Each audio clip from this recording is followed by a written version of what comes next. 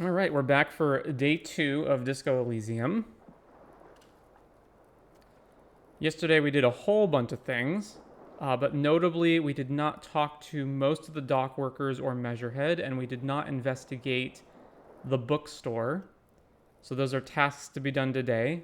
There's also lots of checks that we need to unlock through points and whatnot. I woke up at 4 a.m. today, so my sleep is going just about as well as the protagonists.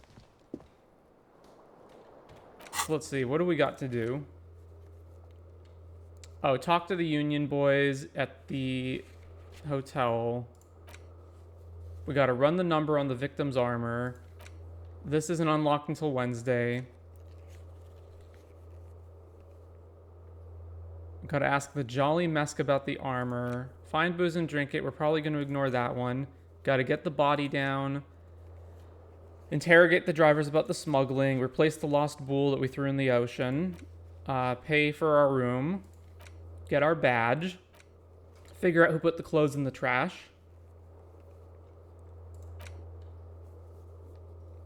Get Joyce's info. Ask about the victim's tattoos. Figure out who made the call reporting the crime.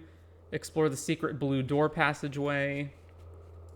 Sing karaoke. Get the fawn pants from Cuno. Get the boots off the victim. Talk to the smoker on the balcony. And find our gun. As well as a bunch of checks that we need to unlock. Alright, so let's get to it.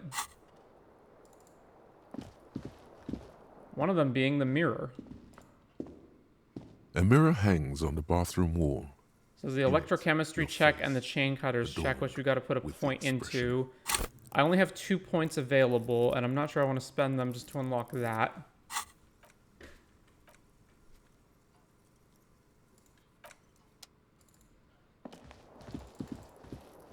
So we'll just keep that in mind.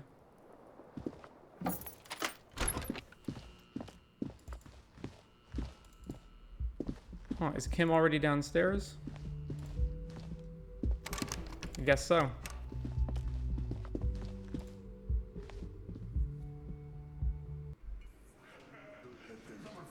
Alright, so there's the dock workers. Or the union guys, rather.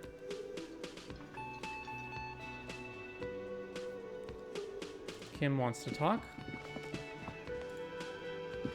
Morning. Looks like we can get to work at once. The union muscle turned up. They look rowdy. We should talk to them. Why do we need to talk to them? What do you mean rowdy? Are these the men Gart told us about yesterday? I completely forgot. Sorry, I had a rough night's sleep. It's them by the looks of it. Loud and nasty, just like the manager said. One loose thread less to worry about. And one big problem to replace it. What do you mean rowdy? I mean ungovernable. Martinez isn't exactly enthusiastic about the RCM being here. They prefer to be policed by the union. These men here. Men who drink beer for breakfast? There's talk of an armed wing of the union called the Hardie Boys, who are responsible for state policing. I think it's them. There are so many of them. Maybe we should call in reinforcements. That would just escalate tensions. No captain would sign off on it. Solving one murder isn't worth a conflict between the RCM and the Debarders Union. In fact, even the death of 2 detectives might not warrant an all-out war. So let's keep a cool head, okay? Alright, let's roll. One more thing before we do. We don't have to talk to them immediately. We can walk right past them, continue with our business. Good. A power move. Purposefully concentrate on something else first. Yeah, streetwise. Zoom right past. Do it on your own Yeah, we'll probably talk to them first. But aren't you curious to know what they have to say about the murder? They're in no hurry to leave. They think they own the place.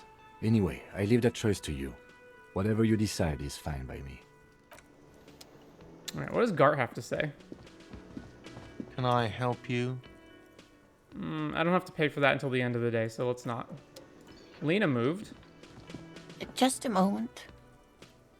And there's no public phones nearby? The closest phone booth is down the coast. Sorry for the inconvenience, ma'am. It's fine, I understand.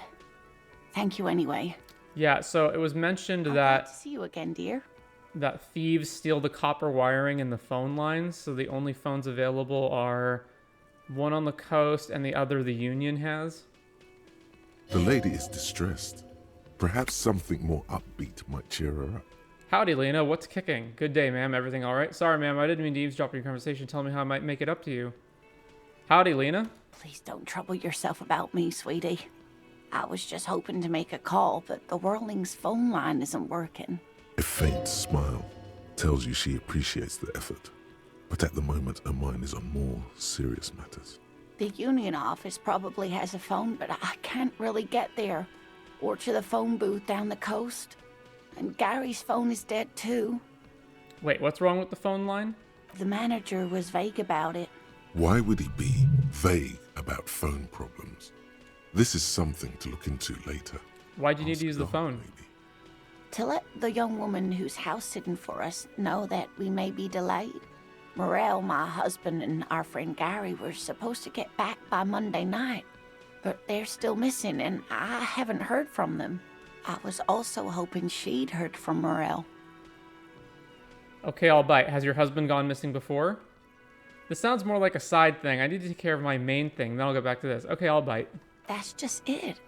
This isn't like him at all. He always plans his expeditions so carefully. But you have more important things to worry about. What is this expedition your husband was on? So your husband is some kind of scientist? Tell me more about Morel. Looks, character, your relationship. What is this expedition your husband was on? Just some field work, sweetie. Morel is a highly trained scientist. He and his assistant Gary are studying an extremely rare species of insect. But they should have returned by now. They were just going down the coast across the waterlock to set a few traps. He said they'd be back on Monday. What could be keeping them? Isn't it that the water bridge is out? The water lock. Yeah. That was broken. Could this be it? Wait, who's this Gary person? Do you trust him? Oh, sweetie, it's nothing like that. Gary's as loyal as they come. I trust him with my husband's life any day. The water lock to the other side of the coast is broken. They're probably just stuck over there. Oh my. What happened to the water lock? Wouldn't you know, it's blocked by a big butter billboard. It fell right into the water. Oh, sweetie. If it weren't for you, I'd be looking forward to another sleepless night. Thank you from the bottom of my heart. You're welcome, ma'am. I hate to ask, but if your investigation takes you to the other side of the coast, please do keep an eye out for my husband. This will surely lead to a cryptozoological mystery with that extremely rare insect. Yes, some left-field scientific research is exactly what you need right now. Funk up that vanilla murder investigation. And if you see him, let him know Lena is waiting for him here at the Whirling. He gets so tangled up in his work that he may not know the water lock's been repaired. And it's cold out there. If I see him, I'll let him know you're here when or if I get there. Oh, you're such a dear. Thank you, sweetie. Why must you stream when I almost sleep? It's how I sleep, unfortunately. What is this expedition you're on? Okay, so that we did that. So your husband is some kind of scientist? Oh, yes. A zoologist. A cryptozoologist, to be What is more precise. cryptozoology? It's a pseudoscience that attempts to legitimize research into mythological beasts and urban legends. The lieutenant sounds unimpressed. That's one opinion, yes. And people are entitled to their opinions. My apologies, ma'am. I did not mean to undermine your hobby. It's not a hobby, dear. It's a subfield of zoology, one specializing in animal species that are so exceedingly rare that many assume them to be extinct or even fictitious. Searching for such species called cryptids is difficult and often thankless, and frankly, many scientists are too lazy to do it. Universities these days are rarely interested in supporting real research. She's completely internalized her husband's struggles. They are her own. Tell me more about Morel, Look's character, your relationship. Tell me more about this rare insect your husband is looking for. Suggestion, maybe you could convince her to tell you about some cool cryptids. Less worried about husband, has the green 8 pen. The green 8 pen makes this better? Alright.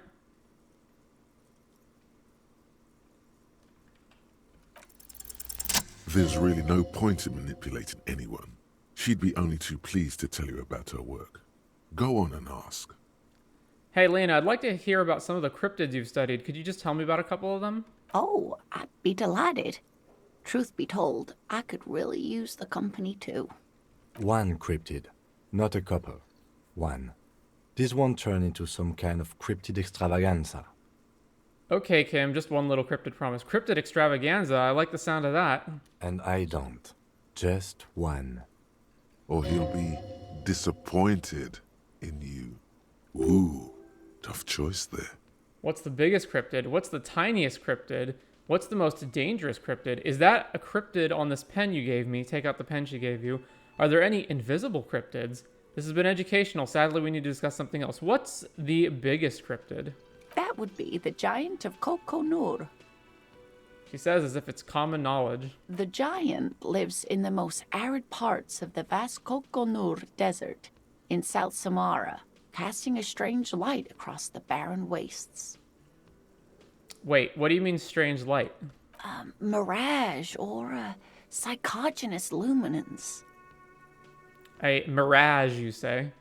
And just how big is it? And just how big is it? No one knows for sure. It is like an awful mountain appearing from below the horizon and expanding to cover almost a third of your field of vision.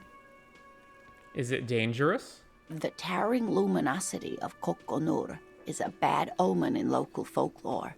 Some say it's a fata morgana, others, fate unimaginable. Hooey. No animal can be that large. It's a mirage. That's what makes it so peculiar. A species surviving at the very limits of scientific law. The giant of Kokonur must be the largest animal the planet can support. There are limits, you see, to how large a metabolism an ecosystem can beget. Some say a gravity anomaly below the Kokonur Desert might allow the creature to grow to these gargantuan sizes. Great. This is great shit. You need more. Gravity anomaly. Digging it. Digging this parascientific stuff right here. What's the tiniest cryptid? Hey, you promised you'd only ask about one cryptid. But Kim, don't you want to hear about another cryptid too? Right, okay, we can move on for now. It'd be dishonorable to renege on the promise. But Kim... The lieutenant pauses, thoughtfully. Something in him breaks. Ah, fuck it. Let's have more cryptids. Well, the smallest cryptid is the Cryobacter catlensis, a unicellular bacterium. It was discovered in one of the northernmost points of Katla on the Boreal Plateau by renowned geologist Caitlin Mijanou some 70 years ago. What's so special about it?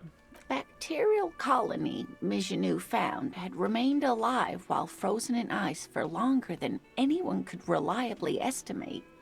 Certainly from before recorded history. Mijanou disappeared shortly after injecting herself with the bacteria she had brought back to study. No doubt in hopes of prolonging her own life. Wait, she injected herself with it? You mean there is an immortal geologist wandering the world? I don't understand. Why would you prolong your life? Being alive is terrible. I intend to live forever too, as a symbol. She was preparing for the end times. She wanted to witness and record the Twilight proceedings. Immortal bacteria, immortal geologist? That's too wild. Wait, she injected herself with it? Yes, the bacteria had survived in the ice since times immemorial. It is not hard to see where she could have gotten the idea. It's actually a little hard to see. But do go on. You mean there's an immortal geologist wandering the world? Yes, and she's quite mad, too. After she treated herself with the bacteria, she stopped aging, but also became increasingly eccentric and irascible, so that even her oldest friends were forced to pull away. We can assume that she has been living somewhere in the wilderness for decades now. all alone except for the Cryobacter catlensis coursing through her bloodstream. What's the most dangerous cryptid? The gnome of Jeroma. The Gnome of Jeroma sounds terrifying. Oh, yes. None of its victims survived.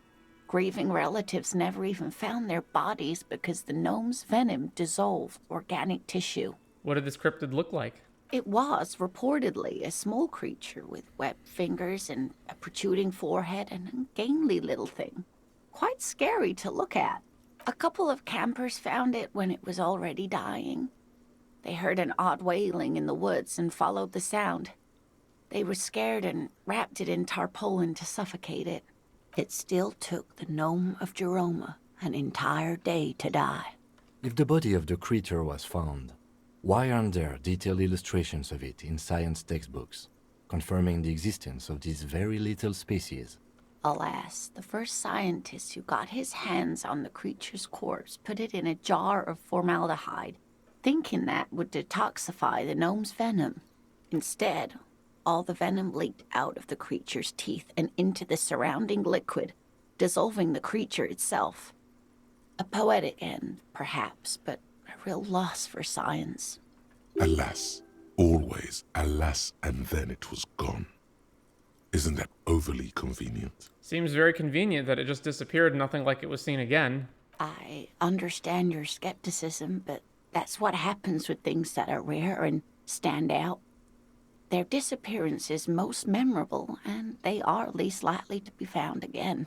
Is that a cryptid on this pen you gave me? Yes. It's the kind green ape. Half war story, half undiscovered species in the genus Homo. War story? Yes, it was reported by soldiers in South Safra during the war. The kind green ape would visit bunkers during the night, healing wounded soldiers with its saliva. Wow, with its saliva? Yes, it has amazing healing qualities. Some soldiers reported growing back limbs, regaining their sight. And there was something about an undiscovered subspecies of man? Indeed, there is. It's our closest relative among the cryptids. Same taxonomic family, different genus. Which is to say, the kind green ape is a species with which we share a common ancestor and that evolved parallel to our own. Just like your partners. I knew it, Kim. You're not human. I'm pretty sure Kim is the same species as us. To suggest otherwise is stupid. That's why I always have to take the lead, right, Kim? I knew it, Kim. You're not human. Ma'am, you're confusing him. Please don't misunderstand me, either of you. Human, as it is used in everyday speech, is hardly a taxonomic category. For all intents and purposes, you can be thought of as human, though Saelites do have some distinguishing characteristics. Different advantages, if you will.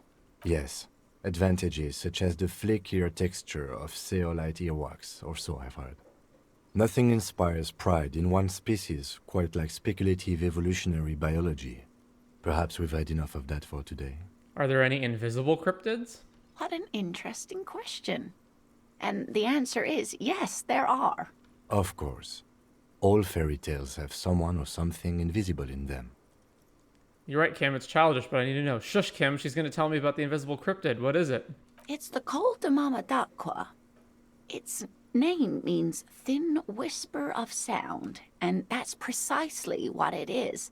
Self-replicating sound waves, invisible and intangible. The Col de Mama is very afraid of us, which makes it incredibly difficult to track. Col de Mama Daqua can also be translated as a whisper light and low. A whisper light and low. Could it be here? Look around. Right now? What evidence is there of this animal being a sound? Why is the Mama Daqua so afraid of us? A whisper light and low. Yes, that's another translation. They're both quite lovely, aren't they? Although the low part is a little ironic. The Col de Mama Daqua makes, or rather is, such a high-pitched sound that other animals, including humans, can't hear it. It could be everywhere all of the time, and we wouldn't know. Fine, I'll bite. How can an animal be a sound? Many scientists have asked the same question. Some have claimed that It isn't itself a sound, but a tiny corpuscle that emits sound waves. But there's no evidence to support this theory. What evidence is there of this animal being a sound? Plenty. It's the evidence that led to its discovery. In the 20s, a group of areopagite ornithologists, that is, scientists who study birds, were trying out a new recording technology for capturing sounds outside the range of human hearing. When playing back recordings they had made in the foothills of the Ea mountain range, they noticed certain anomalies, patterns that seemed random at first, but on closer examination were consistent with the waveforms of songbirds. It's no wonder there's all these bugs in the EA mountain range, eh? Songbirds. Just nod eagerly. The scientists soon discovered they could track and even predict what appeared to be feeding, mating, and migration patterns based on sound waves in a strictly delimited range of ultrasonic frequencies, even higher than those of the highest-pitched bat calls. She transforms, when speaking about these strange animals, into a confident woman. They realized that they had discovered a new species and called it the Coldemama Daqua, after the Paracanassian name for the voice of God, which is said to be very silent. How can you be very silent? Wow. They grew quite obsessed with these little birds. Even though they couldn't see them, they could distinguish among individual birds and even began to name some of them. Name them? Sequester, Time, Joscan. Those are but some of the Mama Daqua they followed individually. Could it be here? It could be. As I said, it could be everywhere. And we wouldn't know any better. It could be ringing all the days of our lives and nights. Why is the Mama Daqua so afraid of us? That is a sad story. A group of university students assisting with the field work in their enthusiasm for the project, and no doubt because they were preoccupied with impressing their professors, nearly drove it to extinction. They tried to communicate with it and had no other means but sound. So they started sending out sound waves at frequencies they thought might match the Mama Daquas. And what happens when a sound wave meets another sound wave of the same frequency, dear? This lady really should be a teacher. She's really good at the explaining things thing. Psst. They cancel each other out. They cancel each other out. Exactly. And these tests were performed so recklessly that when they happened upon the right frequency, well, they wiped out most of the population. Great regret washes over her. A wending cloth. After that, the corpuscle appears to have migrated elsewhere. There have been recordings of anomalies similar to those spotted in Ea, but they've been few and far between. It's impossible to confirm the presence of any stable Coldemama Daqua population anywhere. Of course. A common thread in these. Disappearance and unfalsifiability. I like the story, though, ma'am. I'm glad you did, dear. Interesting. What about... What about what? Man, I just can't get enough of these cryptids. I'm glad you like them, but I'm not really one to tell you about all of them. You should ask my husband if you get the chance. He's the real expert. Tell me more about Morel. Looks, character, your relationship. Oh dear. I'm not sure where to begin. What does your husband look like? Well, his expression is slightly grumpy, but his eyes are always bright and curious, like a small boy's. And his palms are quite coarse from all the field work, but he's quite gentle. It's always a challenge to describe the person you know best in the world. Let's try again. If I were trying to meet him on the street, what would I look for? Oh, well, he's a bit shorter than you, but with a larger frame, and he has longish white hair, usually a bit uncombed. You might say wild, even. The lieutenant pulls out his notebook and begins jotting down the woman's description. One other thing, he'll likely have all kinds of field gear on him, even if he's not out in the reeds, you know, just in case. How long have you been married? We'll be celebrating our 16th anniversary this autumn. Not the most numerically satisfying anniversary, but I like the less obvious milestones even more somehow. How'd the two of you meet? Via dating agency, I'm ashamed to say. I was looking to get back into the scene after recovering from my accident, and he'd just divorced. We hit it off, and, well, here we are. She's skipping over some important parts. Perhaps you'll find out more later. I think I have all the information I need. Let's move on. I hope I've been useful. Tell me more about this rare insect your husband is looking for.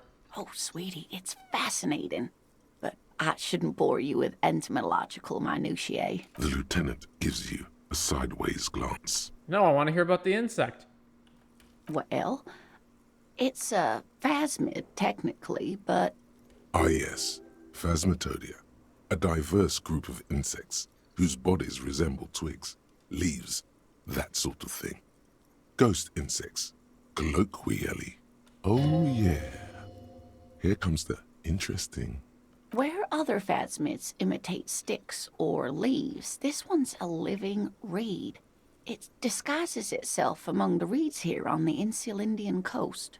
Hence it's named the Insular Indian phasmid. Perhaps you'll end up co-discovering the phasmid with us, officers. I knew it. We're gonna be chasing made-up insects with cryptozoologists. It's not made up, officer. I can assure you. It's simply elusive, so much so that most establishment zoologists doubt it exists at all. What makes you think the phasmid is around here? Well, some teenagers making out in the reeds saw one. They didn't know what it was, of course, but there was a brief article in a local newspaper about their encounter with a ghost insect that looks like the reeds. Gary sent us the clipping. So a newspaper clipping is all the evidence you have. Of course, most phasmid sightings turn out to be false alarms, but their description matched the Insular Indian phasmid perfectly, and they didn't even know what they were looking at. So is it dangerous? Not at all. Why else would it hide itself so carefully? Is it valuable? Oh, I doubt it. No one gets into cryptozoology for the money, sweetie. Does it have cool powers? Yes, it can blend in almost perfectly among the reeds. It's how it stayed hidden all these years. Centuries, even. Okay, what's so special about the stick bug then? Oh dear. I'm afraid I'm not explaining this very well. It is very special. Morel can explain it all much better. I wish you could hear him describe it. Then you'd understand, I'm sure. I'd really like to hear more about cryptids. You know, to hell with it. Let's have more cryptids. Of course, officers. Oh, we've already been through them all. Is there a All right. particular cryptid you two are interested in learning about? I'm glad you like That's all them. for now, man. Man, that was a 30-minute conversation. All right. Can I help you? What were we supposed to talk to him about? Oh, the phone line, right? Another thing. Great. So the phone line's Yes, dead. and the phone company is taking its sweet time sending someone to fix it. Losers. That's pretty strange. Is it true that there was foul play? Who told you that? Lena, I would never disclose my sources. That would be dishonorable. It doesn't matter. I just want to know who you suspect. I would never disclose my sources. Fine, yeah. It looked like someone had messed with the wiring. It was shortly after the hanging, but I don't know if it's at all related. Plenty of assholes around here who aren't murderers. If you do find out who cut the line, though, let me know so I can forward them the repair bill. Yes? All right. There's an orb in here. I must check this out. What is this orb? The tomatoes are so thinly sliced you can see through them. You see a heavy steel door. All right, we can't go through that. Oh, you're over here now. Gentleman over here is gone. All right, talk to the gardener. Let me handle this. The woman says to the crowd in the mess hall before turning to you. Officer Discotheque? Still wondering if we listen to disco? We don't, by the way. We don't listen to disco anymore. Her entire character has shifted. This young woman is cold as ice. You're the gardener. You lied to me. You're not a gardener. I was just making an observation. I was reacting to stimuli. I just wanted to know what kind of music you listen to. I was just curious. I mean, no trouble. Just here to do my job. That's all. You lied to me. You're not a gardener. That's right. I am not a gardener. I'm a legal counselor for the Dock Workers Union. So let's get to it. You're looking for Titus Hardie? You think he has information that will help you? Maybe he does. That's Titus. Talk to him. But know this. I'll be keeping an eye on you. No strong arming. Nothing official. The District of Martinez does not recognize your authority to make arrests. It doesn't matter if you recognize our authority. We will make an arrest if we have to. She says nothing. Her glare speaks for her. What's your role in all this? What if I want to talk to you and not Titus? Be straight with me. What kind of music do you listen to? What are you going to do to me? Why are you so aggressive? Be straight with me. What kind of music do you listen to? She looks as if pondering whether to answer or not, but then shakes her head slightly. Anodic dance music. You wouldn't get it. Dance music? Basically disco? I know all about it. You're right, I don't know anything about anything. What is anodic music? It's beyond the horizon for you. She means it's part of the future you won't experience. What if I want to? It's in my mind for some reason. There is nothing a determined man could not achieve. Task gained. What is anodic music? Dance music, basically disco? I know all about it. Not disco. Disco is undead. The hell it is. I guess it's fair to say you guys have it on life support. What do you mean, us guys? Guillaume Dellerman. Guillaume Dellerman is a reference to the Northern themed action-adventure series, Man From. Actually, this is less than helpful right now. I'll just get out of the way. Sorry. Thanks, Encyclopedia. A lot of people out there appreciate a good disco breakdown. I don't care.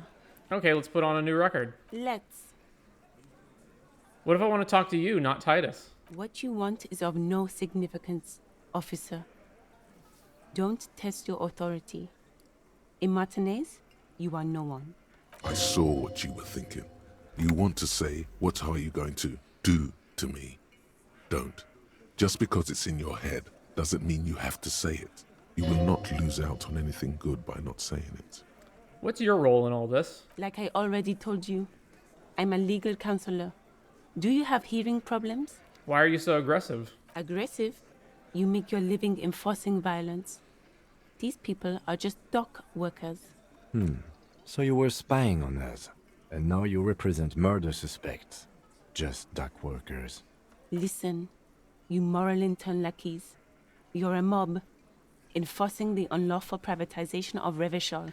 20 fat men in the Occident are stealing it all, and you're their bodyguards. Fuck yeah. The tall, broad-shouldered man takes a sip of his beer. Titus Hardie. So ask what you came to ask, or get back to your commanders.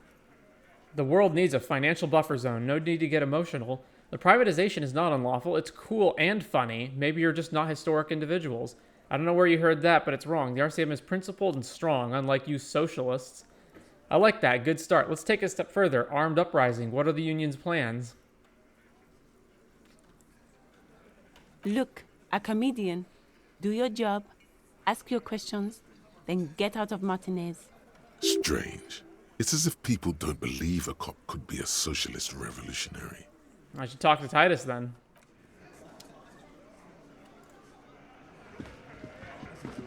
What is this orb? It's a bowl. There's spit in it, reeking of tobacco. You see hawthorn brushes outside. Photos of men in overalls toting guns and union placards. Don't mind me, just stealing the change off of this counter. Behind the dockworkers, a ceiling-height window. The hawthorn branches scrape the glass like bony fingers. Perception, very low. -12, it's not time yet. +1, mysterious door scene. Squint. There's a little slide panel up there to let some air in. No need to open it in spring. It's still too cold outside. Nothing. Just black tangles like the hair of an old woman. Motionless. The wind in the yard doesn't reach the hawthorn, nor does the light come in from this window. Alright, and we can only talk to Titus? Very well. This is where you say your bed.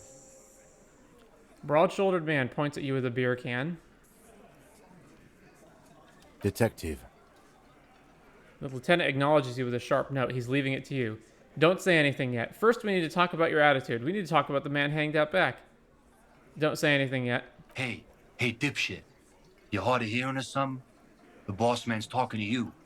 Do not let their squeals disturb your serenity. These are but simple peasants, sire. The chatter is too inane to reach your ears. Raise your chin and gaze into the distance like a prince. What, is he fucking kidding? This guy high or something? Hey, asshole, up here. We're talking to you. We're looking for Titus Hardie. We need to talk about the man hanged out back. Oh, this is about him. A real looker, that won't. You're sure taking your time, waiting for him to get ripe and pretty for you, huh?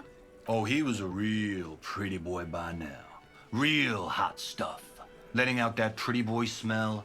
Time to go to work in the shit factory! Easy, boy. Hey, that's what my dream said. These janitors have a hell of a job cut out for them. I mean, I wouldn't go in there for $1 million. You might want to start asking your questions now. It's not going to get better than this. These guys are so macho, they're ready to confess to first-degree murder. Ask if it was them. Do a head count first.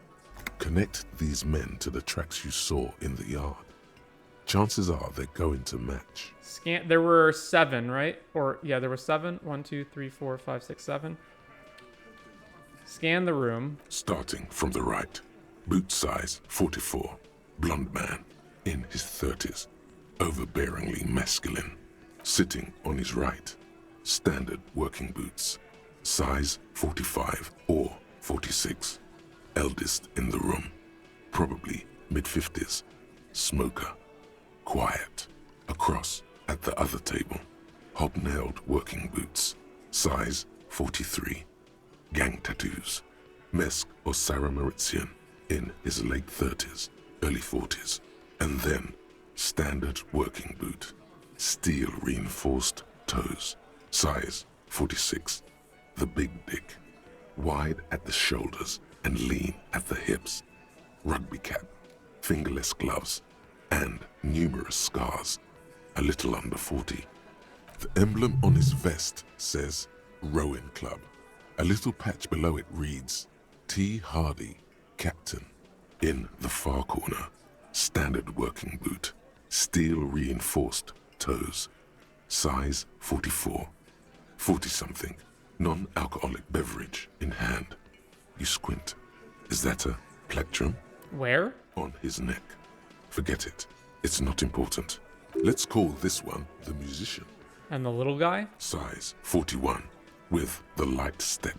Not a child, after all. An older man with a rat face, mean, watery eyes, and 2 front teeth missing. In the middle, heaving and wheezing. Big guy. Boot size 46. Deep marks. Probably carried the victim over. He alone is 130 kilos. Add the man in armor, and you could easily exceed 220. In conclusion, these 7 are the actors on the crime scene. The footprints were theirs, but there's a discrepancy. One of them is missing, the odd soul. Exactly. You've stood there for about 4 seconds, not saying anything. Hit them with questions. Where's the 8th Hardie? The fuck is with you, fella? The man hanging in the backyard, did you do it? I found 8 sets of footprints, but there's only 7 of you. Where's the 8th Hardie boy? What are you talking about, madman? There's no 8th Hardie boy. There's 7 of us and we're all here. Or what? You want to be the 8th Hardie boy? We ain't hiring. Actually, boss, we've been talking and we think she could maybe... This person Glenn wants to hire, he really respects her. She? So there's an 8th Hardie, and it's a Hardie girl? Who might it be? Elizabeth? The gardener? Shut the fuck up, Glenn! I do the talking here. Now what the fuck do you want, cop? So let me get this straight.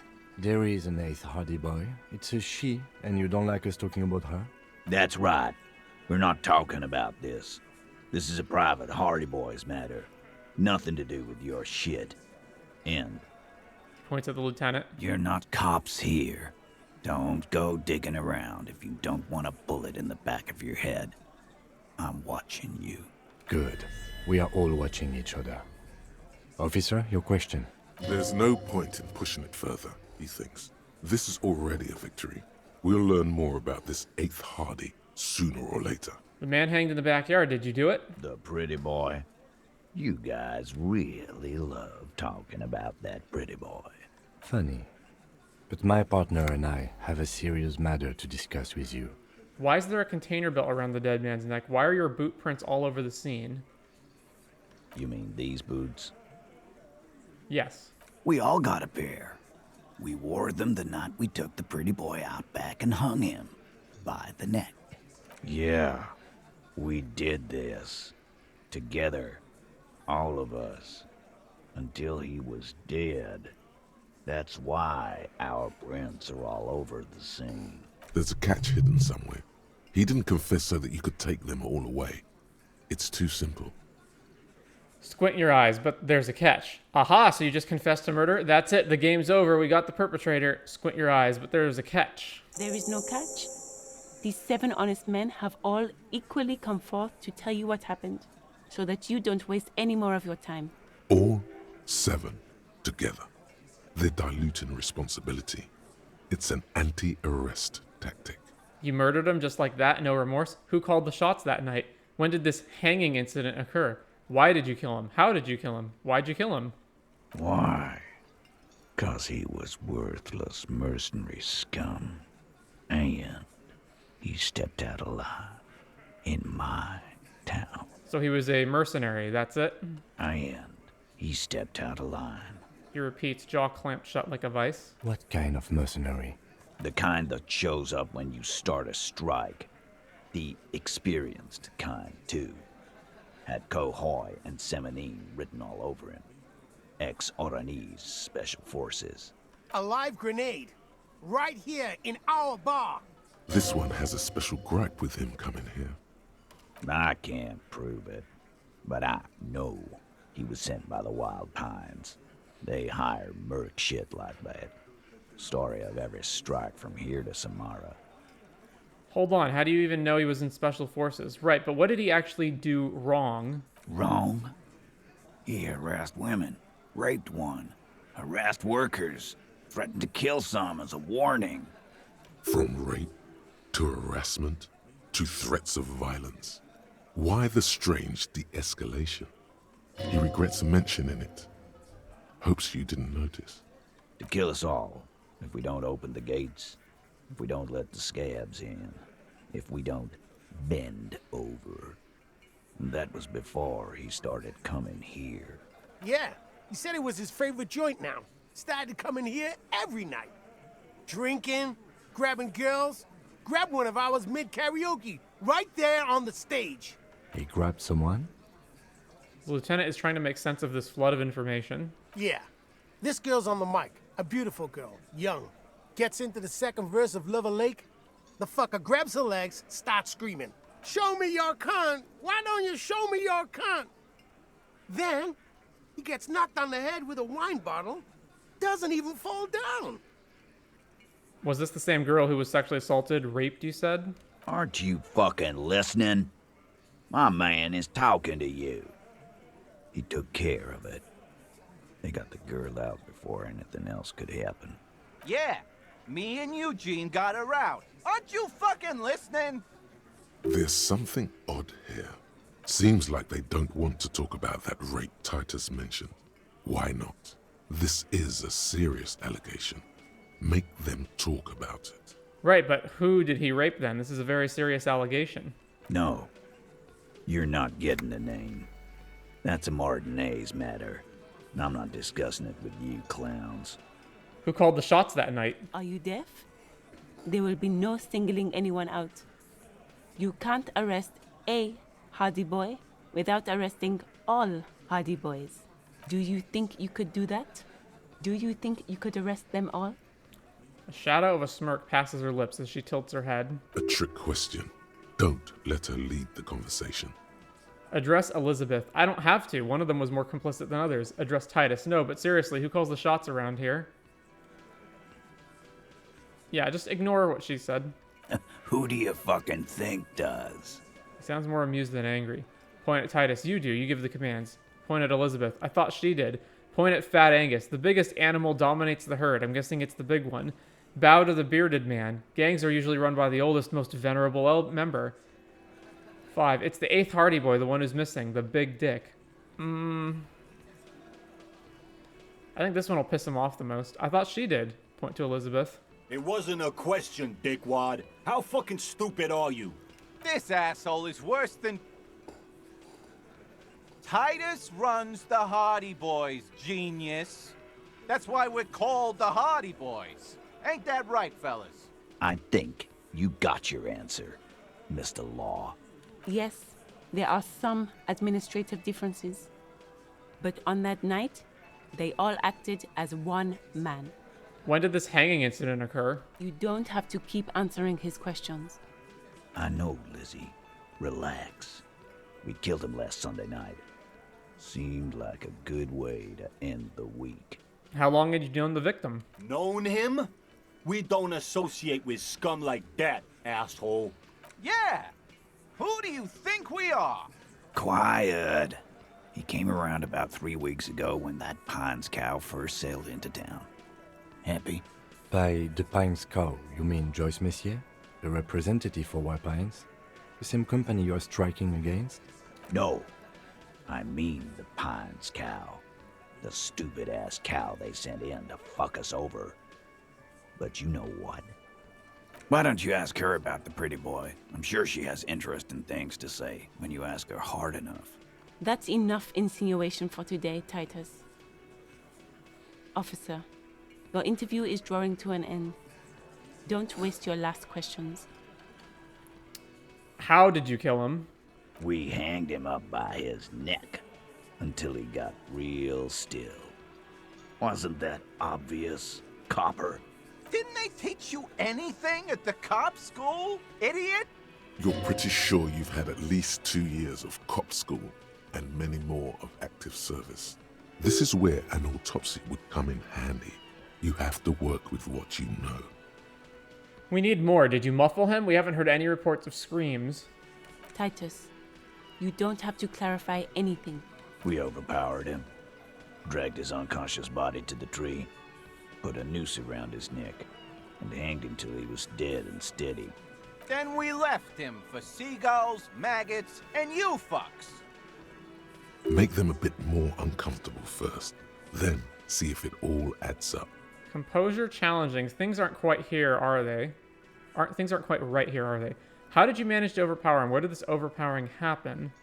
How did you manage to overpower him? With numbers, asshole. How do you think? You're right, Lizzie. I've done enough explaining here. No, he hasn't. Not yet. Where'd this overpowering happen? Weren't you fucking listening?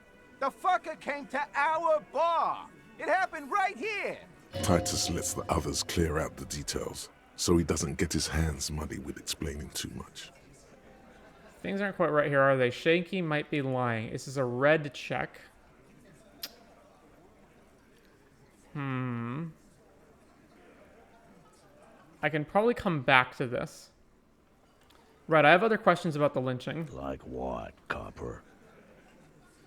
You murdered him just like that, no remorse? How many people have you sent to the Shays? Ever felt remorse for them?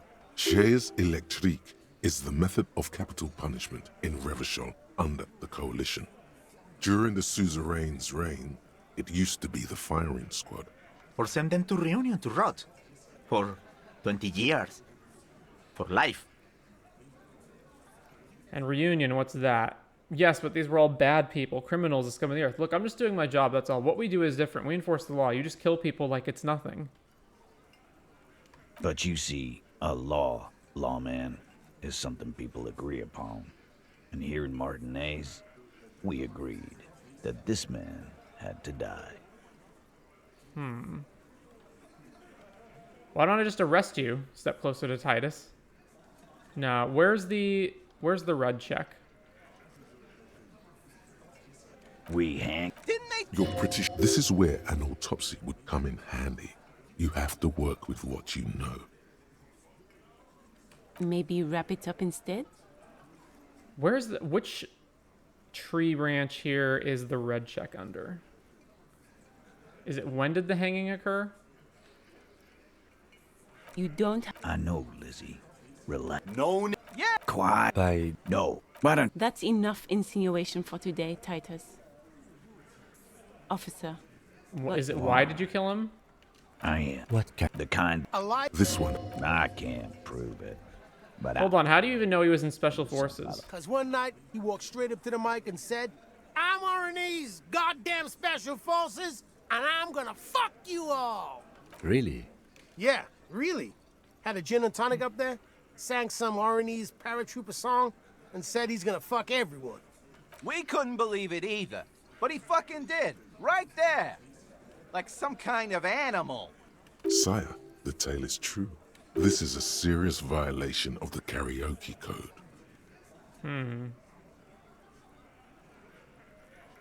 Okay, besides crimes against karaoke, what did he actually do wrong? Wrong. Here. Yeah, okay, we heard that already. Yeah. He Yeah. Show me your cunt. Why don't you show me your cunt? Then, he gets knocked. No. You're not getting the name. Where's the red check? Have I just lost access to Discussing it? with you clowns. Who called the shots? Are you there? Do you? A trick question. Don't let her lead the conversation. Who do you fucking think? It wasn't. This I think. Yes, there are some administrative differences. But on that night, they all acted as one man. It wasn't this one, because I asked that later. Have I been through all of these already? You don't. I know, Lizzie. No. Quiet. By No. Why don't... That's enough insinuation for today. Are you? Do you? A trick question. Who do you fuck? It was this. I think. Yes, there are some administrative differences. But on that night, they all acted as one man. All right, why don't I just arrest you? Step closer to Titus. Yeah, lawman. Why don't you? It's almost an anthropological sight, watching him try to assert dominance over you. Not in the arresting mood? By your side, the lieutenant keeps his hand away from his holster. You hear the nylon of his coat hiss as he steps closer. Easy. Walk back from the provocation. They're armed, and they outnumber us. The lieutenant tries to establish eye contact with you, while the little rat-faced man reaches into his sleeve. There's a knife in there. Some of the others reach for their belts. Their eyes are light. You confessed to murder. I'm taking you in. Step even closer. Easy now. Let's just talk. Back off. Yeah. Well, we can't take them all, so. Wise move. You made the right choice there. So what are we gonna do now? Make another one and get the fuck out of our booth. We're not gonna do this again. Yeah. So what are we gonna do now? Nothing. Your investigation here is done. Leave Martinez, go back to your stations where you belong. New task. Prove your authority to Titus Hardie. I think we're going to stick around, thanks. Some things don't add up here, Titus. I've done this job for long enough to know that people don't just confess to first-degree murder, even if it is a group responsibility. We're going to look into this. Good luck with that. You've heard everything a rent-a-cop is gonna hear from us. Real law officials. You're lucky you didn't get a beating. Rent-a-cop. So that's what this is about. He doesn't see you as his equals. Established authority.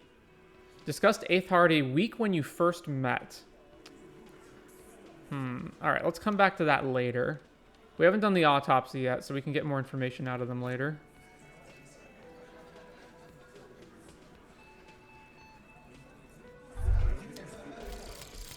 Jamais vu. Plot complete. Derealization. Jamais vu. The opposite of déjà vu. Not already seen, but never seen. Everything that should be familiar appears strange and new, like some half-forgotten day in your childhood. Only now. That's the feeling you've been having. And for who knows how long. You should go and ask Joyce Messier about this. What world are we in? This is a fundamental question. Accept. Jamais vu. +1 XP for every orb clicked. All intellect learning caps raised by 1.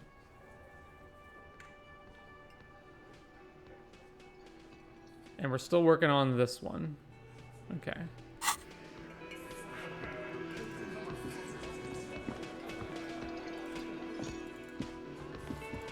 Yeah, okay, nothing else to do here. Let's go.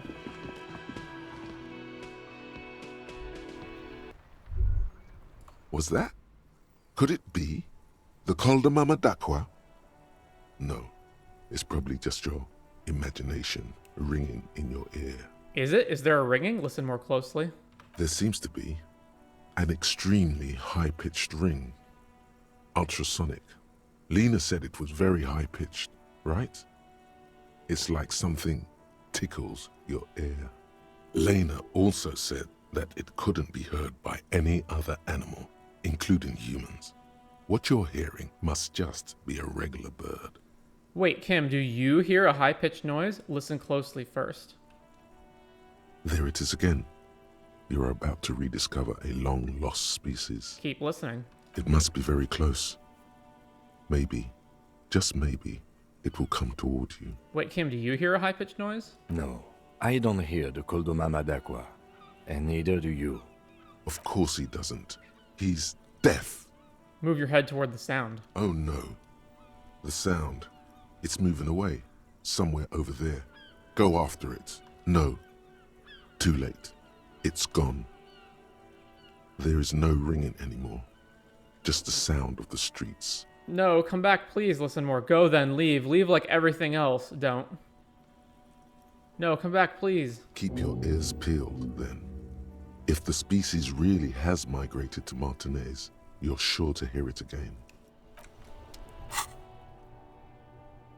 Col de Mama Daqua. You heard it, the mysterious Col de Mama Daqua. You're certain that you did. Well, maybe not quite certain, but let's say you're hopeful, because it would make you very special to be the only human being who can hear this invisible, incorporeal bird, this inanimate whisper, this particle of sound. You're going to have to keep listening. Sharpen your ear. All right, let's go talk to all these people. Oh, right, we got to run the number. Inside, you see a set of steering levers, a radio microphone, a pull-out toolbox, and... Up the radio. Precinct 57, how may I assist? Could you run a serial number from a pair of armored boots for me? Sure, officer. What's the number? And the make of the armor, if you know it. Got it. I'll contact the ICP database immediately. Call back tomorrow. Hopefully they'll have dug up something useful by then.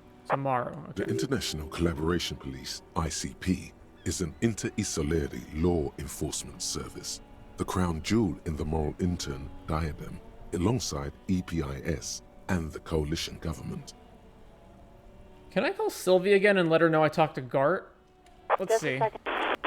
Sylvie? Yes. Hello? Oh, great. What else do you need, detective? See my badge, see my gun. Wait, you call the police. You quit your job at the Whirling. You mean... Why not? What? No, why would you even think? Please, I already said I don't want to... You... Anything else? All right, nothing new there. In the cabin, you see a... All right.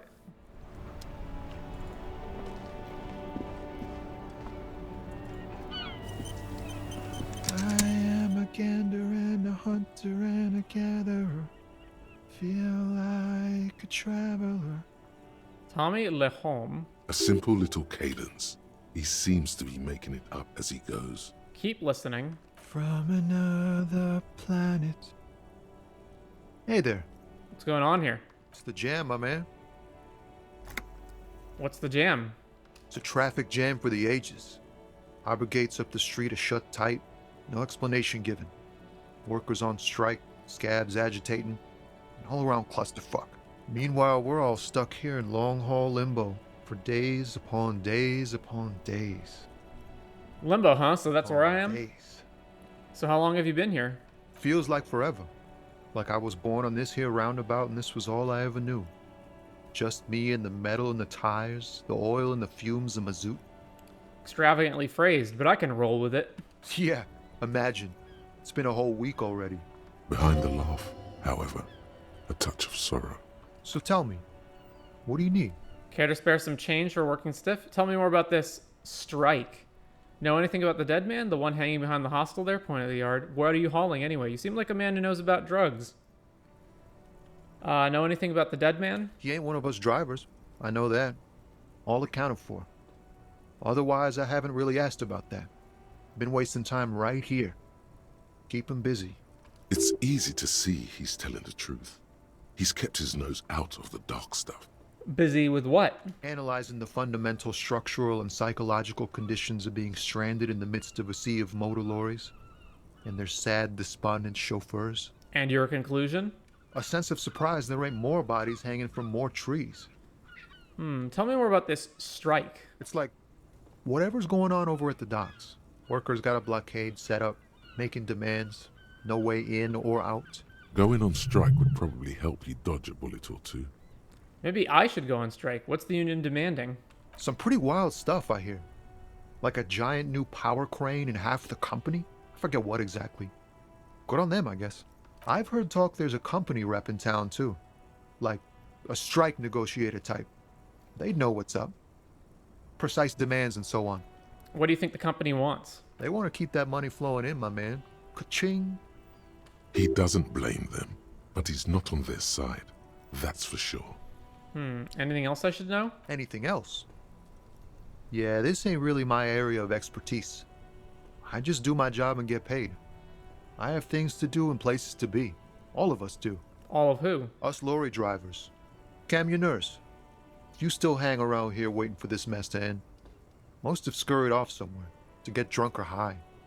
Or laid. Not that I blame them, really. Not you? Not my thing. Chasing transient pleasures is a drag these days.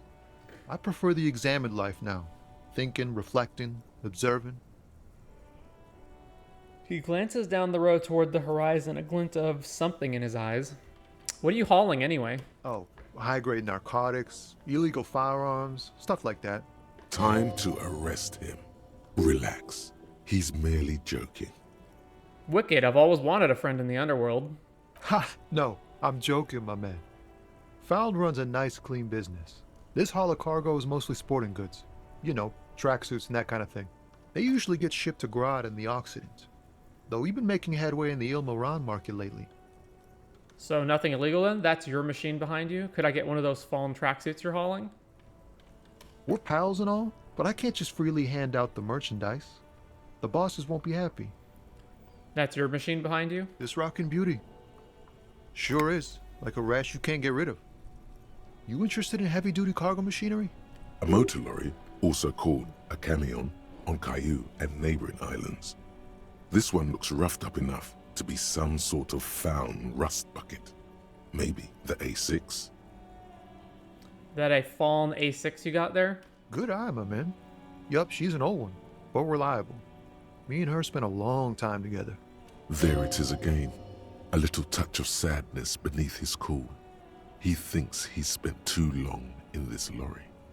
So nothing illegal then? Not unless they've illegalized sports equipment while I was on the road. Right, I had another question. The man taps his fingers rhythmically against his arm. Empathy check. What do you see in his eyes, but it's only at 28%? You seem like a man who knows about drugs. Ah, man. Me and narcotics go way back. Had some good times surfing the psychic waves of my own consciousness, you know? But those days are behind me. There are other addictions in my life now. Why the inquiry, my man? Just be straight with him.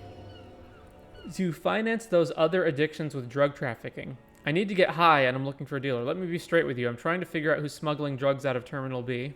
We have a credible lead, sir. Someone on this roundabout is waiting for a bulk shipment from the harbor to load it on their lorry and drive it to Jamrock. Not me, man. No way. I don't need any trouble. Shit's bad enough anyway. This jam's got folks up in arms, and I'm afraid it's headed toward a conflagration. Wait, then why are you still hanging around? Who do you think could be conducting the drug trade then? Look, man, I try to stay away from the criminal underbelly of Revachol. I'm a guest here. You really need to find another man to probe with those questions. We wouldn't say he's lying, sire. This is a pretty... I guess it's a white check, so I can always retry it. In his eyes, an unfamiliar longing. Flecks of brown and gold. Familiar how? It's hard to say. His gaze wanders southwest, down the street that goes beyond the horizon. What's in the southwest? Excuse me? I'm a cop. I can fix anything. Really, you can tell me. Hell, I get longing. I've felt something similar since I woke up. Really, you can tell me. Man, I don't know what to say. Not much anyone can do. There's no helping in absence, you know. I miss my family.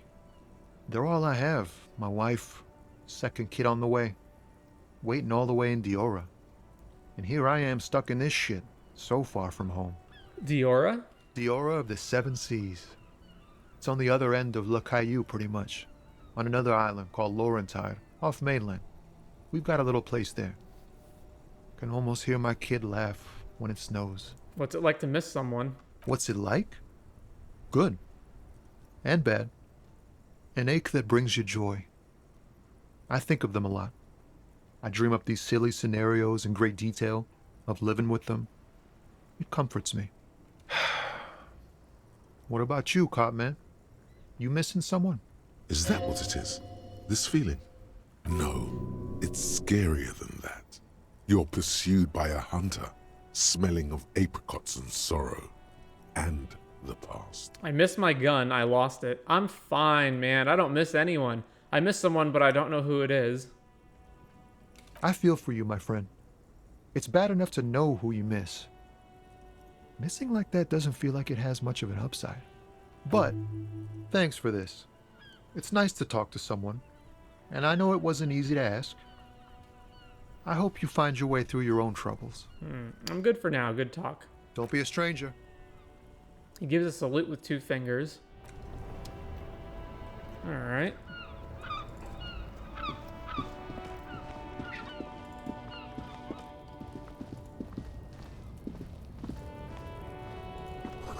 A glossy magazine, most able-bodied men. This issue hosts a top 10 list. Jump Jams, a popular music mag. Welcome to Revachol. Announces the rotund man. The remark isn't addressed to you, it's addressed to the lieutenant. Why are you addressing my partner like that? Hey, I know Revachol. That's where we are. Why are you addressing my partner like that? Don't you welcome to Revachol me. My grandfather came here from a 3,000-year-old racist isolationist culture, while your ancestors came to this island a mere 300 years ago. Every school of thought and government has failed in the city, but I love it nonetheless. It belongs to me as much as it belongs to you. You tell him. What's happening? You sound angry, Kim. It's men like you who keep Revachol divided, making it that much harder for everyone to climb out of this post-war limbo. What he means is, fixation on the Revacholian nation makes it harder for Revachol to actually attain self-determination. He's right. You're undermining our best shot at real self-determination. Stop ripping into this guy. He's just really proud of being Revacholian. Limbo, what's going on here? Oh, come on, man. I just said, welcome to Revachol. It's a lorry driver thing. Racist lorry driver. I know exactly what you meant. You think my kind doesn't belong here, that I should watch myself and behave. But you see, I'm an officer of the RCM. It's actually my job to make sure you behave. I would advise you to remember that. Silence. The air between them becomes tense. Your partner needs backup. Now's your moment to shine. Fucking A, Kim, I've got your back. Give the lieutenant a punch on the shoulder. Well, I think we all learned something here, smile at the lorryman. Now that that's settled, we have a couple of questions. Fucking A, Kim. You two make a cute couple. You know that? The lieutenant exhales and resumes his regular calmness. Now that that's settled, we have a couple of questions. Whatever you say, officers. You could ask him to show you the soles of his boots. He definitely looks like someone capable of a lynching. Maybe he was present. I found this mug in the trash, show it to the man. Yours? What was that argument all about? What are you hauling? Let me see the soles of your boots. You're a lorryman, right? What's your stance on drugs? Alright. Drugs? They're shit, man. I don't let anything pollute my body. He takes a long drag on his cigarette. Why not? You know where that shit comes from? Sarah Miriza, Safre, Ilmara. They take the money from our local junkies here and then use it to outcompete us in the manufacturing sector. They know they can't beat us in a fair fight, so they have to get us to weaken ourselves somehow. It's racial sabotage, racial economic sabotage. So I take it you're not smuggling drugs out of Martinez. Listen, I agree. It's our responsibility to keep this poison off the streets of Rebishal, right? So I take it you're not smuggling drugs out of Martinez? Not in, not out. I'll never betray the purity of my tribe. So you're telling us that you don't know anything about drug smuggling through Terminal B? I don't know shit. And if I did, I wouldn't tell you. Then what are you still hanging around here for? Most other communers have left. What do you think? I can't leave the lorry unguarded. Stuff's been getting looted lately. It's those little kips sneaking on at night. If they touch my stuff, the bosses will be on my ass like ass cancer. There was a bunch of spilled boxes in the back of a big lorry nearby. I did see one lorry with the trailer doors open on my way here. Do you know what happened? Yeah, I knew that guy. He was an honest driver who loved this country.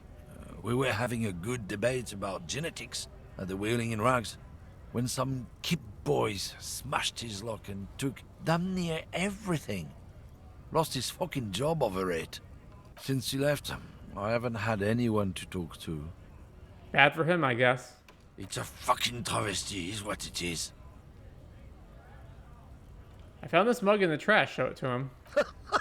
Oh man, that's great. Look at that guy go. Haven't seen anything that funny in a while. Is it yours? God damn. Thanks for that, but no, it's not mine. He doesn't live in Martinez. What are you hauling? Oh, not much anymore. I'm here to pick up some cargo, but the dock workers are on strike, so it's a sit and wait on your ass situation. Wait, how long has this been going on then? The strike? Oh, they've been at it for a while. A month, 2 months maybe. But this here is just the last week or so. What kind of cargo are you supposed to pick up? Apples. Apples is exactly the kind of thing you'd say if you had something to hide. Apples? Yeah, apples. I take it you had other questions? Let me see the soles of your boots. Been admiring the stompers, huh? Sure thing. Check them out. He lifts his left foot, then the right. On the bottom of the man's boots, you see an intricate tangle of treads with no immediately discernible pattern. What's up with your soles? It's Revachol. Where'd you get boots like that? Custom made. Cost me a pretty penny. But why? For when the invasion comes, the last thing they'll see before the lights go out is illustrious Revachol. He glances at the lieutenant. It doesn't look like the lieutenant cares. He just makes a little note. What is this invasion anyway? Sounds like more immigrant bashing. You do understand you're stomping on Revachol every day, don't you?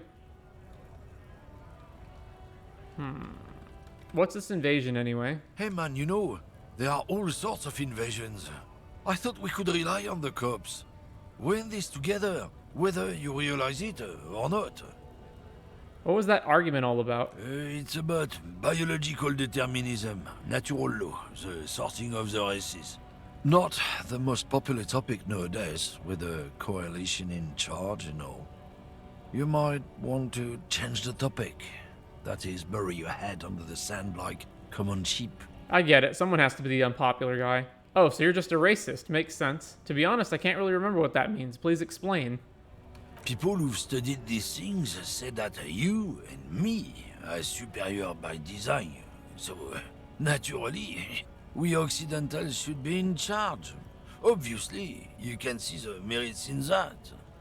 Okay, what else have you thought up? Yes, I can really tell you're a prime example of superior design.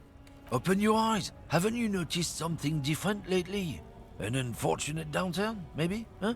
When members of the superior race cease to believe in their innate superiority, they stop competing for resources. Okay, and? This concerns you, policeman, so you better be vigilant. The damn kips are showing up good lately. Same with the mosquitoes. And the other intruder species too. They're on the precipice of cultural victory. Throws a sharp glance at Lieutenant Kitsuragi. Wait, what's this cultural victory? It's what the kips of Boogie Street are going for, right under our noses. And the others too, on the radio. Heard any chansons lately? Heard any mojitos or leader? No. Dominating culture is how they plan to win. They say so themselves. Uh-huh. It's true. Also, you need to realize the dangers of mixing races. Who knows what might happen if people don't stay in their birthplace? You might end up with a new sub-race, with unknown characteristics, leading to extra competition. That's why you've got to control the offspring. Yeah, I think I can get down with racism. Yeah, I'm not down with this. Why don't you go fuck yourself? Okay, sure, whatever. I'd really rather talk about something else. Go right ahead. You may be a cop, but that won't help you avoid the calamity to come. Lieutenant Kitsuragi's stern expression remains unchanged, but you sense something there, below. Not a lot of moral fiber on this one yet, he thinks, wriggled out of it. What happened? Did your balls shrivel up? You had plenty of chances to get off this road, but no, you let this guy keep talking. Then, when the time came to make your choice, you tried to split the difference. Weak. So what happens if I go back in and make different choices? It's about not the most popular topic nowadays. Oh, so you're just a racist. I'm not just racist. Look, I've read books. The science of racial theory has all been proved, even if some people don't want to accept it. People who've studied these things say that you and me are superior by design. Alright, I've already made up my mind. Want to hear it? Oh? Yeah, I'm not down with this. Why don't you go fuck yourself? Don't push your luck, runt. The man gives you a disgusted look, then turns his attention elsewhere, ignoring your presence. Looking for something, runt? Come to tell me to fuck off again? If it's not you, then who's running drugs through Terminal B? Isn't it obvious? Fucking Siileng, that beady-eyed South Samaran. His little side business is a scam. I wouldn't be surprised if he was peddling drugs as well. Who's that? He's a Samaran guy who likes to pretend he's some kind of businessman. Really, he's just selling his employer stuff. Stuff he stole after he broke the seals on his humanox lorry. Where do I find him? Just follow the smell. It smells like apricot and oil when you're nearby. Yes. Where is he? Looks like I offended your partner there. Too bad. Siileng's usually a little bit south of here, near the canal. You can't miss him. Just watch yourselves. His tribe are natural liars. It's in their blood. He's your man, all right? 100%. I wouldn't be so sure about it. Not until we've heard what Siileng himself has to say. Guess we need to pay Siileng a visit then. Guess so. Alright.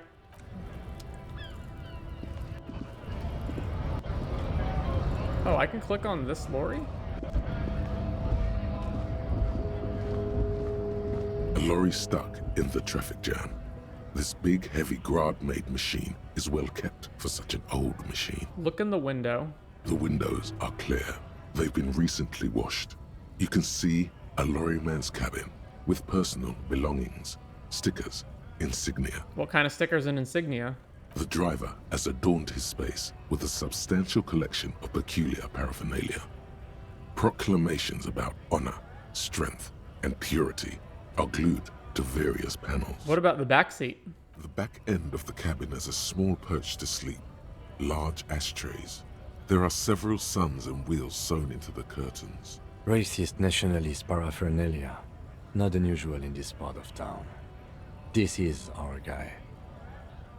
You think this lorry belongs to our tough guy? Likely, yes. This guy's proud of who he is. Drapes it all over his machine. Okay.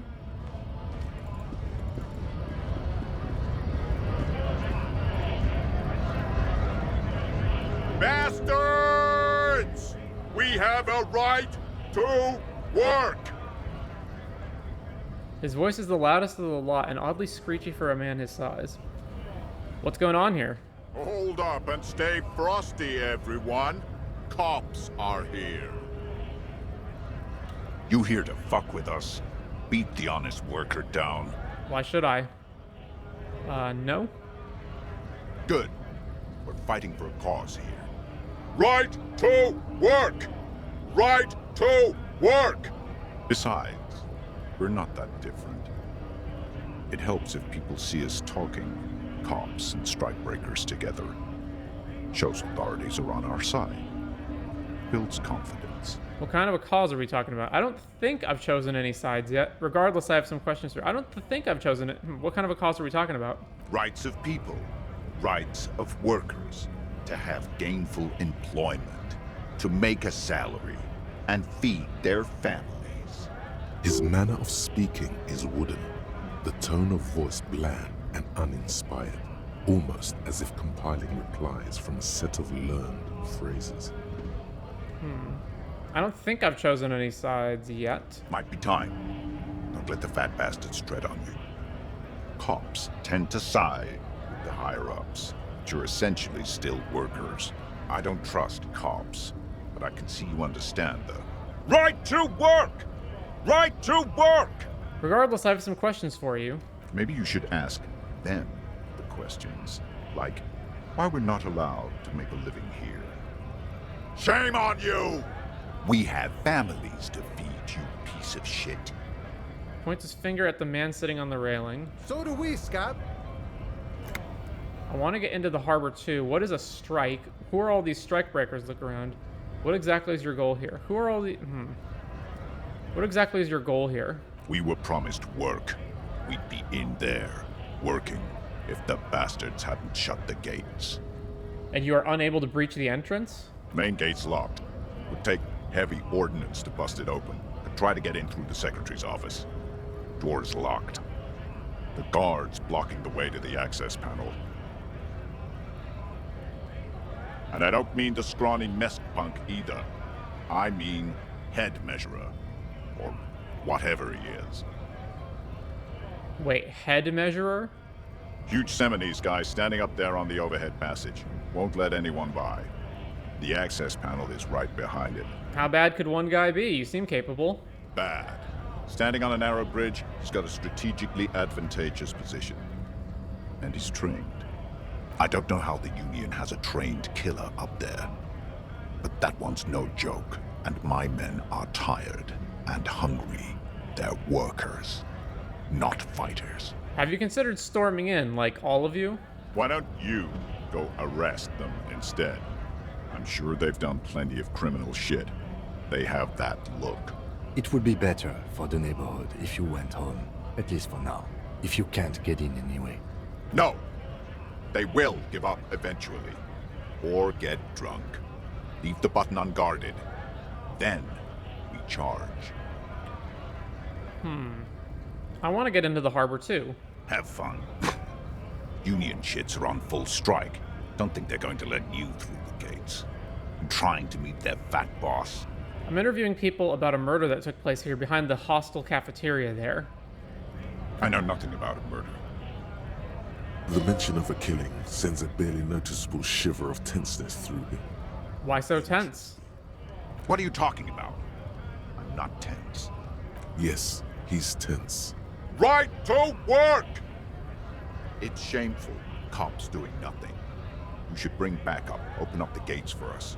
Blockading gainful employment for workers is a crime. Sure, why not? Why not? I see numerous reasons not to pick a side in this local matter. Pity. Let us work! Who are all these strike breakers? Honest men and women with rights to work, to be useful, not toys for corporate interests. We came here to help the harbor run smoothly in time of crisis. If union fucks don't want work, they ought to let in those who do want work. I have a question. Why do all these men follow your leadership? You think they follow because I'm big and loud? No. They follow the rules of the market, the rules of the economy, because they were given a job to do! You've been talking to him for quite a while now. Something is off with this guy. Ask him where he's from. Okay, I gotta ask, where exactly are you from? What's it to you? Deep-set suspicion drips from every syllable. Curiosity, going to figure out this strike mess. Routine, part of the investigation. I thought you looked real familiar for a second there. Curiosity, going to figure out this strike mess. Big mess, caused by union greed. But I only fight for the rights of people. Already got that. I'm interested in your background. We're all workers, right? Workers stick together. Came from the eminent domain, in Jamrock. Backgrounds in odd jobs, heavy lifting, cargo hauling, bouncer work. I know the drill. A bouncer? Where? I frequent a lot of bars. Maybe it's one I know. Sweet, I know bars. Been thrown out from several. Maybe that's why you seem familiar. Worked at Territorial. Ring a bell? Yeah, I think I've been there. Uh-huh. It was a long time ago. What is a strike? When a bunch of ungrateful, lazy cockroaches can't get their act together, decide to block honest work for other people. What do the strikers want? Beats me. They mumble nonsense about boardrooms and workers' rights, while we have the right to work! There's something odd in the way he carries himself. His set of clothing looks vaguely mismatched. The different pieces of the attire seem ill-fitting. Ill-fitting? What does that mean? His shirt is far too small and an unpleasantly tight fit, while the overalls, held up by a belt, seem to fit a man with much more corpulence. You wearing new clothes? He ignores your question, choosing instead to turn to the emaciated workers, raising both fists in the air. The clothes are obviously not his. Silence is the answer. There's something off here, but he won't say what. I'm just gonna leave now.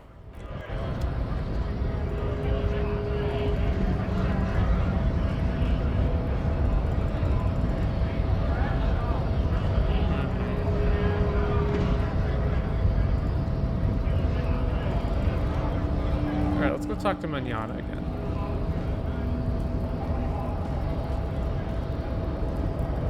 Hola, Wandering Man. How can I help you? Cuno told me you were supposed to know about the armor. The little boy had a good on his promise. His promise? To get me into trouble. To sick the pigs on me, pardon the choice of words. Not mine. What happened? I was asked to look into that armor situation. Official union probe, you know. Track it down, see who took it. Did you? At first I thought, why not? Maybe the pieces can feed the strike. Buy us a few more days under the sun, you know? So I went to this boy. He said he'll make me his prison bitch. He's got eyes everywhere, the cops in his pocket, and he's the king of Jamrock. Serves me right for doing menial footwork. I dropped that probe right then and there, and it still got me into trouble. One bad move is all it takes. So Cuno used us to, what, scare you? It's a minor nuisance. It's all good. The probe into the armor, what did you learn? I learned that people don't want to talk to a drunk union man about some armor. What else? Not much. Technical stuff mostly. That was the interesting part. What sort of technical stuff? I did some research into this armadura. Let's say I have friends at the library. I didn't get into the material science, just how it comes off. How does it come off? In parts. 4 in total. The helmet was the first to go. The kid says he tore it off and kicked it into the sea. I believe him. The boots were still on the guy last I saw. Too hard to remove. So, as I count, there are 2 parts missing. The gauntlets and the cuirass. This is where I left off. Too much hassle. More like a job for some militia. Hold up, 4 pieces, helmet, cuirass, gauntlets, boots. What about the leggings? I'm gonna find one piece of it. One is enough. I'm ambitious. I'm gonna find all of it. All the pieces. All of it? There are junior officers out there, eager to prove themselves. I would leave some for them, but okay. Let's find all of it. It's implied. He finds it unlikely that you will succeed in this. And Mesqui is epic then, all across Martinez. I hope it will be a real bonanza for you. New task, find all the armor pieces. Thank you for your cooperation. No problem. If you see that kid, thank him from Call Me Manana. Thank him for showing me the way. He is sincerely grateful. He is not tracking down pieces of armor right now. All right.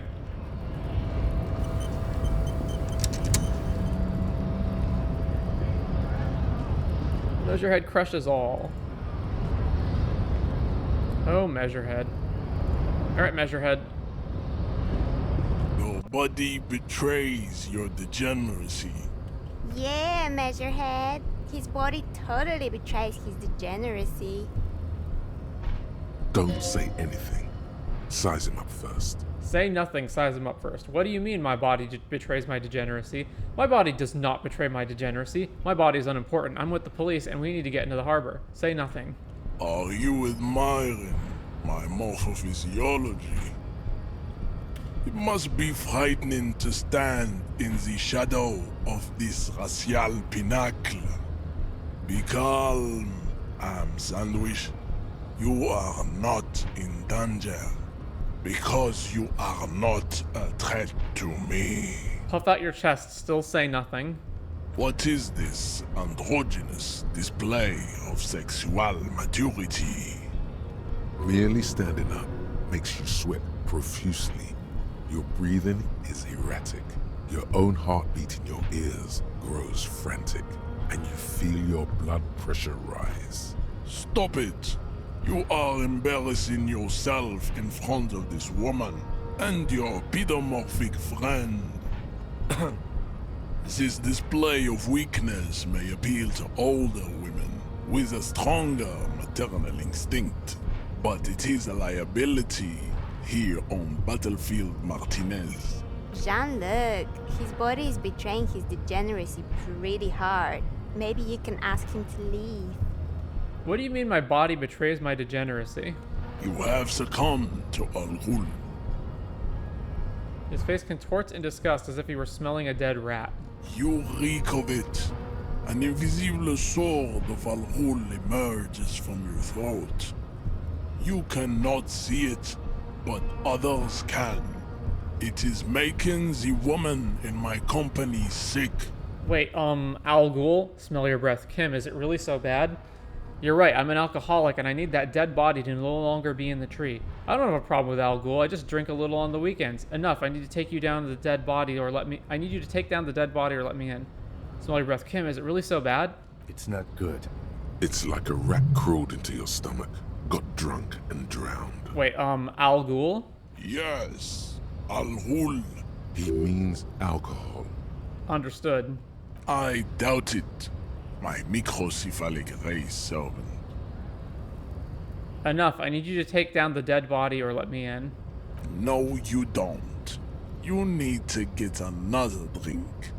Occidental Haplogroup B4 is done giving orders around here. The influence of the ham sandwich race is waning. Show him the ham still got it. Does this remind you of someone? The guy down there? That fat racist over there, point to the racist Lorry man. You're just him after pumping some iron. Actually, I think the ham sandwich race still has it in them. I am the police, and I need you to comply. Now, take a step closer. The race stuff is unimportant here. I just need you to help me do my job, please. Actually, I think the ham sandwich race still has it in them. Willingly calling yourself a ham sandwich, how far the Occidental Haplogroup has fallen. You were once a noble and powerful race.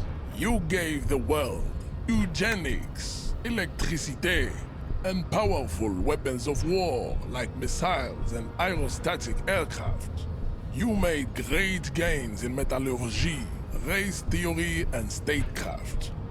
You dominated lesser cultures, like the deformed Himians and the inexplicably potato-obsessed Koikos. But now your ascent to the genetic summit has halted. You are obsessed with sadness and with frivolous pop culture. You will be superseded. Isn't that right, babe? It is, baby, yeah. You know it. There is a button right behind him, just out of reach. It must be the one that opens the door to the harbor. This man is not budging. Let's hope his superiors inside are more cooperative. Come on, I just need you to move about 20 centimeters back, push him out of the way. You're right about all this. Now I need you to help me get the corpse down from the tree. It was your people who put that dead body up there. Your people should help me get it down.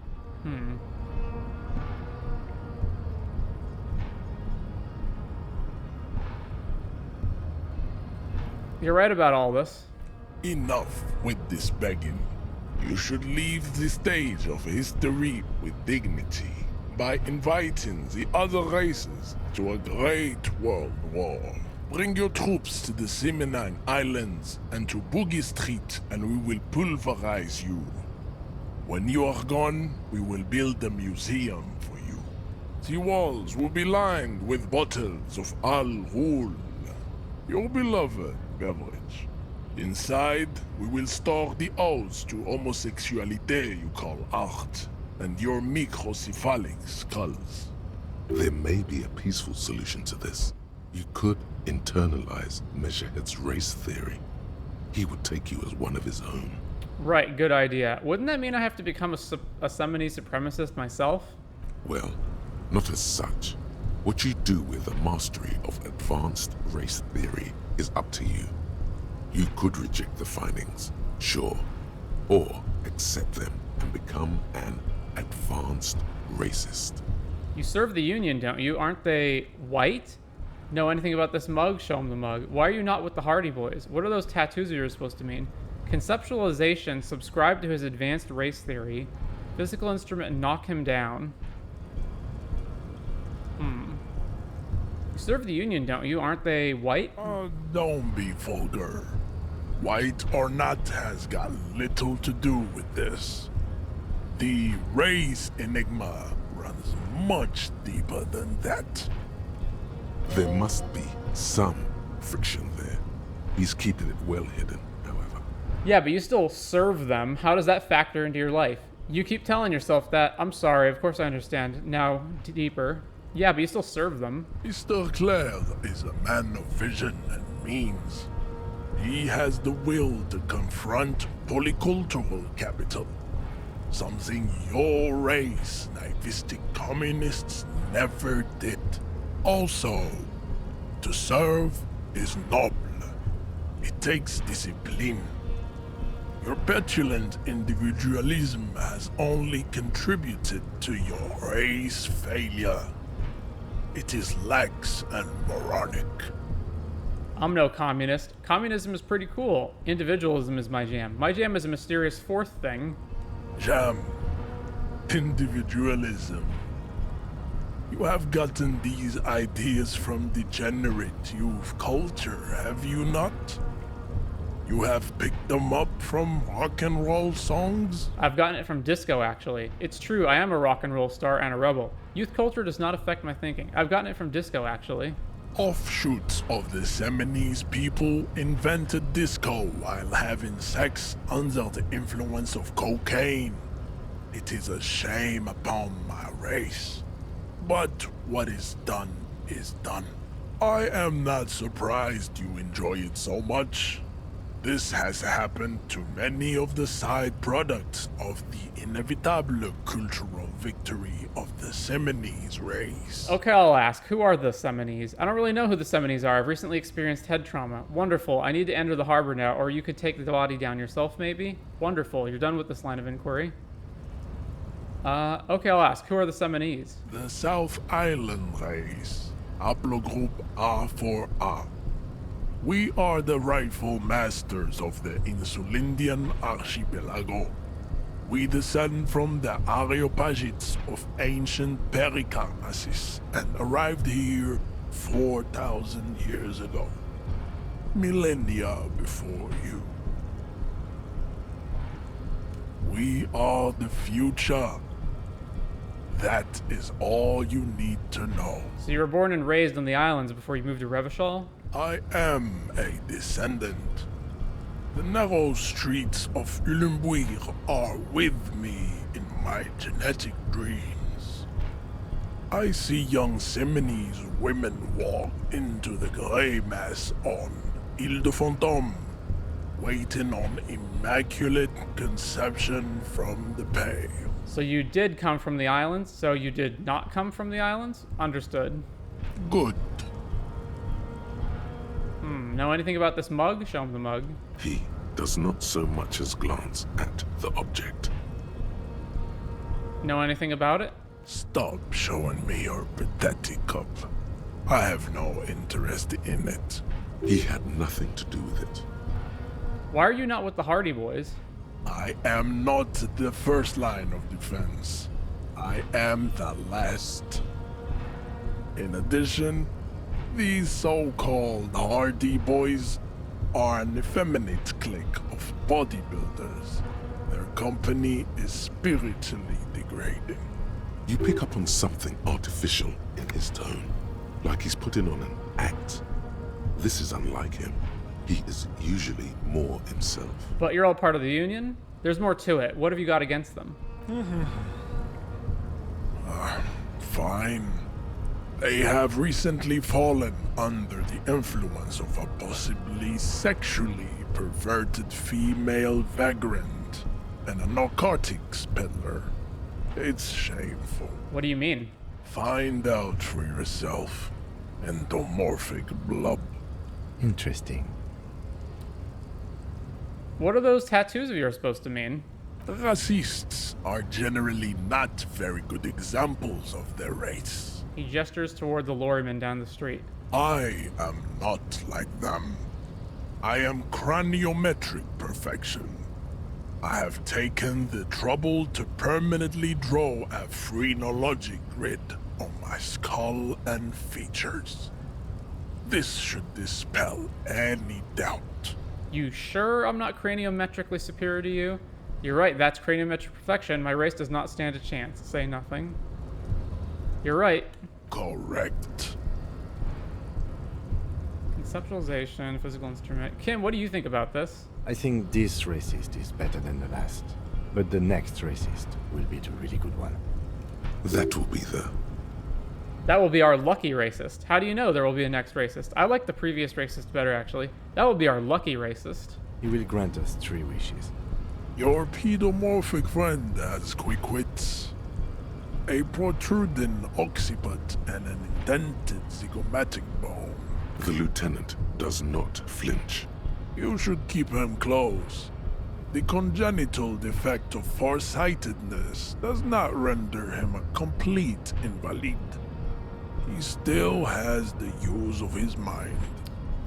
Subscribe to his advanced race theory. Ask what kind of races there are first. Classification is core to this stuff. Measurehead, I am new to this world. Help me understand its races. I need to know what kind of different races are there. Do you? I do. Whisper. This is for the thing.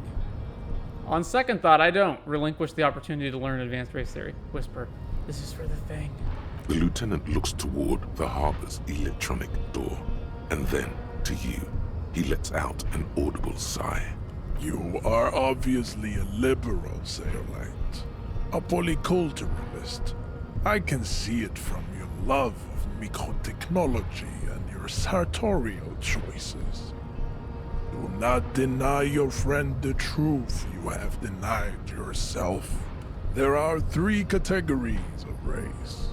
Type A, the heroic races. Type B, the servile races. And the vile CF race cauldron of pederasty. Which one do you need education on? I need tip A. Those are the Seminoles, the Areopagite, and the Occidentals, excluding the Maun, of course. The Maun are riddled with eczema to the point where they find it impossible to smile. They are all lactose intolerant, a common result of inbreeding. A receding genetic pool has led the Mound on reprehensible street parades. In Mound cities like Stadskanal and Vredefort, wearing wooden clogs on their feet and little green tassels on their hats. Wait, who exactly are the Mon? You know them by the names of their nation-states. The Oranese, the Gotwaldians, and the Königsteiners. My people simply call them Maun. Mahun is a derogative term for First World people of Gotwaldian descent. They do not all have eczema. Also, people of Katla, like the Suru and the Uhu, are much more lactose intolerant. The wooden clogs, though? In some municipalities of Oranje, people do wear shoes made of wood to street parades. Green, orange, and even yellow tassels have also been seen on hats. The Maun are proof that you can have too much Occidental racial purity and tassel-centric culture. Inbreeding has led to a lactose-intolerant subrace whom no one can take seriously. Okay, got it. Who are Tipe, then, in your view? The Vespertines and Messenians of Vesper and Messina, the ancient Meteorans of Meteo by the golden Pisantic Sea, the Suren of Sur-la-Clé, and even the North Königsteiners, all have Type A race propensities. The other large Mondial civilization, the Mesk, are too yellow and oleaginous to count as a heroic race. True, they are violent and expansionist, but they have a glandular problem. Overproduction of sebum. Sebum is leaking into their brains, making them listen to El Mariachi music and eat toxic minced meat-based food, which in turn only produces more sebum. Man, this is quite the racist rabbit hole to go down. Alright. And who are the Seminese and Arapagites in this? As proven by the Maun and the Mesk, Occidental Type A is in retrograde. The Seminese and the Areopagites are on the ascent. And the Seminese are? The indigenous people of this, the Insulindian archipelago. The Seminese inhabit the southern islands. I am Seminese, from the stock of Ulembuir on Ile de Fantôme. And the Arapagites? The Areopagites are the master race of the Ile Maran deserts. The Seminese are descendants of the Areopagites.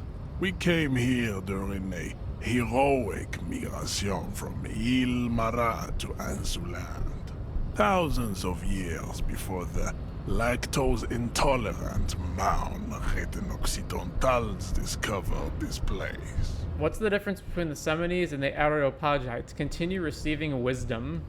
The Areopagites are sleek, long-headed. The Seminese are powerful, mesomorphic. The former is an immutable progenitor, unchanged since the Super Isola of Pericarnassus. Ancient brains rest in their slender skulls. The latter is perfected and adapting. Together they form the Simeno-Areopagite or Simeopagite superrace. That is all. There are no more Type A races in the world. Nature was not capable of more. Type B, then. Type B are the unheroic races, amorphous non-competitors of the great race. The Khoikos and the Vacholier, they are mud-colored people. The Khoikos of Grad, Yugo, Zhimsk, Shest et al. Are what you would call white, officer, in a suspect description. You said Khoikos. I've been trained to identify them as white in official descriptions. Yes. To an untrained eye, the Khoiko appear white and pinkish, like a ham sandwich. But look into their eyes and you will see. They are of an indistinct color, and so is their skin. Unhealthy, muddy, and ashen. Pinkness is a racial quality that has to be earned through centuries of advanced ballistic warfare and cultural domination that the Grad people have undergone for drinking alcohol and smoking the degenerate tobacco herb, and for eating potato. The Koiko, the countless micronationalities of Grad, are all inexplicably obsessed with potat. The only thing they like more is dividing into microscopic ethnostates, like political amoeba. Wouldn't he be one for ethnostates? You don't like ethnostates? They are microscopic. The Semeno-Areopagite superstate will cover the entire remaining planetary crust, uninterrupted. From Holy Semenine to the Boreal Plateau of Katla. Its leaders will be the genetic epitome of the Semenese and Areopagite stock, elected by nature, not the base inner spoilage called demos. And the Vacholiers you mentioned? The Vacholians, halfway between Type A and the Racial called Ron. Two mixed to know right from wrong. You tried your degenerate little revolution, which was the single greatest failure committed by humans in our 82,000-year history on this planet. Is it 82,000 years that we've been recording history? You have very little idea of what is happening, but that seems a little off. I'm pretty sure history hasn't lasted that long. I've heard about this revolution. Mistakes were made, but it was the right stuff. You're wrong about it. That revolution was perpetrated by degenerate left-wing marauders, not all the people of Revachol. Go away, stupid political thoughts. What was this revolution? I'm pretty sure history hasn't lasted that long. The mysteries of the people of this planet are a tragedy that has played out countless times over, like a fever dream of skin, hair, and bone. Wake up, naive Chespius. What was this revolution? The revolution came to Ravachol from Grad, in Zarath-ridden potato carts. It is literally an illness, a prion disease that leaves the parietal and frontal lobe ridden with holes. A soft, sponge-like mass of dementia, hallucination, and paranoia. The revolution is fatal familial insomnia, a hereditary prion condition passed from the Koiko to the Occidentals. But not sexually. Probably through trade roots and potate acid, the prime component of the potato plant. Enough of type mediocrity. The vile see-through F race cauldron of pederasty, please. Types CF are a museum of failed chimeric experiments and tragic maladaptations. They are tortured creatures waiting to be put to sleep. Your morbid interest in them worries me. Chimeric experiments? Lesser races like the mosquito, a grotesque mixture of a masked woman and a Semenese man. Only possible if the mother is masked and the father Semenese. The other way around, they fail to produce offspring. The mosquito is born sterile, like a donkey. All they have left is to ride customized motor carriages with hydraulic suspension, listening to aggressive El Mariachi music to vent their impotent despair. It seems unlikely that two human beings produce genetically sterile offspring. Maybe I've misunderstood something, but aren't humans too similar to produce genetically sterile offspring? You are right. You have misunderstood. You lack basic phylogenetic education. The sage will not budge on this. Anymore? Then there is the Simino Koiki Chimera. Are you sure you wish to know of the Simino Koiki Chimera? it is not an aesthetic site. Yes. The Koiko, as you know, are very servile, especially when they meet the rich man. Racial scientists have toyed with the idea of crossing the Semenes with the Koiko to produce a super worker of Semenese strength and great servility. This will never happen. The Semenese and the Koiko may have similar interbreeding problems as the mosquito. We will never know precisely. No Semenese man could maintain an erection in the suffocating potato stench of a Koiko woman, or Koika. But enough. It is cruel to entertain ourselves with the deformities of Type F. Were there any able-bodied races you needed education on? Now that we've been through all the types, do I understand advanced race theory? You understand nothing. To solve the great race enigma, you have to first ask yourself, what is the race enigma? You have not even worded the mystery, let alone solved it. Will you help me get that body down if I do? How do I word the mystery? On second thought, I don't have time to get any deeper into this. Will you help me get that body down if I do? We will see. Access to the Union is important for our investigation, but there may be another way in, without becoming a race theoretician. Am I mildly worried he might take it seriously? The lieutenant thinks. Yes, I am, he concludes. I am worried. How do I word the mystery? You need to internalize what you have heard here today, then return to me. This clarity does not come instantly. Let's discuss something else. Oh my gosh, that was exhausting. What else we have to discuss, Tibere Vasholian? Your love for disco music and venereal disease? Alright. Apparently we gotta internalize this thought. Advanced race theory. A mass of fantastic races swirls in your head. Desert pygmies playing with their own excrement, Koikos juggling potatoes, eczema-ridden Mons grinning and dancing on wooden clogs. Everyone is there, the whole race gang, plus some that you may have come up with yourself. The thieving sub-Kipts and the seal-like cast of fortunates hatching some kind of scheme. In the eye of this race Empyrean, a vertigo reaching up to the heavens, you sense something drawing nearer, nearer. -1 drama while researching it. Alright. Unlock this. Advanced race theory.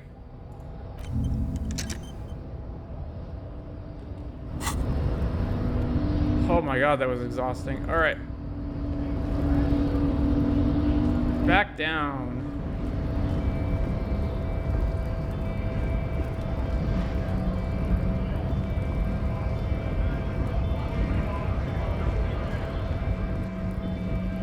Oh, we gotta deposit all of our tear.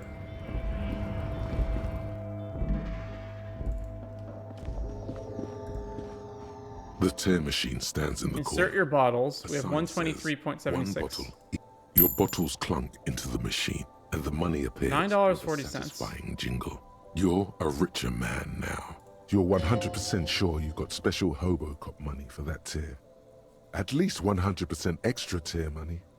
If the numbers on the machine told you otherwise, it's a lie.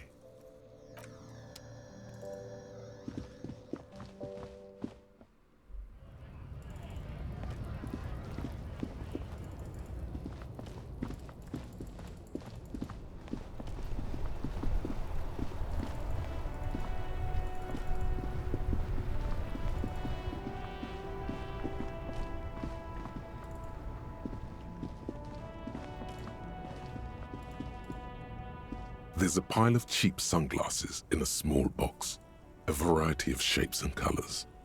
You like sunglasses, officer? I've got the latest styles right here.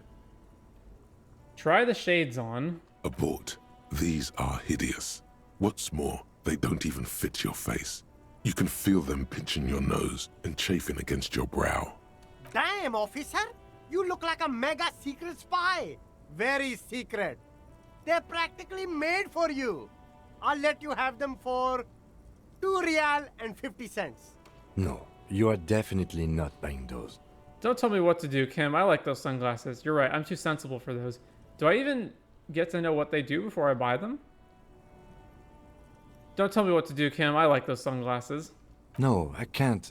We can't walk around with you looking like this. Okay, fine. Go ahead. If you want to look like a walking midlife crisis, then who am I to interfere? +1 electrochemistry, -1 law. Oh, these are terrible. All right. Rummage through the box. These are all boring. Boring third-rate ho-hum sunglasses made of cheap Syrahese plastic. The kind of plastic that melts in the sun. Those UV stickers are almost certainly just there for the show. If anything, these lenses probably direct more UV light into your pupils. A UV magnifier. These are all first-rate sunglasses. Premium design, superb material, very cool, UV resistant. These will definitely keep your eyes safe and cool while doing your dangerous police work. Conceptualization. Try again. Maybe you can find some interesting sunglasses in the box. All right. 28%. Wow. Ah, I see a pair of water blue shades. The writing on the left temple says Sub-Insulindic Rendezvous. The frame appears to be hand-carved out of bone. Oh, very interesting choice, officer. Very high culture. For the first time, the street vendor's voice trails off as he watches you inspect the glasses. Try them on. This is how a sea monster sees the world. You've become a sea monster. Giant, hidden, and strangely tender at heart. All is blue. Yes, but they also make your soul quiver like jello. So deep. Wow, officer. You look so cool. The street vendor has picked up his pace again as you observe the world through deep sea-tinted lenses. And they can be yours for a mere 3 real. My regular customers have passed them all up because they've got no taste. But you found them. Kim, what about these? The lieutenant tilts his head and steps back, eyes narrowed in a thorough examination. It's a case to him. You look like a musician. Like a blind musician. But you could do worse. Take them if you want. I'll take those cool deep blue glasses. -1 perception, +1 inland empire. I don't need that either. There are clothes inside. Cheap second-hand clothes, smelling of strangers' body odors. Don't be shy. These are premium class clothes. Good quality fabrics, best retro design. Save the economy with your style, officer. Save the economy? That sounds off. Save the economy? What are you talking about? Haven't you heard, officer? We've got to be economically conscious. Recycle your cash, keep it in circulation. Don't buy new things. Buy eco. This doesn't make any sense. Why exactly does the economy need saving? Look around, officer. You see all these premium goods just sitting there, not getting bought? We've got to keep the flow of goods moving. Is this really the economy we want to leave to our children? You're right. We've got to save Mother Economy. But I don't have children, I think. It's just nature. Powerful economies expand, weak economies go extinct. This economy is really just a distraction from the cultural issues. You know, immigrants and... Look, man, I just want to buy some clothes. But I don't have children, I think. Too bad, officer. Kids make it all worthwhile. Without kids, who's going to be around to enjoy the economy? Don't let me stop you. Open the box and browse a little. Browse through the box. You find your hands deep in tattered and faded garments made from weird polyester blends that make your body itch and sweat in all the wrong places. Economical, but also trendy. Look firsthand. Buy secondhand. Keep the economy moving. Composure check. Find something worth salvaging from that pile of rags. Something cold grazes your hand. Synthetic and sleek. A windbreaker. Surf, it says, but also wind, summer, 100% waterproof, and sport. All in different typefaces. Good choice, officer. Mega sporty. And it's only $4.50 for you, sir. I want to buy the windbreaker. Plus to composure, -1 to shivers. Where am I at right now with my abilities? So composure. Where's composure? Down here is 3. Shivers is only at 2, but is greatly expanded.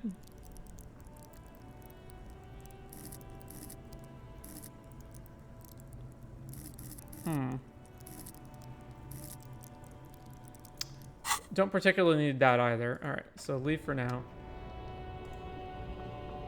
You see 2 lowly, defeated speakers, thralls, slaves basically, perched atop them like conquerors surveying the land. A pair of found, durable wear sneakers, ultra serious. I can see you with taste for luxury, officer. Can't keep your eyes off those sneakers? Inspect the sneakers. A pair of found ultras. The design is impossibly sleek and simple. A futuristic silhouette with a sleek monochrome colorway, a jet black upper, and a silver-lined midsole. Those sneakers, mister. Those sneakers are the latest found sneakers. Super rare, super fine, super cool. Only 50 real. Only? That's madness. Inspect the speakers? I need those fallen sneakers. +2 reaction speed and hand-eye coordination, -2 encyclopedia. These once respectable speakers have been conquered, reduced to a mere prop by the indomitable found ultras atop them. No, don't look at the speakers, officer. Look at the sneakers. The sneakers are the stars here. But I already looked at the sneakers. What about the speakers, though? Doesn't anyone want those speakers? These, officer? These speakers are Samaran garbage. I'm ashamed to even use them for props. Don't waste your time on them. Samaran trash? That sounds like they're from the Samaran People's Republic, produced under the dictatorship of the proletariat. Can't I just buy the sad conquered Samaran speakers? No way, officer. These aren't for sale. They're bad speakers. Lo-fi socialist junk. But I need some speakers. That's why I want them. I think I might be lo-fi socialist junk myself. No, officer. You're a high-class policeman who accepts nothing less than the best. Lucky for you, I've got the best on sale. You don't know what I am. I don't even know it myself. I want the speakers. Well, if you want them... But see, they are the pedestal for my sneakers. If I let go of the speakers, where will the sneakers go? I can't leave premium lifestyle sneakers on the ground.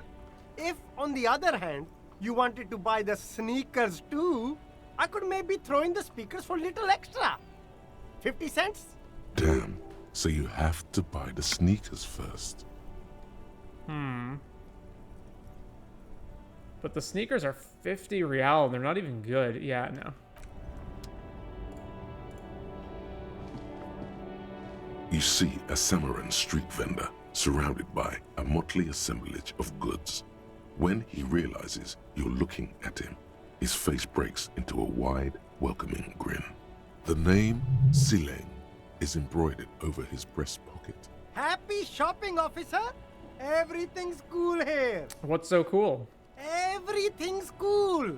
The goods are cool, the customers are cool, the place is cool. And one more thing, officer, you're very cool. Bang, bang, bang, bang! He makes both hands into finger pistols and fires a few finger bullets into the air. Really? You think I'm cool? I'm not cool. Whether I'm cool is unimportant. I have police questions for you. Really? You think I'm cool? Oh, yes! You got style. You got personal style. You know what you like. You like premium menswear. Look around and browse. Everything looks cool on a guy like you. Take your time. Don't be distracted by the flattery and funny man act. Questions. Where are you from, Siileng? So, Siileng, what's your stance on drugs? Rhetoric challenge. Persuade him to give you some money. Where are you from, Siileng? Me? It's a boring story, officer. Who cares about the past? I'm all business now. All reversal. This man probably comes from Seaguy, sometimes known as the Apricot Suzerainty, an archipelago in the Samaran Isola. You're from the Apricot Suzerainty? Apricot Suzerainty calls to mind an era when the Seaguy archipelago was colonized by Revachol. It's a bit of a slur, in other words. Sorry, I didn't mean to say that. I meant to say that you're from, pronounce it very painstakingly, Sea Guy. Very cool. I admire your awareness of our intertwined histories. It's super nice of you to apologize for colonialism. But the apricot suzerainty is a shithole. That's why I left. Right, but isn't it only a shithole because of Revachol? You're welcome. I do try to be supportive of other peoples and cultures. That's so cool, officer. Speaking of, why not support an independent local entrepreneur by buying some pens and glasses? So, Siileng, what's your stance on drugs? Drugs? I don't go in for that, officer. Drugs ruin lives. Unless you're into drugs, of course. In which case, drugs are excellent. Mwah! Tasty, tasty drugs. I'm super into drugs. I actually don't like drugs. I'm super into drugs. That's very cool. A lot of the coolest detectives do drugs. Sadly, I don't have any drugs on sale. Or at my home, or on my person. We're looking for a lorry driver who's transporting drugs out of the harbor. He or she is in this traffic jam. That's even cooler. You investigating that and all. But, I am not a lorry driver. I'm just a street vendor. I don't know anything about that. But you are a lorryman. Another driver has identified you and your lorry. Who said that? It's the fat racist, right? I bet it's him. He has an agenda against me because I'm an immigrant who works harder than he does. He's a hater. So you admit you're a lorry driver? No, I just said I work harder and he's an asshole. Realizing he can't get out of it. Smart man. Okay, maybe I'm a lorry driver too. A little. But that's not the most important thing about me. That's my day job. This is my dream.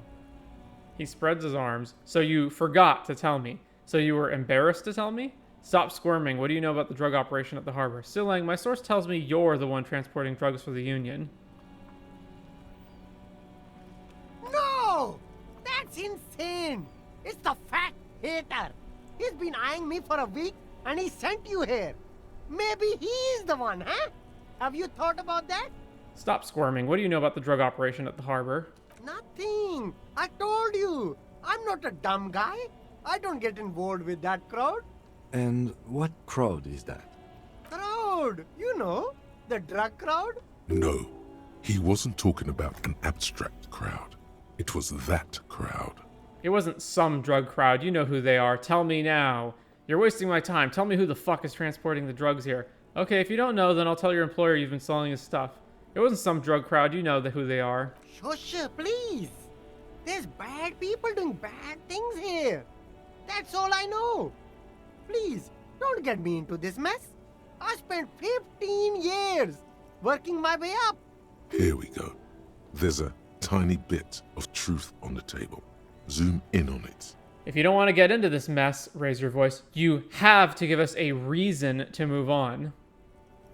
It's a she, okay? The other drivers call her the lady driver. You're better off staying away from her. The way they talk about her, she's no lady. Interesting. Could this driver be connected to the Hardie Boys? Who are these other drivers who talk? Is the lady driver the old woman back there? Point to the pale driver. Dazed out, strange. Could she be associated with the Hardie Boys? Is she the pale driver? I don't know. Maybe. If she is, I haven't gone near her. I don't get involved. I told you. It could be. She was strange. He's not ruling her out. Who are these other drivers who talk? All of them. I don't know. I told you all I know. Are we cool now?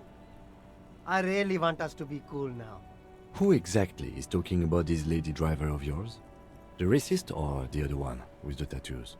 He points north. All of them. Even the ones who've left. I don't hang out with them.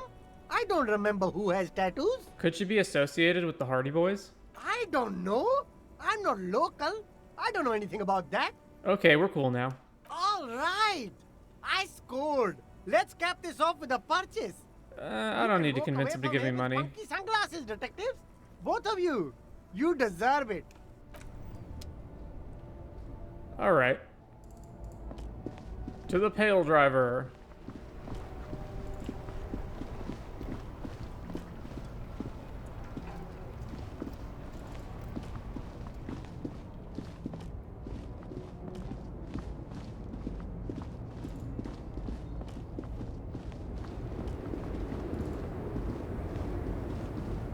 Lowman, you caught me at an opportune moment.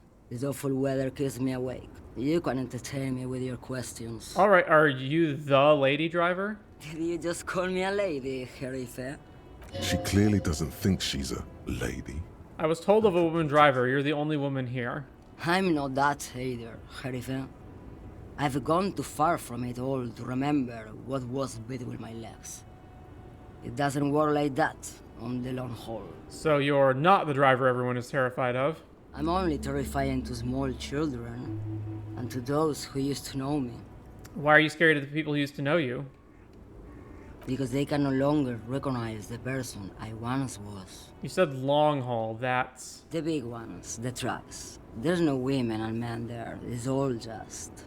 In the middle of this town, there's a ghostly motorway. It takes all the people where they want to stay. In the background, a quiet song seeps from her cabin into the air. You don't hear any vocals. Then who's the female driver I was told of? How should I know? Do I look like I spend a lot of time with the other communers sniffing around when I have my movies to go to?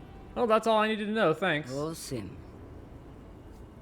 Something in her is pulling towards some unknown rest state. She twitches, like a sleep kick. Alright, to the bookstore.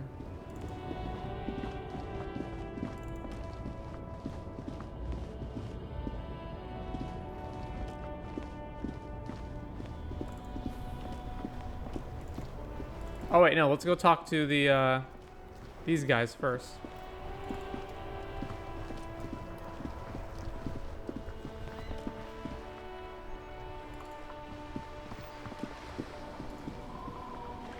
We're still waiting for a replacement for the bull you sent sinking. I saw the statue of Philip III near the roundabout.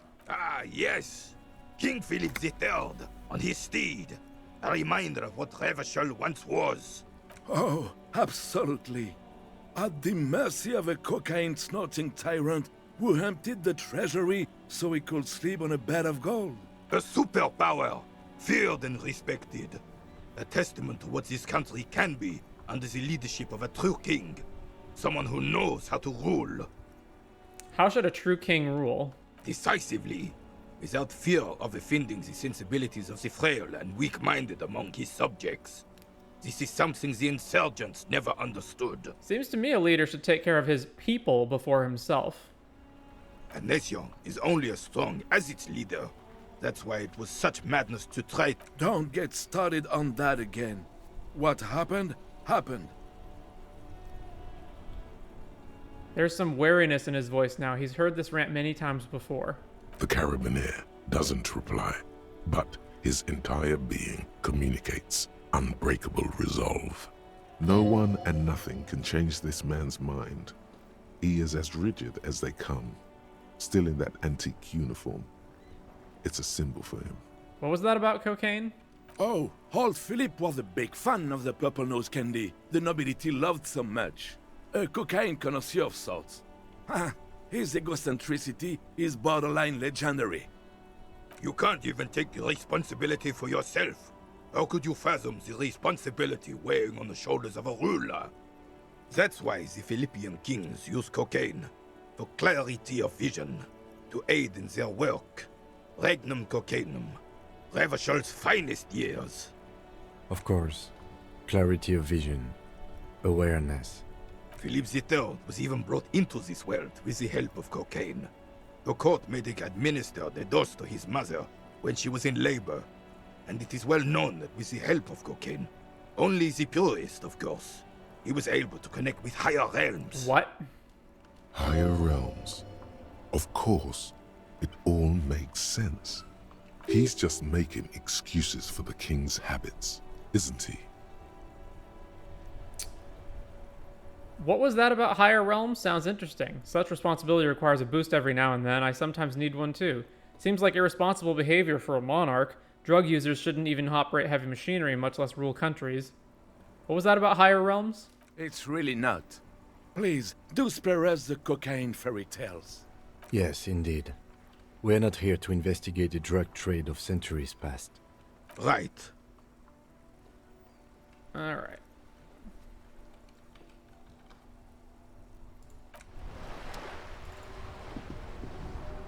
Officer. The myth. Sure, officer. Alright, nothing new there.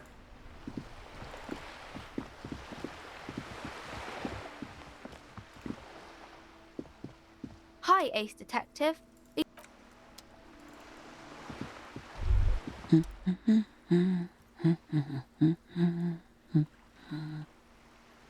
A good one, point at the book. Yes? Hello? She nods, her attention fully focused on reading. Who are you? Me? No one. I'm just a working class woman. She doesn't really want to be disturbed that much. If she's such a working class woman, why isn't she working? What are you doing? Shouldn't a working class woman be working? What are you doing? Looking for something to read. Phenomenal. It is. I'm a policeman. I know you are. Everyone can see that. The rectangles. Do you need the help of a policeman? What with? What with? A lot of things. For example, people tend to go missing. Maybe your husband is missing. My husband? So where could he be? No, he's not. Oh, so where could he be? I don't know. At home now? Out drinking with his friends? Working? Where is this going, officer? So what I'm hearing is you don't really know where your husband is. Yes, but I don't really need to know where my husband is. Not all the time. Wouldn't you like to? No. She looks you straight into the eye. Her right foot is tapping nervously. I can totally help you find your missing husband. Why are we still talking about this? I haven't lost my husband. She has, though. The husband is totally lost. You should tell her that it's okay. It's okay. What? It's all right to not know where your husband is. Nothing shameful in that. Who said anything about shame? Stop talking down to me. My husband is not missing. But he is. You can feel it. Or maybe it's something else then. Maybe your cockatoo is missing? I don't mean to disrespect, sir, but you are being a bit of a cockatoo here. For what it's worth, I agree. But cockatoos can't be stopped when they get ladies. It's better to indulge him at this point. Ma'am, I was asking about your cockatoo. Is it missing? I don't even have a cockatoo. And guess what? It's a trap. Never ever say what. All right, cockatoo not missing. I just wanted to make sure. Great. Just one more question. What did you mean by me being a cockatoo? Nothing. Go read up on them if you're so interested. There's a great book in the bookstore. Maybe you should. What if the cockatoo is your astral captain? Or your heraldic bird? Actually, that's exactly what I'm going to do. Thanks for the tip. Wonderful. The store is open. New task. Find your heraldic bird. Maybe your children are missing? No, absolutely not. Okay, so where are they? Are you a policeman or a nanny? Nanny, where are they? They are not missing, sir. You know where they are. They're at home. Smoking. Giving the ladder of vices a chance. What if something horrible has happened? What if they're dead? That's the bad vibe you got before. They're at home, right? Smoking cigarettes? What if something awful has happened? What if they're in the sewers? Okay, great. What? They're at home smoking, right? What? That's just... My daughters are perfectly fine. They're with their friends down in Shamrock. There's nothing to worry about. They're almost grown up now anyway. They're past the age they need me protecting them from everything now. I'm afraid the danger is now greater than ever. Tell me, how old are they? My youngest girl, Jolie, is just shy of 16. Jenny, she is turning 18 next month. But we shouldn't even be talking about them. And can you describe me their appearance? Any features that stand out? Something to make identifying a little easier? Why do you need to know this? Haven't I repeatedly told you that they're not missing? That they're in Shamrock, safe and well, at some stupid party? It's for the investigation. I'm trying to be professional. There is no investigation here. I can tell you that. Watch her browse books. Her hands move over the book covers. The tips of her fingers look rough, stained with yellow. It seems like she has spent a lot of time at work, smoking. Another comrade. Years of labor are pressing down on her shoulders.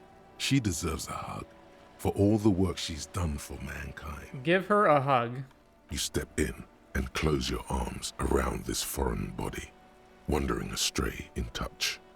There's a small movement beneath your hands as you shut your eyes. Then a tiny voice breaks out and asks, What is happening? She seems to be confused. Your hands are wrapped around her polyester coat. The fabric feels cold, moist from the sea nearby. Keep hugging her. The situation is oddly intimate. Your cheek is pressed against her shoulder. Her hand is trapped between your chest. 5 seconds pass, and their passing seems so unimaginably long. Then she coughs and says again, What are you doing, officer? Less talk, more feeling. Keep your eyes closed. Soak in the closeness. See what the feeling entails. Keep your eyes closed for a brief longer. I am fighting for the working class. Hey, I hug whomever I please. I'm a hug monster. Keep your eyes closed for a brief longer. The feeling continues. Warm and comfy on the cold shoreline. You hear a question rising to the surface, trying to break the sensation. Let it form. So tell me, how does it feel to be close to someone, skin to skin? It all comes together now. I was built to be close with other beings. It'd be good, but I'd prefer a man. A solid muscularity would support me better. Intimacy? It's a catastrophe waiting in the wings. It all comes together now. I wonder how long it has been since you last hugged someone. Do I remember? No, you don't. And it's better that way. What do I remember? Nothing. Don't come back here. What the fuck was that? But I need to remember. Oh my God. Why are you calling me? Stop calling me. Are you drunk again? Keep them closed. I don't want to see you. I don't want to see you ever again. Stop calling me. Get lost from my life. You ruined it. Officer, what are you doing? I had the strangest, I'm not even sure. I am fighting for the working class. Hey, I hug whomever I please. I'm a hug monster. I had the strangest, I'm not even sure. You had the strangest what? A strangest conversation. Something went wrong in my head. It's okay. We all feel out of sorts at times. There you go, officer. She starts patting your back. Something begged me to open my eyes. It was scary. Thanks, I feel better already. Good. She lets go of your hug. Is there anything else I can help you with? That's all for the moment. I'll let you read. The woman before you nods and returns to her reading. The 15th Indo tribe. Because there was. The 15th Indo tribe was comprised of 8 kids from Forberg and North Jamrock, running from wild dogs in the valley, hiding scents under rocks, and stealing clothes off clotheslines, and sometimes even the copper wiring of phone lines. You may have been one of them. This must be a childhood memory. The 15th Indo tribe was your Indo tribe, set to rule in Cylinder. The rest of the kids are dead now. Car accidents and drug overdoses. Only you remain. Plus 10 cents for every green orb clicked. Learning cap for savoir-faire raised to 6.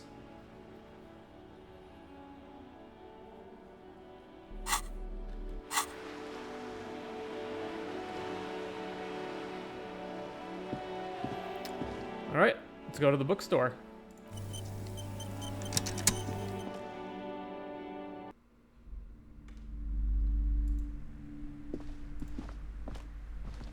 Welcome to Crime, Romance, and Biographies of Famous People. My name is Plaisance. Be welcome, and please take responsibility for the energy you bring into this space. A golden pendant hangs around the woman's neck, in the shape of what looks like a tiny fish head trapped in amber. Before we go on, you seem to be well off enough. Can you give me some money? I feel there won't be an opportune moment to ask later. A curious pendant you're wearing. Narrow your eyes mysteriously. Oh yes, helps to have an anchor in these times. So are you the owner of this store? I am. The proudest owner of our little shop of culture. Her voice high-pitched sounds familiar. You've talked to her before through the doorbell. She has fine-tuned her voice to find the most welcoming approach for attracting new customers. It doesn't work. I'm looking for a book about cockatoos. A book about cockatoos? There should be one upstairs, right next to the shelf of biographies. What if I want to buy a book? Then why are you talking to me? Everything is on the shelves to browse. Don't you feel compelled to buy anything? She fiddles with her... those shelves there? Go. Be drawn. She fiddles with her pendant and then waves her bony fingers directly at you. So what types of books do you have? Everything is on the shelves. Take a look yourself.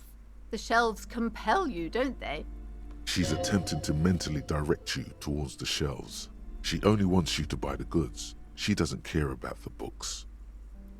Do you even know what books you have for sale? Truth be told, not really. My sister brings in most of the goods. I'm sure it's all very literary stuff with well-written prose. But you don't learn about the important things in life from fabricated stories. Wait, shouldn't a storekeeper know about her wares? Where do you learn about the important things then? The truth is available if you just know where to look. And you have to open and free your mind to understand. Alright, I'll take a look then. She smiles and nods, seemingly relieved. The girl outside mentioned that this place is cursed. Cursed? Who said that? Annette? I will have a word with her. This place is not cursed. It has a robustly magnetic energy. Good for commercial activity. My business is thriving, sir. What in God's name is she talking about? Your daughter is the one standing outside the store, right? Annette, yes, my daughter. I hope she wasn't slacking off again with her nose in science fiction. Tell me, was she at her post doing her job like a proper girl? Yes, of course. Wonderful. Did you talk to her? Yes. Great. On a scale of 1 to 10, how compelled were you to buy books after talking with her? Her opinion of her daughter depends on how well she lured you into the store. 10, she's certainly very polite and helpful. 5, I felt some interest. 1, not impressed. I'm not going to grade a human being, I don't do that. 10. My precious, her dedication brings joy to my heart. If you have children, I hope they turn out as great as my Annette. The way you're handling her strikes me as wrong. Annette is quite the trooper. She's a great value add. I'm here to dismantle the free market and abolish child labor. All this pressure has made her really anxious. You know she's been chewing her nails? God.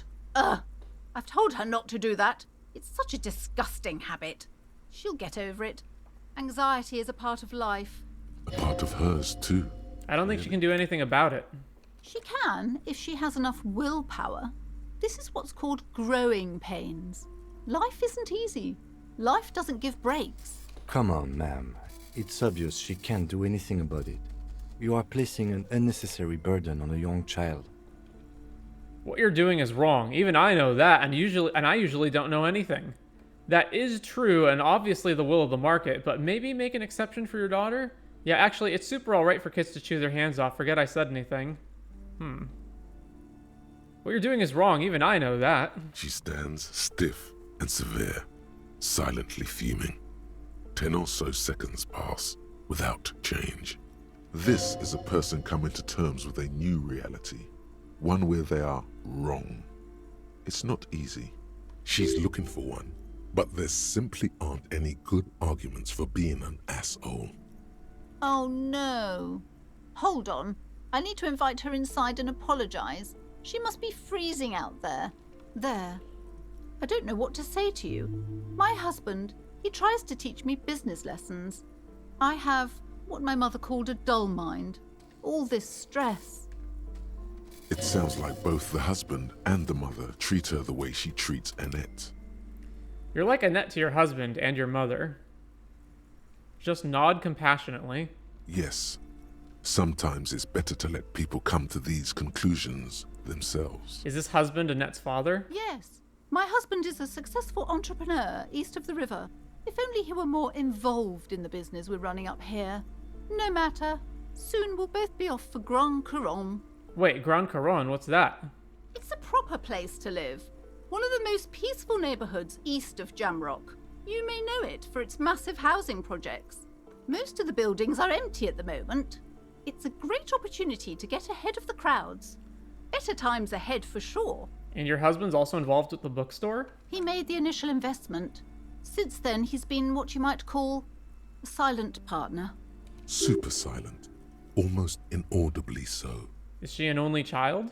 Yes, I'm afraid so. A real treat she is.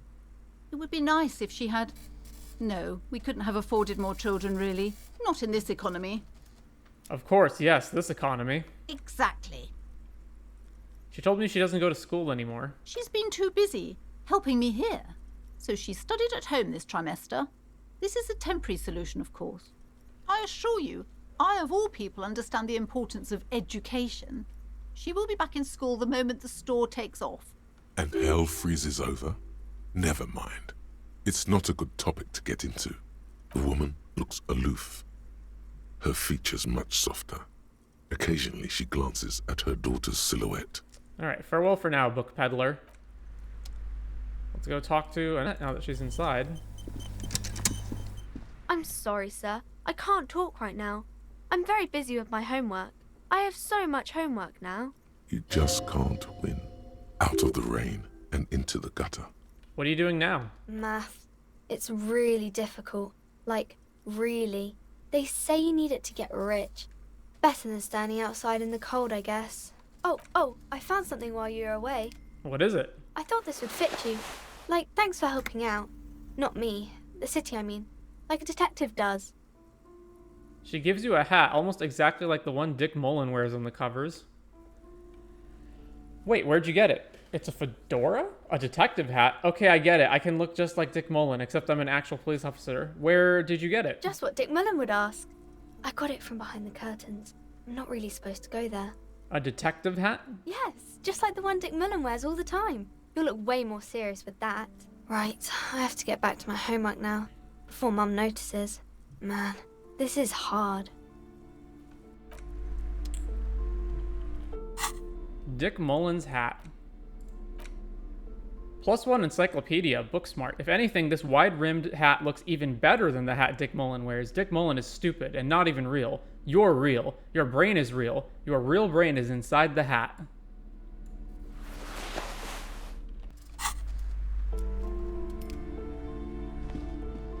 Old sports magazines tucked away in a dark corner.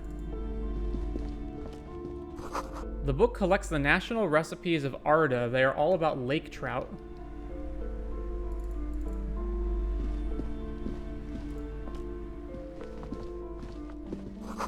Gift books and molten candy. The display rack is brimming with worn paperbacks featuring an extremely muscular, sword-wielding barbarian on the cover. Nearly all the titles contain the word Heimdall somewhere. Storekeep, tell me about the Muscle Man books. Oh, Man from Heimdall. A very popular series of adventure novels. They're awfully immoral and violent books. Why are they so popular? Blood and violence, scantily clad women, epic narratives, all those mystical things he encounters. They're bound to grab those with little imagination and nothing to do. Sounds good. Which one should I start with? What does it matter? They're all the same. However, the customer is always right, they say. If you're a novice of the series, I'd recommend Heimdallaman, the man from Heimdall. It's supposed to be a good introduction to the series. Look through the display of books. Rows and rows of Heimdallamen blur your vision. You make out some titles. Man from Heimdall and the Mammoth Riders. Man from Heimdall, Return to Heimdall. And the solipsistic Man from Heimdall and the Heimdall Man. Good God, how many are there? Maybe 100. Man from Heimdall and the sages at the end of the world. Man from Heimdall and the false god. Man from Heimdall and the scorched earth. Man from Heimdall, the Heimdall colonies. Man from Heimdall and the swamp beast. Man from Heimdall and the snow crabs. Is that all? Not even close. Man from Heimdall in hell. Man from Heimdall and the forest of slaves. Man from Heimdall under the lake. Man from Heimdall, Heimdall burning. There's even The Trial of Death, a pastoral combat game book set in the world of Heimdallaman, and so much more. Pain threshold. Do any of the books call out to me? Nothing of interest. Only silence and the cosmic background pain radiation. I want to buy the Hyam Dollar Man book. Oh yes, certainly. Another good sale. Alright, we'll read that later, after we finish browsing the bookstore. A small mountain of colorful board game boxes. There are numerous types of games for all ages. A lot of shelf space seems to be taken up by Weirel-related merchandise. Storekeep, what board games do you have here? Wonderful board games, sir. The Viticulturist is a classic for sure, or perhaps you'd like Archipelagos of Insulinde, a very educational game for those interested in geography. Braubritter is a fun game of economic competition, but can get quite intense after a while. We have games for the whole family. You can play with your children. Who are you going to play board games with? Do you have friends or family? Wow, I have children, a family? Do I have friends? Look at the lieutenant. Are you actually friends? Or just colleagues thrown together by circumstance? Look at me. Who'd want to have children with me? I don't feel as if I have any kids. Yes, kids, friends, chicks. I have all those. Then you're a lucky man, officer. Children are the greatest of treasures. For playing with friends, I'd recommend Suzerainty. It's a civilization building game where you build a civilization, then set off to brutally colonize and repress other civilizations. It'll cost 12 real. So what about all these Weirel things? Lousy auras there. No, role-playing games are popular among those types. You know, who are into those kind of things. Personally, I don't like it. Not at all. I've heard they turn people into occult enthusiasts. That they have rituals where they try to summon entities. Highly immoral stuff. You can still buy them, though. Look through the pile of Weirel-related items. An endless variety of source books, lore books, and codices litter the table. The topmost book is titled Welkin Compendium, 2nd edition. There's also a large hardbound tome with intricate cover art, The Hunters of Katawak, Boreal Creature Compendium, and a Pick Your Path adventure game book titled Tales of Weirel, Cavern of Velkrag. Books in a board game section? Who wants to read books? Anything that really catches my eye? There's a box that says Weirel, 3rd edition Mega Setting Supplements Module. The side panel notes, a fantastique adventure board game, new maps and miniatures. A sticker on it displays 25 real. That price is steep, but then it's the 3rd edition Mega Setting Supplement, so it makes sense. I want to buy the Suzerainty game. Wonderful choice, sir. A wholesome family game. I want to buy the Weirel game. If you say so, but you better stay away from those immoral occult rituals. Alright, what's up the stairs? These shelves are overburdened with books from the same series. You see the name Dick Mullen over and over. Storekeep, what's all this crime fiction? Oh, crime, robberies, murders, even sexual crimes. We're fortunate to have Dick Mullen and his stories to sort all that out. You're a police officer, apparently. You should buy all of these. They really do teach a person how to be a proper detective. Look through the display of books. Crime fiction is a disgrace. An asinine misrepresentation of the physical attributes of the arduous everyday work of actual police officers. These books greatly overstate the excitement of police work, glossing over how long it takes to actually follow up on leads and eliminate dead ends. What's more, they completely ignore the psychological hardships of year after year coming into contact with people during the worst days of their lives. Not a single mention of all the stress this work creates upon the officer's family. Detective fiction just doesn't tell the truth at all. Now, would you like a list of all the books found on the shelf? Sure thing. You see Dick Mullen on the job. Get Me Mullen. The Stalwart Adventures of Richard P. Mullen. Dick Mullen and the Murder in the Orchard. The Sordid Affair of Dick Mullen. A killing is declared. Dick Mullen in the Murder House. The Final Case of Dick Mullen. An Obvious Lie. Dick Mullen in the clock tower. The ordeals of Dick Mullen. Dauntless Dick. Dick Mullen's funeral pyre. The murder of Dick Mullen. Dick Mullen dies? Oh no. Turns out he faked it to solve the case. Are there any more? Yes. There's also the dame who did it. Farewell, my Mullen. Faking death seems to be a common trope in the Mullen series. The morbid tales of Dick Mullen. A dark tide turns. Tragedy calls for Dick Mullen. Another one with fake death. And, of course, Dick Mullen, the murderer. In order to catch a murderer, Dick Mullen must become the murderer. After all this, you still haven't found the answer to the one question that matters.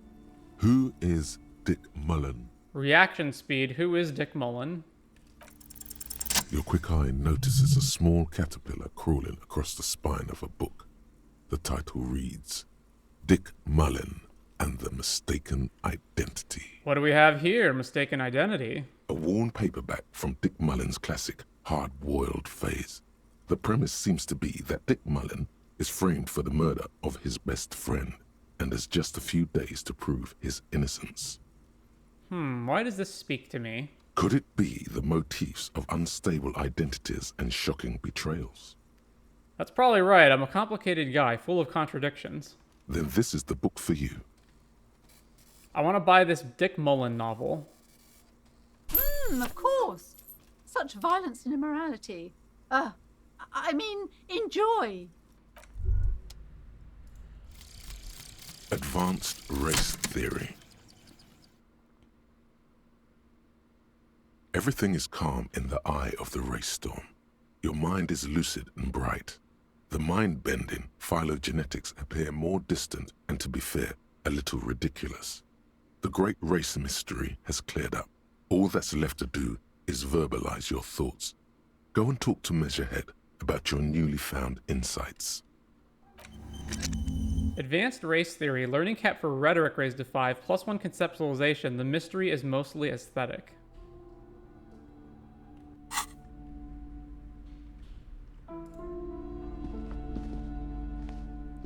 A quaint picture book brochure, very colorful. It's a tome of fascist magic, rather candid. Yes?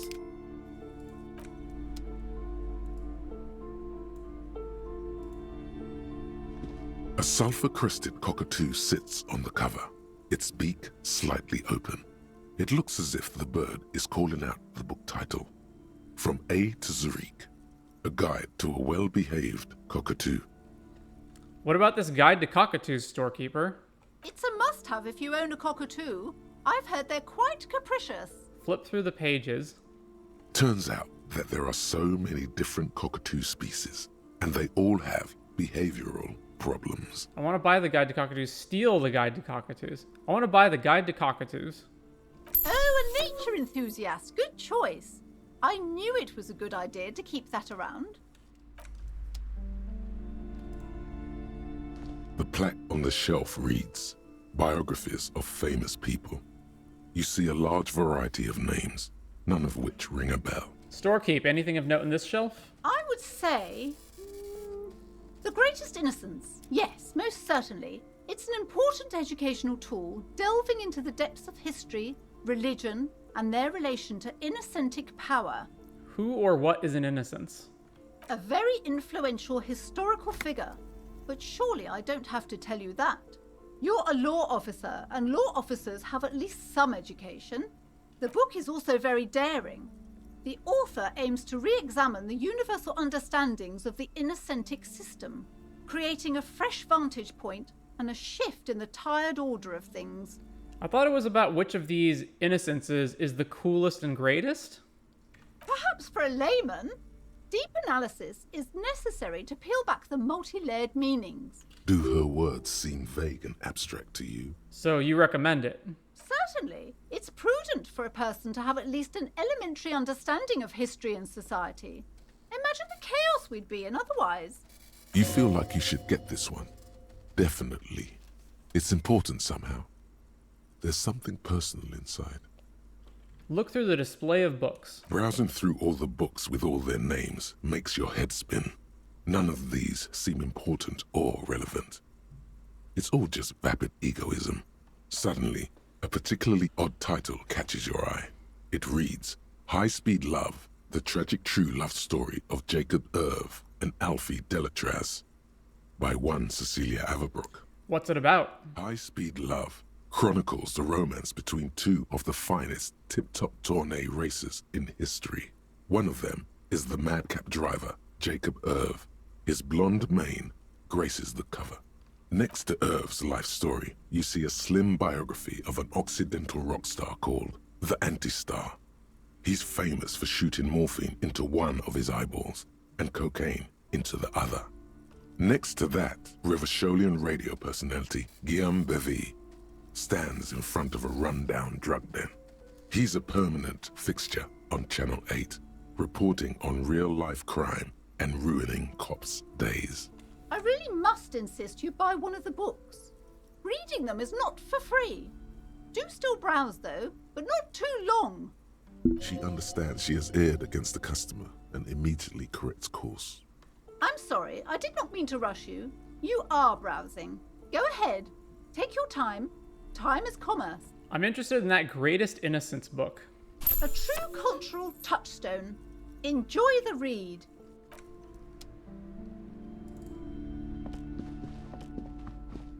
Another boring book just discarded here. This bookstore is not strictly about crime, romance, and biographies of famous people. There's also a wide range of paranatural literature. Look through the shelf. Amidst the various books, you find one written by someone named Matthias W. Dundas. It's about wholeness, unity, balance. These three things are very important to the working class mind. The point of the book, and many others on this shelf, is to give people medicinal advice in situations where they don't have access to paid health services. How does that work? It serves platitudes, while also telling everyone that traditional medicine, the kind people don't have access to, and which costs more than this book, is garbage, and would only give you cancer anyway, without even curing your cold or anything. Wholeness, unity, balance, on the other hand, can basically take care of anything. Though it is important to note, when it's up to your mind to heal yourself, then it's because of your mind that you're ill in the first place. Does the book say anything else? The book features chapters on topics such as how to find magnesium. It even lists plants you can harvest magnesium from. How to continue drinking if you're an alcoholic who has destroyed his liver.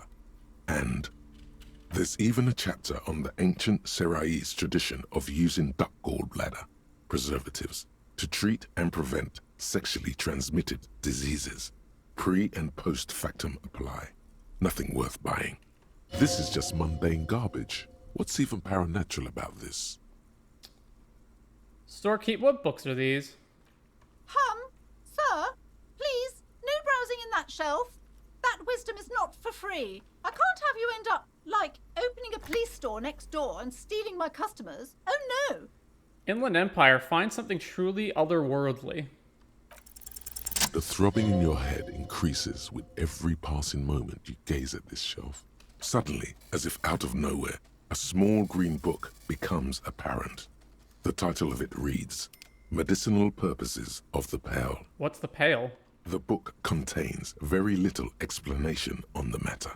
This knowledge seems to be taken for granted. What's this book about? The book contains descriptions of various pseudoscientific therapies, alternative medicines, and folk remedies involving the pale, also known as le territoire. For example, it recommends vigorously swatting one's naked body with a venik or hand broom, made from the leafy twigs of a young birch tree from the near pale. Sounds painful.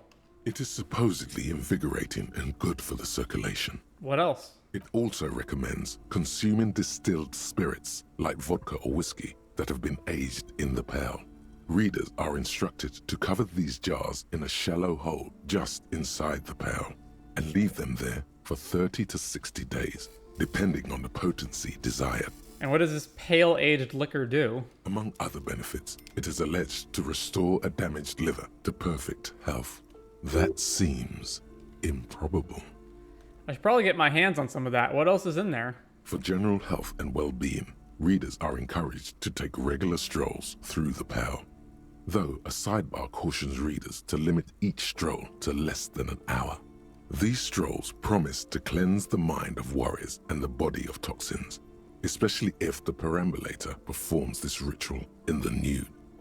Nudity figures prominently in a number of these prescriptions. This is exactly what you need. Huh, anything else to note? There's an entire section devoted to cures for men who are struggling to perform their marital obligations. I probably need that. Excuse me, sir. I believe you've been perusing that particular volume long enough. If you'd like to continue reading, I must insist you buy it. Alright, I want to buy Medicinal Purposes of the Pale. Indeed. Something about that book does seem to have spoken to you. Well, I hope it contains what you're looking for.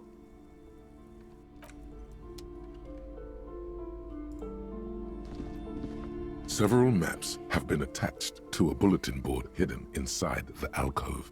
They're held up by small pins. The board has come loose from one corner. The maps look old and faded. Your eye catches a map of Insulinda, a map of Revachol, and a map of Martinez. Look at the map of Insulinda. This large map displays archipelagos. You see a constellation of small dots on the light blue emptiness of the Insulindic Ocean. The largest in the northeast is La Caillou. You are here. Another, far away in the southwest, Seminese Islands, Ile de Fantôme. What else? Ozon, Laurentide, Fas à la Mer, Archipelagos, North Arcade Islands, all just specks of dust on the vastness of the Insulindic. On the edges of the map, the color fades into a blur of dotted lines, black and white, disintegrating into mathematics. In the northeast, a dust mite stands on the north coast of Caillou, in a bookstore. It's you. Squint first. Can you see cities on the islands? You can. On Caillou, Revachol, a single black star. On Ozon, Fondelier, and Vilmandu. On Archipelagos, Croyan Moran, Villiers. On Seminine, Olduvai, and on Laurentide, Deora of the Seven Seas. Lost little pearls of light, tiny fires in the dark. 850 million people live on these little dots, an oceanic world of culture and commerce torn apart by history. Look at the edges. The ocean breaks apart into a tangle of cosines and azimuths, all pointing into pale nothingness. Windy is the north azimuth. Grad is the northeast azimuth. Samara is the east azimuth. Seol is the west azimuth. Isolas, they're called. Connections to other worlds. Words past the Insulindian, unknown to you. You only know you've never been there. You have little idea what they are. Distant stars, gods, but looking at them makes you feel almost non-existent. Whatever they are, the Isolas are immeasurably large compared to you, and very, very far away. Perhaps they are gods, gods of distance and outer dust. Conceptualization impossible failure. Impossible 17 versus your total 11. So this was a passive check that I failed, but I still got... Oh, and encyclopedia failure as well. Look at the map of Revachol. The north coast of a verdant island is shattered by the delta of a river. It is the River Esperance. Countless bridges put the shards back together, connecting city blocks to river islands. La Delta says a great artificial heart in the center, teeming with life forms and construction. To the east, rolling hillsides, Le Jardin, Stella Marie, the suburbs of Saint-Baptiste, swallowed up into the megacity. They sound rich to you. This is Revachol East. And west of the river? Huron. It's somewhere to live. Not bad. Then there's Jamrock. It's bad. People shouldn't live there, but they do. Then Forberg. It's almost as bad, and much larger. Then Coal City. It's the worst. And Martinez? It's so small you can't even see it on the map. No, wait. There it is.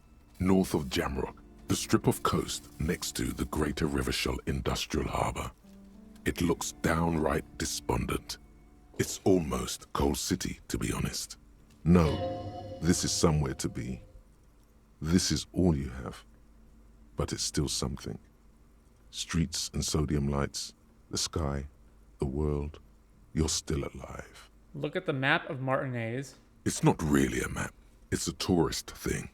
A picture postcard with buildings on it, drawn from an isometric perspective. A date in the upper right corner says 48. Still, it's detailed. Could be pretty useful for scouting ahead. You see the jagged boxes of an industrial harbour, even the whirling in rags there. Storekeep, can I buy these maps? I'm sorry, officer. The map of Martinez is the only one available.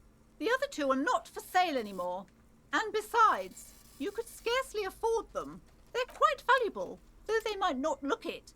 The map of Martinez is 90 cents, though. Why is the one of Martinez so cheap? That old thing. It's an out-of-date map of a tourist location that never was nor came to be. From when some design studio people tried to spruce the place up 4 or 5 years ago. They also renovated the horse statue, set up those coin-operated viewers, and designed the new street lamps. The place does not look like a successful tourist trap, does it? What happened then? They didn't get that far, for some reason. A shame the project never got going. Would be nice if someone fixed Martinez up. All these ruins are bad for business. I want to buy the map of Martinez, challenging steal it instead. Why can you steal 2 of the items in the shop but none of the other ones? I want to buy the map of Martinez. Always good to be informed of your surroundings.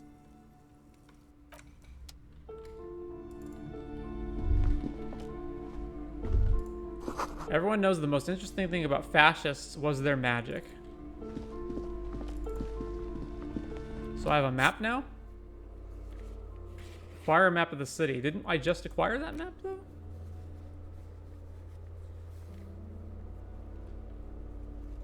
Let's go to items. So book, games. Map of Martinez. A worn and torn map of the Martinez area dating from 48. A title on the top reads, Bienvenue à Rivershell.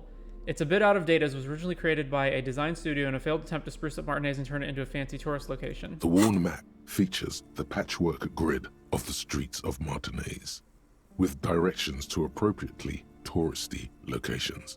Year 48 resides on the upper right corner.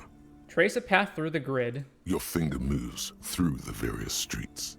Across Rue de Saint-Siileng and Rue Saint-Sipar, over Saint-Brun and Martinez North, finally coming to a halt on the spot where you are currently standing, although the map gives no such indication itself. No? That's not the city map, huh? Alright. We'll read and do all of these later.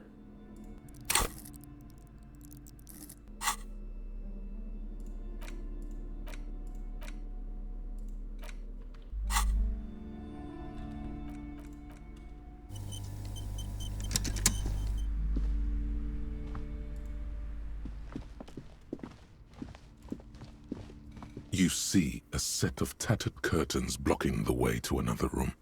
A strange cage-like trinket dangles from the curtains. Excuse me, officer. The back room is strictly for employees only. Shopkeeper, what's behind the curtains? Nothing. Now please go back to browsing the books. Don't you feel compelled to look at the books? The books are all you care about. Hey, I've spent like 60 real in this store. I think I get a little leeway. She speaks almost as if she's trying to put a spell on you, urging you to buy more books. Oddly enough, the more she tries to draw you away from the curtains, the more alluring they become. Examine the strange cage-like trinket. You see some kind of charm, an irregular polyhedron assembled from bones, sticks, and straw. Inside, a disturbing fish head with empty eye sockets stares at you. So this thing here? This is a traditional Seminese ward, meant to provide protection against ill luck, bad dreams, curses, and other supernatural scourges. And who are the Semines? Inhabitants of Île de Fantôme, the Seminine Islands down south. Aside from poking at it suspiciously, there is nothing else to do with the fishhead charm at this time. The curtains remain shut before you. Pull open the curtains. Just as you're about to pull apart the curtains, the petrified voice of the shop owner cries out once more. Sir, don't touch that. I told you it's off limits for the customers. Parapsychologically speaking, we're done if you decide to open them. I won't be held responsible for the consequences. It's too dangerous. She looks away, mumbling. Why is everyone always messing with the curtains? Why can't they just buy books like normal people? This is about the curse. That's why you're afraid? Ma'am, this is different. I'm a police officer. I need to get in there. But I sense this place calling for me. I must investigate beyond the threshold. I don't care. You can't stop me. I'll open them. I must investigate beyond the threshold. You do? My God, even more reasons not to mess with the curtains. Just step away, dear sir. This is about the curse? No, it's just a storeroom for the employees, I told you. Now please step away from the curtains. Ma'am, this is different. I'm a police officer. Why? It's not like anyone was killed there. I'm sorry, I don't mean to be so impolite. Just please don't go there. I can't allow that. You'll only make things worse and unleash the powers. I don't care. You can't stop me. I'll open them. No. Please just talk to me, officer. Come here and let's talk this through before you decide to do anything extreme. Talking is always good. Go see what she has to say. There is something mysterious about the curtains. Be careful. The curtains, tattered with age and covered in dust, hang before you, as if taunting you. Hello again, esteemed officer, and welcome to Crime, Romance... Why are you so uptight about those curtains? I just want to know what's on the other side. I already told you, it's just a storage room for employees. I don't understand why it's so important to you. Just let it go, officer. Go buy some goddamn books. You're supposed to be drawn to the book. If it's just a storage room, then why does it have a Seminese ward protecting it? If it's just a storage room, then it wouldn't hurt if I just peeked inside. It's not like it's cursed, right? No! She wavers under your gaze, mouth pressed into a tight-lipped frown, and then she breaks down. Okay, fine. It's because this place is cursed. Just like Annette said, they don't call it the doomed commercial area for nothing. Are you happy now, officer? Happy that you've ruined everything? Take it easy. You've broken her resistance. Pushing her further will gain nothing. How does this curse manifest itself? The curse is so much worse than you could imagine. It's a disease, eating at the very foundation. It's the curse of financial distress, of ruin and bankruptcy.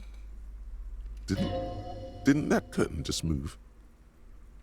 Okay, I'm a little confused. What does that mean? Ah, Annette mentioned that the previous tenants have experienced some financial troubles. It's not just that, officer. We're dealing with something supernatural here. It's the cacodemons feeding off bad business practices and disappointing income statements. There's something wrong with this building, I can tell you. Ever since I arrived, I've sensed an eerie lingering presence, as if I was unwanted here. Sounds familiar. Strange, I feel unwanted too. What does it mean? Truly so? Perhaps the dark energies are leeching off you. You shouldn't stay in the store too long. It may be dangerous. Have you sought help from anyone? Yes. I've contacted numerous parapsychologists and even a pair of Simonese mediators. They provided me with the wards. The wards help to keep the doom at bay and protect us against the darkness that lies further in the building, even though now I fear it's not enough. Would you like me to take the case? I could investigate, see if the curse is real. Oh, is your pendant part of the wards as well? Point at her necklace. Oh, this? No, it's a special Himmian amulet, blessed by desert pygmy shamans, with a spell of compulsion.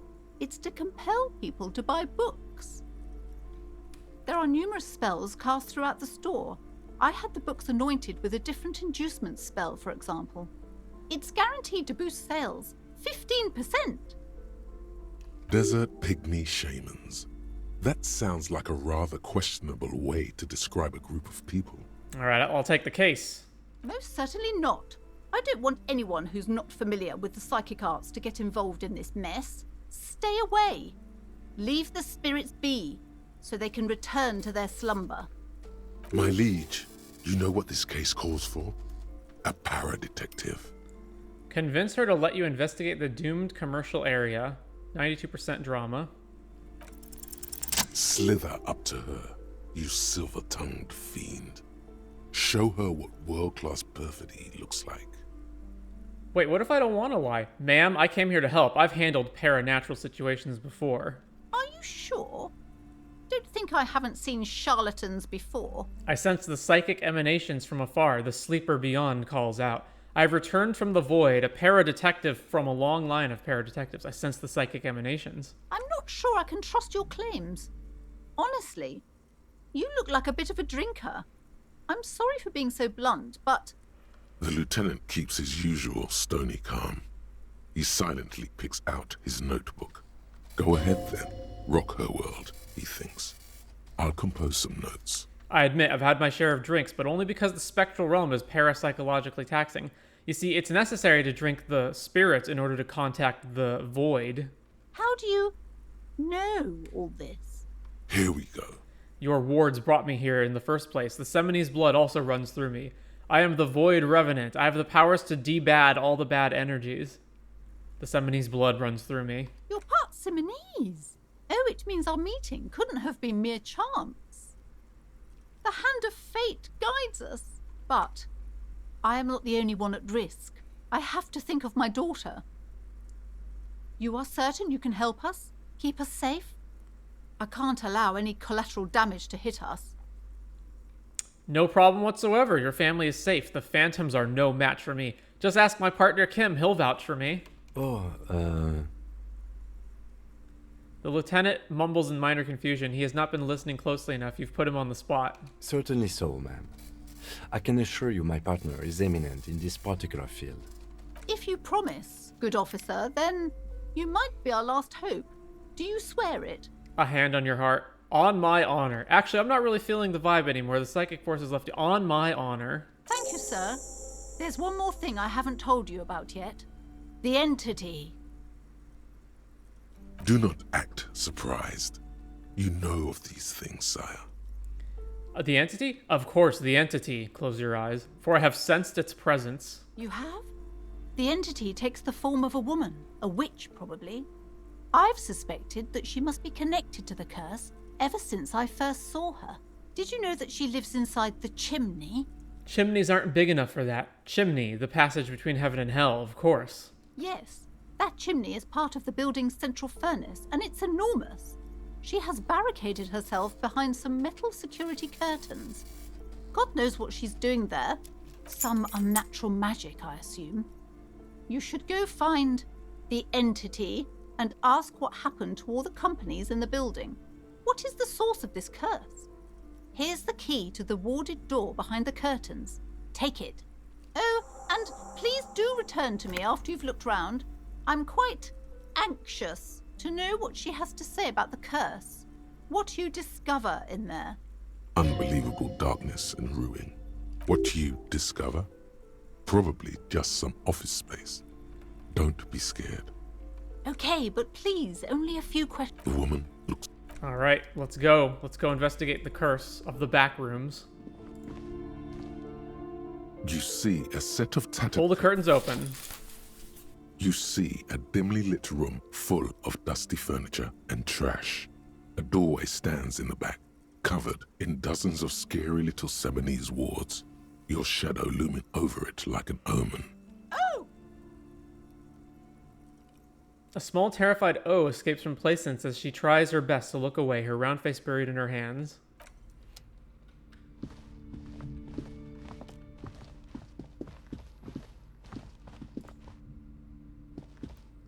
A vaguely androgynous portrait of a man. A heavy door with a missing handle stands before you, covered in dozens, if not hundreds, of Seminese trinkets and charms. It appears to be locked. Knock on the door. Unlock the door with the key. Pain threshold. Break down the door. Unlock the door. After exerting some force, you manage to turn the key. It's eerily silent. The door slides slightly open, letting a draft of cold air into the room. Kim, maybe you should go first? Detective, you're the one in charge. Open the door and enter. Kim wants to talk. What is this place? It's an adventure. It's the Netherworld, beyond the veil. Looks like a gym to me. I think this may be the Artemetep's boxing club for young athletes. It's an adventure. No, it's a gym. Though it looks like no one's been here in ages. I doubt the electricity still works. Good thing we have a flashlight on us. Don't forget to take it out of your bag before we move on. An eerie feeling rises in your chest. What if there's a reason why no one's been here for ages? Let's just keep going. I'm sure it's just a regular abandoned house. Nothing mysterious. What if there's a reason? Yes, because it's closed. No need to look for supernatural explanations where a banal one will do. Now let's move on, shall we?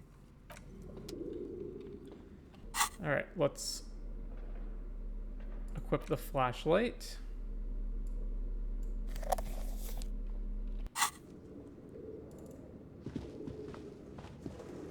Sand is dripping from a punch bag.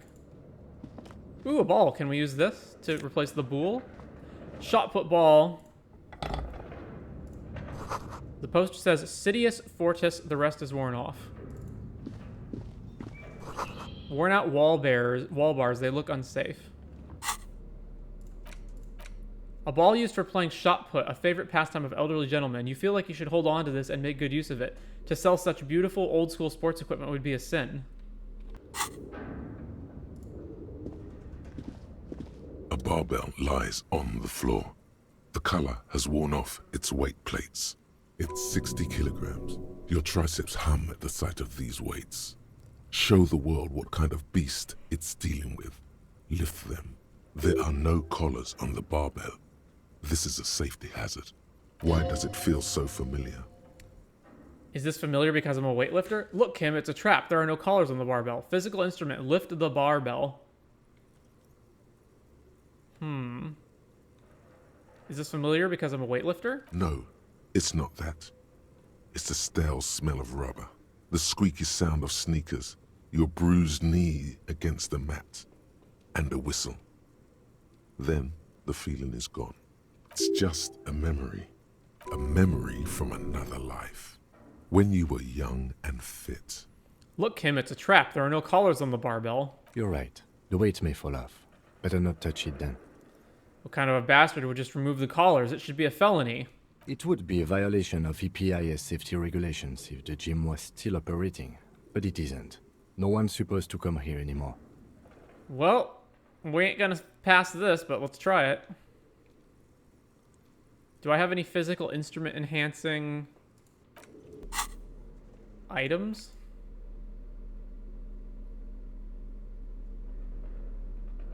None of the tools. Yeah, the tools don't change my abilities. I got the tank top on. That's already enhancing my physical instrument.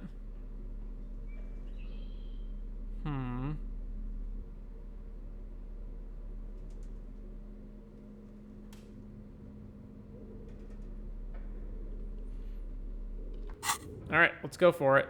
The barbell waits patiently on the floor, like a dog for its master.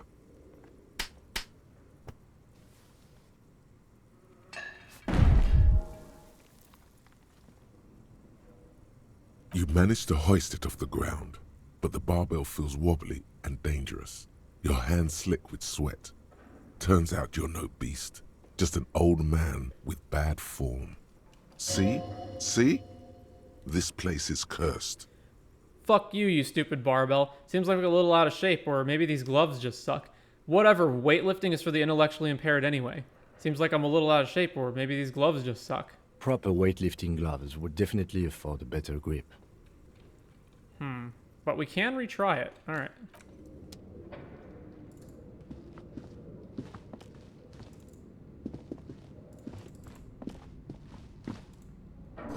The hallway is blocked by old window panes and debris.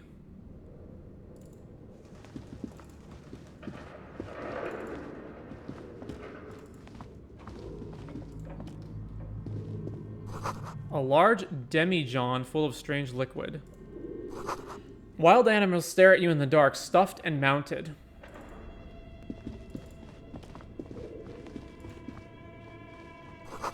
Airship rotors covered in spider webs. They remind you of blades.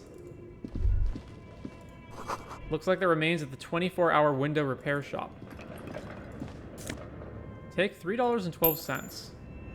A naked mannequin torso, a strange yellow color.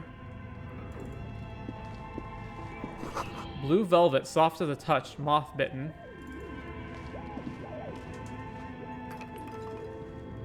I actually... Let's see, I'm not getting any tear in here. I should equip the pry bar in case there's anything relevant to that. $1.55.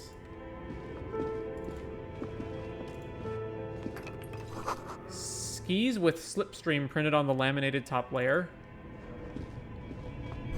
Steel rotor blades bearing a slipstream logo. Looks like someone tried to reconceptualize their business here. I don't get it. Look, the skis and rotor blades both bear the same slipstream logo. It seems likely that they started out making one, failed to turn a profit, and then pivoted to producing the other. But the question is, which did they start with and which did they pivot to? What a strange leap of imagination, and yet they still failed. How sad. But the question is, which one did they start with? That's a good question. Well, how sad. Reality is ruthless. Take the production schedule filament memory.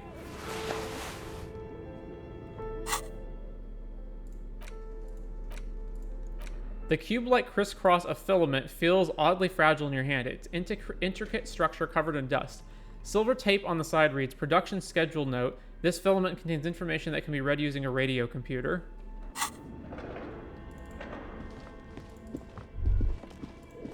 Is this Emma's atelier?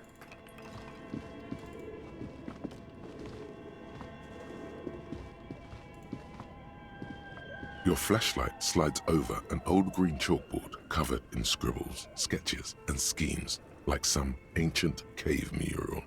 Some of the writing has faded with age, but you can still make out sections here and there.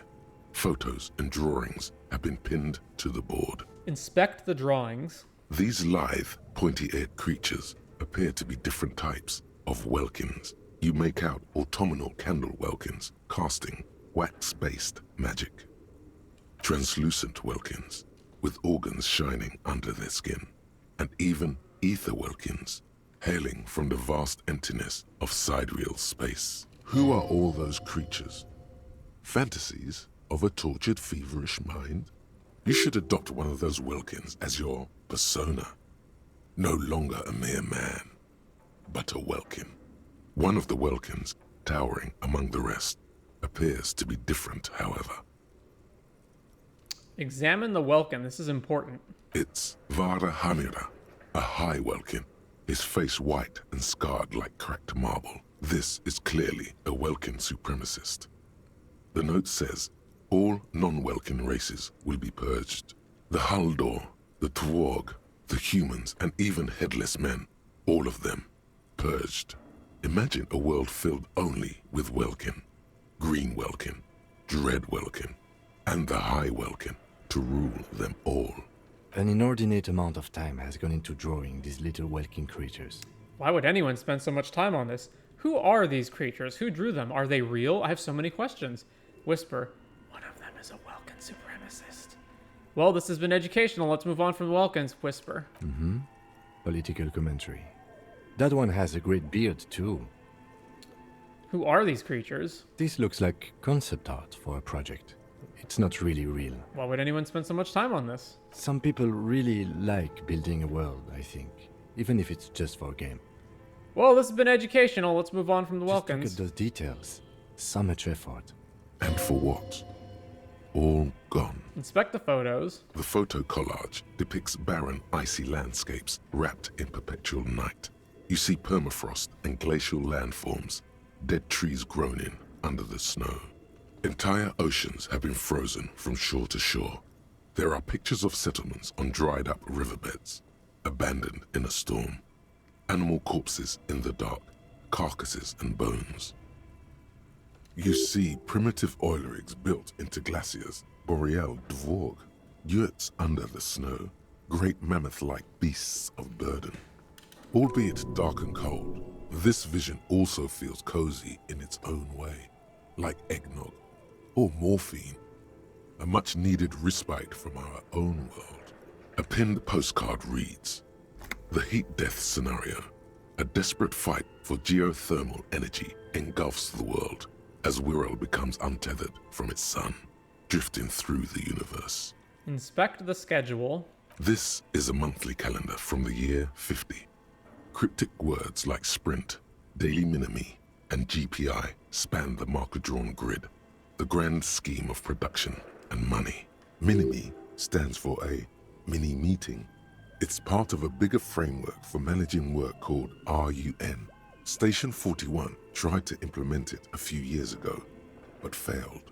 Keep reading. What happened? As time goes on, the numbers in the boxes grow rarer and rarer. The board becomes an empty snowfield in the final days. Only failure and regret dwell in this region. Looks like they didn't make it. The lieutenant looks at the frigid ice field of nothingness. A note in the bottom left corner of the chalkboard says, "See the prod schedule filament for details." Inspect the notes. The handwriting is only partly legible, but you can still make out 3 slogans: "Call in, tune out," "Wirral untethered," and "Heat death of the universe."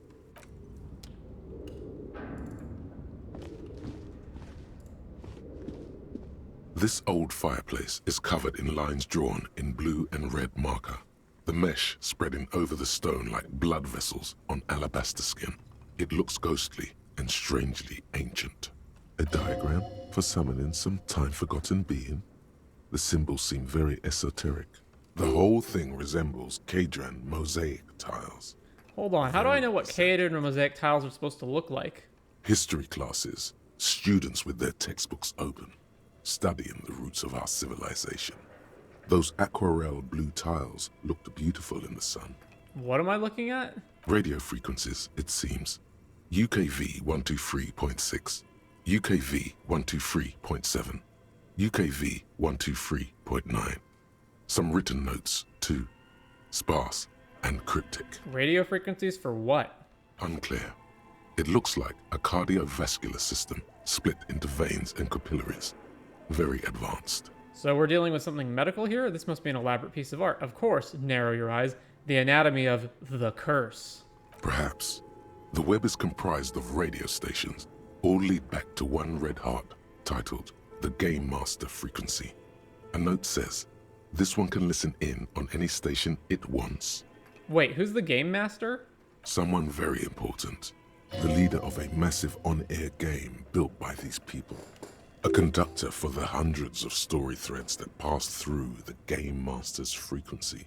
If it's a game, then who's playing? Whoever decides to call in to a call-in station, it looks like. All of this is gone, left unrealized. There's no way a little basement studio working here could pull anything like this off. My God. It's as if the less money they had, the more ambitious their project became. Why do you say that? The schedule. I know doom when I see it. The company was running out of funding. What else? Squint at the lines. Nothing. It's just lines on marble. An echo from times long gone. No one has used the fireplace in ages.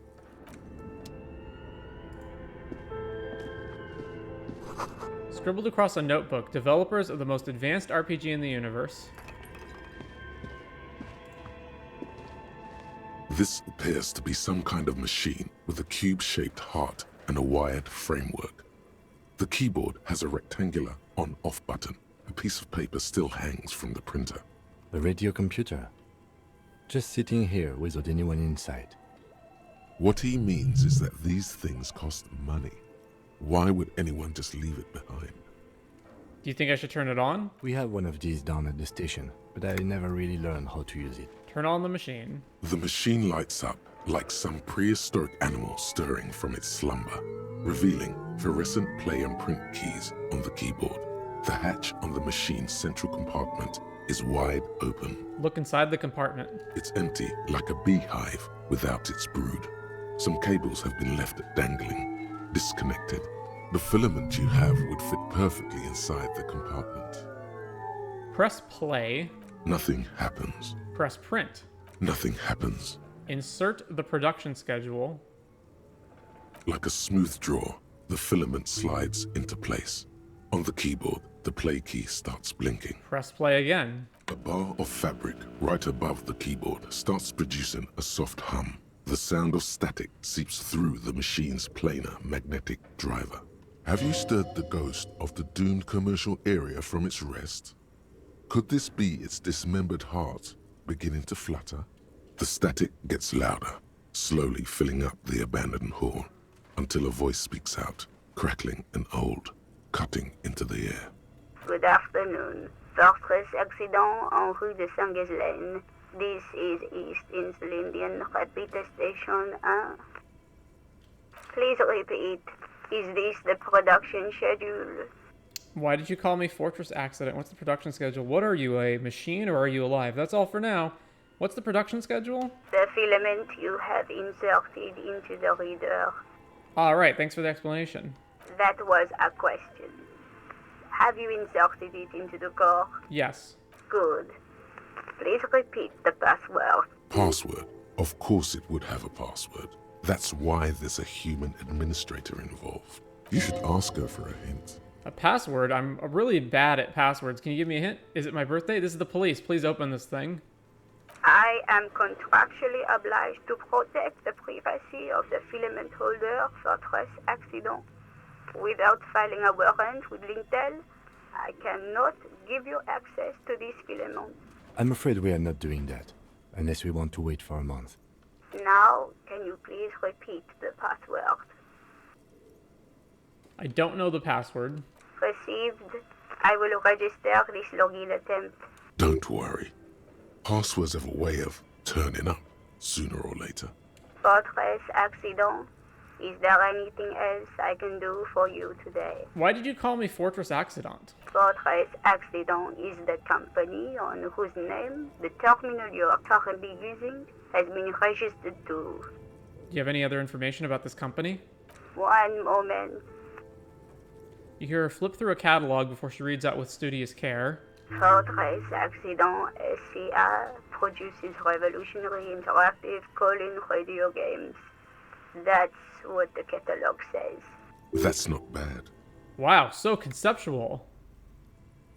And what's that, this interactive call-in radio game? Any other questions? What are you, a machine, or are you alive? Yes, I am alive. I am 74 years old, and my name is Yvonne. She repeats passwords. Programming people are all paranoid. Yvonne, my partner tells me that you're here because radio computer guys are all paranoid. They are merely cautious. It's my job to protect their filaments as a password repeater at the East Insulindian Station. Okay, but where are you? How did you know where I am? I work as a repeater at the East Insulindian Repeater Station. It's my job to know where you are, Fortress Accident. As for me, well, I am sitting in my cubicle, surrounded by a wall of radios. Doesn't it get lonely, sitting there all by herself? Doesn't it get lonely? Lonely? Why would it get lonely? I get to talk to people all day. That's why she does this. Now, please tell me if there's anything else I can do. That's all for now. Thank you, and goodbye.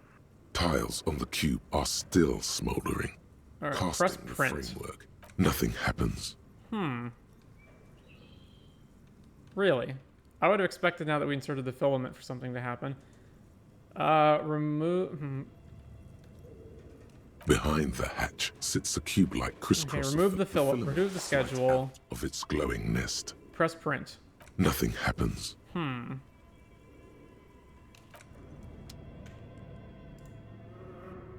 Okay. What do you think is going on with that computer, chalkboard, and fireplace? Someone tried to exercise the curse using technology? Looks like an undercover counterintelligence program. It's just a failed business. The only question is, what the hell were they making? Sounds like someone tried to exercise the curse. No, that's not it. I think it looks like one of those popular pen and paper role-playing games. Only these people were trying to automate it, make it work on radio computers. Utter madness, he thinks, as a compliment. How are they planning to do that? Has anyone ever done this before? And this was a role-playing game? What do you think happened to the company? How are they planning to do that? Through call-in stations. None of the players have to be physically present. Anyone in the world can participate in the game, as long as they have a two-way radio. Then there's the Game Master frequency that listens in on the smaller call-in stations. I think that was supposed to coordinate the stories, functioning as a master of ceremonies of sorts. Has anyone ever done this before? Not to my knowledge. They make automated games in Grad, Messina, Königstein. You know, places with industry. Not in Revachol West, among the ruins. But I don't think anyone has attempted to create an inter-isolary game before. We just don't have the technology. And this was a role-playing game? Indeed. Those Welkins are a dead giveaway. Role-playing people love that stuff. The world looks like a modified version of the WeWorld board game, with hit death thrown in. Super cool. Someone should give them millions of real immediately. This game is too good to be left unfinished. What do you think happened to the company? No idea. They stopped filling out the schedule on the chalkboard. Wow. Indeed. It's ambitious and untethered from reality, but... They were insane if they thought they could do this. It was just a play to cheat money out of their investors' pockets. The curse got them. I see no other explanation. The world is cold and lonely. This would keep it company. Let's finish it. Do we have any money? Let's give them more money so they can finish it and make it even bigger. The curse got them. Ah, yes. The doom of bad business practices. Okay, let's keep moving.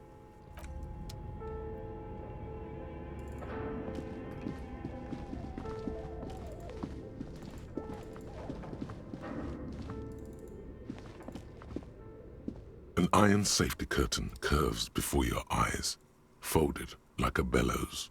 It covers half the room, blocking the way into a colossal industrial chimney. This must be where the entity lives. Knock on it. What an odd thing to do. Nothing happens. Knock on it harder. Still nothing.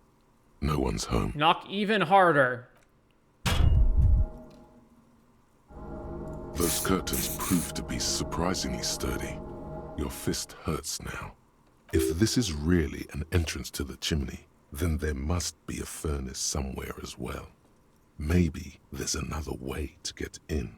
Can you please try to refrain from attacking random things? I need to find the malignant entity, Kim. This is the chimney. This is not random. This is significant. I want to see what's on the other side. I can try. Blow gently on your bruised knuckles. I need to find the malignant entity. Ghosts aren't real. Didn't your parents tell you that? In any case, there's no way we can get in right now. Let's investigate further.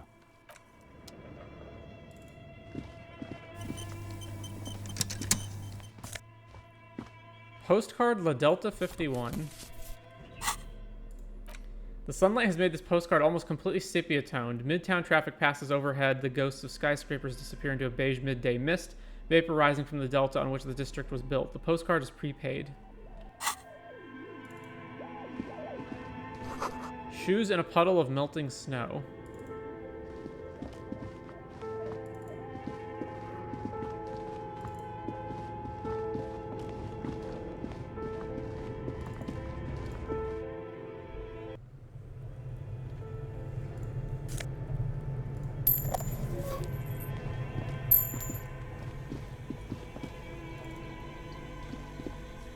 You see a terrifying ice bear with a strange compartment in its belly.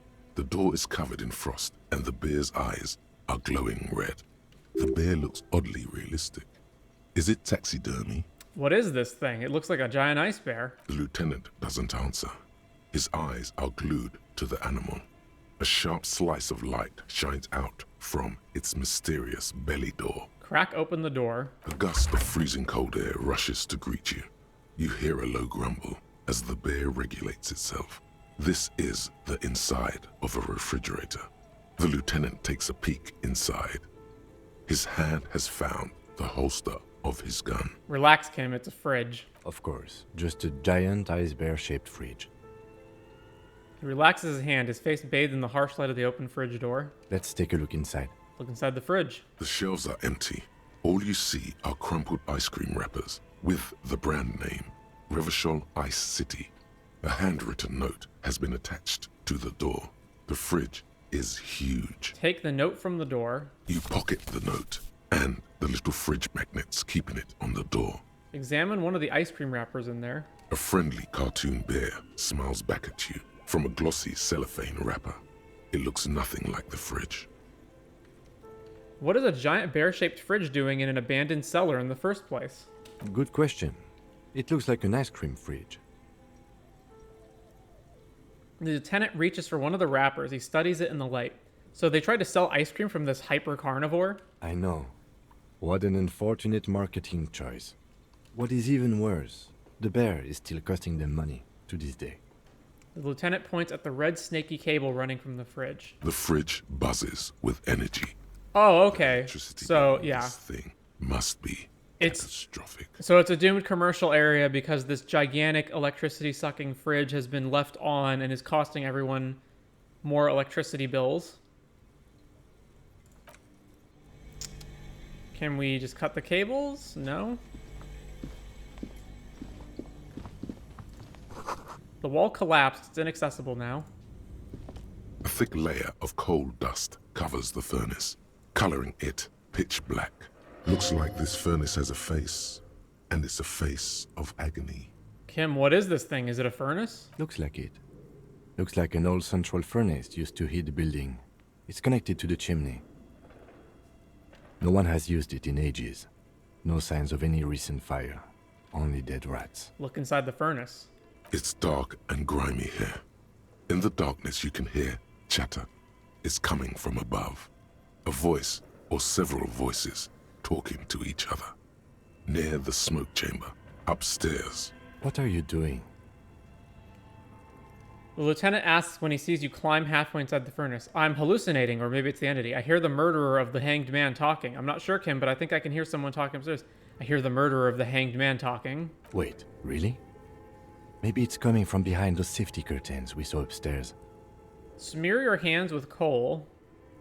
A lush layer of coal now covers your skin, sinking into the wrinkles. Your hands look ancient.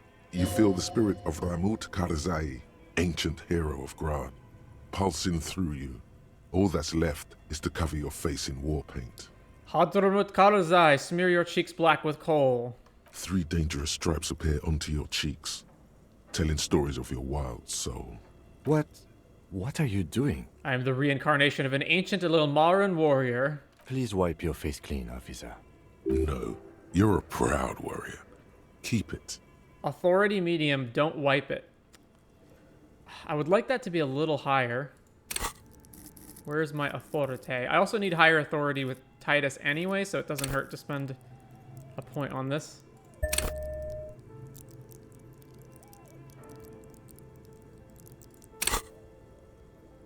%. All right. Oh, man. I would really like it to be higher. All right, let's get more authority. 6 authority. All right, 92%. A sure thing. These 3 stripes give you strength in this dangerous realm. It would be foolish to remove them. We're exploring this dark place, and I need the protection my war paint affords. And this protects you? This is traditional war paint. It will grant me safe passage with the spirits that guard this place. Okay, sure. Go ahead. He stubbornly looks away from you in the furnace. Just pointing out, this is not traditional Seminese war paint. No idea where you got it. Those voices I heard, maybe it's the malignant entity? Plaisance said it lives in a chimney. You're right. The rooms do look like they're connected. But malignant entities don't exist. At least not the supernatural kind. Always has to be the skeptic, this man. Yell into the furnace. Physical instrument. +1. War painted your face. +1 called Slipstream SCA again. Something breaks loose in you. A mighty bellow echoes throughout the chimney's depths. The chatter of tiny voices above suddenly cease. Then... Hello? You've awakened the entity. I summon the ghost of this doomed commercial area. Answer me, spirit. Hello? Did you say anything? I can't hear you. Please come upstairs. You hear a low rumble upstairs, the sound of a curtain being pulled aside. After you, officer. Kick it with your foot. Alright, that was bad. A hollow ring echoes through the furnace. Your toe hurts. Well, before we go back upstairs, let's finish exploring this basement. An ice cream maker, defrosted and unplugged. The flashlight casts a strange shadow. There is a hidden doorway here.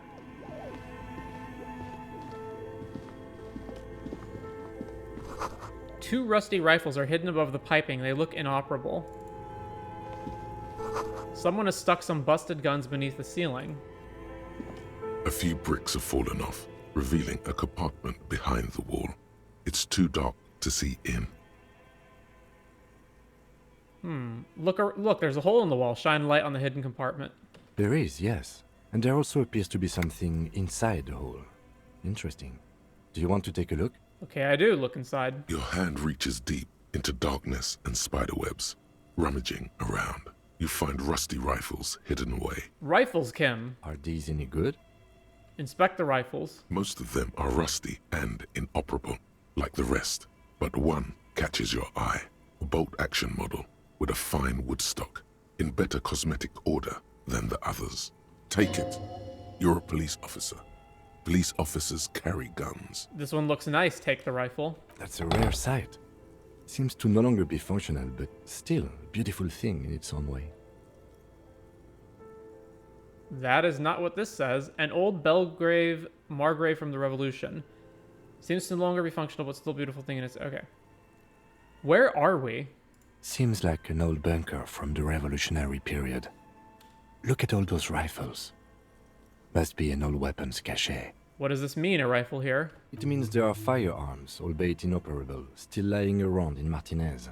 It's an interesting coincidence, I would say. Might come in useful in the future. He likes this find.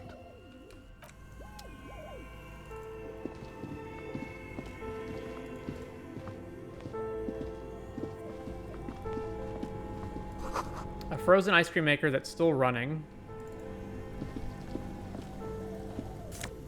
Take this.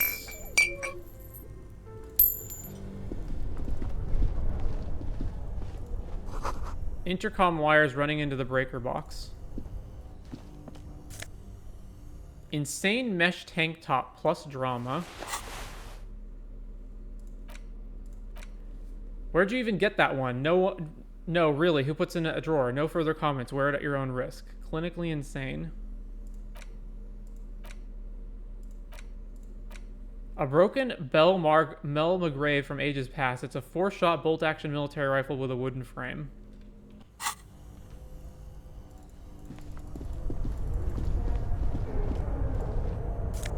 $0.45. A cellar window. People's feet shuffling by on the street. 2 cables are plugged into the breaker box. The red one leads to the ice bear fridge, and the black one to the ice cream maker nearby. The red one to the ice bear fridge. Unplug the giant red cable. An electric sizzle. The room is slightly quieter now. Unplug the black cable. Something close to you dies with a soft electric purr. Why did you do that?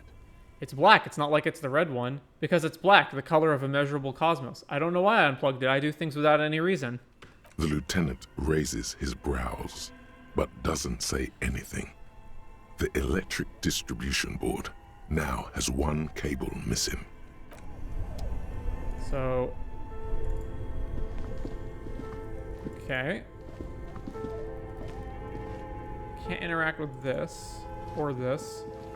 Let's go to the fridge. The bear's eyes are dead and empty. Ice inside the fridge slowly melting. The power has been cut off. Mm-hmm.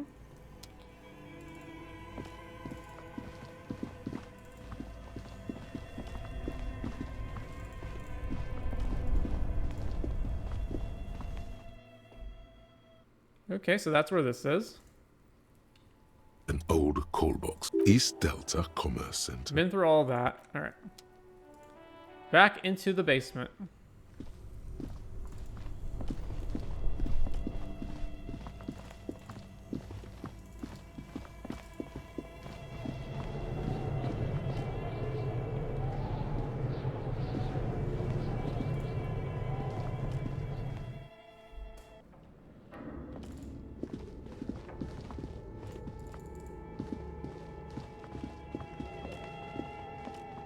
Oh yeah, we also got that note, didn't we? From the fridge? Where is that?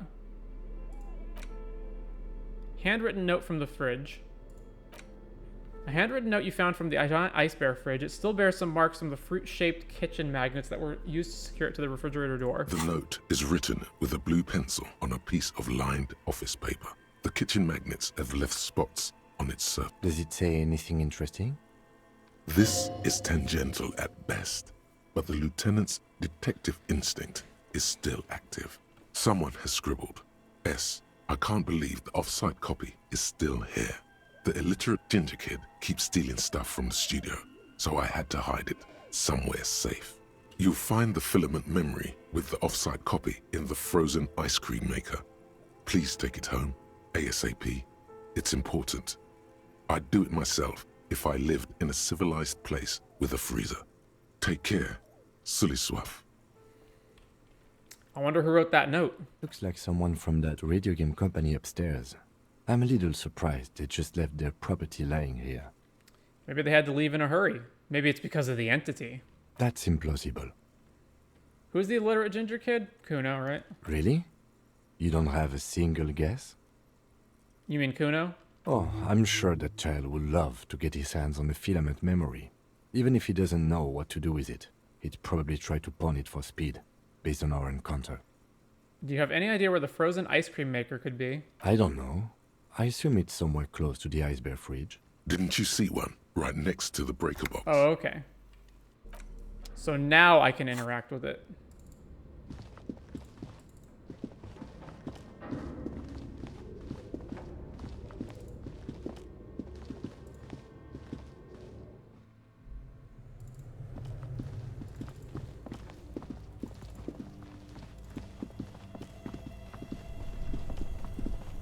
This orange machine is dead still. It has a hand-cranked ice cream churner and an electric freezer. The ice around it slowly melting. Turn the ice cream crank. Physical instrument heroic. Crack open the lid. -20. Pry bar not strong enough. Machine unplugged. Better grip with gloves. Alright, turn the ice cream crank. Turning the crank feels oddly satisfying, like stirring your childhood dreams. In the distance, you hear water dripping. It's all gone now. You'll never become a poet or an entrepreneur. Alright, okay, so we're gonna leave that until we find whatever tool we need to open it.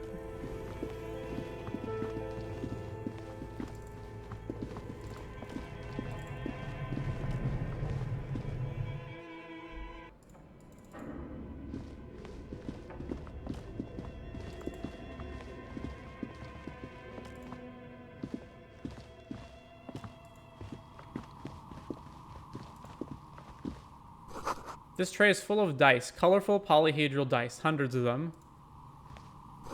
The candy dispenser has been repurposed to contain thousands of dice.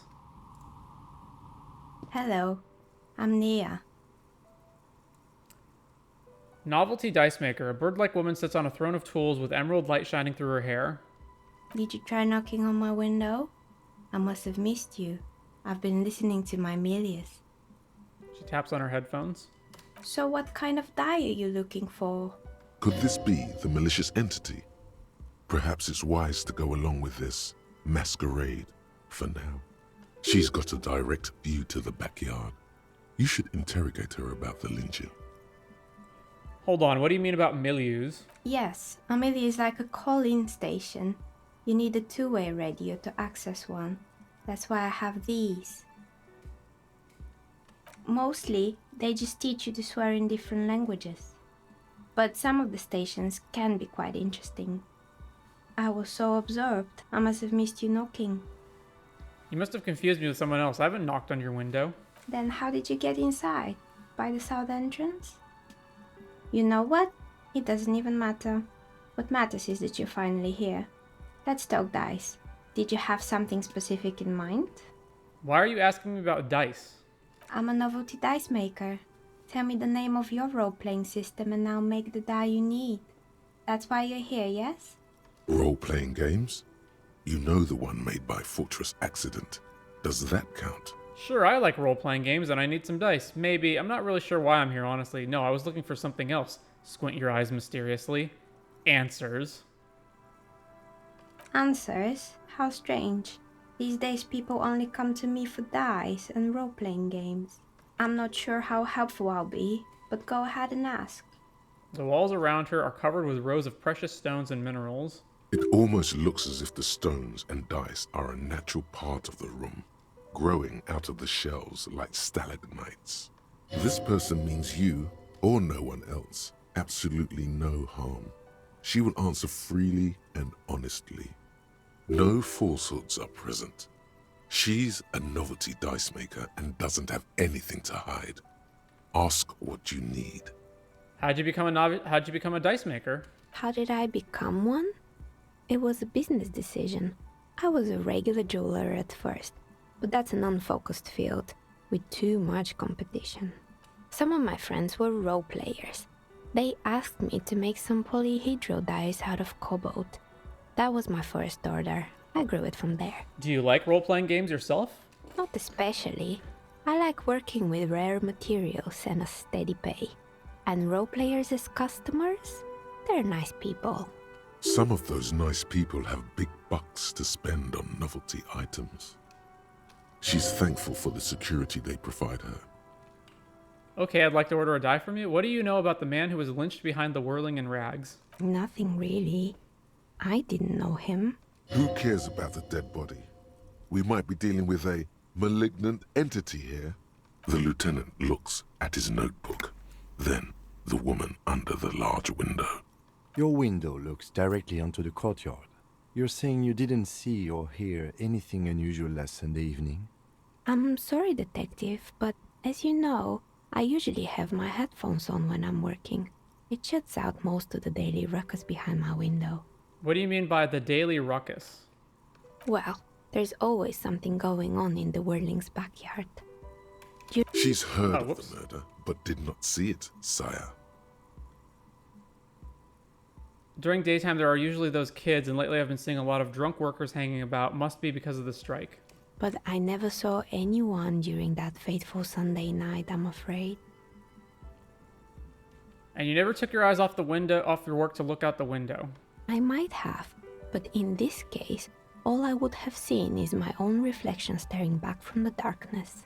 It's really hard to make anything out in the yard when it's dark outside. Besides, I rarely get up to look out the window when I'm in the zone. Do you often work Sunday nights? It's an odd profession, making dice for people, but I like it, and I prefer doing this to sitting at home. I see, thank you for your answers. She nods. Anything else, officer? Hey, where are we anyway? What is this place? Look around the room. We're inside the chimney of an old central furnace. It's strange, I know. She looks at the ruddy bricks that make up the walls. Even though they've been repainted, there are still signs of coal black soot here and there. But when I arrived here, all the other rooms were taken, so I had to build myself a makeshift home. Besides, I don't really have to pay any rent here, so that's a plus. Plaisance was right. There's an entity living in the chimney.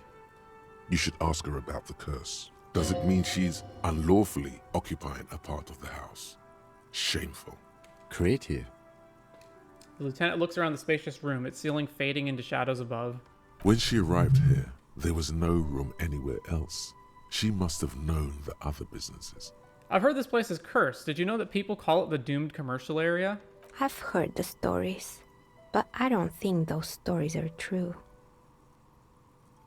Wait, how do you explain what happened to all those companies then? Plaisance is the one who sent me. She's convinced the place is swarming with malicious energies. Wait, how do you explain it? It's just capitalism.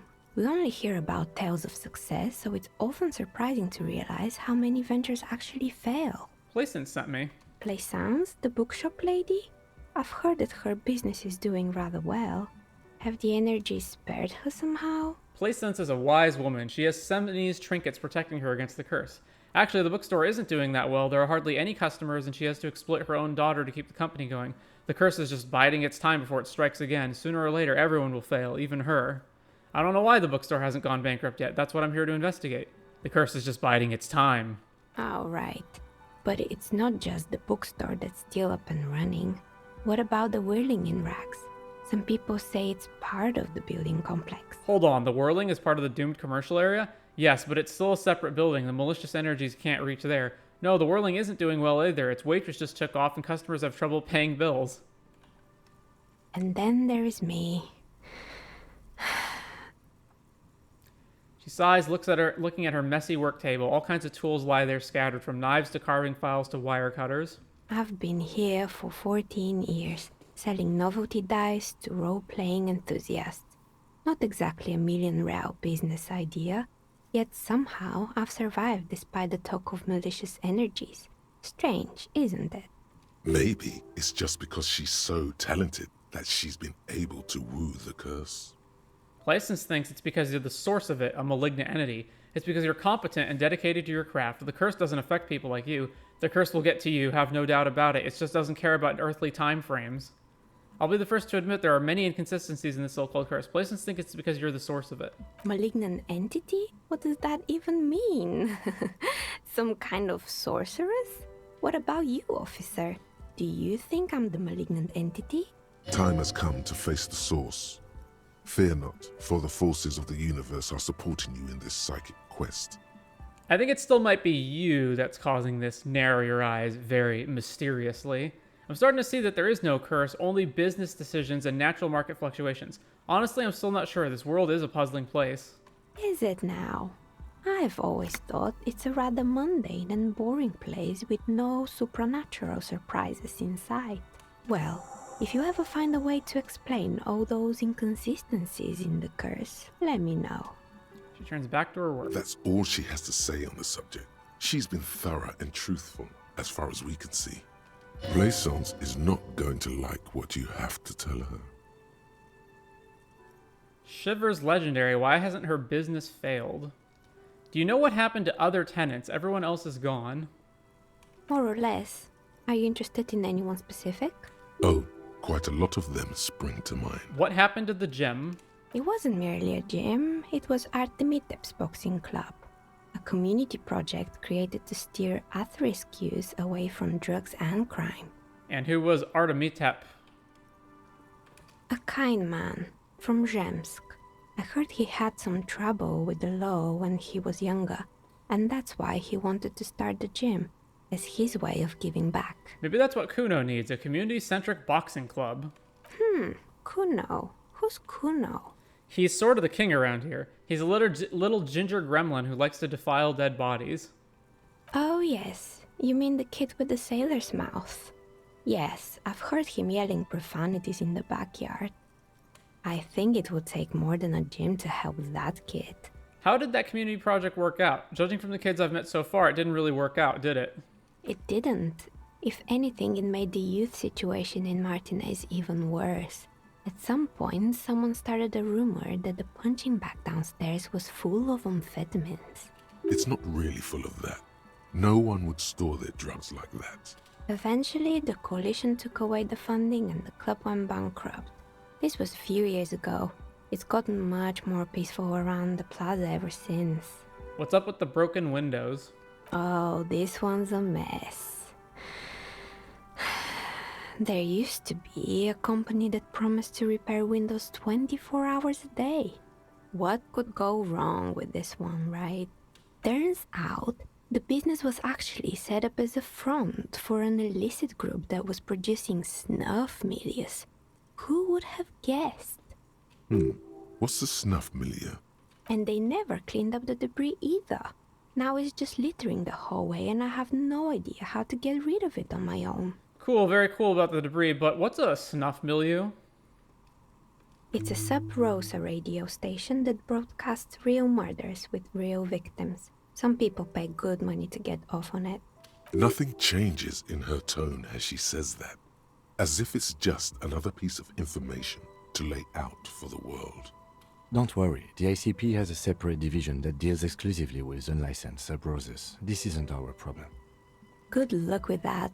It's not easy catching those perpetrators. Did someone here make stuffed animals? I saw mounts lying around. You mean Mr. Fabron, the taxidermist? No, he mostly just did drugs. Anything else? I found creepy mannequins. There used to be a fashion atelier here, but I have forgotten the head designer's name. They were doing well for a couple of years, until the insect rights activists came. Insect rights activists? What in the name of... The atelier produced a certain collection that used chitin among the materials. Apparently chitin is made in the Occident, where it's extracted from beetle wings. And you know how all kinds of political movements are big in the Occident. The activists shut down the biggest chitin supplier, which of course caused the price to skyrocket. And, naturally, all the most fashionable tastemakers refused to be seen in chitin from then on.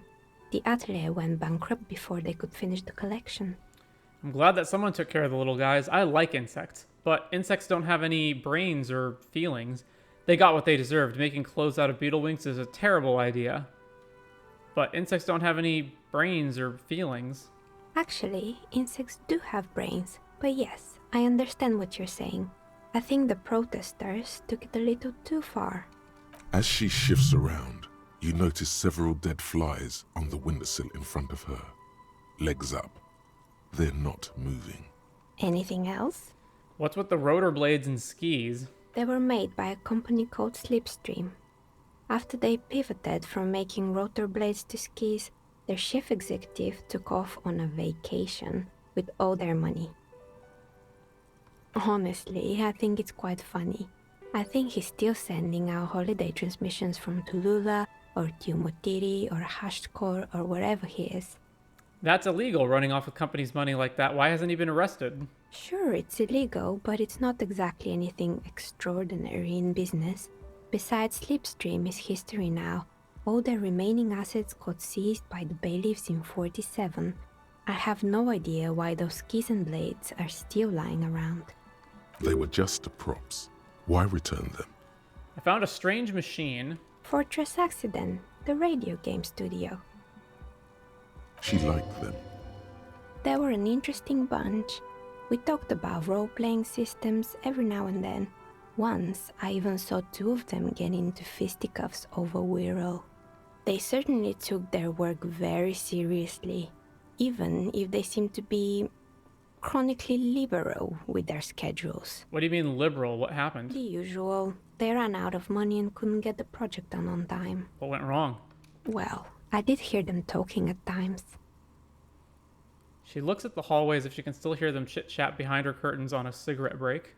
They seemed to believe they were historical individuals on some grand quest. She sounds almost mocking when she says that. From what I've seen so far, the project did look quite impressive. Really? They must have been on a gigantic ego trip. That's what I thought. Because when the money started to run out, they just began to complain a lot about capitalism. You know, how the markets are rigged to keep up new businesses and so on. In the end, they just didn't get it done. They didn't have enough willpower to produce something truly historic, and to show up to work on time. She's right. Showing up to work on time is important. Well, showing up to work on time is incredibly hard. That's too bad. I would have supported them. The project looked great. You're right. They should have just tried harder. They had everything they need. Well, showing up is hard. And so is producing something extraordinary. Her eyes wander to the shelves full of die prototypes and discarded models. Something strains her face before she looks up again. Anything else? There was a terrifying taxidermied bear in the cellar. Oh boy, the fabled Revachol ICT. You're in for a treat here. She smiles and leans closer, hands on her knees like a stand-up comedian ready to tell a story. The place was owned by two guys who had some rather innovative ideas about marketing. The bear was one of them. Now ask me about their other ideas. Indeed. What were the other ideas? All right, what about their other ideas? There was really just one. And it involved picking out the prettiest girls in the neighborhood and paying them 20 cents per hour to man the booth. And by man the booth, I mean slump behind the counter with a face that could maim you if you ever dared to disturb their bored magazine browsing. Sounds like she really didn't like those girls. Fritte does the same thing. I know a girl just like that. She works in Fritte as a cashier and she's not particularly friendly. What did they expect? 20 cents per hour is dog's pay. I'm surprised they showed up to work at all. That's an award-winning idea. How else do you choose people around you? I don't have an opinion on employing teens. I just want to know, how did it work out for other businesses? I know a girl just like that. Employing silky teenage girls is a widespread practice, yes. Unfortunately, they always come in packs. I'm talking about acne-ridden girlfriends and gorilla-like boyfriends loitering near the shop. At least that's what happened with Ravachol ICT. And they already had the bear. She closes her eyes as if remembering something painful. What about the bear? The bear. She repeats, pressing thumbs into her temples like trying to suppress a headache. It didn't work out? Of course not. The bear was terrifying. No one wants ice cream guarded by a hostile apex predator. To make matters worse, the fridge didn't work too well either, and half the ice cream came out malformed and partially melted. Eventually, Ravachol ICT lost the price war to its rival, Glacé 5000. Glacé 5000 sold caramel sundaes for only 5 cents a piece, out of regular fridges. Nod solemnly. It's the market doing its job. I'm sure the bear was doing its best. The bear was scary. Every time I saw that bear, I felt scared, like it could become alive any moment now. I killed the bear. You unplugged it. You did what? She rolls her swivel chair an inch closer to you, unsure whether she heard you right. I had to kill the bear to become the bear. I murdered it with my own bare hands. I laid it to rest. It's my trophy now.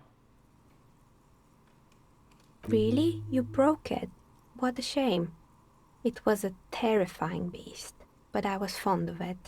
The taxidermist who made it said it was his vision beast. He said he met his vision beast while high on desiccants. He called it Megatherion. Sounds cool. What's a vision beast? It's an imaginary beast that guides you through life by telling you to do more drugs, mostly. The horrific necktie tightens around your neck, strangely excited.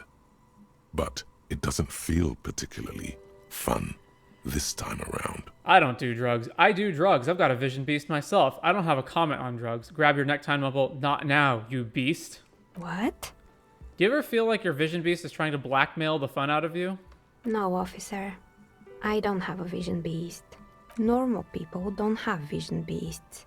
Only drug-addled madmen like the taxidermist do.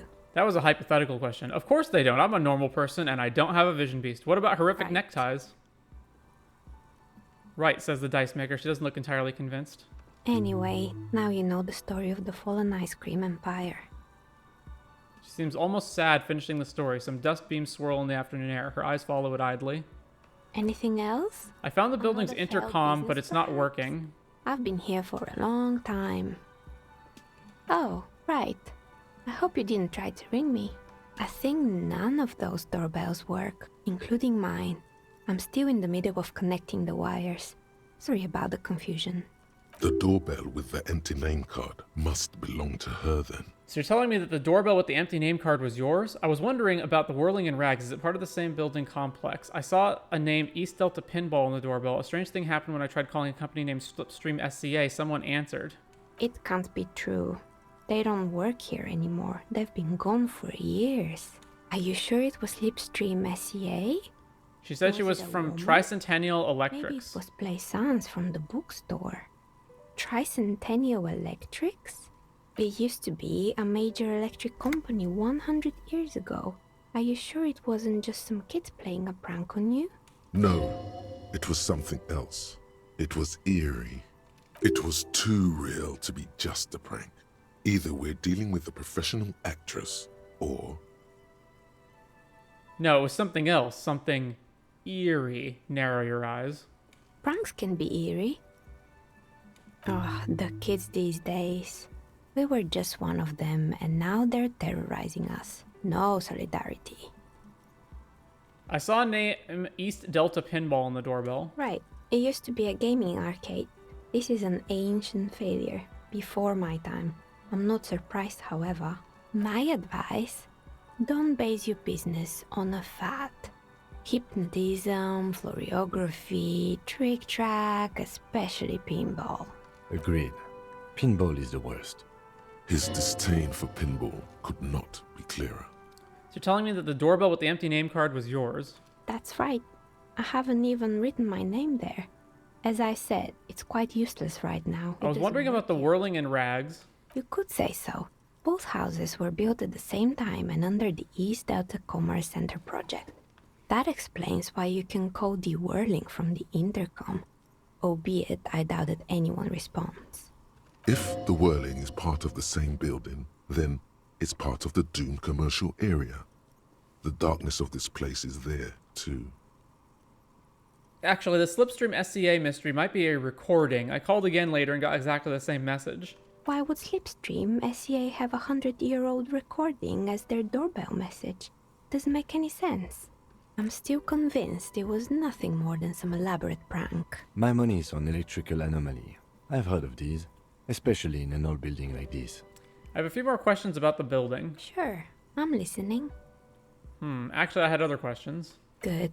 I hope it clarified things a bit. What else? Shivers legendary check. What is our Shivers at right now? Oh, we only have 2 Shivers. Yeah, that's gonna fail, but whatever. Let's try. You feel nothing. If anything, it's uncomfortably warm in here. Start taking off your clothes. You need to connect. Excuse me, what are you doing? The Dicemaker stares at you while you start to fuss with your pants. Officer!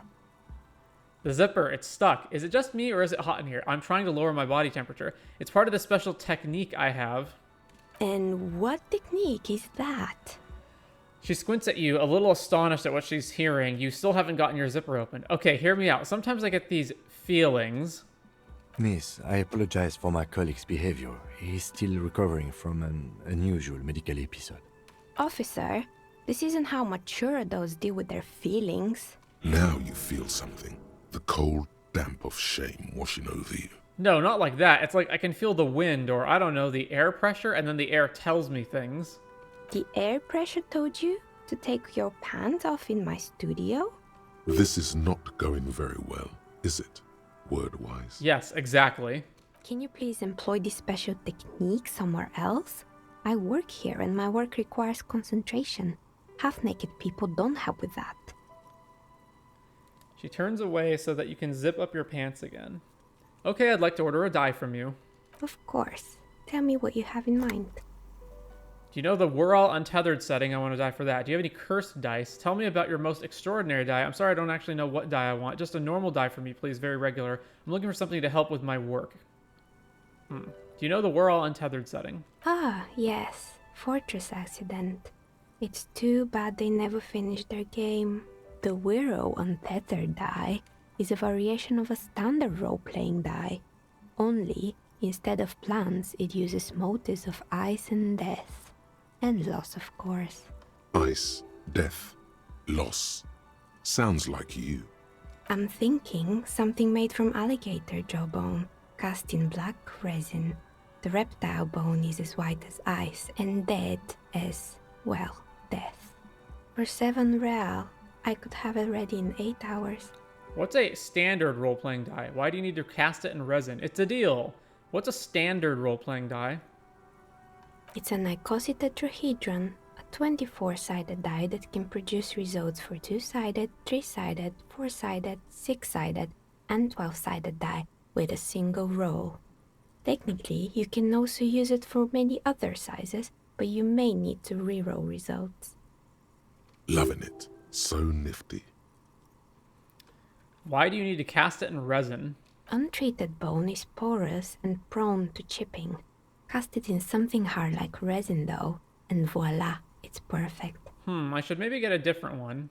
Maybe you have some other ideas for dice? Do you have any cursed dice? What do you mean by cursed? As cursed as this commercial area. Alright, how about I surprise you? Come back in 8 hours with 7 real, and I'll give you your cursed die. Maybe you have some other ideas for Tell me about your most extraordinary die. A star that fell from the firmament? Those cost more than 7 real.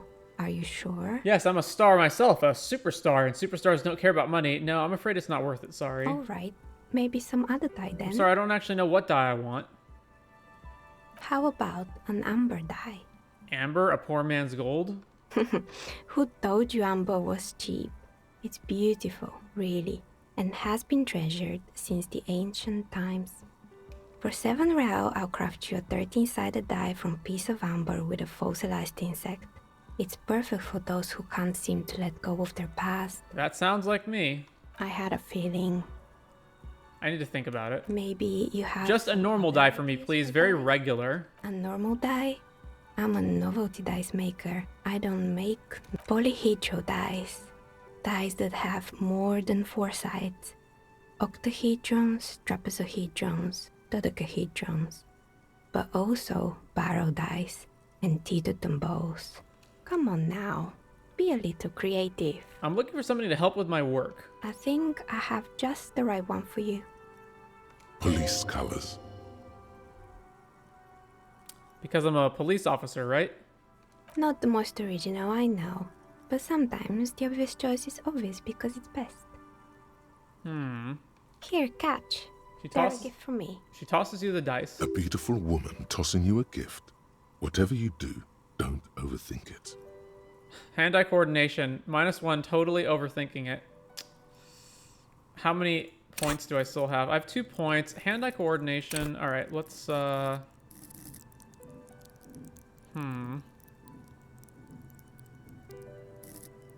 only at 28%. I'd have to upgrade this multiple times. All right, well, let's try. It's a red check, too. How much does 1 point give me? Hand-eye coordination. Nah, all right. Let's just go for it. Mr. Oh my gosh, we got it. You snatch the dice out of the air with one hand, just like you're in a movie. Wink at the Dicemaker. Say nothing. Act like you've done this 1,000 times. Wink at the Dicemaker. Oh, what are the odds? The red one is made of bloodstone with a lapis lazuli inlay, and the blue one is the inverse. I believe these dice are your lucky charm, officer. She winked back. She winked back at you. Can you believe it? You truly are Mr. Smooth Moves. You definitely need luck in Martinez. Was there anything else? Okay, I'd like to order a die from you. Of course. Tell me what you have in mind. What die do we want?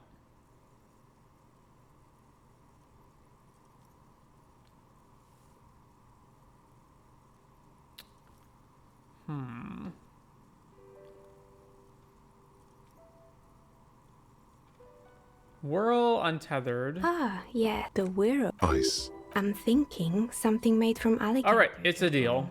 Great. See you in 8 hours then. Was there anything else? All right.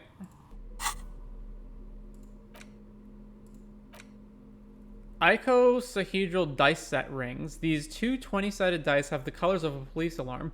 Bloodstone for red and lapis lazuli for blue. If you roll them and squint your eyes, it looks like you're arriving on the scene, and it's raining. Note, look at the map tab in Journal to see which white checks have opened.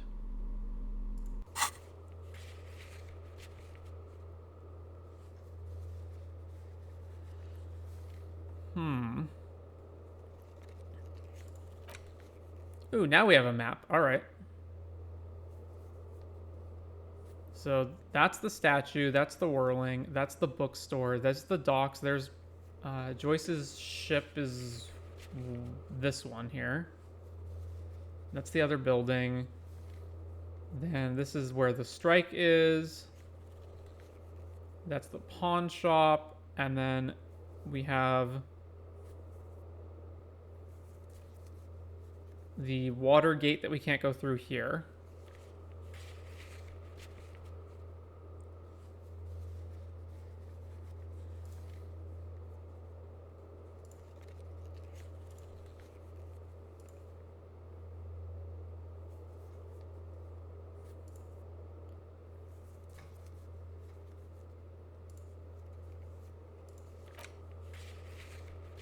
So what else do we have? Find out who's the lady driver and where's her lorry. Cuno lied to you. Return and confront him. We gotta go confront Cuno about the armor set. Call Alice back tomorrow. Find Morel, the cryptozoologist. What is anodic music? Prove your authority to Titus. Find all the armor pieces. What is the race enigma? Find your heraldic bird. Investigate the doomed commercial area. Report back to Plaisance. Dicemaker said that your order will be ready in 8 hours. Okay.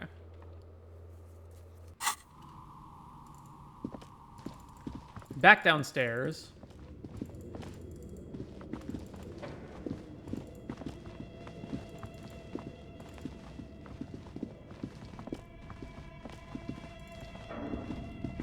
Did this open up? The barbell waits didn't. patiently on the...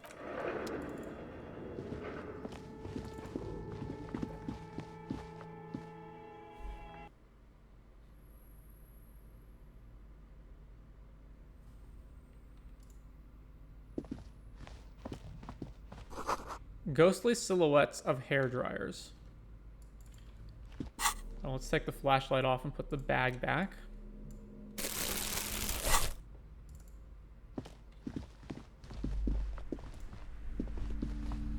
You're alive and well. Don't keep me waiting now.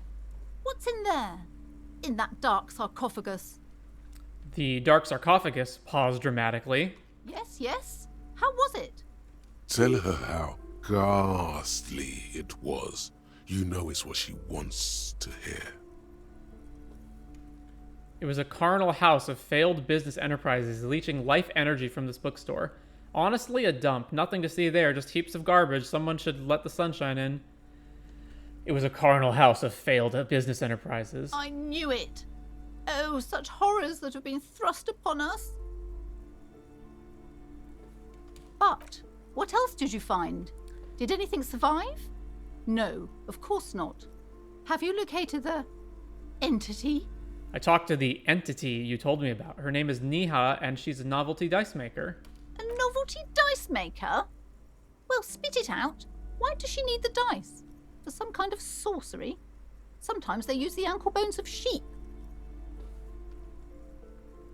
She's not a sorceress or some malicious entity. She's a businesswoman like you. No, ma'am, I felt her aura. She is not the one to blame for this curse. She may be involved, but I don't have a way to question the malignant entity further. No, ma'am. I don't understand. If it's not her, then where is the source of the doom? How did she explain the curse?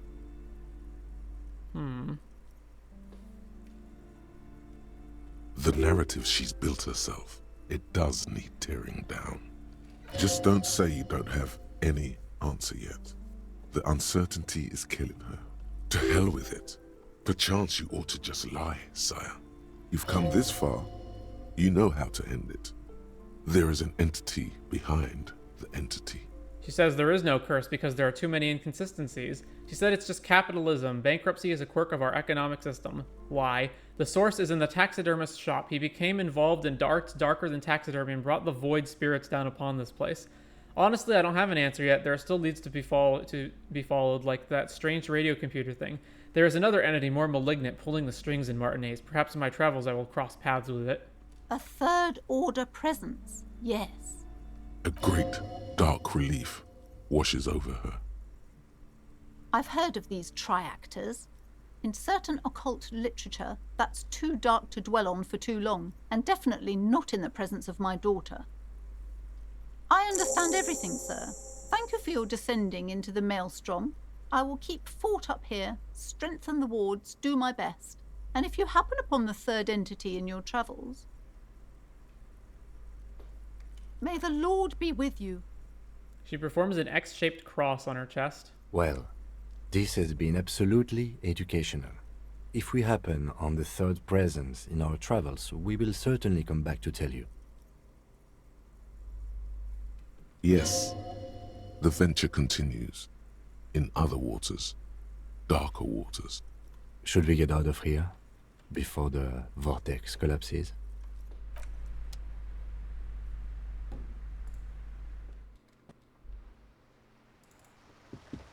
Anything more to say here? Nope. The woman... I got a new bull for the old guys. There. Working class drunk. You know what this means, right? Case solved. Cracked it. All in a good day's work. Wait, what did I crack exactly? What do you mean, what did I crack?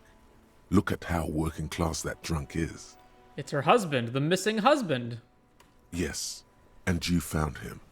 Now go and tell the working class woman. Protect and serve, recruit. Didn't she repeatedly tell you her husband isn't missing though? But he is missing. You heard her. The worry in her voice. Give me champagne, I'm going in. There's no need for champagne when there's honor, recruit. Go and tell the working class woman what you found, right now. I don't see how this could possibly go wrong.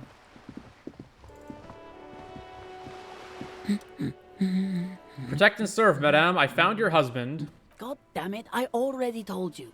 My husband isn't missing. Well, I found him nevertheless. I'm that good.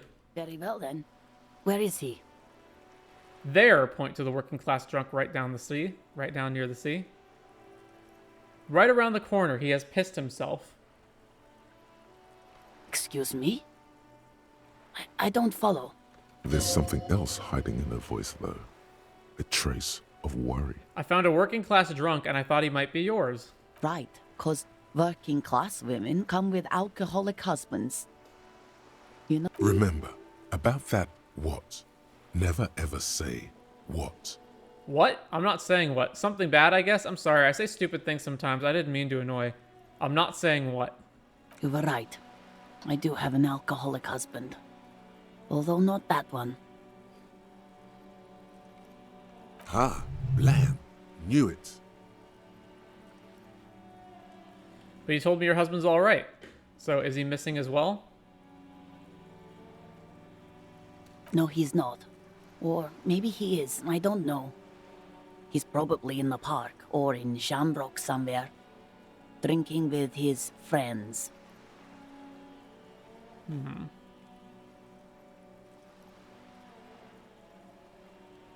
I haven't seen him for...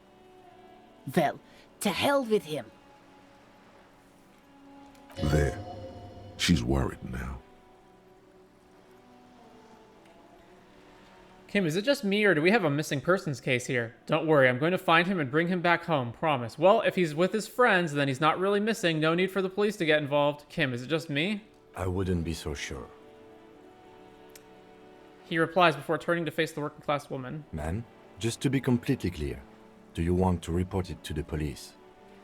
Report what? He's just out drinking with his friends. I'm sure the police has better things to do than to chase down local goofballs. She sighs, but you can detect a slight hint of gratitude and relief from her face. All right, go ahead. Do you have any questions? What does your husband look like? Honestly, not that different from you. So let me guess, he's disco? Right, we're dealing with a cop. No. He is definitely not a cop. I meant that he's a little chubby, that's all. I see, what else? What else? He was wearing a dark brown leather jacket with a bright blue inner lining. The lining is hand-sewn. I made it myself. It's his cool jacket. God knows it's too cold to run around in this, but he refuses to change. I even tried throwing it away once, but he just dug it out of the bin. Can you believe it? Well, if that jacket is really that cool, then I can totally understand. Well, what can you do? I hope that at least that extra lining helps him keep warm at night. I wouldn't like him to catch cold. She's thinking about him out in the cold, in some park, or on the coast. And it's making her more and more worried. When did you last see him? Yesterday morning. He went to the library. He went to retrieve my book, and he promised he'd walk straight back home. Because we talked about this. We talked about not wandering off again. I don't know what to do. I honestly don't know what to do with his addiction. Just makes me feel weak. Gone for around 36 hours then. Damn, this is a missing persons case. She turns away from you in an attempt to recover. I think I got it, thanks. So you are going to look for him? She genuinely wants you to know. Don't make her ask. Yes, I will bring him back home to you. Take the case. Thank you. Please do. Even though I'm sure he will return home by himself. I'm still sure of that. I'm sure he will too. When he does, would you let Precinct 57, Kim Kitsuragi, know? He gives her a slip of paper. I will. Of course, officer. As I said, it's probably nothing.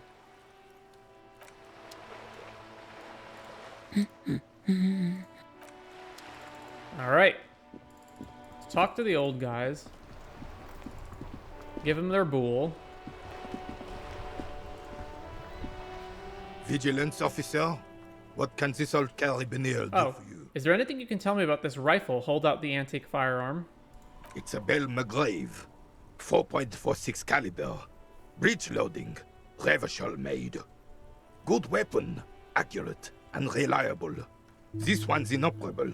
The bolt spring is missing and the mechanism is jammed shut. Still a beauty. Where did you find her? In the basement there, point at the bookshop. I'm not surprised. There are probably lots of forgotten wartime weapons lying around here. Back in the day, everyone had something stashed away. As for the rifle, I don't know what else to tell you. These BM-446s are an antique. No one uses them anymore. The ammunition is impossible to find. I found you guys a new bull. Hold out the ball. What is this? Are you mocking us? This isn't for pétanque. Now. No need to get angry again, Rene. I'm sure the officer tried his best. It's not like there's a bull kiosk here in Martinez. Exactly, and I really did try. Trying is worth as much as is accomplished. In this case, almost nothing. Fine. You try to right a wrong. It's still a gram better than actual nothing. Legendary composure check about the soldier. What makes him stand so proud? But we still only have 8% despite replacing the bull. All right. Still, Nope. all you see is an... Anything else I can assist you with? And the other man?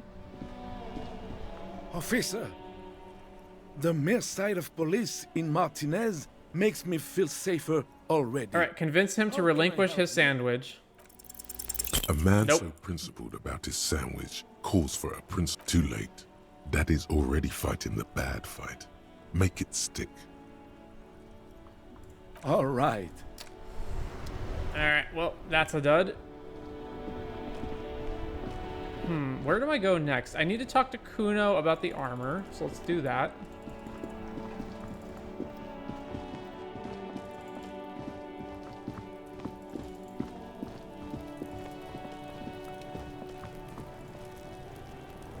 Fuck does Cuno care?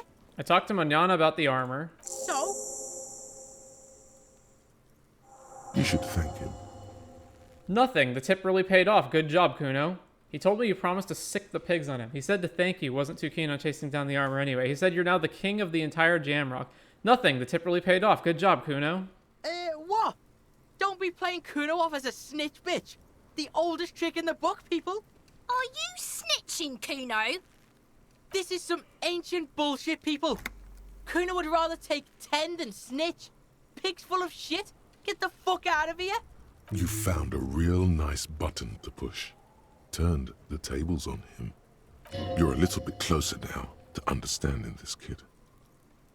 Cuno doesn't fuck. Alright, well, that's that.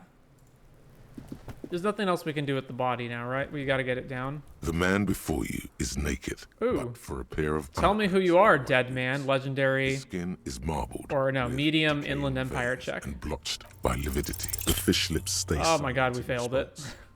You must be losing your mind, asking him that over and over.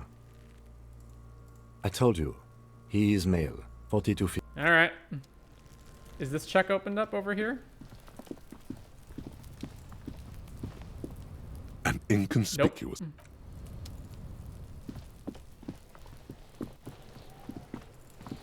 We don't have anything to talk about with Joyce yet.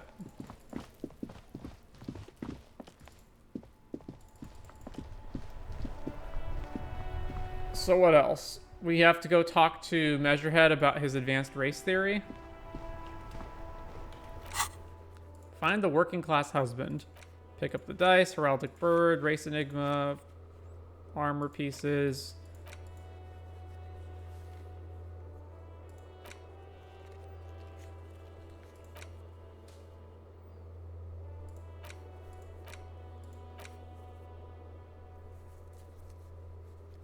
All right.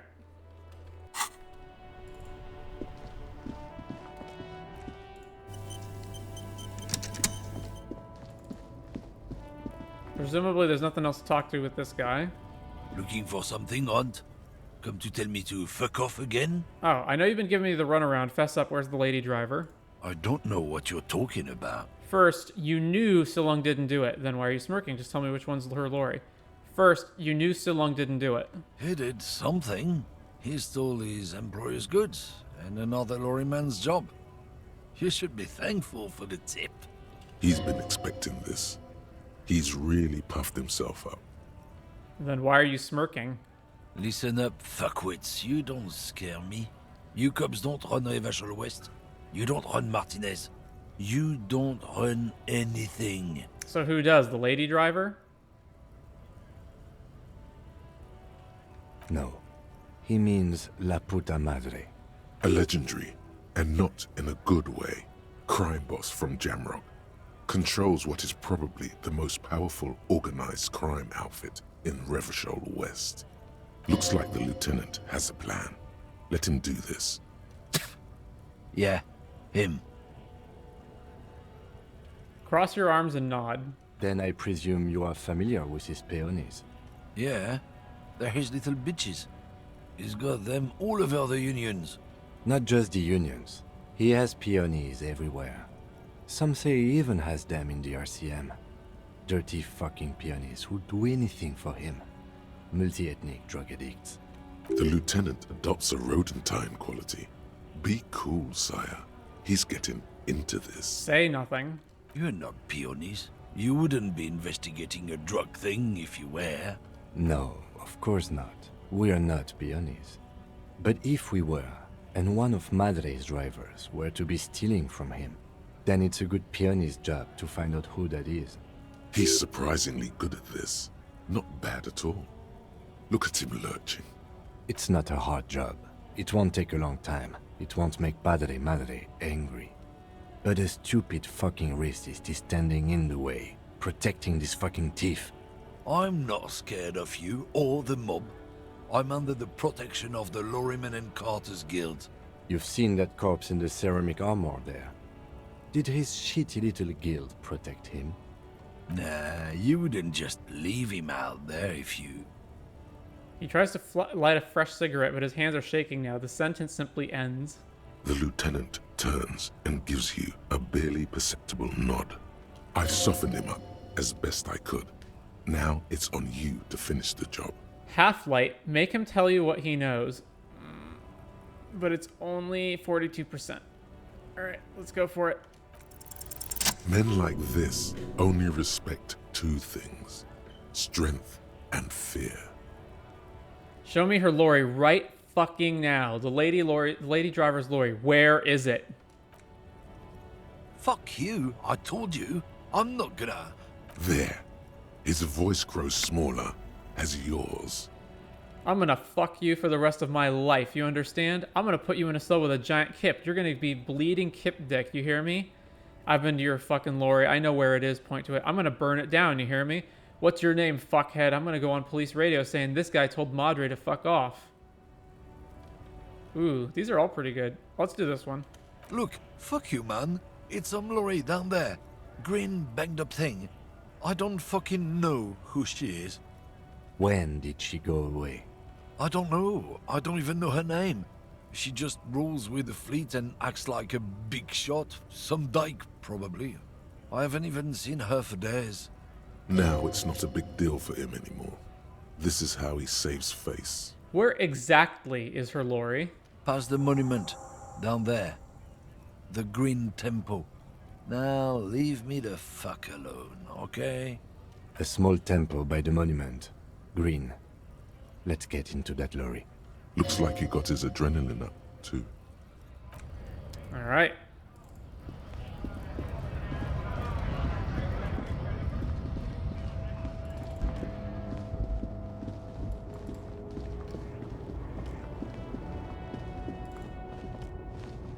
Oh, wait. This green found, A to Z, contemporaire, is parked in the shadow of the ruins looming overhead. It's seen better days. This must be the one he told us about. unless he was lying. Try to peek in the window. The glass on the side windows is tinted and covered with dust. You can barely make out the shape of a seat and 2 steering levers. It feels like you're peeking into someone's home residence. Inside it's private, cozy, warm, dusty too. Try the door handle. The door is locked. The handle looks shiny, like it's recently replaced. How are we going to get this open, Kim? Use the pry bar to smash the window. Open it from the inside. Really? This has been hard enough.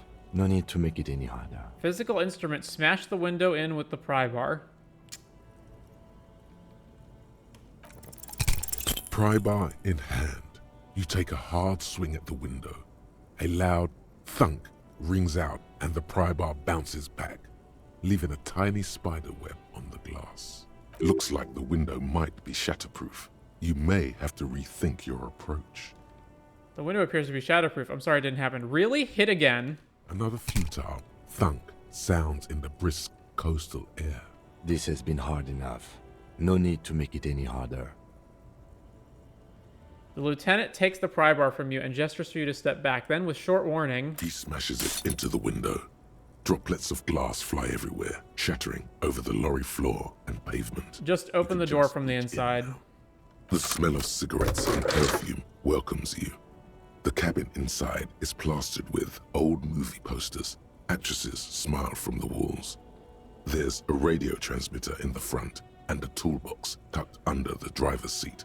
Some tools lie scattered near the pedals. Admire the posters. These are movie posters featuring starlets from long-forgotten films from the 20s, the teens, even the 90s of the last century.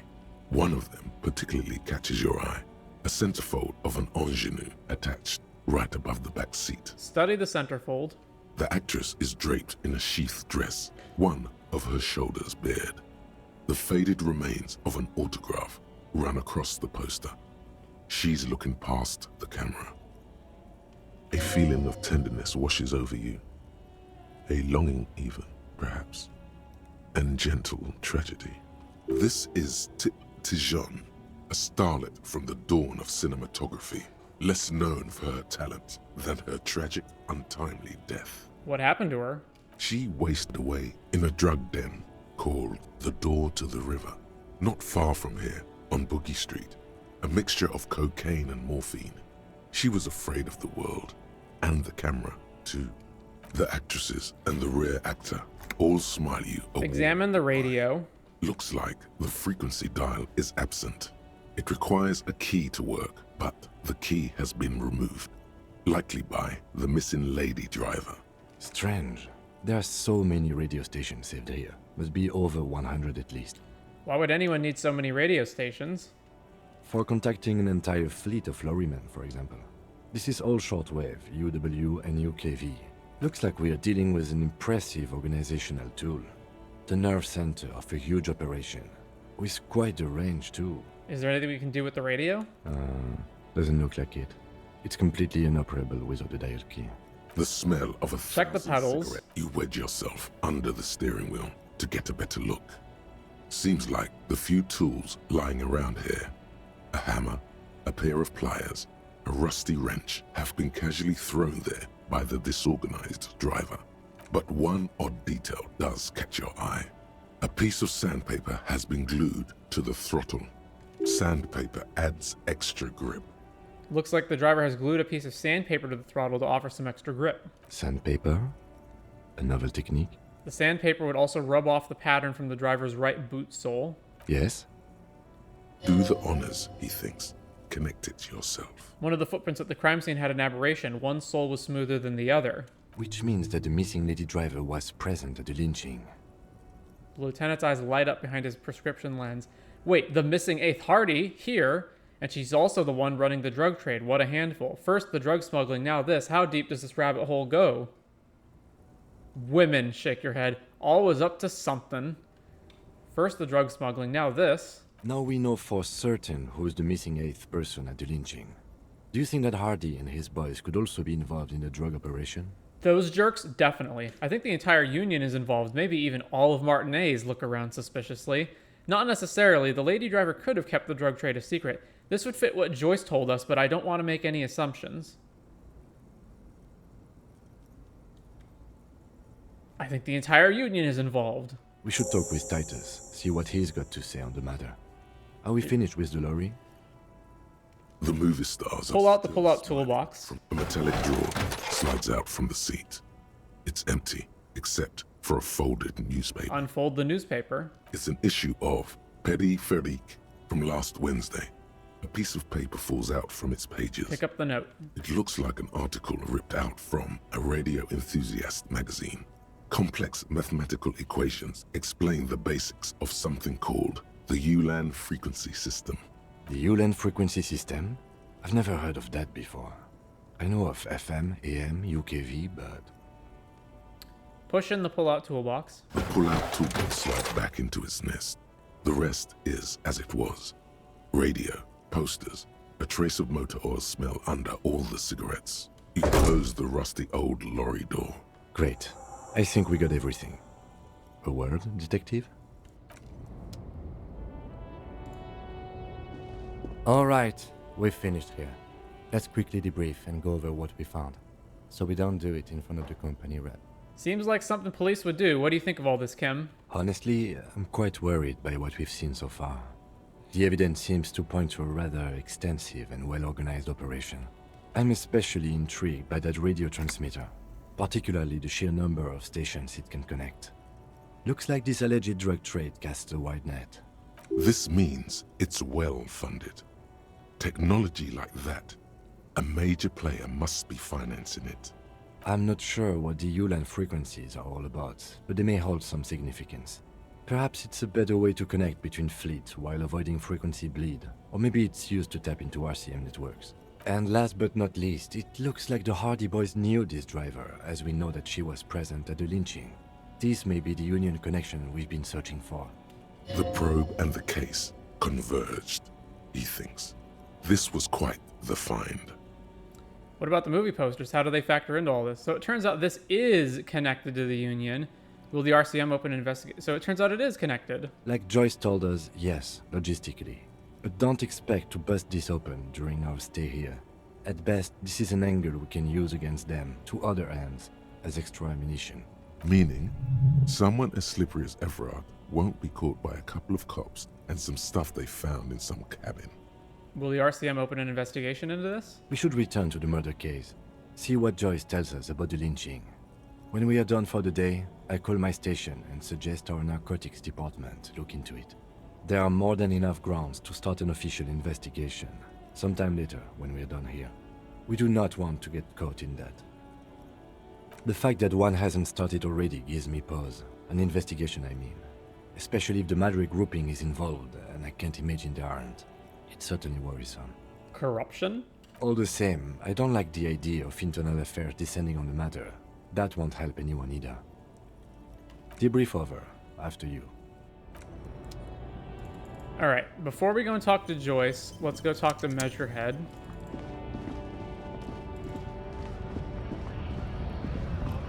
Does this guy have anything extra to say? Right to work! Right to work! You don't have any tips on how to punch a guy out, do you? Say a really big race theorist guarding a button? Not before you get in there and get your ass whooped. Learn by failure, I always say. He might have some advice, but you got to at least try to fight Measurehead first. Return if you fail. Alright, well, we're not doing that. We're using his advanced race theory.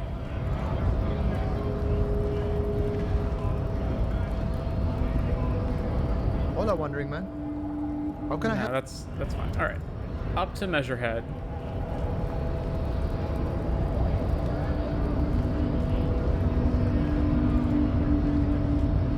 The unpromising race pupil returns.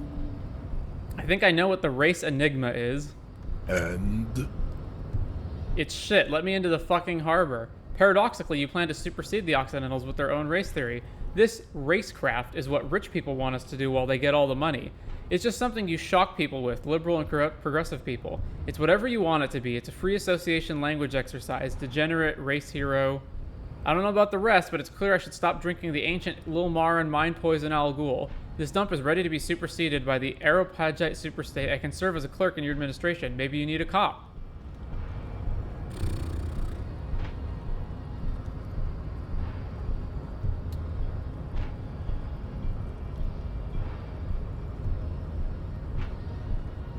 Seven or 2?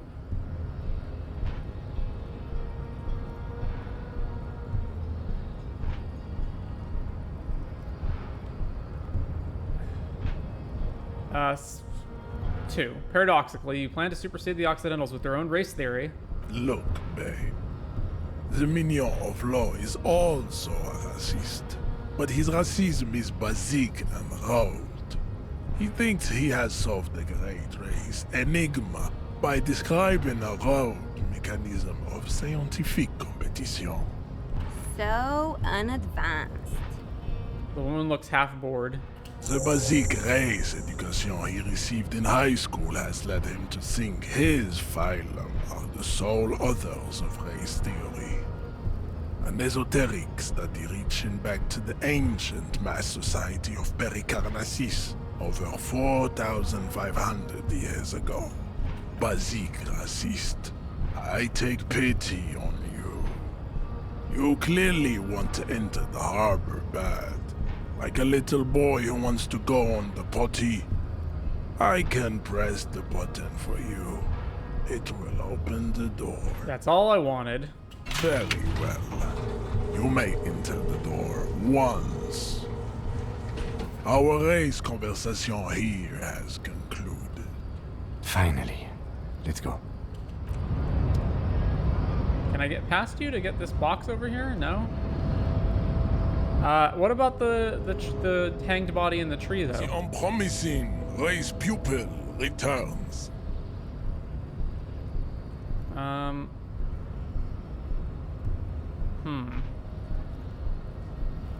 We can't talk about the body in the tree? I guess not. Alright, well, we'll come back to that.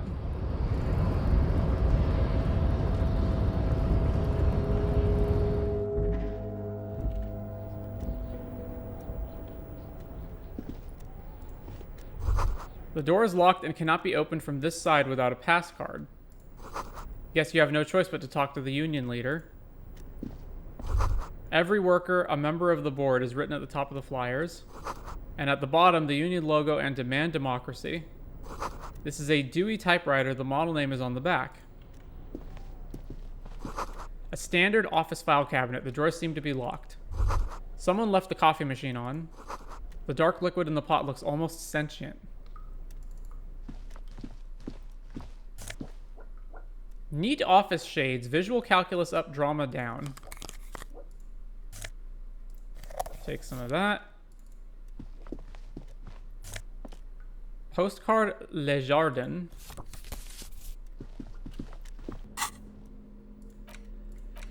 These were stuffed away in the Dockworkers Union office. They're perfect for scribbling down paperwork when the sun tries to get in your eye. Good for staring down suspects, too. This laminated postcard offers a glimpse across the river. A little more than a decade after the war, the eastern bank is already fully renovated. The hillsides are lush with gardens and residences. Someone's parked a small beige airship by the fountain. This postcard was sold for a pretty penny. Well, 34 pretty pennies, apparently.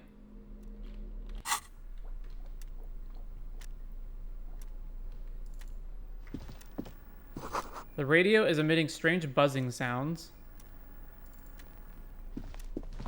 On second glance, someone has forgotten to properly close one of the drawers. It's unfortunate for the union to just leave their paperwork lying around like this. Let's see what's inside, he thinks. Open the drawer. The drawer opens smoothly. Inside is a well-organized selection of brown folders. Browse through the folders. Hundreds of documents containing logistical data. Two kinds of transactions stand out. Materials coming into Revachol from the outside world, from Muindi, Grad, and even Ilmara, and the same materials being handed over to companies inside Revachol. Kuron, Coal City, La Delta, and Jamrock are listed among the many districts where the imports are being sold. Anything interesting? It's hard to make sense of this thicket of company names, dates, quantities, and percentages. You try to focus, but the lines are getting blurry. Volition check. Force yourself to go through the folders. Whatever's hidden here is hidden well. Concentration isn't enough. Only a trained accountant with a background in logistics would be able to really make sense of it. However, there is a little handwritten note stuck on the side of the drawer. Look at the note. It appears to be a to-do list written in large, uneven capital letters. Remember, Leo, Everart's shoes, special whirling borscht, water Everart's plants, sweep office floor, more banners. All items on the list have been crossed out, and the note itself is crumpled. Turn to the lieutenant. Look, Kim, a to-do note with a list of errands for Evrart. Evrart Claire, probably. The head of the Debarders Union. One of his aides must have left it. Nothing incriminating here. The special borscht seems a bit odd in the list. Take another look at the Remember, note. Leo, all items on the Alright, drawer so that's it. slides shut. Book La Fumée, Volume 1, Number 4. Use... Okay.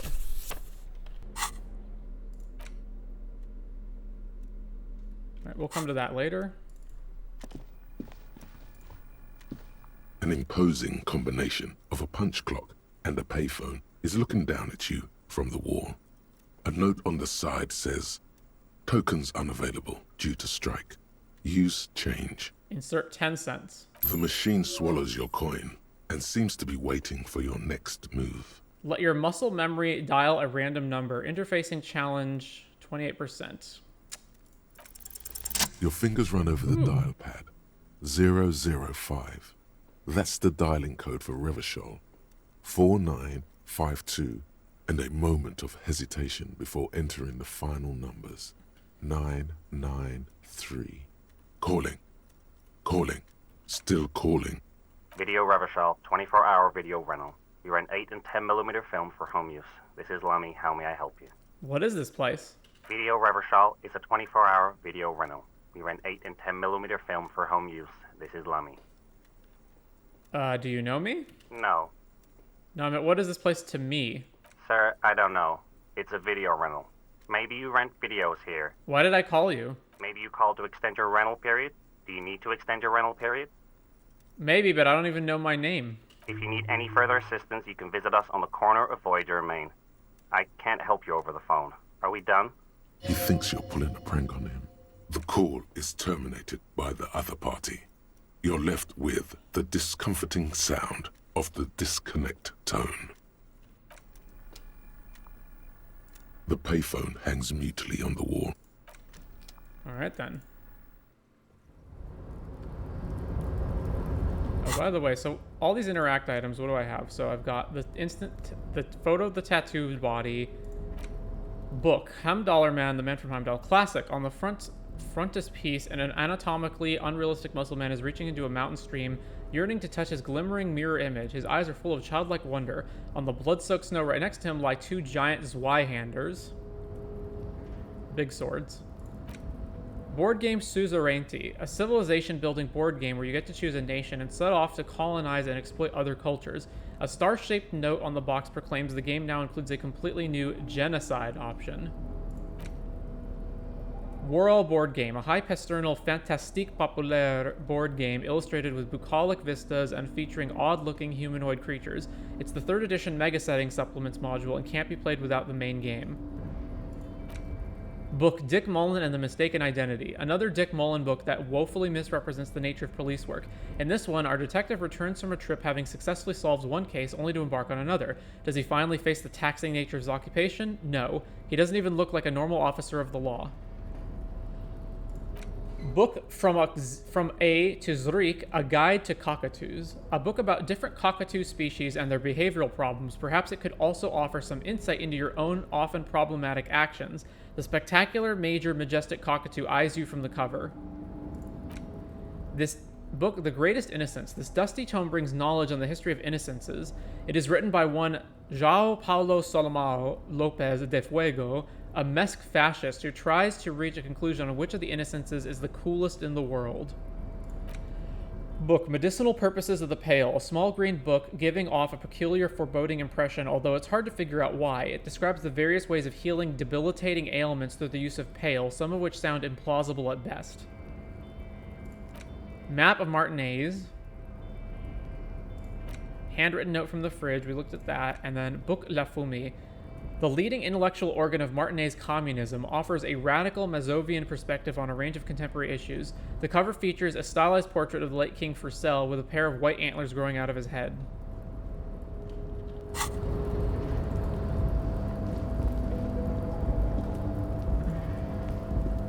Looks like someone left his tarpaulin cloak hanging on the railing here. The white rectangle of the Revachol Citizens Militia is clearly visible on its back. This is your cloak. You can feel it. Lieutenant, point to the cloak. I think that's mine. Yes, it does bear the RCM insignia, and we are the only detectives in Martinez. You think I should get it? The service cloak issued to you by your station? Yes, I do. Grab the cloak. As your fingers touch the tarpaulin, it almost feels like the cloak wants to deliver a message of comfort through your fingertips. I will shield you from the elements and give my life for yours. That's what the cloak is relaying. +1 Esprit de Corps, +1 Shivers. This replaces the current jacket that we're wearing, which is just +1 Esprit de Corps, right? Alright.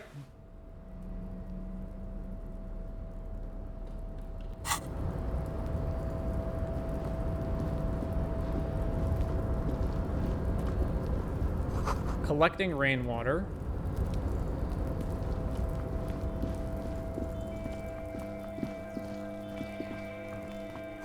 At least 3 packs worth of cigarette butts. Numerous empty bottles of Commodore Red and potent Pilsner. All those empty wine bottles and cigarette butts on the ground.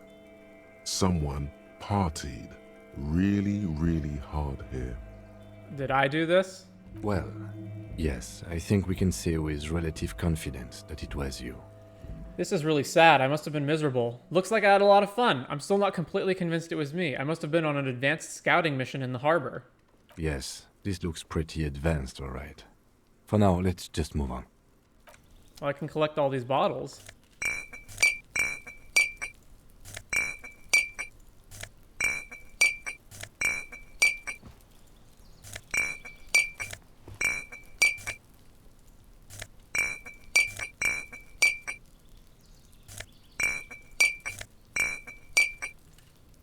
Is that all of them? I guess that's all of them. This is the night watchman's booth. The name on the door reads, Rene Arnaud. Listen, it's okay to take a few minutes to yourself. Sit down and have a breather. You need to rest. Your body is aching. Getting in here has taken something out of you. Have a seat. So this is where Rene works. I'm going to look around, search the booth. If you must. But please hurry. We are pretty easy to spot up here. Nothing incriminating catches your eye. The cabinets are clean and their sparse contents meticulously organized. There's a framed photograph on the table. Take the picture. It's a black and white photo of a young couple out in a street fair. The man, Rene, is dressed in a Royal Carabinier uniform. The girl is young and very pretty. She is smiling playfully at the camera. Rene looks like he's about to smile.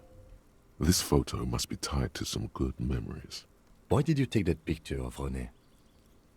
I'm going to ask him about it. I'm a cop. It's instinctual to collect evidence. I'm making an artistic photo collage, Kim. Of course you are. What murder investigation would be complete without an arbitrary photo collage? Have a seat, rest. The chair is not as austere as the rest of the booth. A thin grey pillow is attached to the seat, secured to the stiles by black ribbons. Breathe deep. Search for a little something to help you out. The drawers are empty, save for old timesheets and receipts. One small box, however, does hold some cheap painkillers. They are slightly out of date. Read the side effects. Oh boy, where to start?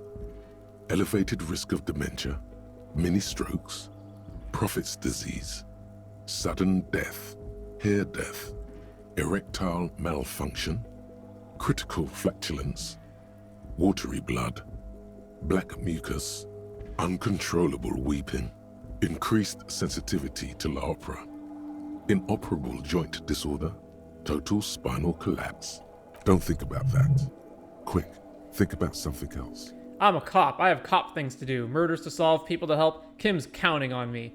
Disco, mirror balls, kick-ass moves, boogie beat. Oh my god, I went up to a woman and actually said, I want to have fuck with you earlier. What the hell is wrong with me?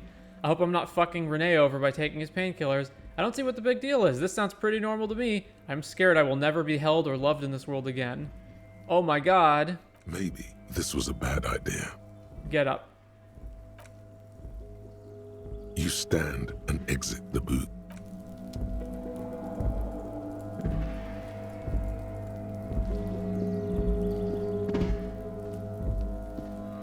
Can I not go down here?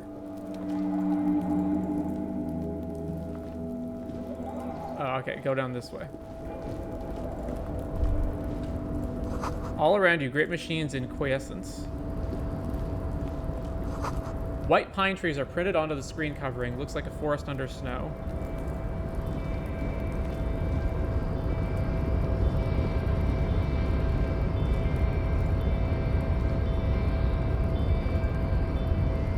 A rusting control panel with several knobs. 2 buttons marked Marche and Arrête are faded with use. It seems to control the large crane above. A container is attached to its hook block. Marche. On. Arrête. Off. Press Marche. With a loud grind, the crane shifts overhead, moving a massive metal container through the air.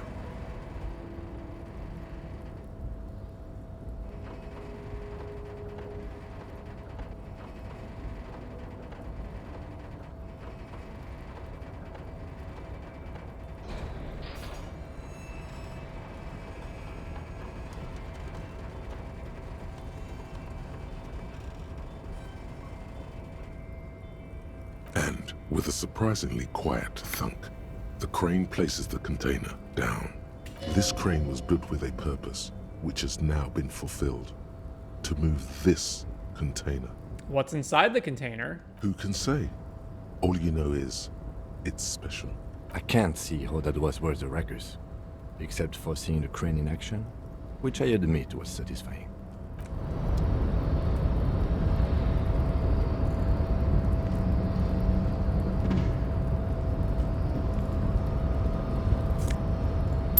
Money. You see faded industrial lettering on the platform, Kvalsund. Before you stands a cargo container, just one of many in the yard. Lieutenant, I think there's something special about this container. Is this like your thing with that wall again? Maybe, I can't tell. I think we should investigate further. You do? Because I don't. What? Why not? There are a million containers here. Why are you fixating on this one? It was hanging from the crane. I don't know, Kim. It just feels special. Inspect the container. Maybe there's some contraband in there. You're right. It's probably nothing. I don't know, Kim. It's just special. It's a cargo container, detective. Just like all the others. We're not here to interact with containers. We are here to get the body down from the tree. Knock on the door. No reply. Open the door. You attempt to turn the handle, to no avail. The doors seem to be mechanically locked. To your left, the lieutenant considers your actions with some puzzlement. Rhetoric impossible. Persuade the door to open. +1, erratic yet thorough. Been in the world for 2 days. Isohedral dice set sirens. Persuade the door to open. Despite the dirt that surrounds and trails you, a beacon of light emerges from deep within you. Hello, is there anybody in there? The door stands silent. Satisfied, detective? A wry smile crosses the lieutenant's face. Try again. If there's someone in there, I'd like to talk to you. Just like that, you hear a click, then a rattle. Some mechanism unlocks itself inside the door. Ahoy! Come on in! Mega rich light bending guy. You can't be serious.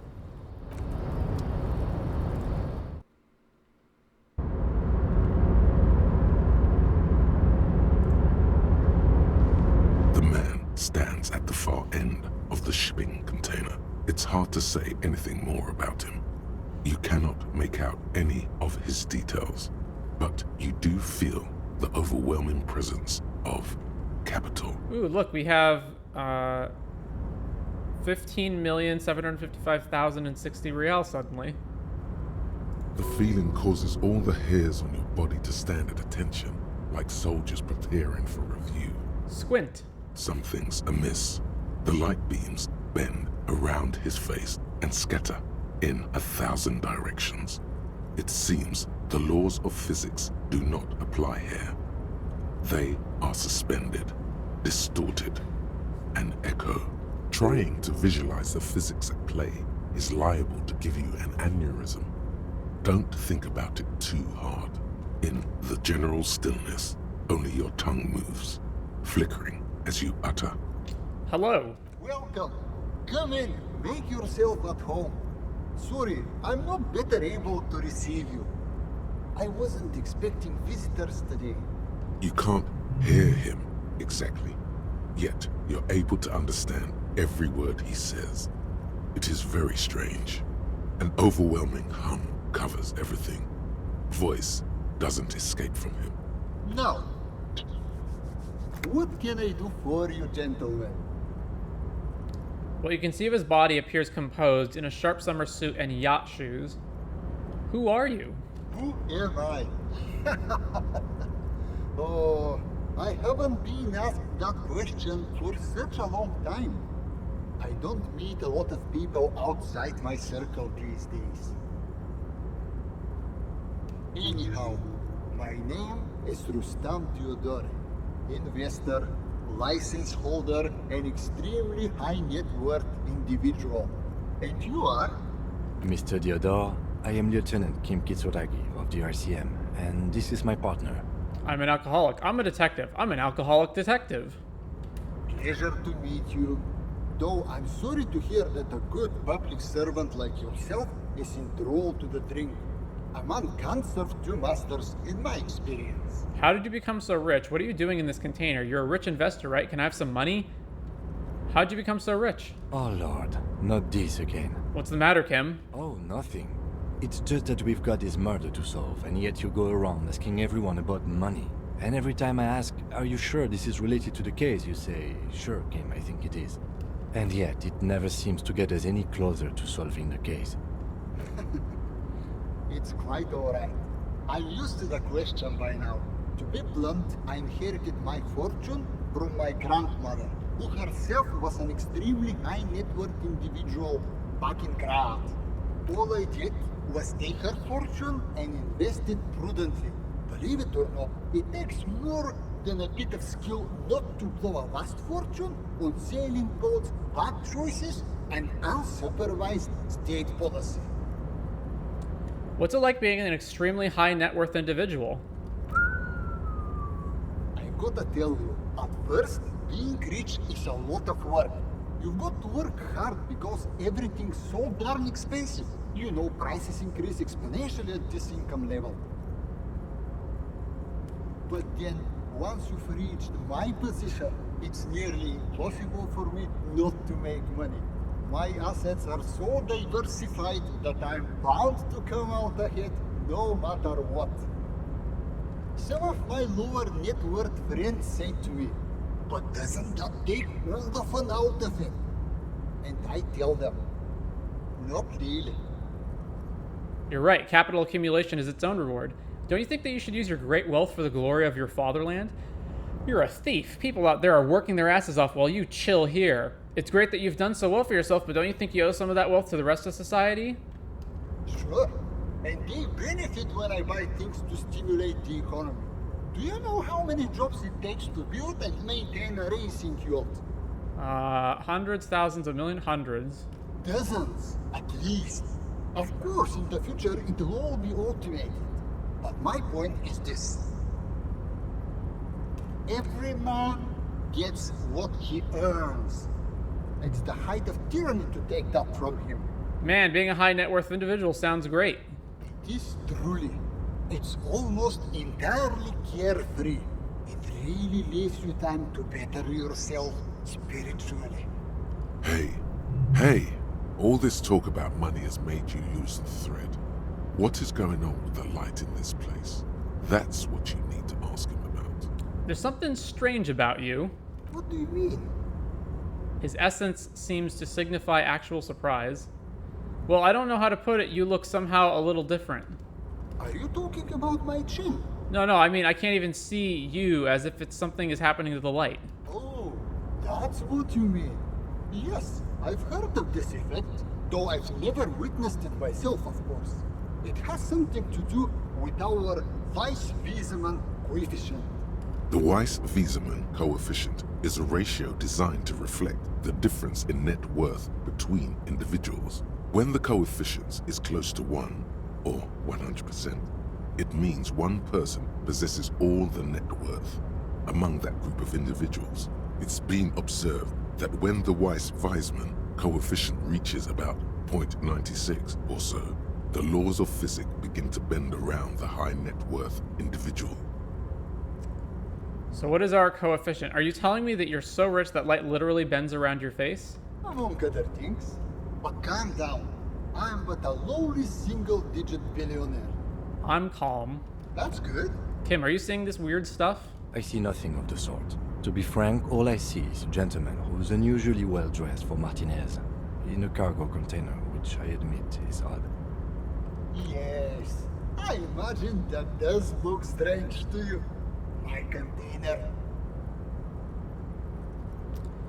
What are you doing in this container? Traveling. This is a great way to get around. It's fun, it's safe, and it gives me lots of time to think. By the way, let me now ask you a question. Where are we exactly? We're in Martinez, a district of Revachol, the former capital of the world. We're in Martinez. There's a pretty good hostel here called the Whirling in Rags. We're in Martinez. There's a creepy abandoned commercial area here. The 2. Oh, interesting. I've made quite a few real estate places over the years. It's a shame I can't get out and explore myself. One of the downsides of being an extremely high net worth individual is that mobs of low net worth individuals are constantly banding together to ask for money. Wait, why don't you help them? You've got so much money, it can't make a difference to you. There simply aren't enough hours a day to hand out all the handouts. It's like feeding seagulls. There are always more, and they never seem to do anything interesting with it, except more seagulls. Spending money is a matter of desire. I'm sure you agree. I don't have the desire for spending it like that. So you travel from place to place via shipping container? Smart, you know? It also provides a means to hide from all the targeted advertising we extremely high net worth individuals are constantly subjected to.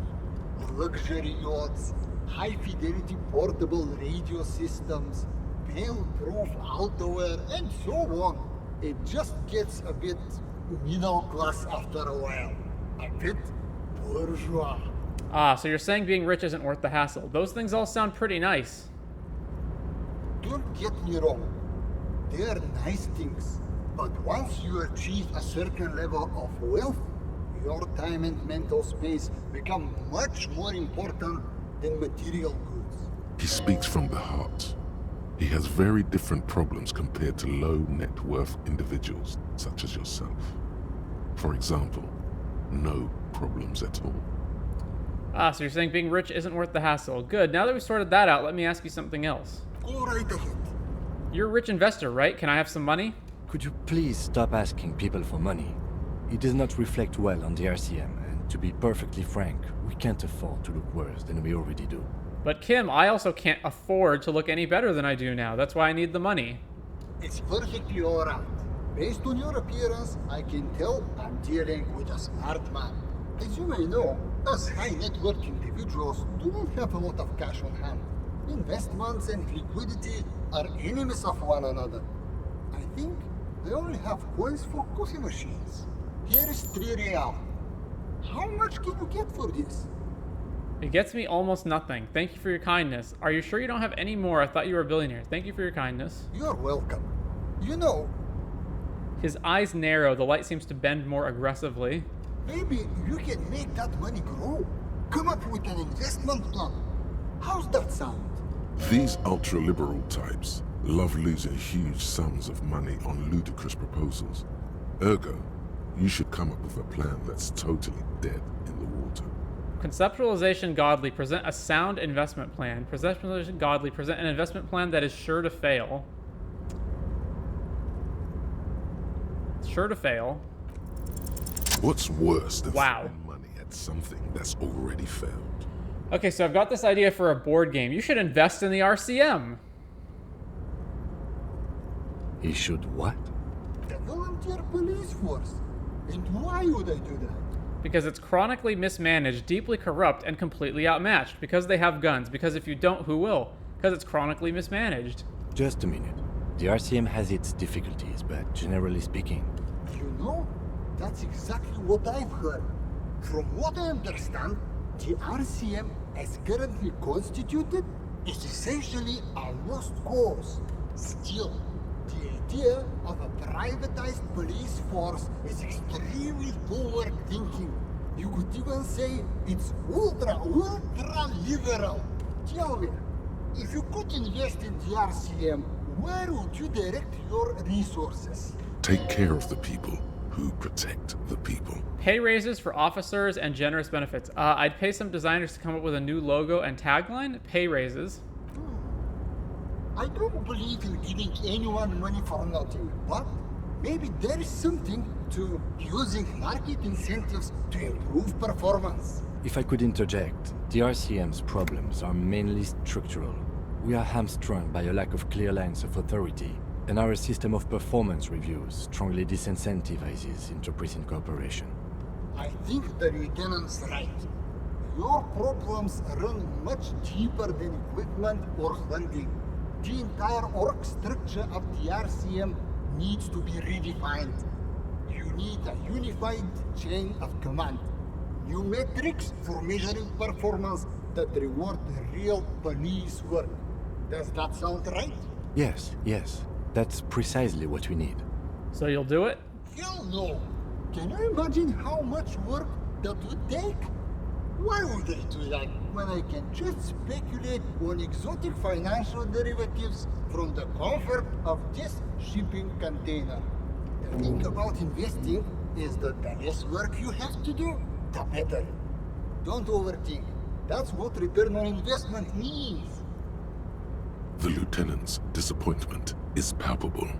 It's like someone just shot his dog. Now, was there anything else I could help you gentlemen with?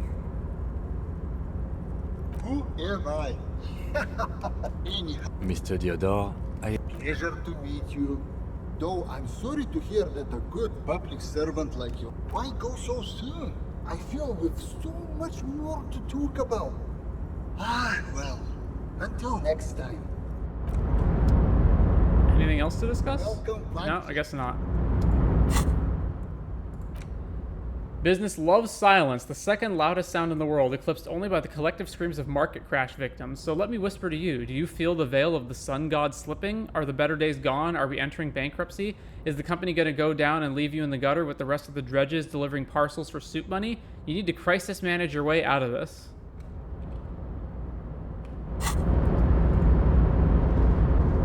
Alright, well that was something. Svalsund means whale fjord in Arden. A composite eye of halogen lights watches you emitting a low buzz.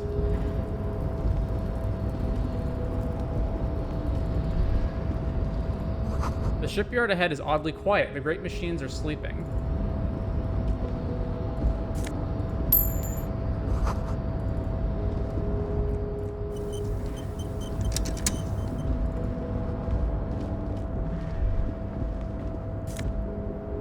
Fallen Ultra Series gloves plus on Half-Light versus these current gloves which give interfacing. Yeah, interfacing is probably better. For ultimate performance efficiency, these Fallen Ultra Series gloves come fingerless and with a grippy padding covering the palms, making these ideal for quadrupedal movement or for lifting cargo. Photo of happy couple. A black and white photo of a couple posing in front of a Ferris wheel. The girl is young and pretty, the man clad in fancy uniform and smiling. On the back, a very steady hand has written the words, Revachol Fair Summer of 91.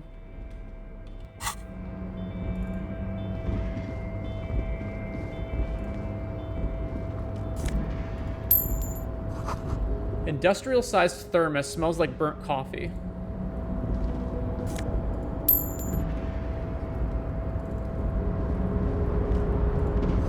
The banner sags under the weight of rain and snow, white waves on red. Container, container, I'll turn you nice and red. Container, container, put the logos on. From Easy Leo. Leo was the name of the guy on the note in the office that we found. The lyrics to this container song are being made up as he goes along. The accent is so thick, it's impossible not to notice he's Ubi, from the vanishing peninsula of Ubisunt on Muindi. Container, container, used to be Wild Pines. Container, container, now belongs to Evrart. The tiny man is so engaged in his work he doesn't notice you. Hi. Evrart, Evrart, Evrart, he looks after everyone. Huh? Well, hey there. How can I help you, mister? The look in his deep blue eyes is as sincere as you've ever seen. Kind of makes you feel like an arsehole for no apparent reason. I see you are not a union man, mister. Did you get lost? You're not one of them scabs, are you? A shadow passes over his kind face. What is it with you people in scabs? I mean, I don't personally mind. Folks is just folks, you know, and folks gotta eat. He doesn't seem to be waiting for you to answer. Just some of the other guys don't look too kindly on the scabbing kind, if you know what I mean, mister. You're Ubi, right? What are you doing with the containers? Where is everyone? The harbor is empty. Do you work here? Are you Leo, who wrote the note to make more banners? What's in that container over there? Point to the container suspended from the crane arm. I'm looking for the leader of the dock workers union. Alright, let's go with one. Oh yes, born and raised in Arish, mister. Mum had to leave my dad after he got a bit violent. Took us here to the new world. I was about 10 then. Too old to lose my accent then.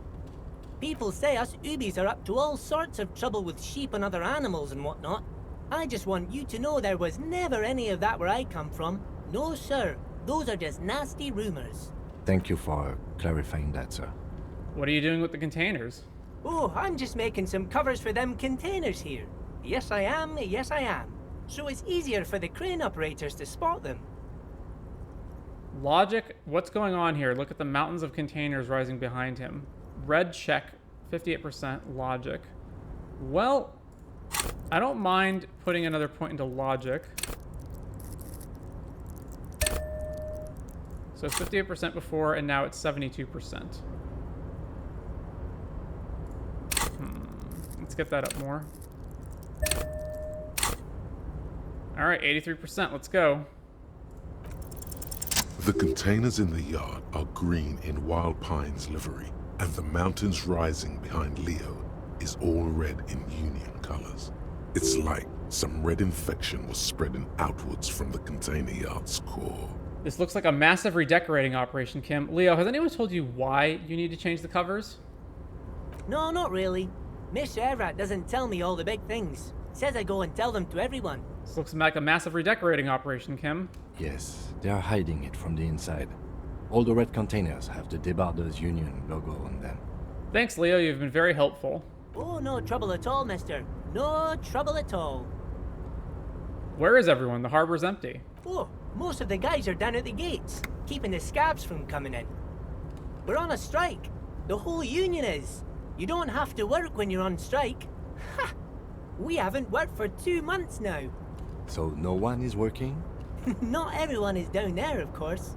Mr. Evrart is in his office, where he always is. And Jean-Luc is guarding the gate. But Titus and his boys got into some drunken trouble and Evrart sent them on a nice vacation. For a week or so. He stops, but seems eager to tell you more. What trouble did Titus and his friends get into? Oh, I'm not really supposed to talk about that. That's union business. Him and his boys stirred up something in town. Probably drank too much and got into a fight or something. I heard Mr. Evrart telling them to take some time off. Don't go all bad cop on this simple, friendly fellow. Really? Did they kill someone? But what did they actually do? Really? Did they kill someone? No, I don't think they killed anyone. Let's better talk about something else. Titus and his boys do good work. I don't want to get them in trouble over a little drinking. He probably doesn't know anything anyway. Who in their right mind would tell him? Do you work here? Yes, yes. Everybody needs a job, and this is mine. I'm Leonard, by the way. Leonard Bellick. But everyone calls me Leo. I'm like Mr. Evrat's right-hand man when Mr. Edgar is out of town, and Mr. Edgar's right-hand man when Mr. Evrart is away.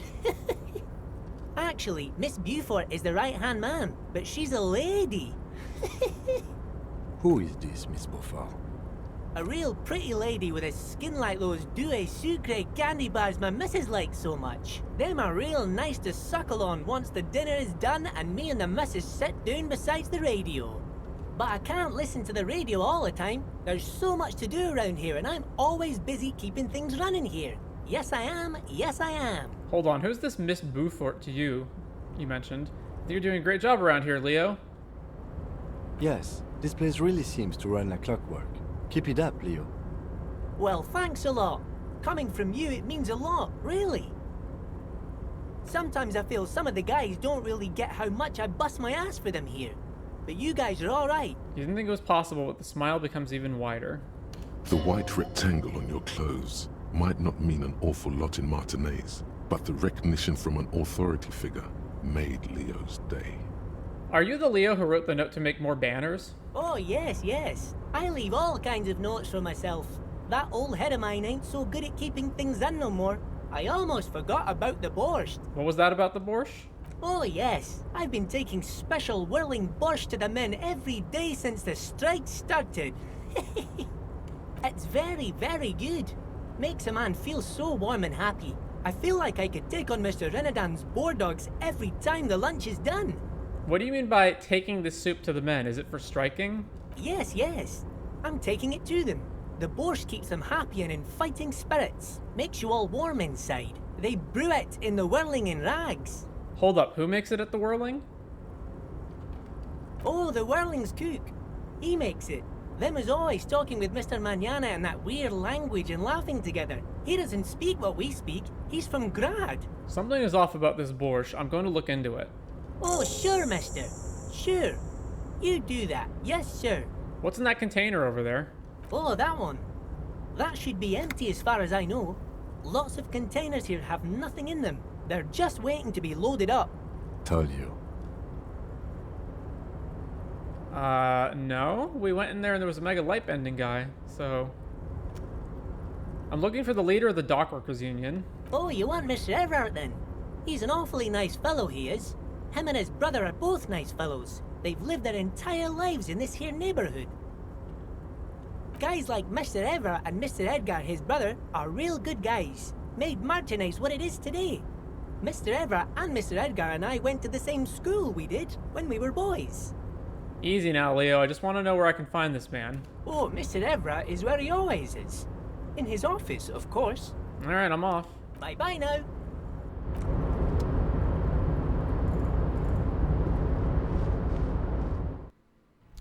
So your office is in a shipping container, eh? Alright. The coffee in the giant thermoses is still lukewarm. A stair made of pallets leading up.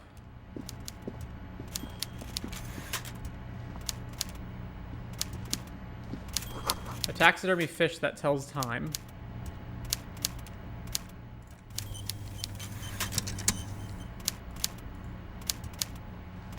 Before you is a walrus of a man seated behind a large desk. He looks up from his work, not the least bit surprised to see you. With great effort, he straightens himself up in his chair, yet says nothing. He simply stares at you. Are you in charge of the dock workers? Welcome, Mr. Dubois, Mr. Kitsuragi. It's good of you two to stop by. Please, have a seat. He gestures to a tiny chair opposite to his giant desk. I'm Evrart Claire, head of the Debarders Union here in Martinez.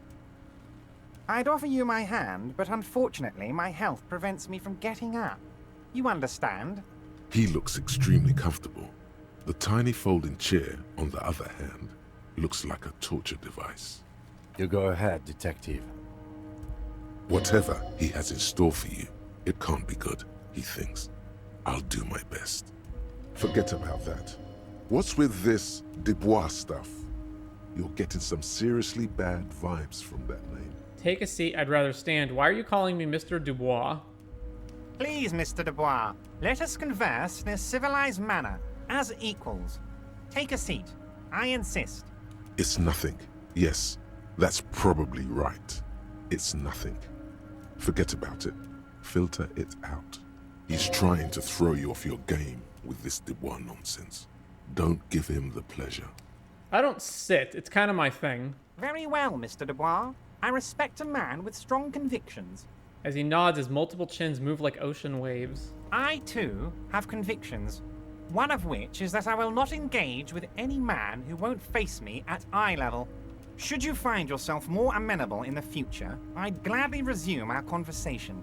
But until then, I'm afraid I must ask you to leave.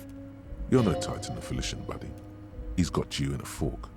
Sit down or leave. All right, take a seat. Excellent, Mr. Dubois. I can see that you're a reasonable man, and reasonable men can be of great use to one another. Remain serious. He gives you a sly wink. Try to wink back. So tell me, how can the head of the Debarders Union help a representative of the Revachol Citizens Militia today? The chair you're sitting on has got to be the most uncomfortable chair in the world. It's violating your backside. Oh, by the way, I heard you got a rather rude reception from a certain Lawrence Gart. Some people have no manners, it pains me to say. This should take care of that nonsense. He points to a giant novelty check on his desk. It's absolutely comically huge. It should be sufficient to cover your expenses for a few days and patch over your differences with a cafeteria manager. Go ahead, take it. Hey, that's 25 real. That's good money. Think of all the stuff you could owe him for. This is a trap. Wait, you know Gart? Thank you, Evrart. Take the comically large check. Take the comically large check, but don't say anything. Keep it. I'm good. Leave the check. You can take that comically large check and shove it up your ass.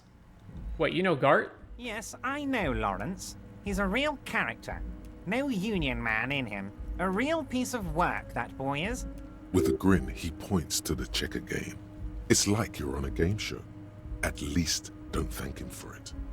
Take the comically large check, but don't say anything. Is there anything you'd like to say to me? No. No, it's cool. You've got integrity. Cool? I wouldn't go that far. I'm sure there are cooler things than delivering a comically oversized novelty check to a cafeteria manager. But, sure, if that's what's cool nowadays. Now, I'd like to set your mind at ease about one other matter. Your lost gun. Let me assure you, Union people are on it as we speak. I've got my best hounds looking for that lost gun. His slug-like lips move, but all you hear is an echo. Lost gun, lost gun, lost gun. The world is swallowed by a black hole of fear. Only 2 words escape its gravitational pull. Lost and gun. When he said, don't worry, he actually meant, be very worried. How do you know about my lost gun? I know everything, Harry. Right now, I know that you're worried. Don't be worried. Everything's going to be all right. It's not like you left it loaded. You didn't lose a loaded gun. Local children aren't out there playing with it right now, pointing it into their own mouths.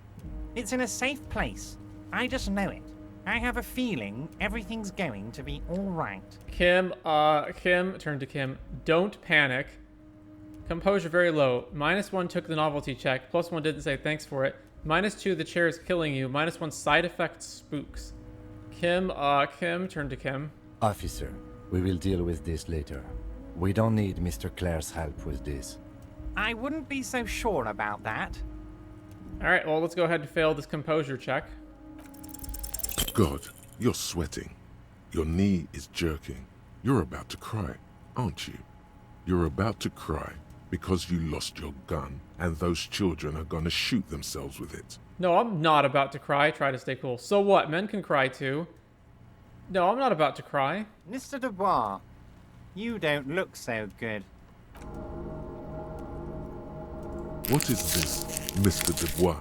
He keeps repeating. What is he trying to pull here? You need to cool the fuck down. Chill. Mr. Dubois! Mr. Dubois! Harry! The large man snaps his fingers, but to no effect. You're in some stupor. Keep sliding down the chair like a jello shot. There are no Harrys. Let your mind go to your safe place. Mr. Dubois, are you okay? Can I get you a glass of water or something? Are you having some kind of medical emergency? Maybe you could use your hands somehow, in a kind of throw-in motion, like you're throwing that Mr. Dubois act right back at him. He's Mr. Dubois. Nah, I'm as good as it gets, Mr. Dubois. A vaguely gesture with your hands above your head. Oh yeah, man, I'm fucking great. Keep sliding. Actually, this chair is uncomfortable. I could use that glass of water. Sit upright. Nah, I'm good. Don't be dramatic. I can see your condition isn't terminal. What an odd demonstration of... you got me, Harry. I don't even know what. As entertaining as it was, I'm afraid we're wasting our time. And I'm an extremely busy man, as I'm sure you are too. Okay, enough. We are here to ask you some questions pertaining to a murder investigation. Quick, here's your window. Get yourself together and ask him questions. Police officer questions. I'm told the union is involved in the local drug trade. I've just finished investigating the local drug trade. Do you know there's a mega-rich light-bending guy inside one of the containers outside? Aren't you going to ask me how I got in? You called me Mr. Dubois. Why? Could you help me get a dead body down from the tree? Let's talk about my lost gun. I want to talk about the hanging. I'm looking into your shady brew. I met Joyce, the company representative. Ever, I'm going to leave now, but we might talk again later. Did you know there's a mega-rich light-bending guy?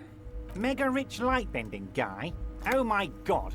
How did that get in there? He's so rich he could get in anywhere. Slime like him must have oozed in through the cracks. He must have been in the container when someone accidentally closed the door. He's so rich he could get in anywhere. Damn it to hell, Harry. I specifically told my guys to check all the containers for mega-rich light-bending guys. Nothing can stop an innovative mind. I think he wants to take down the proletariat, Evrart. Kim, tell him he was there. There was a guy in the container, but he didn't bend any light. That was in the detective's head. Honestly, guys, we might be moving all kinds of suspicious things through this harbor, but I won't be caught transporting the light-bending mega-rich. I have a reputation to protect. Yes, for God's sake, you're a socialist. The mega-rich are people too. He was a nice man. Give me stock tips. Gave me stock tips. Yes, the transportation of the mega-rich should be more tightly regulated. Didn't seem like it was safe. You should be honored by the presence of this magus. He was of half Revacholian blood and amassed his wealth using the mysterious bond of nationhood.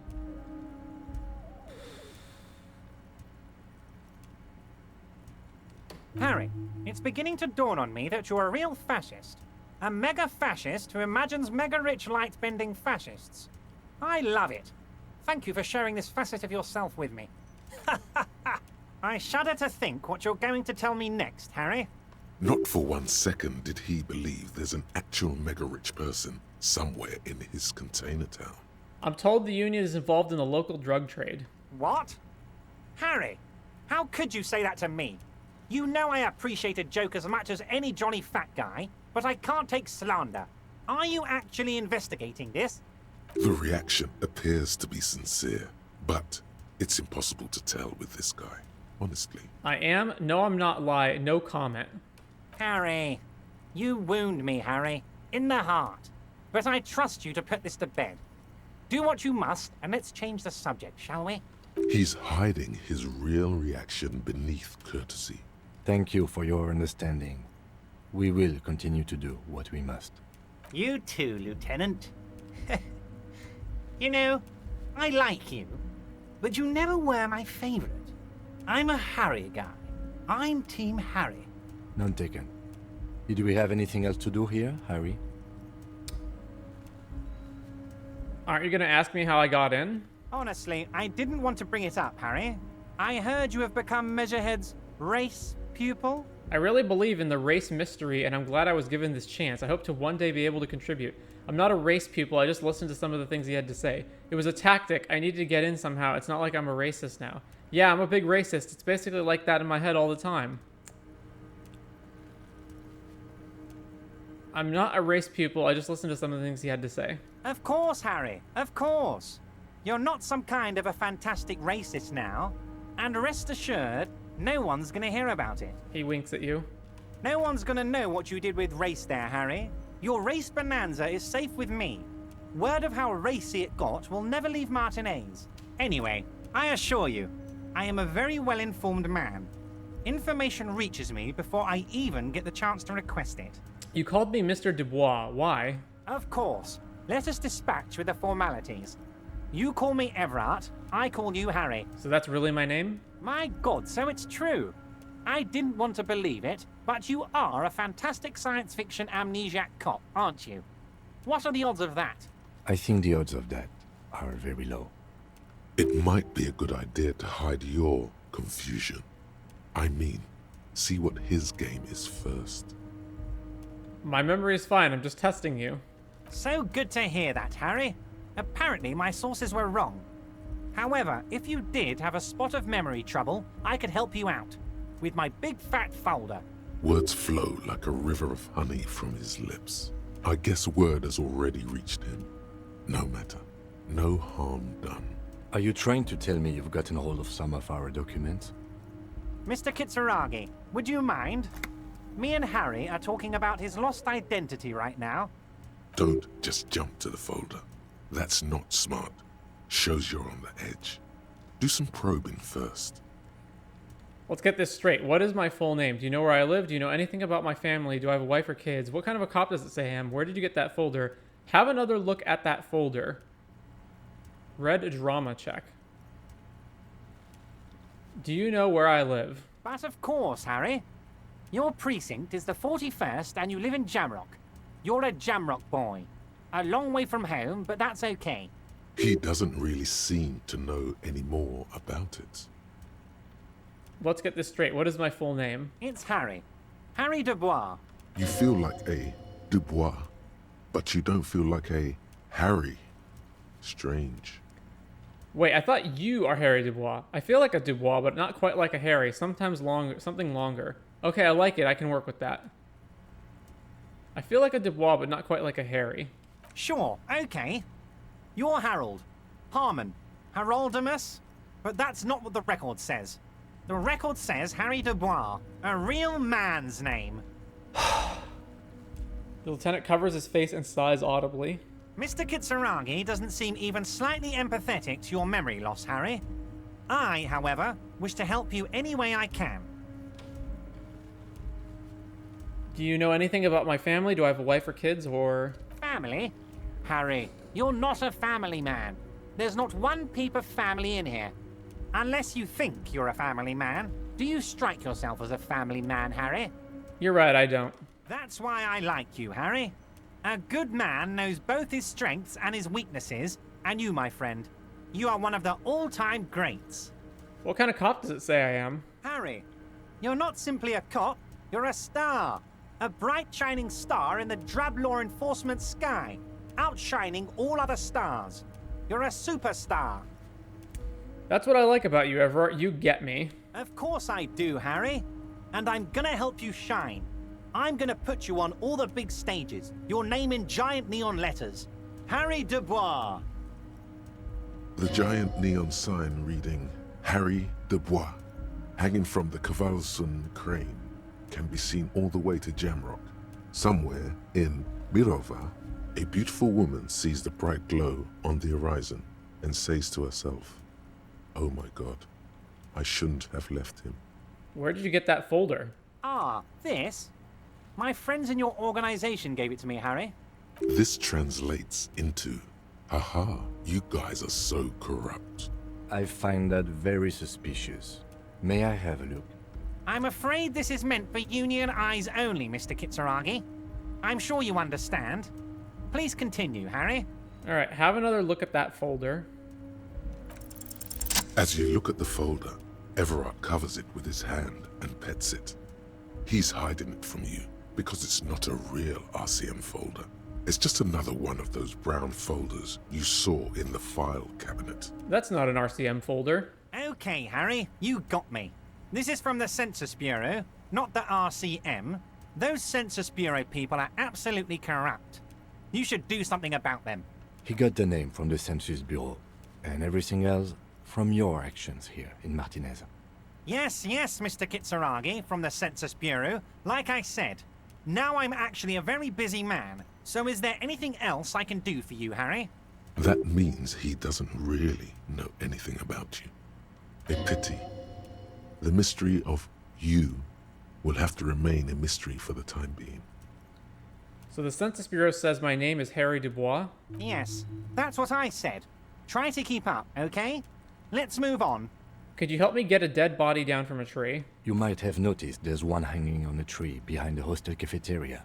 Oh my. Don't take this question personally, but why would I get involved in this matter? Mr. Claire, the man was hanged with a cargo belt. A steel-reinforced cargo belt. It's safe to assume the Union had something to do with the murder. Besides, getting the body down would benefit all of us. It's a stain on the neighborhood. Also, I studied the footprints at the crime scene, worker boots. I can certainly see how having him up there might start affecting some real estate values. But of course, all joking aside, I am going to help you. He picks up the handset of a radiophone in his right, then clicks a button. Jean-Luc, my boy, I'm sending 2 police officers down. They have a dead body in a tree problem they need help with. Namely, they need it to be taken down. And, Jean, please take it easy with the race science. He's had enough of that. You can find Jean-Luc down at the gates, but you already knew that. Anyway, he's going to help you. Let's talk about my lost gun. Yes, your lost gun. My best men are on it. They're turning every stone, searching every playground, asking kids, grandmas, everyone. Your gun will be found, Harry. Let me assure you of that. It's just a matter of time and effort. The only way to find it seems to be working with him. He might even be holding your gun hostage. Hold on, could he really hold my gun hostage? Wait, the gun may have been bought from Roy's pawn shop. Have your men factored that in?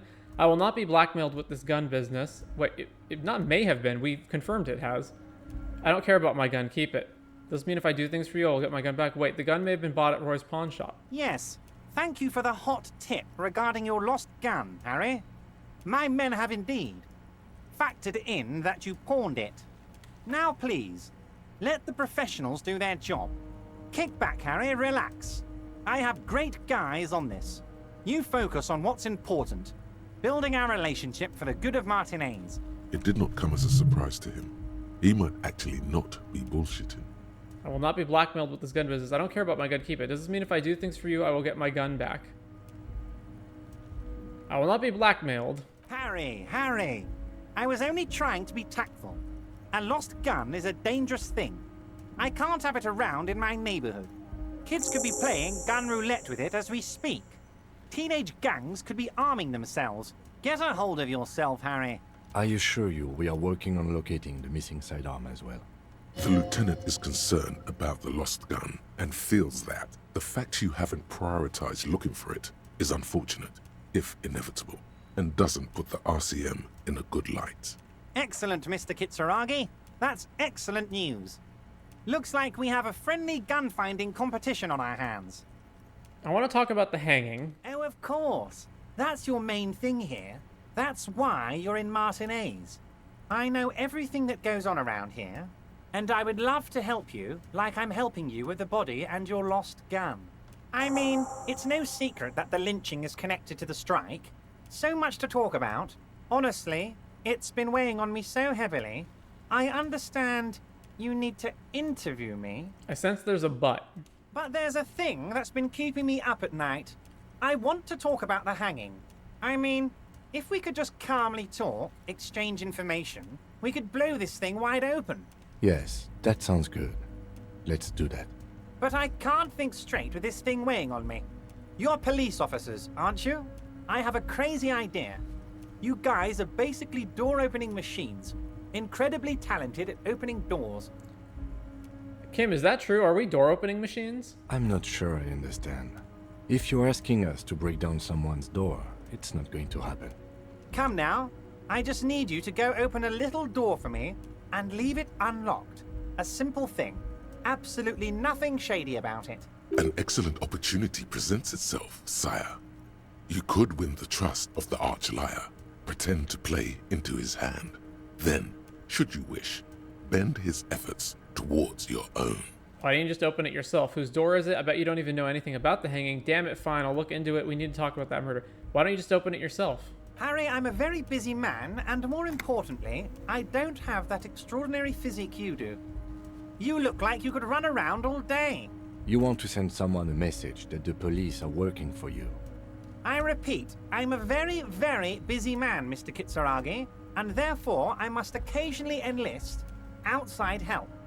So what will it be, Harry? Whose door is it? Oh, no one's. It's just a weasel. A weasel lives there. Nothing for you to worry about. What do you mean by a weasel? A loud blabbering weasel. When weasels feel no one is watching, they start acting foolishly. Just go there, unlock the door, and leave it open. It's been such a burden on me, Harry. I just want this to be over so I can discuss business with you. Damn it, fine. I'll look into it. We need to talk about that murder. Fantastic, my friend. Just let me know when it's done and we can take our friendship to the next level. You can get the key from Manana. He's down by the gates. Manana's like a free agent in the Union. Special operations. Hardened socialist. A real free thinker, too. He'll tell you precisely where the door is. One last thing, Harry.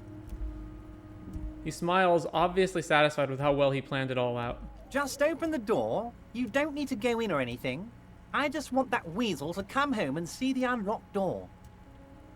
I met Joyce, the company representative. Oh, that's very nice. I haven't gotten around to her yet. I'm very, very busy, you see. I hope you're getting along.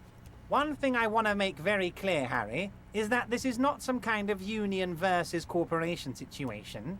Everyone is just pals here. Just pals? We're all trying to do what's best for Martinez here. Don't feel like you can't cooperate with her because you and I are such good friends and I'm helping you get that nasty body down from the tree. And with finding your lost gun. I'm not a jealous guy. Whoa, that's so nice of him. Suspiciously nice. Are you sure? I find it a little odd. What happened to the previous negotiator, Mr. Gaumont? Joyce said the previous union leader vanished under suspicious circumstances. Evrart, Joyce seems to think the union is lowballing her. Why haven't you let her in to see you? What happened to the previous negotiator? What do you mean, Harry? Nothing. I let him go. He made concessions for the company in previous negotiations. Why would you let an ally like that go? He's an old man, Harry. I wanted him to spend more time with his family. God knows how long he's got left. You called him a midget. Harry, I have little people in my organization. I would never call someone a midget. What is this? Honestly, I'm beginning to think you're a midget, Harry. I'm only kidding, Harry. You're not a midget. No one is. We're pals. Joyce said the previous union leader vanished. Vanished? Harry, the woman left her casserole in the oven and couldn't make it here in time for the voting. Oh, did I leave my casserole on? Better go home and check. The election can wait. When she got back, the whole thing was over. Wait, there was no mention of a casserole from Joyce. Funny, Joyce didn't mention any casserole. Harry, Harry, Harry. Do not fixate on this little matter. Maybe it was a rabbit stew, or a hairdryer, or an iron. The point is, her heart wasn't in it. Mine was. That much is true. His heart truly is in it. Though you wouldn't think so by looking at him. If it's spilled blood you're looking for, then there certainly isn't any in his expression or demeanor now. Evrart, Joyce seems to think the union is lowballing her. Yes, yes. Lowballing, of course. This isn't a casino, Harry. Real people, real livelihoods are at stake here. But everything's a casino for those rich types. His expression makes it clear. This is childish and irresponsible behavior. Why haven't you let her in to see you? If she actually wants to see me, she will find a way. Any good negotiator would. And I just don't have anything to discuss with a bad negotiator. Are you sure? I find it a little odd. I'm just a nice guy, Harry.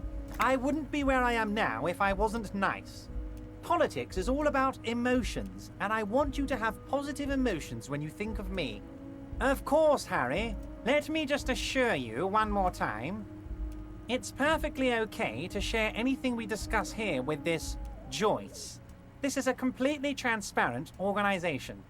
I have no interest in what she is doing, but I myself have nothing to hide. Your business is your business, and I respect your privacy. Just remember, none of this is secret. Tell her about all of it. My brother's picture, my singing swordfish clock. Tell her how overweight I am and how I'm helping you find your lost gun. Tell her about everything. Evrart doesn't mind.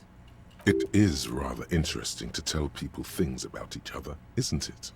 It was nice telling him about her right now. Ever, I'm gonna leave now, but we might talk again later. Should I bring up the drug trade? Nah, let's not. I don't know. Can we use it to pressure him? I guess. I just finished investigating the local drug trade. Ah, yes. Your side investigation. Thank you. You've got some spirit clearing up phony drug accusations alongside this murder. I'll talk to the mayor and see if I can get you the key to the city, Harry. Now let's talk real business. Actually, Revachol doesn't have a mayor. He refuses to discuss it further. It's probably just a small nuisance to him. Not even a speck of anger in his voice. That's that then. Okay, I'm gonna leave now. Wait. You need this to get in and out through the gate. Thanks. I was wondering how I'm supposed to get out. Great, wouldn't want to get stuck in here. Here. You're one of us now. A real red and white union man. Take care, Harry. It's clear you like the hard stuff, Brota. The what? Sounds like my stomach is growling. What is my lower intestine going on about? Lower intestine? The term is metabolic and circulatory system. Okay, but what's the hard stuff? Fascism, Brota. What is fascism, though? Many things, but it's mostly about trusting your gut. Who does your gut tell you is the source of Revachol's problems? Foreigners, financiers, leftist academicians, liberals? I thought you were in my circulatory system. Quit stalling, Bruta. We're talking about the weakest, worst, most insane thing. The weak link. Liberals. Yes, them. But also, women. Women? Women. Men of war. You don't like them. They're insane. Their idiocy needs to be scrubbed off this world with rubbing alcohol. Woo men need to go back to the fucking kitchen. That's what fascism boils down to. The rest is also important. But the main thing is that woo men need to know their place. Am I having some kind of stomach seizure? Stomach truth. You're having a stomach truth. Why am I getting this? Because you've said the hard things that others won't say. The good things, you've said them many times. Fascism sounds so bad, though. What if we called it something else, like traditionalism? Okay, yes, let's call it that. Good thinking. That sounds much better. Traditionalism. You like the sound of that. Okay, Stomach, I've made up my mind about fascism. You're going to keep your views, right? Keep your views, Brota. I will keep my views for the glory of the Revacholian nation. Absolutely not. I'm not going to be played by an upset stomach. Yeah, let's just opt into everything. For the nation. Smart. Best not to mention the woo men too often. That's why you're the head and I am the stomach. No, fascism is about industry and politics and nationhood, not woo men. I'm absolutely okay with woo men. Of course you are, Bruta. Of course.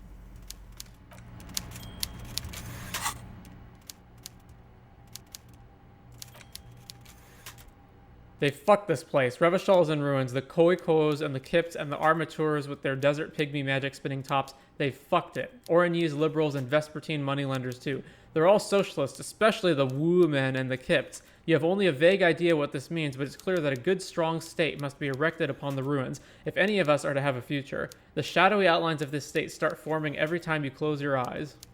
9-hour research time. Wow.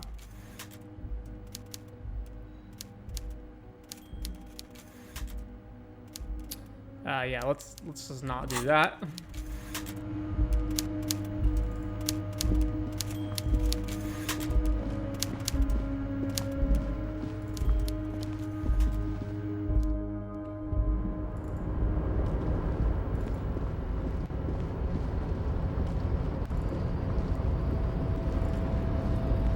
All right, back to Measurehead.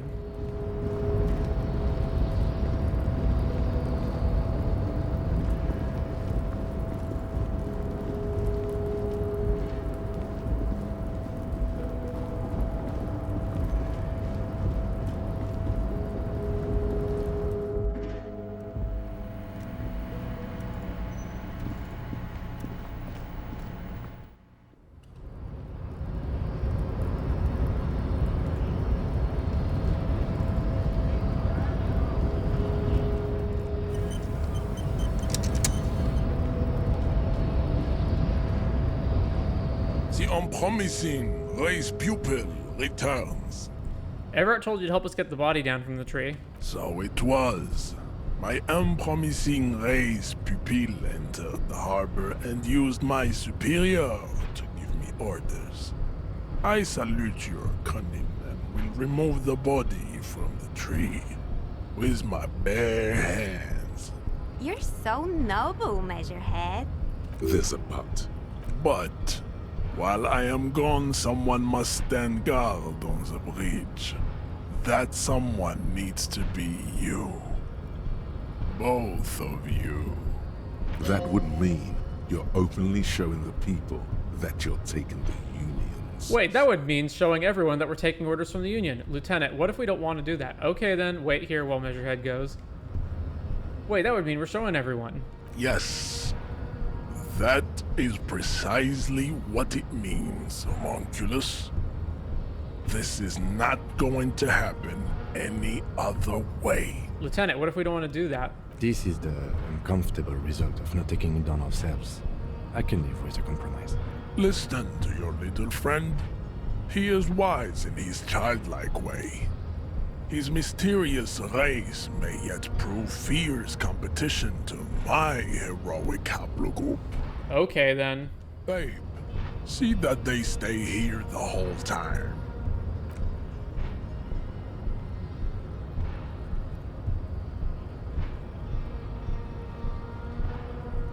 And we can't move during this? Okay. I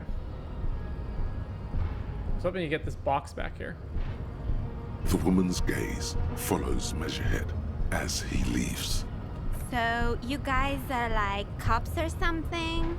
Why are you with Measurehead? Yeah, we're the law around here. Apparently so. We're just trying to keep things from going to shit. Why are you with Measurehead? Look at him. His craniometric perfection. Are you cops or what? Yeah, we're the law around here. Cool. I like men with guns and power. I'm Katya, by the way. You hear that? That sound. He's breaking something. Yeah, Jean-Luc must be really tearing it up over there. I wish I could see it. I also wish I could see it. Look at you! RCM rent-a-cops! Guarding that bridge like Evrat's lapdogs! Is this where it's at now? The RCM is for sale! And who are you? What is your business here? Why are your clothes 4 sizes too small for you? I'll work with whoever I want. Yes, I'm an unbelievably corrupt cop. I am corrupt every opportunity I get. A shrill laughter interrupts you, echoing across Martinez. It's Cuno. Then, the man turns to look behind him at the behemoth appearing around the corner, approaching him, walking past him.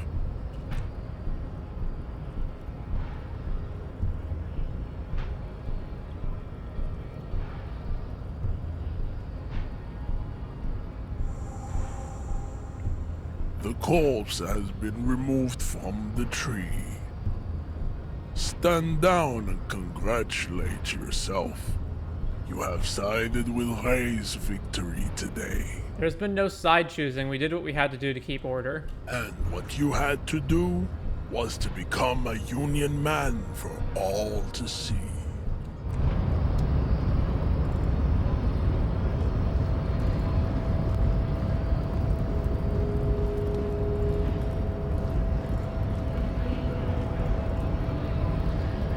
So, how'd you like our harbor? You've been in there, he means. Talked to the boss man too, probably. Was nice enough. It's but a rest area on the path leading across open plains.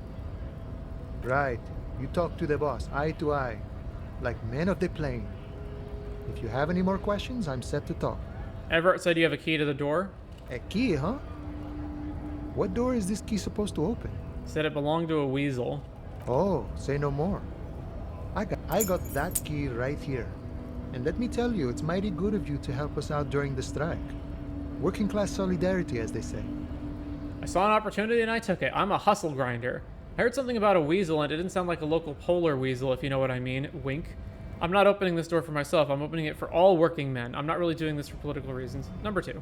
Polar weasel? Oh. I know what you mean.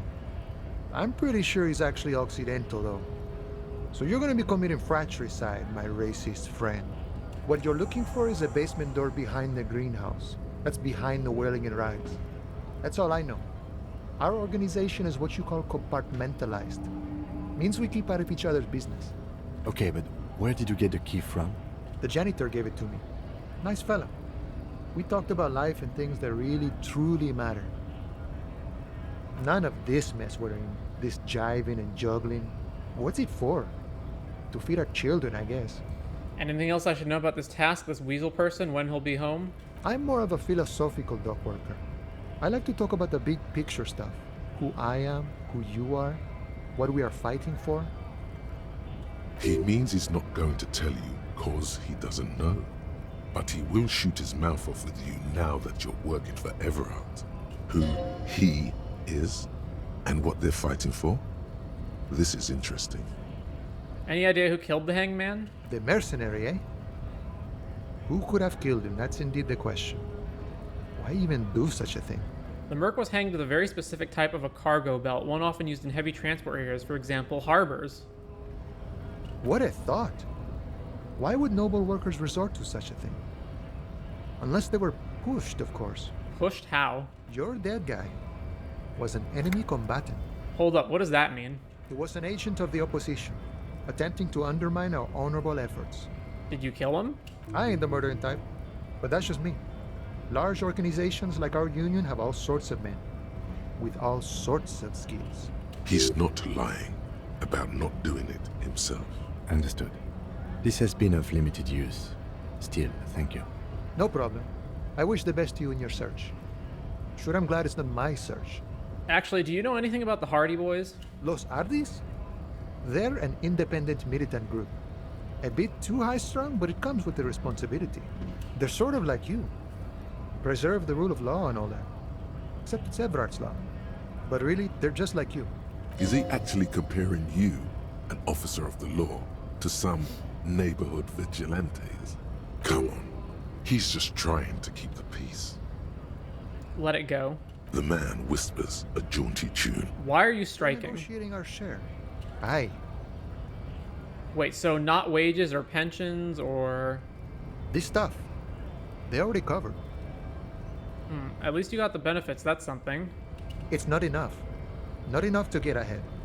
More about keeping us in our place. How large a share would you like? All of it. However, right now we want all the harbor workers to be on the company's board, so they could take part in the decision-making process. This seditious talk sounds like communism. Just so we're on the same page, communism is basically wanting to kill the rich people, or deporting them to a labor camp in southeast Grad. But don't say that out loud if you're a communist. Are you a communist? The boss man, Evrart, what can you tell me about him? I think it's best you make up your own mind now that you've met him. In my eyes, he is a capable organizer and a decent businessman. What does bossing the union entail anyway? I guess you kind of get to be the village chief. He oversees the harbor, makes deals with the owners or other relevant parties, watches out for his own. By that, you mean corruption? By heavens, why would he not be corrupt? We live in a harsh and disordered world, see? And in this world, the old man is corrupt for our benefit, and we know it. Appreciate it even. He is, personally, not too lavish. That deck seemed lavish to me. He is reasonably lavish, sure. That's his prerogative. It's not like you want a saintly demeanor on a corrupt motherfucker. That would be a manipulative illusion. Besides, there are no non-corrupt systems in the world anyway, and moralism is the most corrupt of them all. Not you would like to say. But then there's that Weasel door. This man has political theory, and it has not failed him today. Are you a communist? No. I don't think I'm a communist. Seeing something of value and saying I want it all to myself is a much older and simpler notion. No science to it at all. Even a weak child can think it. The only things holding someone back are I can't and I shouldn't. But the stuff you do aligns admirably well with the World Republic. Why not call yourself a communist? I have nothing against communists. They are honorable boyaderos. And they have good analysis. But my own code serves me well. If my code starts failing, a code can fail a man as well as a man can fail a code, then I will have to submit to a new one, which may well be communism. It sounds like you're a communist who thinks he isn't doing enough to call himself one. See, I am primarily a lazy person. You seem to have spent a lot of time thinking about the political situation. Sure, I've had the necessary free time. Fortunately, there's always time. The look in his brown eyes conjures up an understanding. For him, having command of his time is the most important thing. It all comes together now. The way he speaks about scabs, his general attitude. He's a follower of a 500-year-old Franco-Nigerian Boyadero code, itself an appropriation of Vespertine cool. That of a noble peasant or a traveling herdsman. True to yourself, independent in your actions, loyal to your friends. Doesn't sound that cool. Sounds antiquated, obsolete, passé. It's not disco. The man sits on the railing. All right. Does the Scab Leader have anything more to say now? Right to work! Right to... No.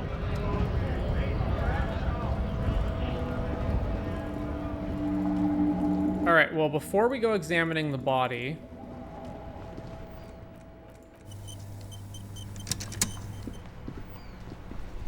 let's go talk to Joyce.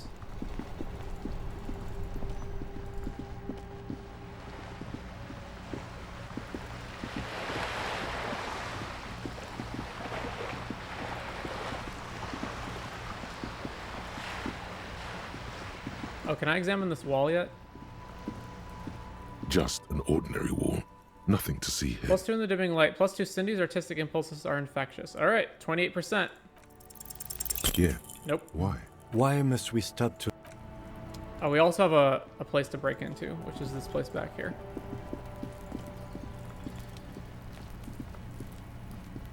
This must be it.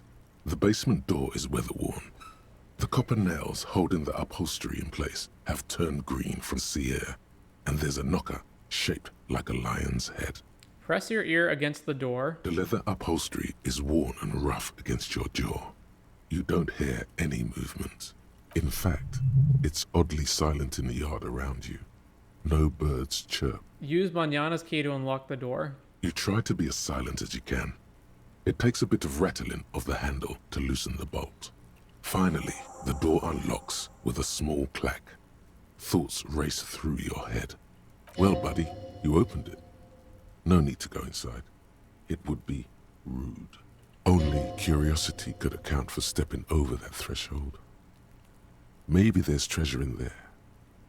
A white alligator. A fountain of quicksilver. There might be important information in the apartment. I mean, there might. Well, of course we're going into the apartment.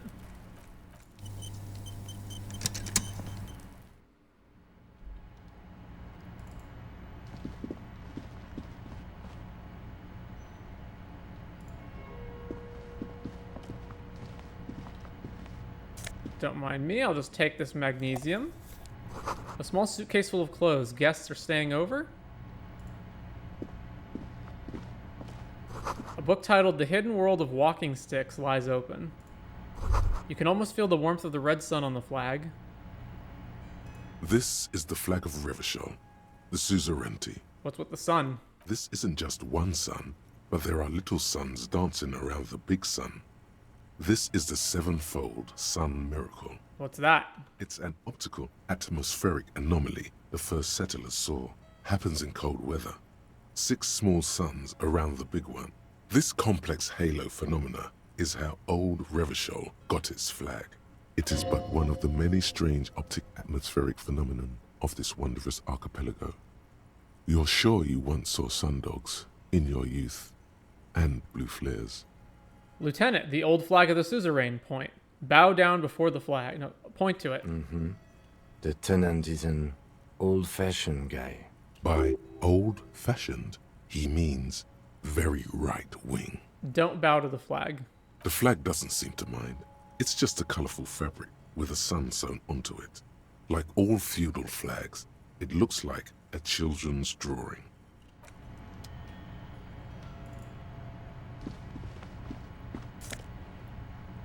Inter-isolary dress shirt. +1 to logic. Oh, giant novelty check. This 20 by 50 centimeter check looks like it's meant to be handed over ceremoniously on a gala-like event. It supposedly exchanges for 25 real at your local freak store. Below the number, a careful hand was written. The words, "Constables rent all of it. Note, worthless in a pawn shop." Pressed in spotless gleaming white shirt, the kind that serious men wear at serious inter-isolary offices, not yet piss-soaked or cum-stained. So I would take that over physical instrument, basically. I don't have that good of a physical instrument check, though. So I'd rather leave that on. Whoever lives here admires fair-haired fantasy heroes with big muscles. A row of mugs sits on the shelf. Each one depicts a human figure. A dark-skinned woman grinning amidst mysterious symbols. A broad-shouldered man shoveling potatoes, and others. Tap on the mugs. A little ring. Though cheerful, the images on the ceramic make you vaguely uncomfortable. There's something disdainful in the way the curves and lines of the bodies were drawn. The images betray a lack of interest in human beings. They are merely unflattering caricatures. What do I mean uncomfortable? The owner of these mugs doesn't like people of other ethnicities very much. Typical asshole. Come on, it's just a bit of fun with a pinch of truth. People have the right to make fun of each other in a free world. Thanks, good to know. I have no opinion on this. Anytime. The lieutenant picks up one of the mugs, then puts it back down with a look of disdain. I'm beginning to feel better about breaking into this man's apartment.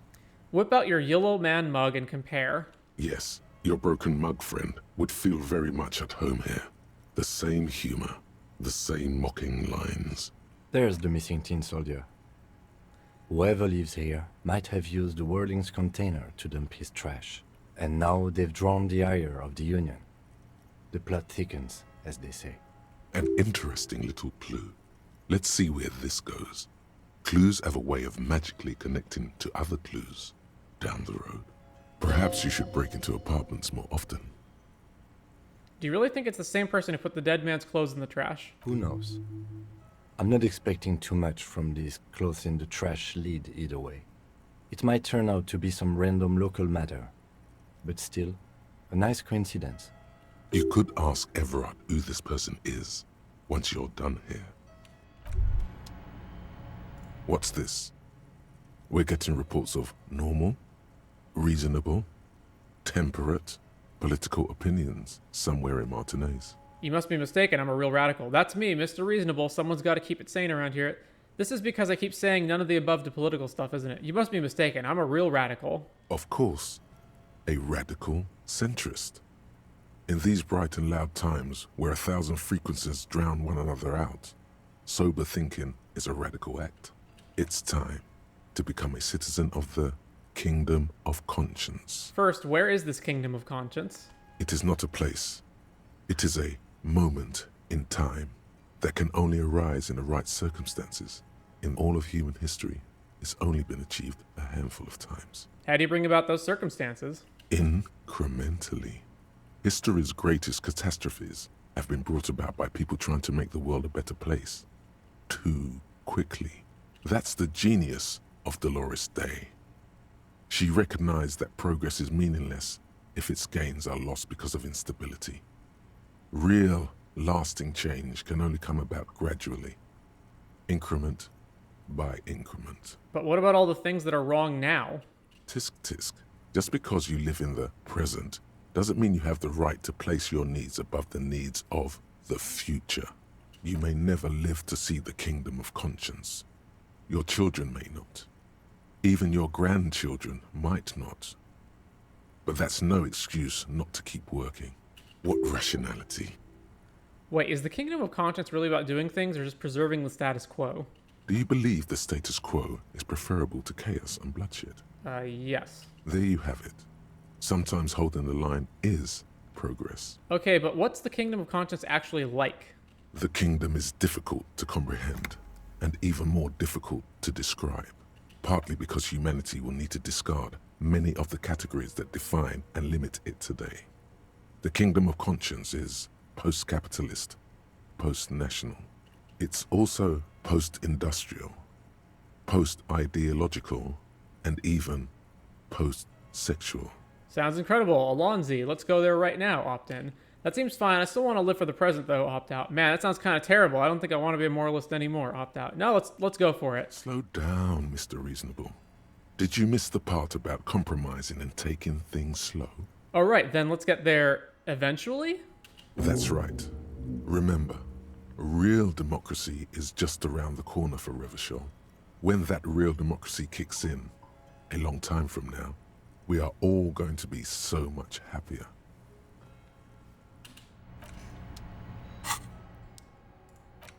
Kingdom of Conscience thought. Heartache is powerful, but democracy is subtle. Incrementally, you begin to notice a change in the weather. When it snows, the flakes are softer when they stick to your worry-worn forehead. When it rains, the rain is warmer. Democracy is coming to the administrative region. The ideals of DeLorean humanism are reinstating themselves. How can they not? These are the ideals of the Coalition and the Moralist International. Those guys are signal blue, and they're not only good, they're also powerful. What will it be like once their nuanced plans have been realized? A row of mugs. All right. Well, I think that's everything here.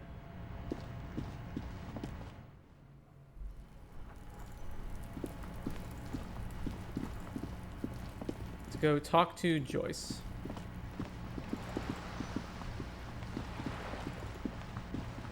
Cindy have anything more to say?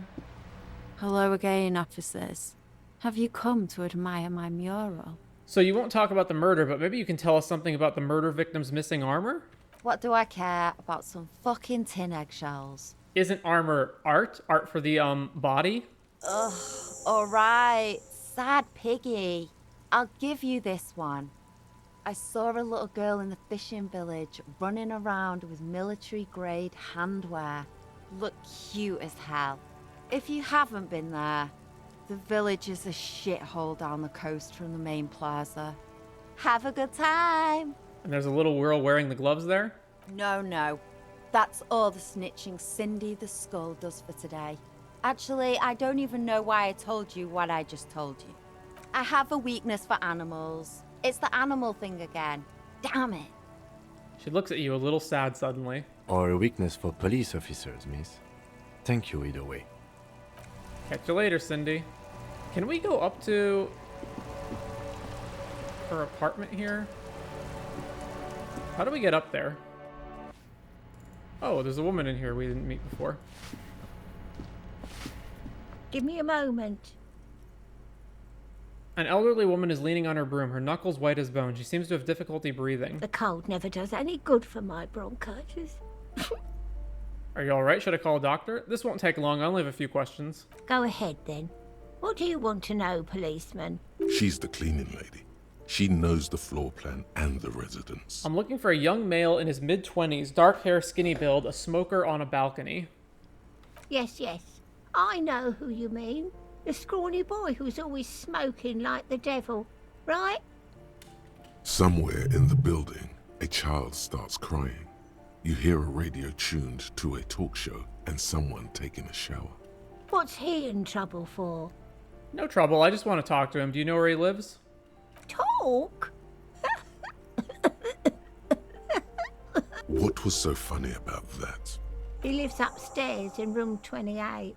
Go to the balcony. It's one of those doors there. He's usually home in the evening. Number 28. Thank you. We should go check out his apartment on the balcony. See if he's home.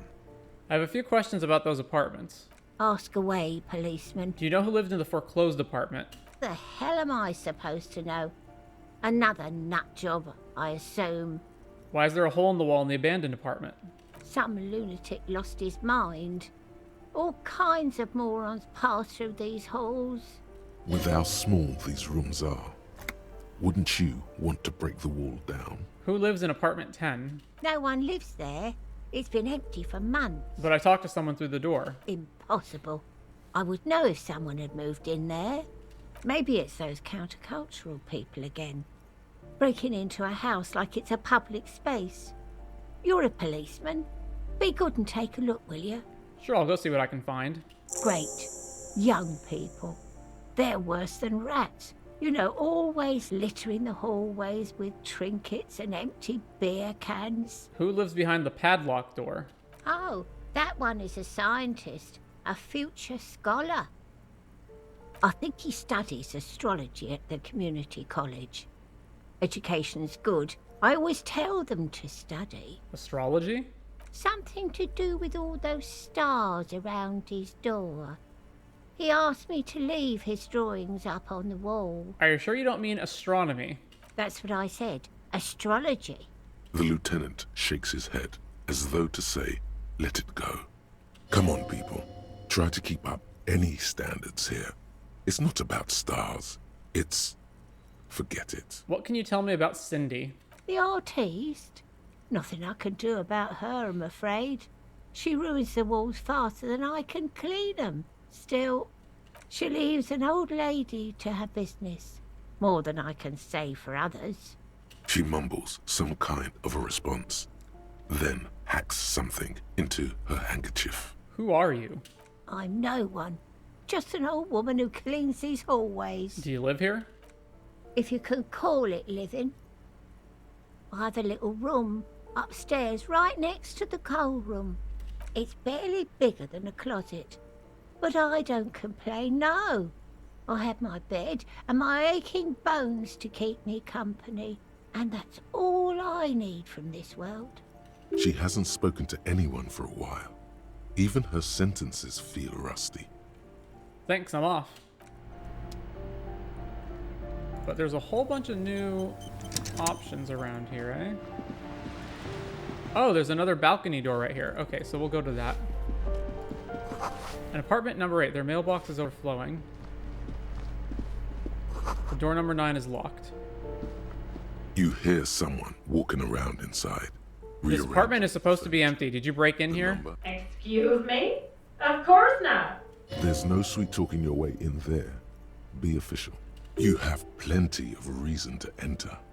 I don't need a warrant if I suspect there's been a break-in. Oh, come on. Well, that was easy. There's a pause before you hear the door being unlocked. That was smart.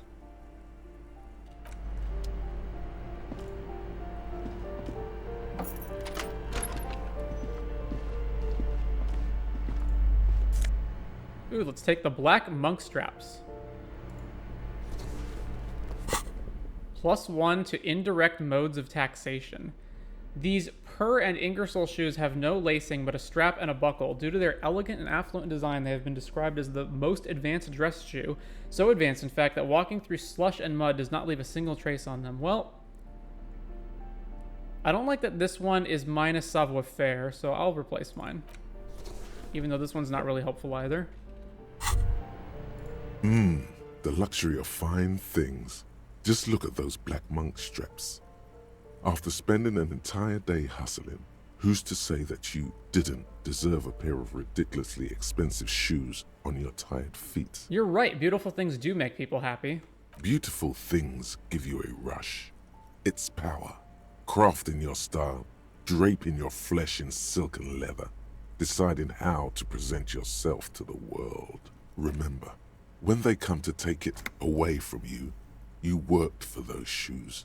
Whether you like it or not, wearing these shoes has made you more liberal. Ultra liberal. I don't think I worked for these shoes that I just stole from a cabinet. They're either a gateway drug or a booster pack to get you deeper into free market ideology.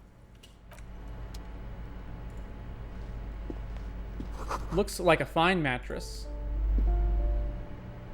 A blister pack of medicine peeks out of the box. You should take it. Hypnogamma. Satisfied?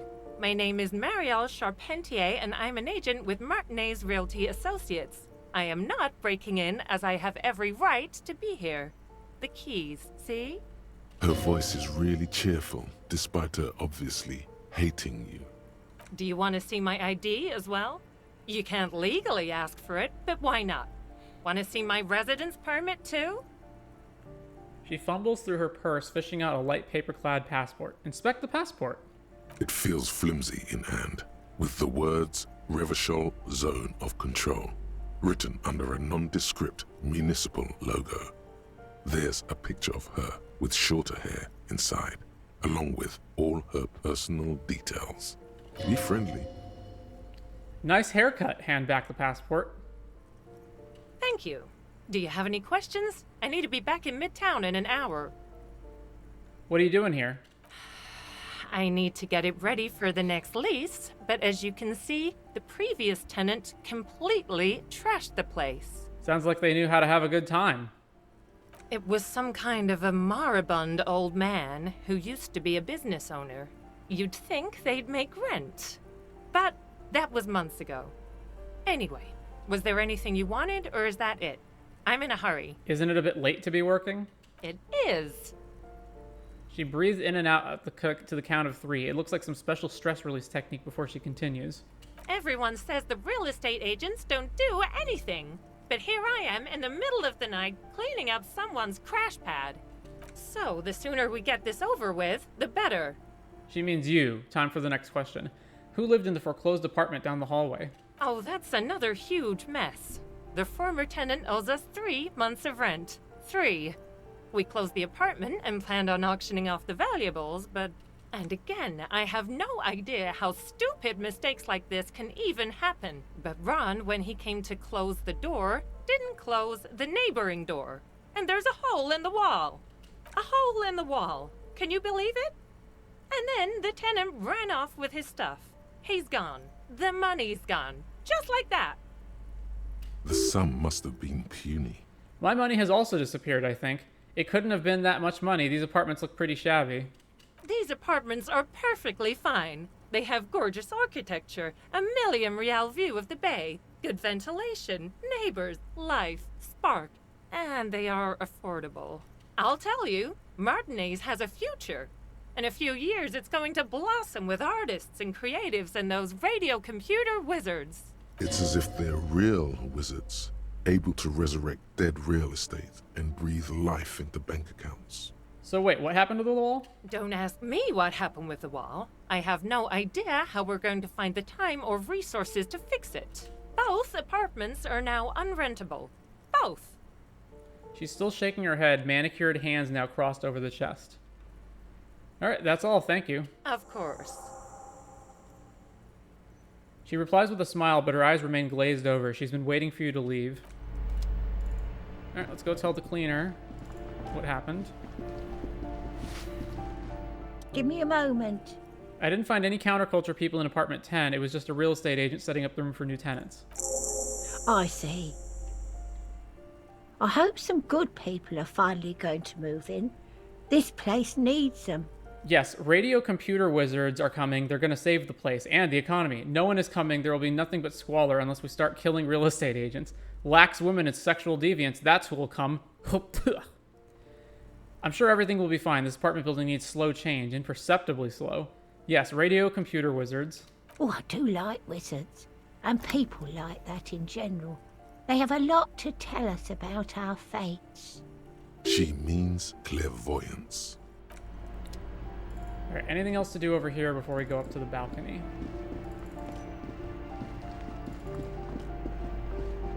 Doesn't look like it. All right.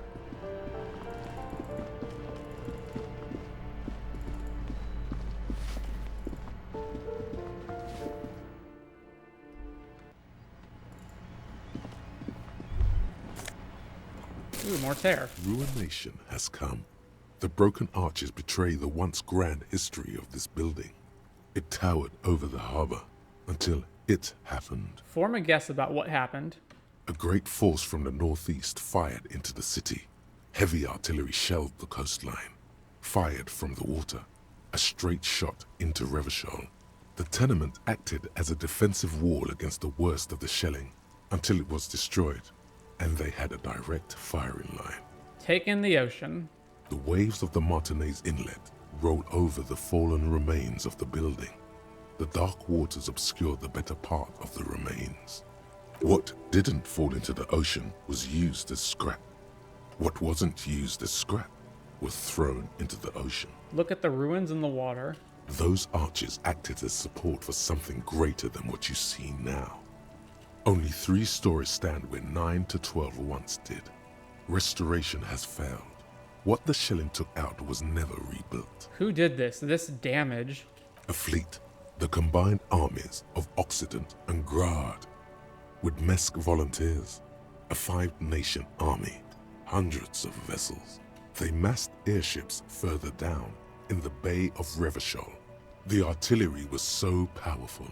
The ships not only required gyroscopic stabilization, they were anchored into the ocean floor as well. Many are still there to this day.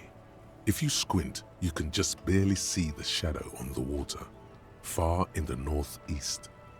Cannons still ready to placate Revachol. Coalition warship Archer can shoot 50 shells a minute on 20 co-aligned archers. They will reach the city in 58 seconds. Hey Kim, do you know who shelled our city? The Coalition. But that was a long time ago. I think we should move on. It's chilly up here. He does not like talking politics of this kind.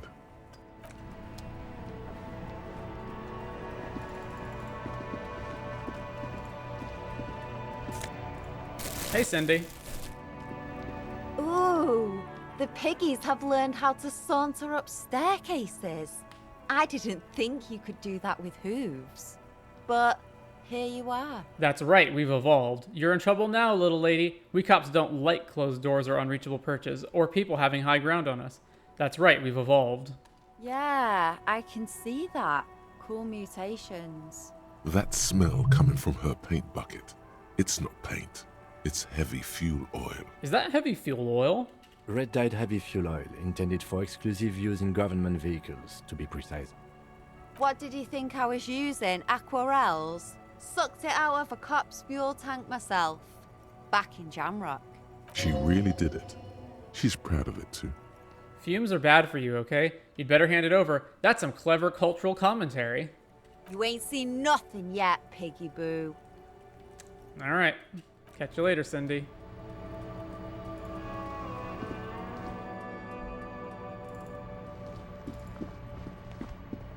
Someone's been sleeping here recently. Cindy? Enough coal to last for several winters. Smells of chemicals. Pour le Homme laborer jeans. +1 to electrochemistry, -1 reaction speed, as opposed to -1 savoir-faire from our flare-cut trousers. Although these jeans look worn, the wearer must have had an ass given to them by the mighty lord himself. That beautiful peach-shaped man-ass has imprinted itself so deep in the fabric you can't but wonder if wearing them would start molding your own vague rear side into a more shapely form as well.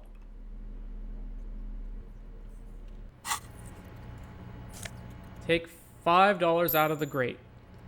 Yep, never mind us, Cindy. Just casually stealing from you. We'll be off on our way now. Hello again, officers. Is that bed in the coal room yours? Ooh. Not only have you found my address, you've discovered my biggest secret. I'm a coal miner. Really? You're a miner? Don't you have a real home? It's not the nicest place, but I guess it'll have to do. It doesn't have to do anything at all. Nothing does. Like me. Right now, I'm doing nothing at all. Really? You're a miner? Yes. I keep hoping a shaft will collapse on me. But somehow, it never happens. All right. Shoot, piggy. Well, that's that.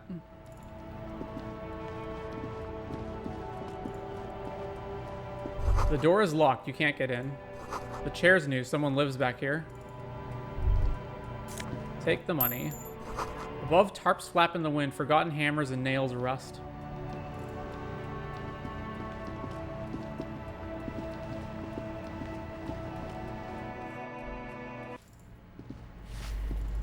To the other balcony.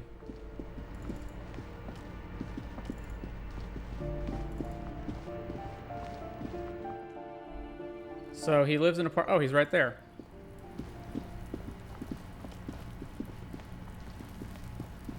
Gendarmerie, you found me. The young man on the balcony gives you a bright smile before taking another drag from his cigarette. His slender figure is backlit by city lights, its distant streets and motorways flashing like diamonds. It feels like a Friday. He seems to be in a good mood tonight. We got your hint. Found the key right under that stone. Beautiful. So tell me, are you here to make things right again? That's what I'm aiming for, yes. Honestly, I'm just trying not to screw anything up. I'm not going to make things just right. I'm going to make them spectacular. Ignore his question. I was hoping to talk to a possible witness. Your balcony overlooks the murder scene. I'm going to make things spectacular. Beautiful. I have some good news for you. My Sunday friend is visiting me tonight. I told him about you and he'd like to say hello. Step in. He's already waiting. By the way, I'm really digging the view here. Point to the city skyline. Mm-hmm. That's why I chose this place. Martinez is special, isn't it? Wait. Suddenly you are digging things? The lieutenant whispers to you, shaking his head.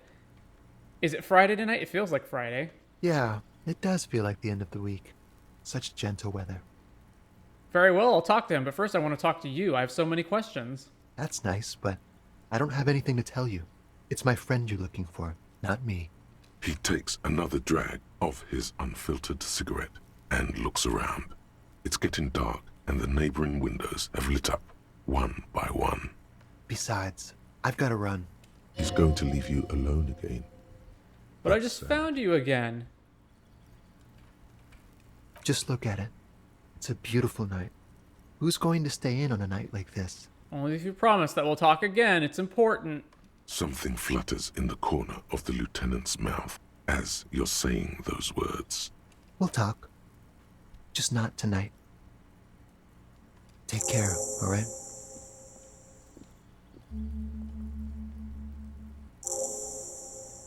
New task. Interview the Sunday friend. And he's gone again. Looks like it's becoming a theme for him. He's always leaving. Why is he always leaving, Kim? Who knows, detective? It's a mystery. There's something so different about him that I just can't put my finger on. Different, of course. His shirt. Why is his shirt always unbuttoned? He's such a good listener. I like talking to him. There's just something so mysterious about the way he talks and moves. Something so mysterious about the way he talks. The lieutenant squints his eyes, trying to hold back laughter. Very mysterious. Very. Come on, detective. Let's go. We've got a potential witness to interview. His Sunday friend, remember?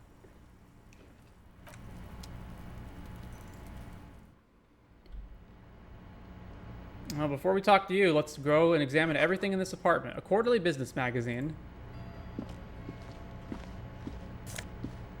Take the Cimmerian conical hat. +1 to logic, -1 to suggestion. This tawny cone-shaped hat looks like a beacon of Cimmerian wisdom, its straws sticking up like antennas. Thank God you can't really see people's reactions when they see you strolling around in this incredibly insensitive headpiece. Super logical for a cop to wear this. Insensitive bachelor party vibes. Dishes soaked up in a pot. An empty ashtray. Flyers for underground parties. An exquisite canopy bed made of metal. Buckets of paint on a layer of old newspapers. An old photo of the same apartment dated year 01. Party Dragon silk robe. +1 drama, +1 electrochemistry. This sleazy silk bathing robe in vibrant blues features a roaring dragon on its front, ready to take off into the night. A red belt has been provided for fastening. It's culturally insensitive, but only for people who are not from Seoul. The real Seoulites probably don't care. +1 to drama, become the dragon. +1 to electrochemistry, become an addict in a strange bathing robe. Does this replace the tank top? Or this? Alright, well, we'll put that back on.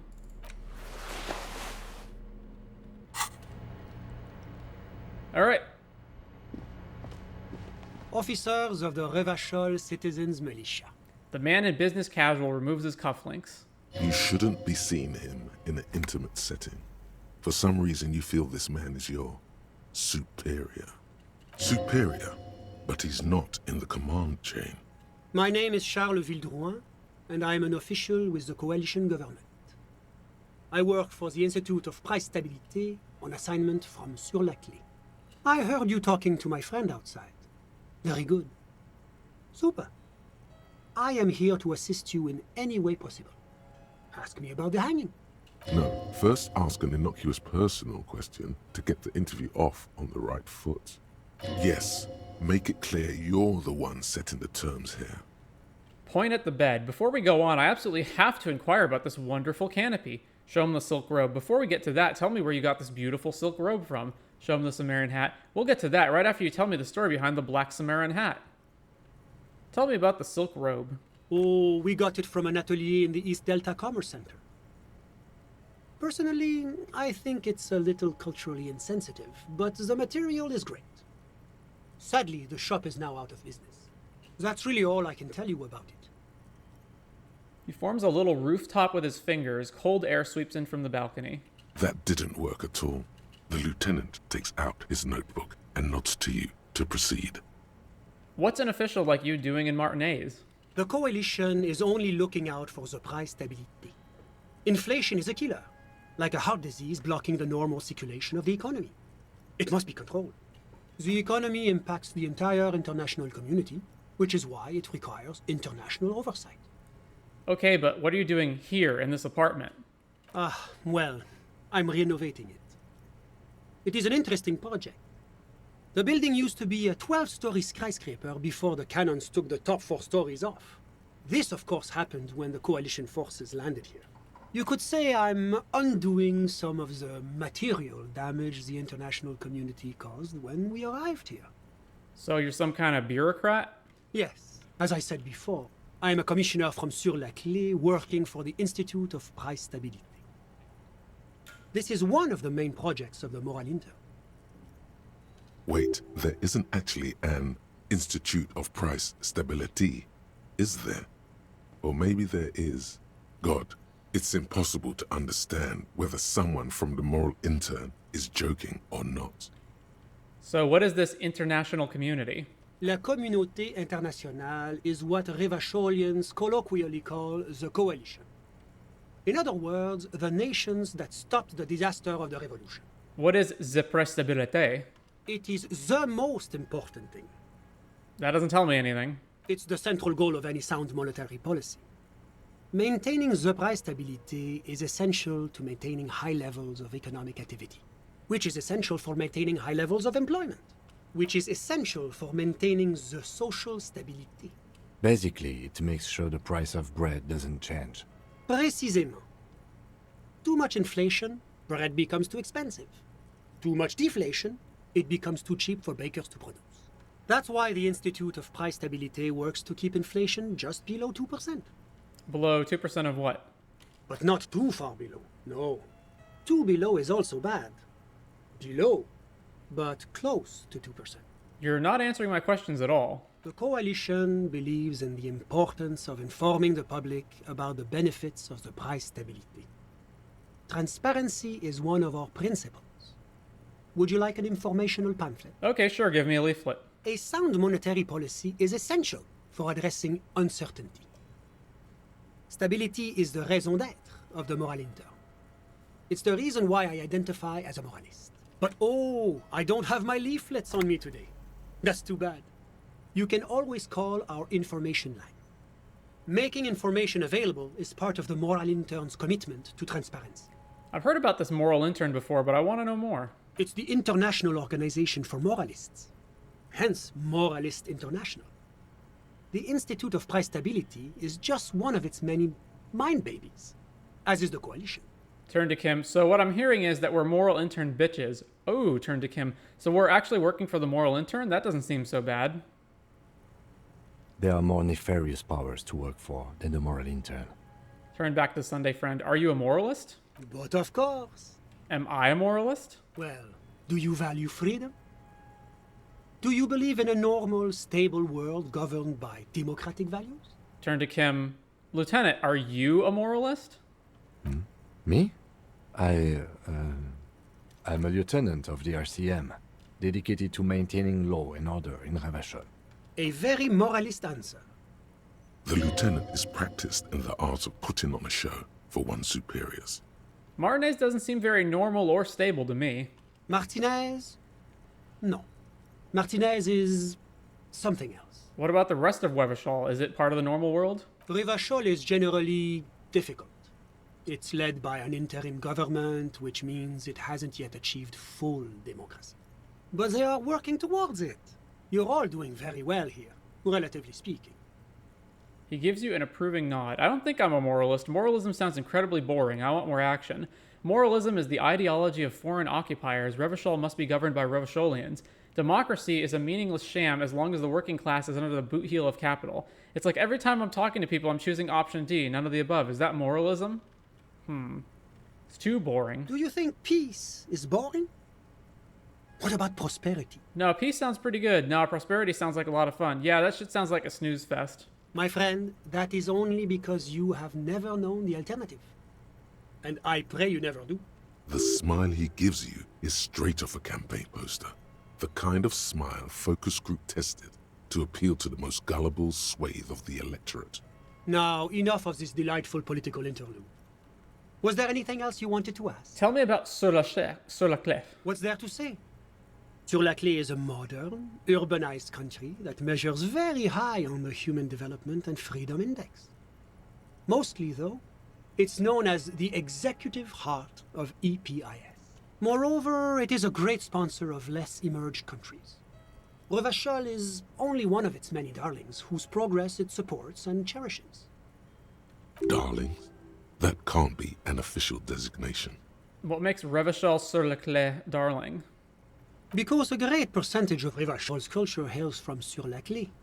Its language, its people, its cuisine even. Or at least in the downtown La Delta area. Enough business, let's talk about something else. Whatever you wish, officer. You actually witnessed the lynching? I'm sorry to say I did, officer. Turn to the lieutenant. This is just the break we've been looking for. Easy, detective. No need to jump to conclusions. Is it because you did it, Mr. Start from the beginning if you don't mind. Officer, it's very difficult to describe what I saw that night. It was so surreal to me, like in a play. He holds out his hands and blossoms his fingers, like a drama teacher setting the scene. What do you mean, like in a play? It was just so strange. I could barely comprehend what was happening. I was on the balcony when it happened, getting some fresh air. I remember that first they came in, carrying what looked like a body. And then I saw all the surrounding windows go dead, one by one. That's when I understood. I should not be seeing this. Sounds like the victim was unconscious, or at least incapacitated. Well done, detective. He nods to you. Who were they? Can you describe them? I couldn't see their faces well, and there were quite a few of them. But they were very loud and very Martinez. Let's just say that the laboring classes can get rather expressive with their profanity. How many of them were there? I couldn't tell you exactly. Less than 10. Maybe 8? The lieutenant sends you a sharp look at the mention of that number. Were any of them huge, like 200 kilograms huge? That's a giant you're describing. No, they were all quite human, as far as I could tell. What happened next? I went back inside. Were you able to see anything from inside? Officer, the yard was pitch black. There was nothing to see, but I could still hear their voices. They were threatening to kill that poor man. Were they men, women? All men, I presume. But again, I couldn't see very clearly. But we are fairly certain the lady driver was present. Are you sure at least one of them wasn't a woman? It's possible, officer, but I cannot say with certainty. It was very dark, you must remember. What happened next? Well, that's the strangest part, officer. Nothing happened. It was oddly quiet for a public lynching. What do you mean nothing happened? They lynched a guy. Eventually, their shouts died down, and that was all. There were no gunshots, no celebratory shouts, no anything. Why didn't you call the RCM? You're right, of course. That is what one is supposed to do in such circumstances. I was simply in shock. I'm afraid I don't have anything else to add. About what time was all this happening, approximately? All I can say is that it was late. You didn't check your watch? My watch? Yes, now I remember. It was 30 minutes past midnight, give or take. So let me get this straight. You didn't actually witness the hanging itself, did you? No, I didn't see the corpse until the following day. It seems this wasn't the break you were hoping for. I think we have everything we need. Thank you for talking to us, Mr. Villedroit. Of course. Anything I can do to assist the RCM. Can you tell me about your friend? Ah, my friend. My friend is a good young man. His family immigrated here from Kedra, and life has not been easy for him. But he understands the importance of education. He has taken his future into his own hands, and that's all that matters. You still haven't told me who he is. Sorry. Who? Your friend, the smoker on the balcony. We were just talking about him. But I told you, officer. He's a bright young man here to pursue his education. Education is the foundation of our future, especially the arts. It is a cornerstone of our civilization. Fine, but what's his real name? Officer, you have to understand. I can't give you his personal information. I'm sure you have your own methods and databases, right? Please don't put me in this situation. So all you can tell me about him is that he's here to study the arts. He's deeply enmeshed in the study of the fine arts, yes. Which arts? He's a truly free spirit. He likes all the arts. Perhaps graphic design, printmaking, who knows? The world is open wide for a talented youth like him. What are you doing in his apartment by yourself? I'm just enjoying the view. Enjoying the view? There's a dead body hanging in the tree. Isn't it rude for your friend to leave you alone like this? A dead body we still need to get down, by the way. Listen. No, it's down. Measurehead took it down. What? I'm not hearing anything. The Insulindian Bay. I was asking about your friend. My friend comes and goes. I'm sure you'll see him around. He's a busy bee. What an odd choice of words. How'd you two even become friends? How did any of us become friends? Bad things happening on the Insulindian Isola? Oil platforms ablaze in the night? Civil wars lasting for years? Finally, the international community is forced to step in. You're describing how the coalition occupied Revachol. One of the wonders of democracy is that everyone is allowed to have his own opinion. And not just allowed, encouraged even. Have you ever tried debate? There's a joke here, and you know what it is. What do you mean? Yeah, I'm what they call a masturbator. Brush some invisible dirt off your shoulder. What do you mean? Debating. You should consider joining a debating society for adults. I hear they're oodles of fun. I used to have a flyer for one, but now that I start thinking of it, it was for an improv class anyway. It's this funny theater thing, you know? Very creative. Helps relieve stress. A chill runs down your spine as you envision a half-dozen people in professional attire standing around a chair, awkwardly pretending to be waiting for a motorbus. It's neither funny nor creative. What's Kedra? Kedra is a candidate member of APIS. But, between you and me, their potential membership is a more contentious issue. What do you mean? That it's never going to happen. They entered negotiations in 21, and it's been pending ever since. What's this EPIS thing you keep talking about? EPIS is a very special program developed by the Moral Intern to support certain Occidental nations. It began as a unified system of weights and measures, which proved to be a wild success. Nothing but kilograms and centimeters as far as the eye can see. God, yes. Sweet standardization. The backbone of rationality and commerce. It was such a wild success that we expanded it into an economic union for the processing of steel. Another success. And between you and me, the Moral Intern feels emboldened by this success. Emboldened to take EPIS to the next level. Okay, but what does it stand for? Why, it stands for progress and stability, like the Moral Intern as a whole. No, what are the letters it stand for? It's been such a wild, extraordinary success thus far. We are very excited to take it to the next level. You don't even hear the words I'm saying, do you? A supranational political alliance. The United States of Occident. Is it going to be like this place here? You mean Revachol? No, it's going to have transparent democracy. Is Revachol going to be part of EPIS? It's one day going to be a candidate member of EPIS, sure. Except that candidate members never become full members. do they? Didn't you say that candidate members never become real members? No. Candidate members do become members. Why do we even have the whole system in place if they don't? It just takes time. Time and evaluation. But we were talking about my friend here, not politics. I'm all ears, officer. Thanks, I've got all I need. A moment, officer. Do you have everything you need from me?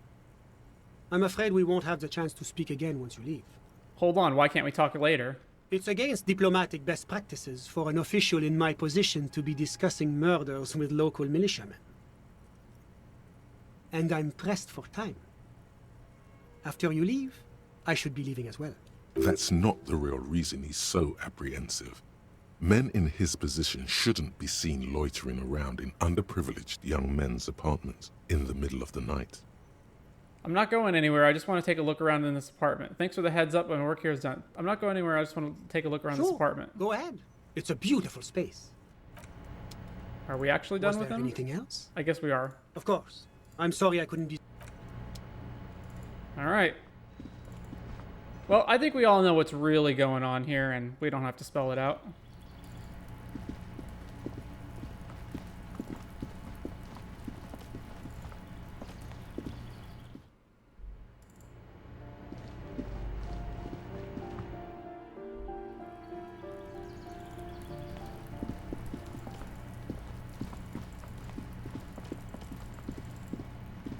All right, let's go talk to Joyce.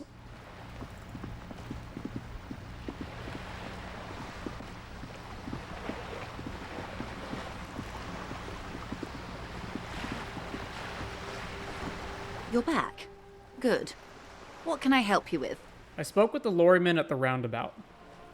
Yes, my eyes on the harbour have sent word to that effect. What have you discovered?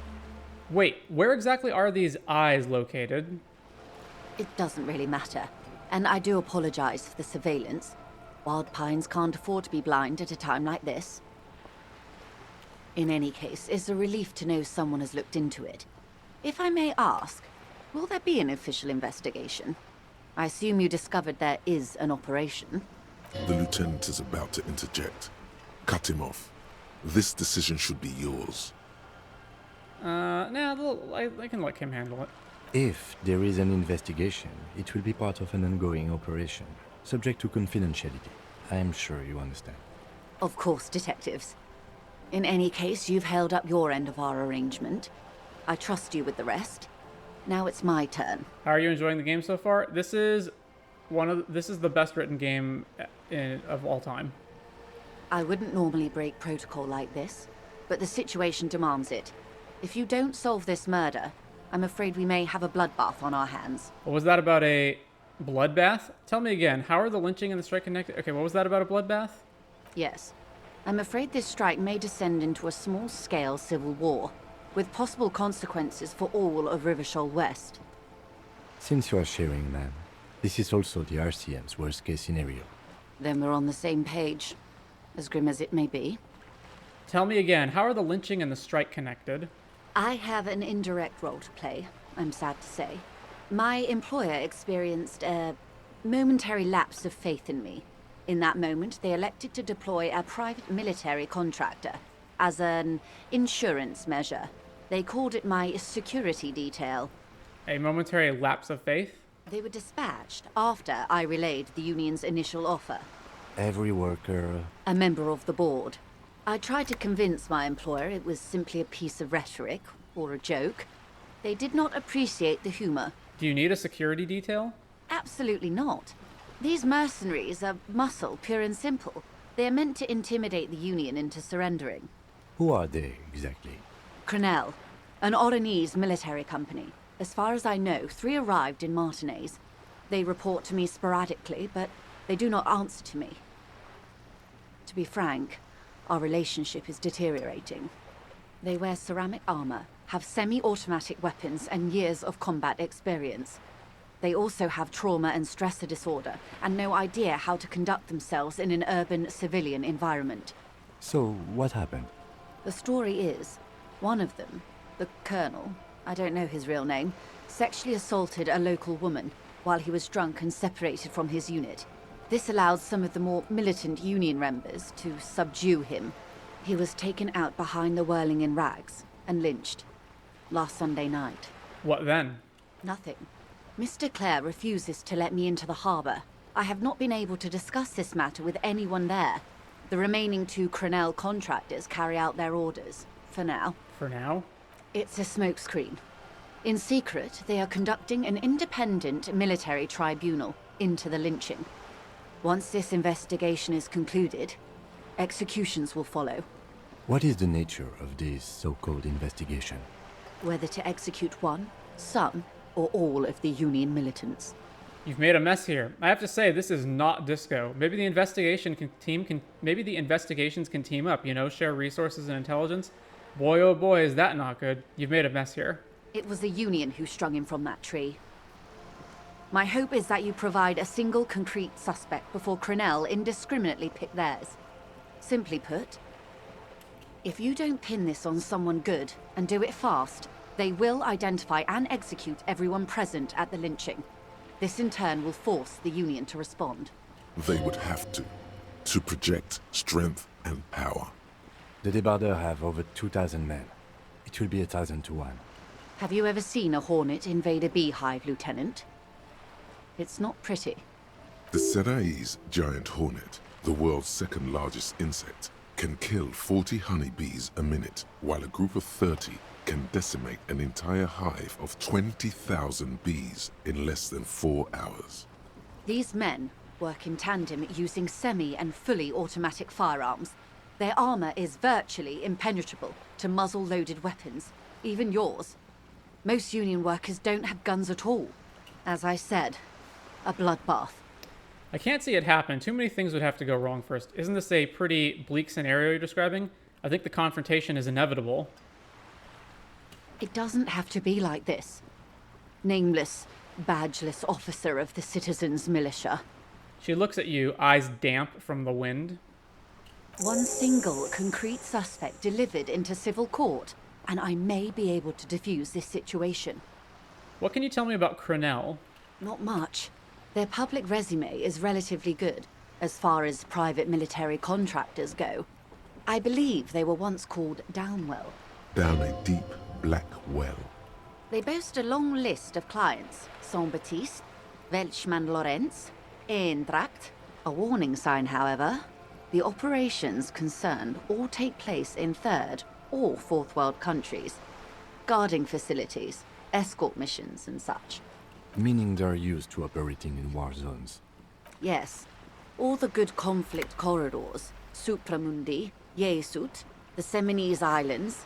Countries that don't have a good record reporting atrocious military conduct on their soil. Sounds like maybe the colonel went a little native during the course of his duties. I wouldn't go as far as to use that term, detective. It's the expression she objects to. What, going native? Yes. She picked a strange hill to die on. Strike. It sounds like you object to the words going native more than him raping and killing people here. She's silent. What is the purpose of this, detective? This is where you draw the line, going native, not hiring a paramilitary death squad. Paramilitary death squad is a bit rich. But yes, were it up to me, I would have at least vetted them more thoroughly. Okay, anything else you got on them? Sadly, no. Before this happened, I had little interest in them. Now that I do, I don't have the resources.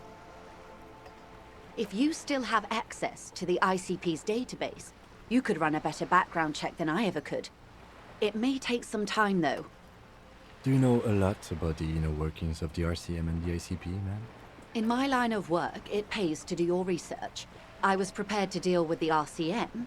I did not think I'd be dealing with a group like Crenell. Could you contact the company, tell them to call them off? I have. And they will. However, these orders take time to reach what is basically a rogue unit out in the field here. Until they do, it's all on us. She's being truthful. She is pressing them as hard as she can. You said the deceased assaulted a woman. Or he didn't. This is information passed on to me from some teenagers loitering around the canal. I cannot testify by it. What did these teenagers by the canal say? That the man was killed because he assaulted a local woman. I've asked around a bit. This seems to be the accepted story around Martinez. The lieutenant consults his notebook, his eyebrows knitted in concentration. Odd. We haven't heard any reports about an assault in connection with the lynching. Where did it take place? And when? Last Sunday night, at the Whirling in Rags, the hostel by the gates. Supposedly, the colonel was drunk, maybe on narcotics too. Either way, he's alleged to have sexually assaulted a woman. Sometime later, a group of dock workers got their hands on him. And who was this woman? That's a good question, officer. I don't have the slightest idea. As I said, it's a rumor. About a rumor. In any case, it's what the colonel's remaining colleagues believe. You meet her soon enough, you feel. This colonel, the one who was hanged, did you know him? If you mean did I see him alive? Yes. But I did not know him. His name was... Lorry. His service name. A nom de guerre, most likely. He wouldn't divulge his full name. Only one of them did. A bad sign if there ever was one. Tell me about the others first. One is a man. Courty, they call him. A nickname as well. The other a woman. Phyllis DePaul. Courty is the gunner, I believe. DePaul is a radio operator. What would you say was his eye color? The deceased's? She closes her eyes, trying to picture the man's Why face. is that relevant, Kim? Then shakes her head. I can't remember. The lieutenant was testing her, asking a small detail first to see if she knew him better than she let on. She passed. Oh, okay. That's all right, man. Anything else? Nationality? What would you say was his age? He was 40. Or 50. It's hard to say which. He had a combat injury on his lower jaw. It made it difficult to estimate his age, or gauge his facial expressions. What else? Nationality? Accent? He was, Occidental, I think. Light brown hair, a mixed accent, Oranese, or Messinian, maybe. His injury gave him an accent all his own. In a way, it was humanizing. He had to learn to speak through it. Through the injury. That's all I know, I guess. I only met him once. Where are the remaining two mercs now? They've gone to ground, as it were. I don't recommend seeking them out. For one, they're almost certainly armed to the teeth. They don't have the same respect for the Revachol citizens' militia as I do. To put it bluntly, they think you're vigilantes. Ghetto savages. It will not be a fruitful meeting. Vigilantes. You're a professional officer of the only legitimate authority in Revachol. Vigilantes? The RCM gets its authority from the Coalition. Where does theirs come from? We still need to know where they are. We'll confront them directly. They just need someone to put the fear of Revachol into their hearts. Okay, we'll still clear for the moment. Vigilantes? Somehow, I doubt that lecturing them on the legitimate use of force will persuade them to stand down. We still need to know where they are. You're likely to run into them eventually. When that happens, I'll be in a better position to mediate if I don't appear involved.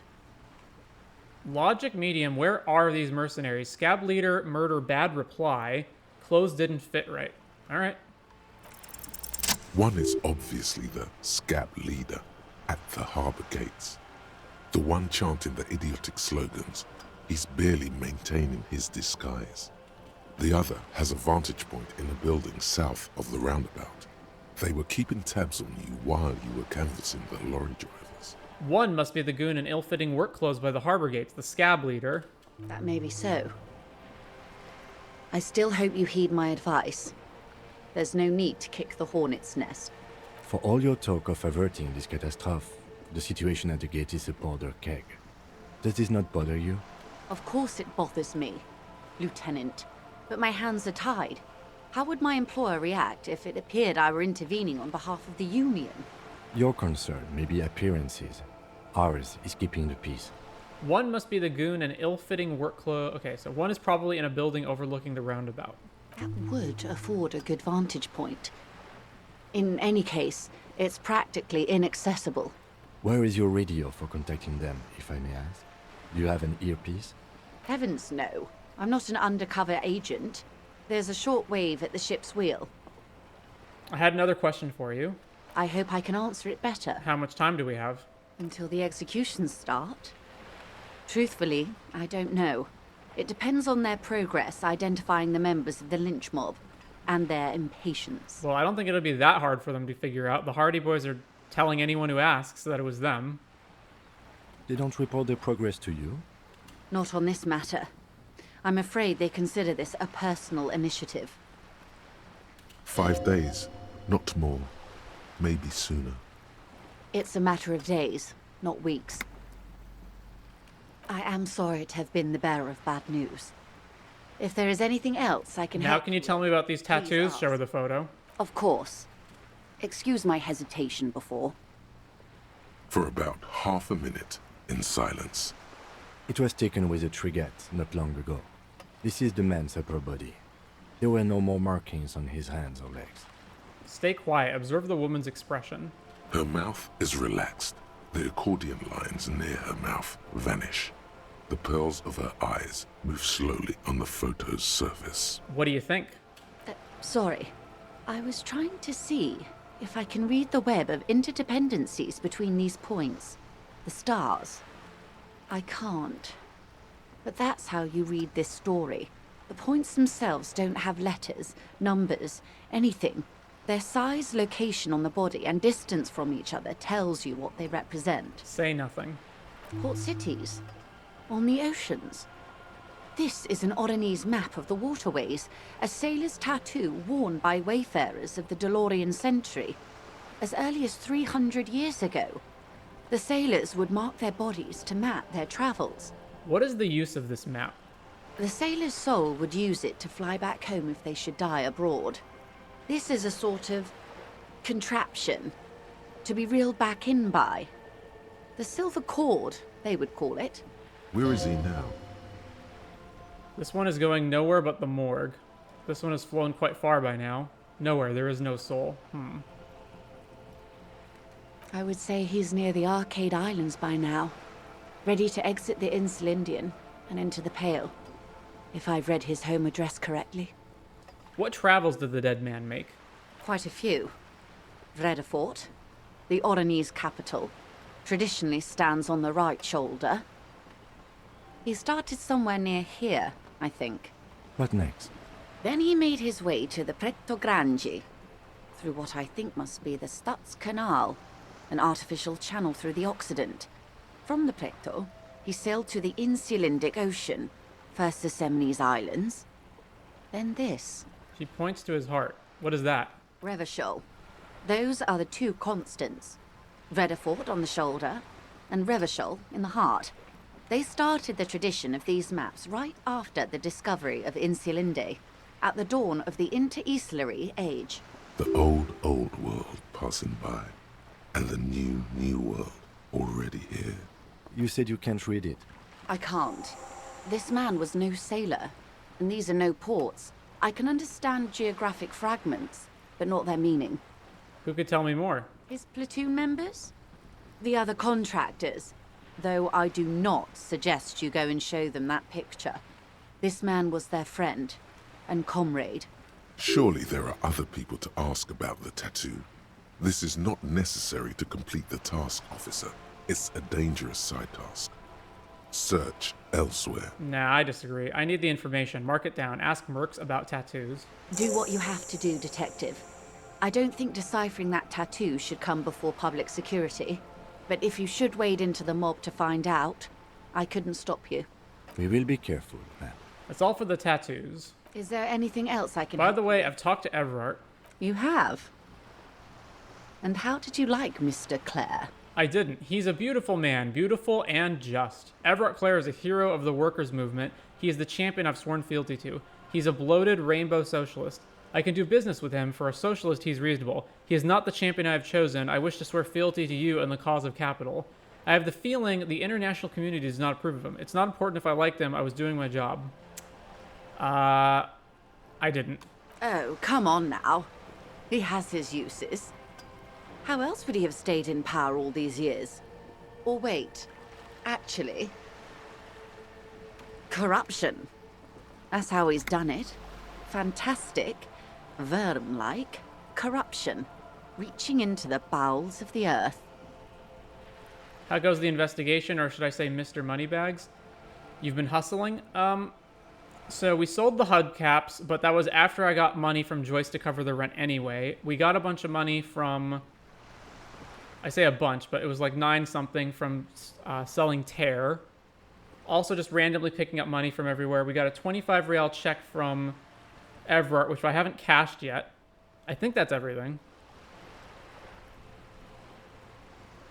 Oh, and I've bought a bunch of stuff from the bookstore, so if I didn't do that, I would have more. The position of my unusual colleague does not reflect official policy. I hope you understand. The RCM does not pick sides. Of course. And I don't expect you to share anything he told you with me. I'm not a corrupt verm myself. However, if you felt like discussing something, how could I stop you? Are we not human? Are we not curious to hear another person's take? It's only natural. We would only be gossiping. Intellectually speaking, it would be quite interesting to hear what she has to say about these things. Yes, your disgusting necktie agrees completely. Let's gossip. That money you gave me, would that make things weird if I shared information? I mean, Mr. Evrart is helping me find my gun. I don't need to tell her that. Alright, first one. Weird? Oh no. One of the positive things to come from the revolution is the unhindered exchange of information, you see, even when it comes to trade secrets. Which isn't to suggest our talks constitute corporate espionage. Even if they did, it would be fine. But they don't, since you logged the money as a donation, and this is clearly just gossip between friends. The lieutenant might have, but I don't remember you logging anything as anything, Harry. I'd rather talk about something else for now, if you don't mind. Of course, Detective. Should something come up later down the road, don't be afraid to drop by for a chat. Until then, is there anything I can help you with? So that is everything. Oh, isn't there another check that I was supposed to pass with her earlier?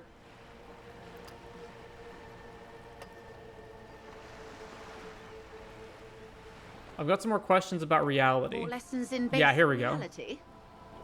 My favorite part of the day. Go ahead, ask me anything. Conceptualization. What is reach for something fundamental? Plus 10 for jamais vu thought.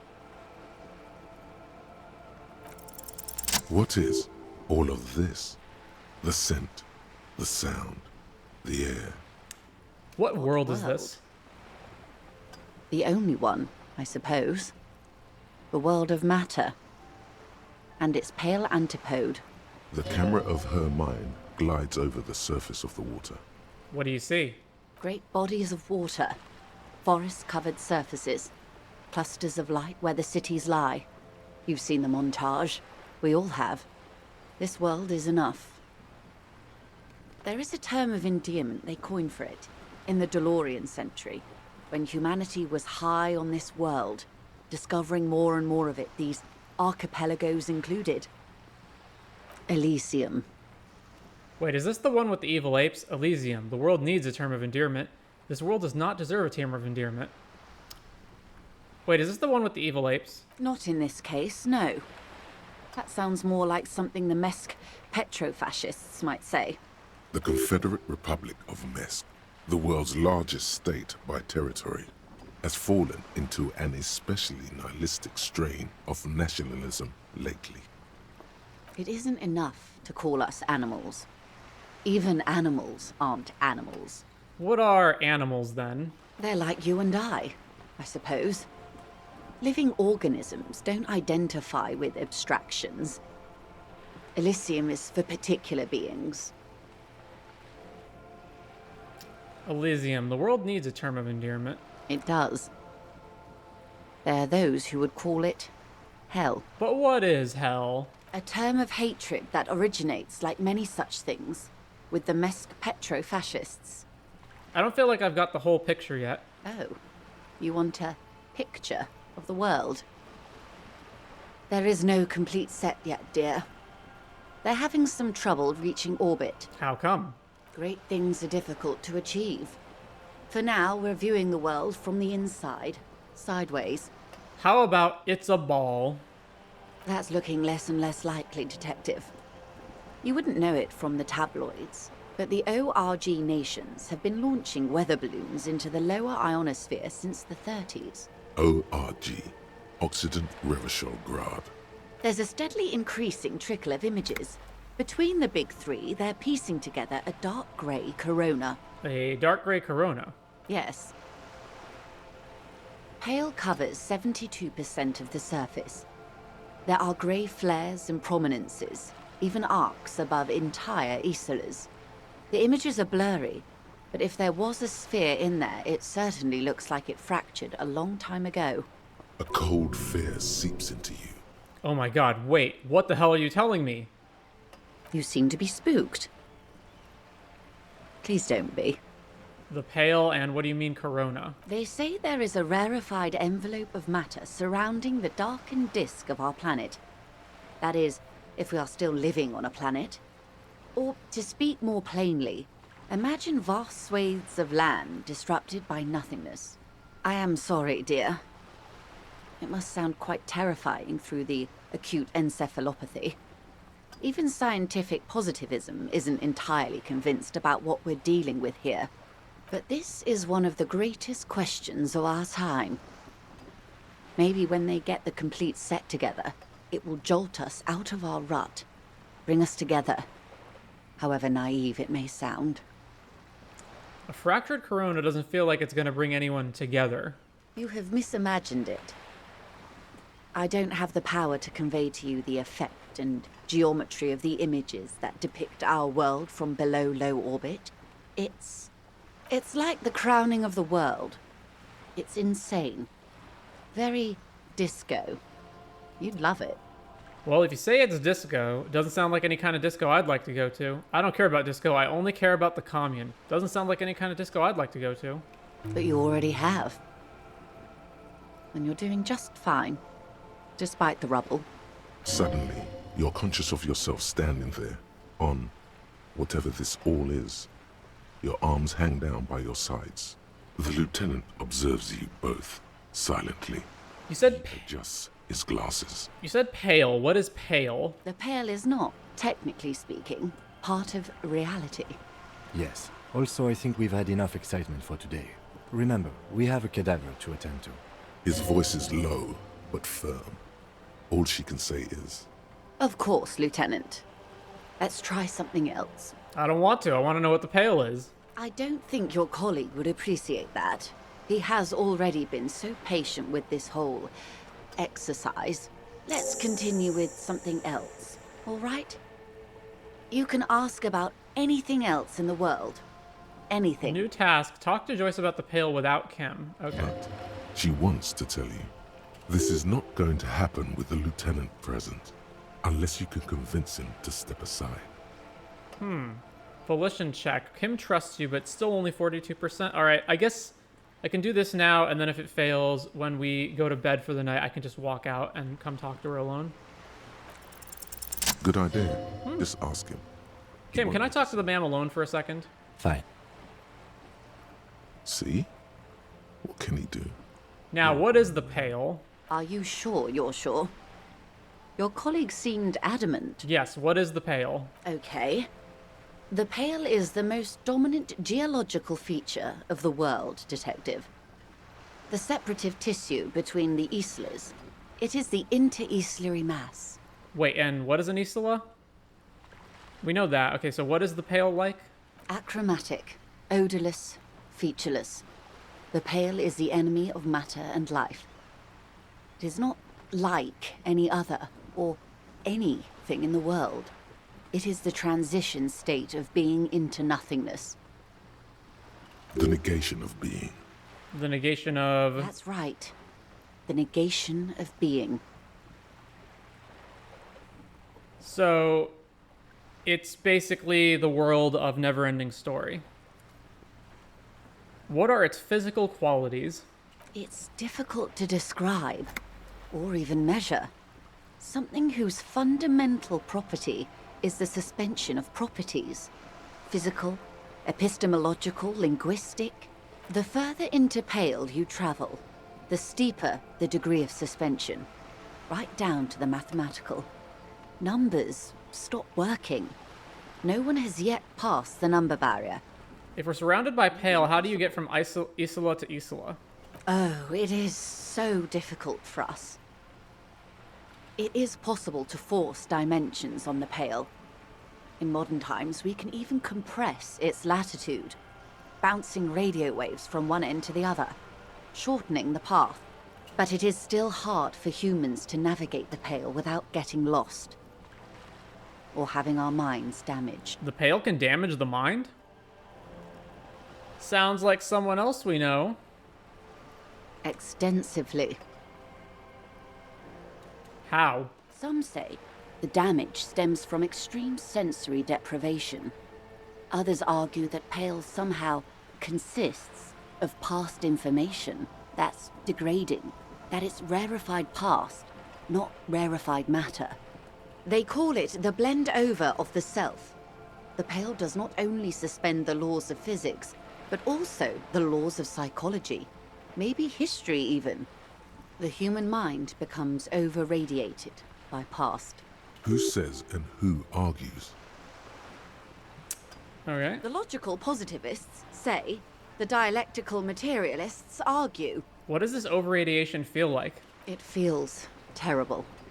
Absolutely terrible. International standards strictly limit civilian travelers to 6 days of Pale exposure per year. It's more for her. Way more. You're not a civilian passenger? No, nameless detective of the Citizens Militia. I am a member of the Entropanetic Business Class. I'm cleared and trained for 22 days of Pale transit annually. Perhaps that explains her strange pining after the revolution. Some degraded early memories. Someone else you've met may have been exposed as well. The strange grey-haired woman in her lorry. Do lorry drivers pass the Pale? Yes. Carried in the hulls of airships. It's a horrific job. Automation will abolish it soon. You should ask the Pale driver about this. See what she says. That poor woman must have stories to tell, like you wouldn't imagine. Are you over-radiated? Up to my gills, officer. What is entropanetic? Entropanetics is the scientific study of the Pale, or a recent iteration of it by way of Grad.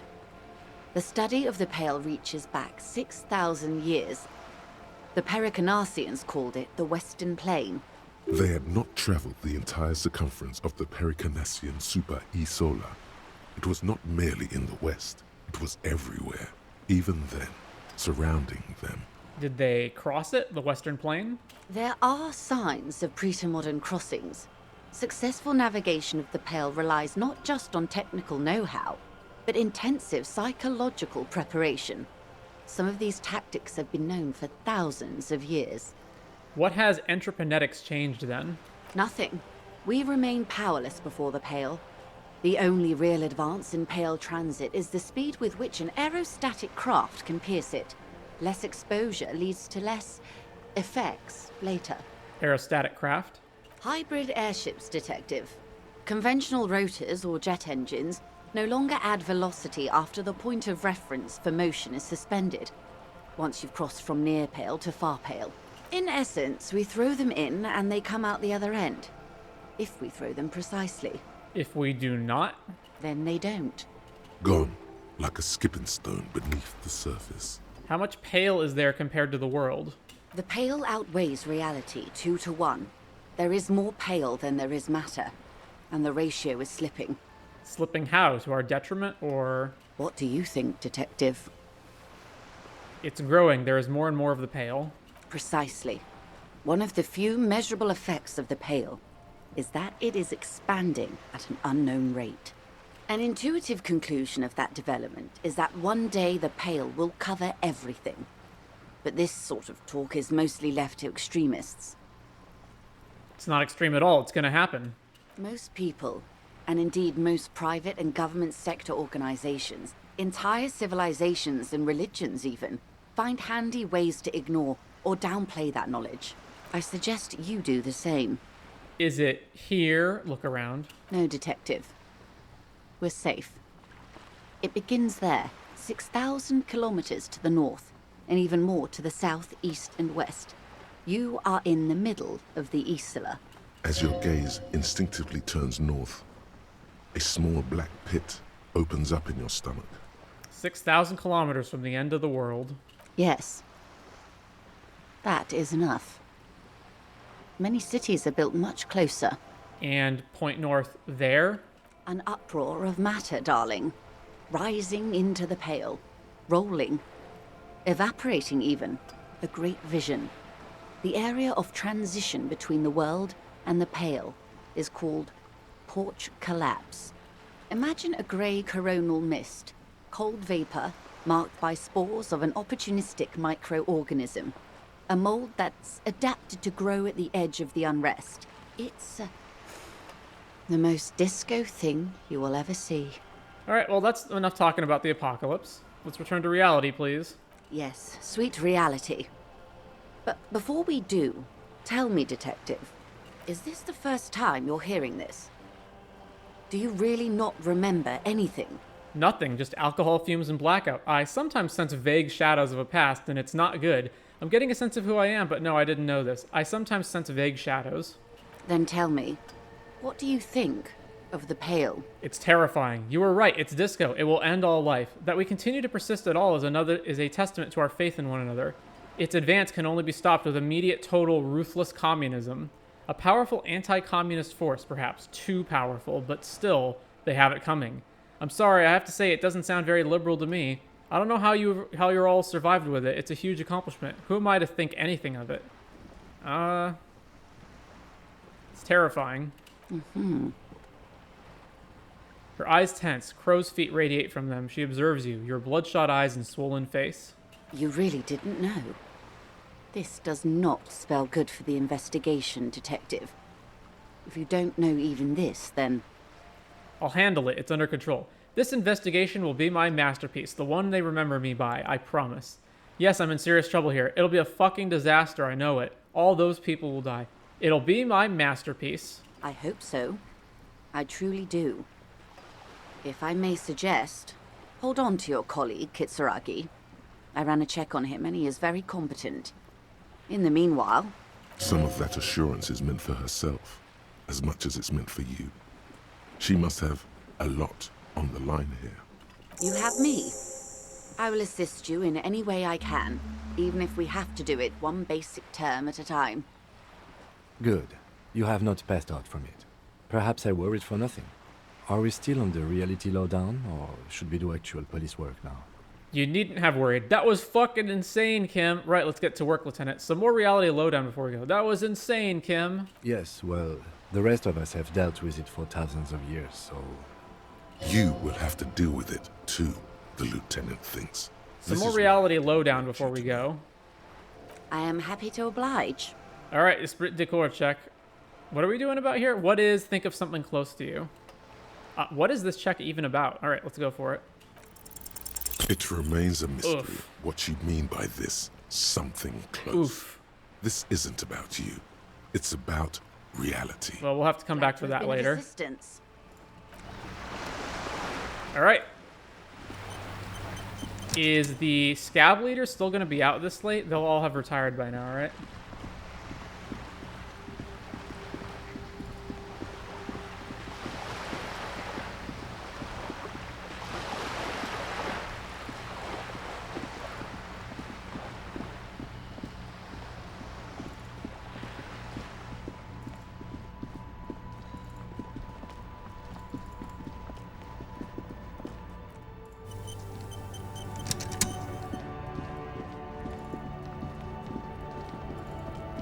Yeah, they're all gone for the day. All right, what about Frite? Is this store still open? No, it's not. Do I have to go to Frite to turn in the check, or can I just give it directly to Gart? Well, in the meantime, let's go talk to Cuno.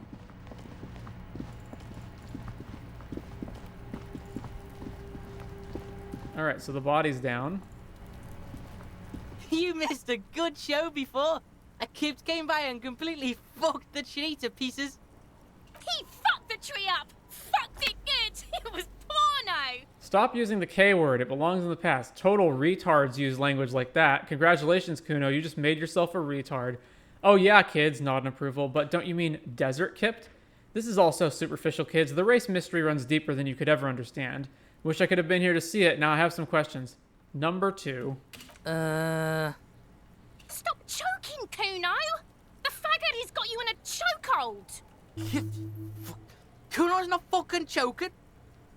He grabs his throat like he's choking. Choked you out there. Serves you right for using reactionary shit. Like fuck you did. Cuno's gonna keep saying kipped forever now. Kipped. He only gets 2 kips out before he coughs. Shit. The fuck did you want anyway? You got your fuck bag down. Now let's talk normal shit. Oh, now you want a normal conversation, huh? Yes. Cuno wants a normal conversation. Ask normal shit, please. The fuck? I don't think there's anything else to ask him. Yeah? The kid? Yeah, whatever.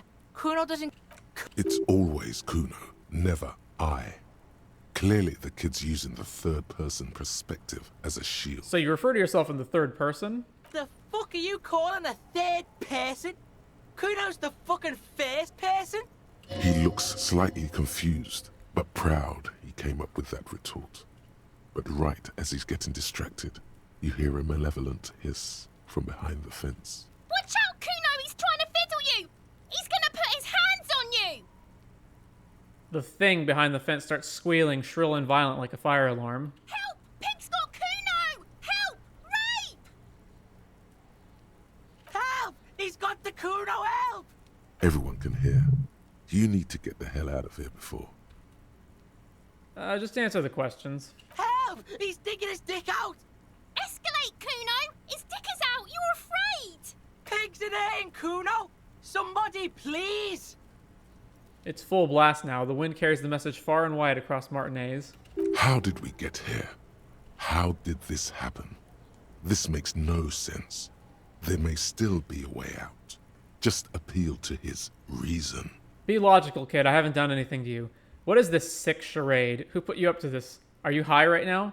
Physical instrument. Shut him down. Yeah, don't punch him. It's a bad idea. Are you high right now? Help! Misters, help! He's having the time of his life. Total ecstasy. Fuck the pig. He's flashing Cuno! He's showing his genitals! If you don't help Cuno now, it'll be too late! Well, I'm not trying to punch him, so... Be logical, kid. I haven't done anything to you. Fucking logical! Help! The logical pig is fiddling Cuno! What is this sick charade? No! Get off Cuno, you sick fat fuck! The nearly psychopathic way they could slip in and out of the act implies you're not the first victim. Who put you up to this? No one. Cuno's doing this because he likes it, pig. This is where Cuno establishes dominance over you. Change your plan. You can't let that happen. It will make things harder down the line. You may end up missing crucial information. Help! The pig's gagging him! Cuno can't speak! Someone put you up to this. Help! He's flashing Cuno! You put him up to this yourself when you decided to talk to him in the first place. Listen to your friend. Did Gart put you up to this? Kim, did someone from your station put you up to this? It was the harbor, wasn't it? They're trying to compromise me. I can hear them laughing now. Okay, no one put you up to this.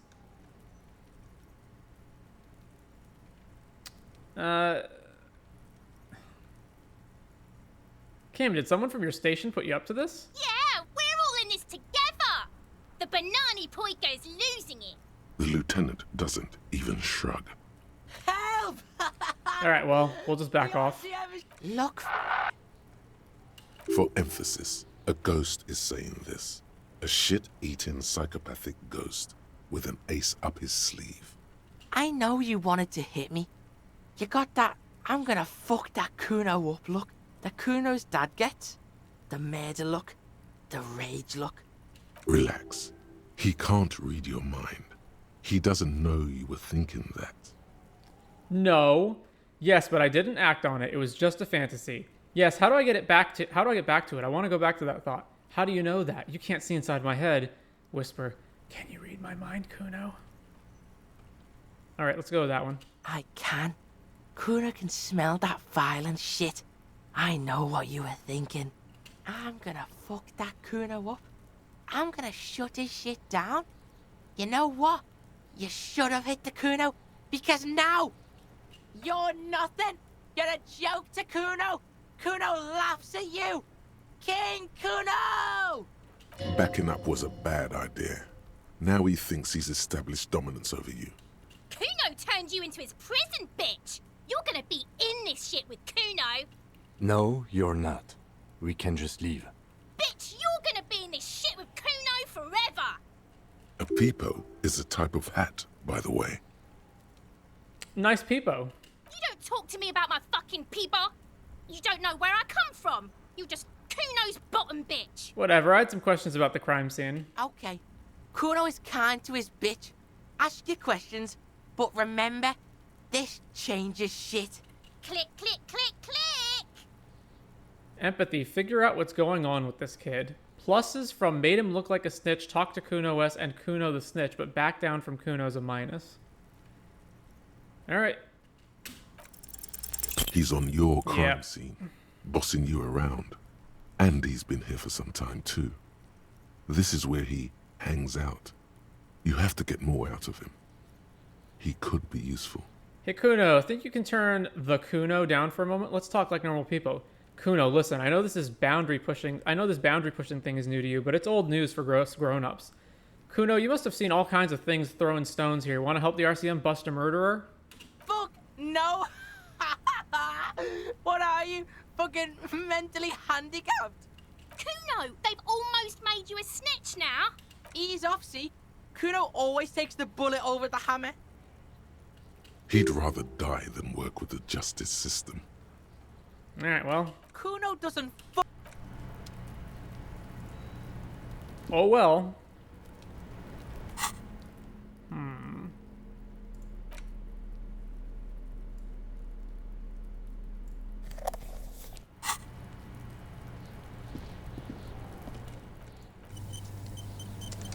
Alright, examine the body. The corpse lies on the ground among the remains of an absolutely demolished pinewood branch. It's gently laid on one side. Beautiful. Wipe a tear from your eye. Well, it's done. Celebrate in a more reserved manner. Great job, wise race mentor.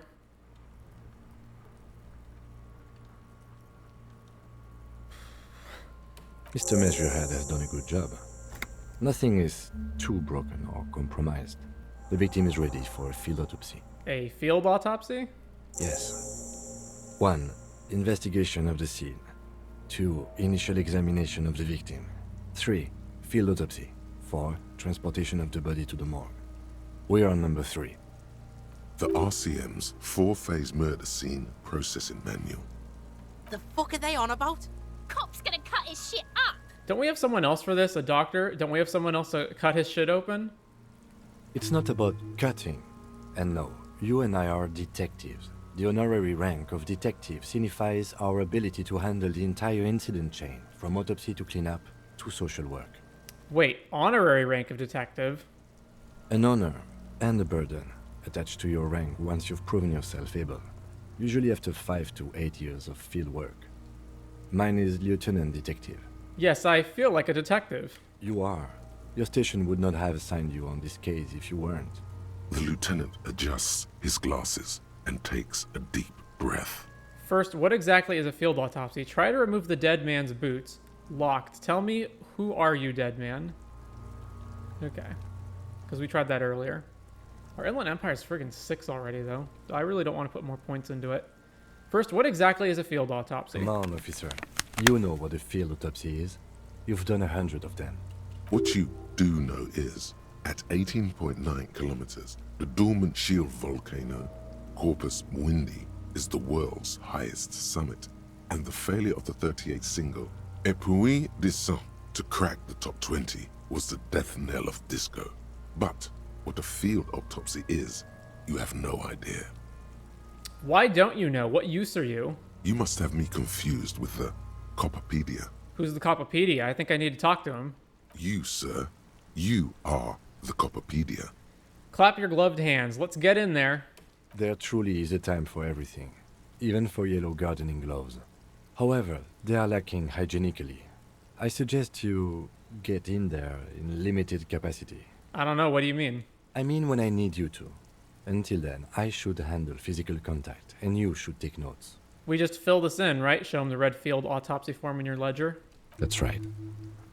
Yeah, we got this. We're smart. Well, he's already disapproved of me trying to take the boots off, so I can't imagine he'll have a good reaction to that now. Open your ledger at the field autopsy form.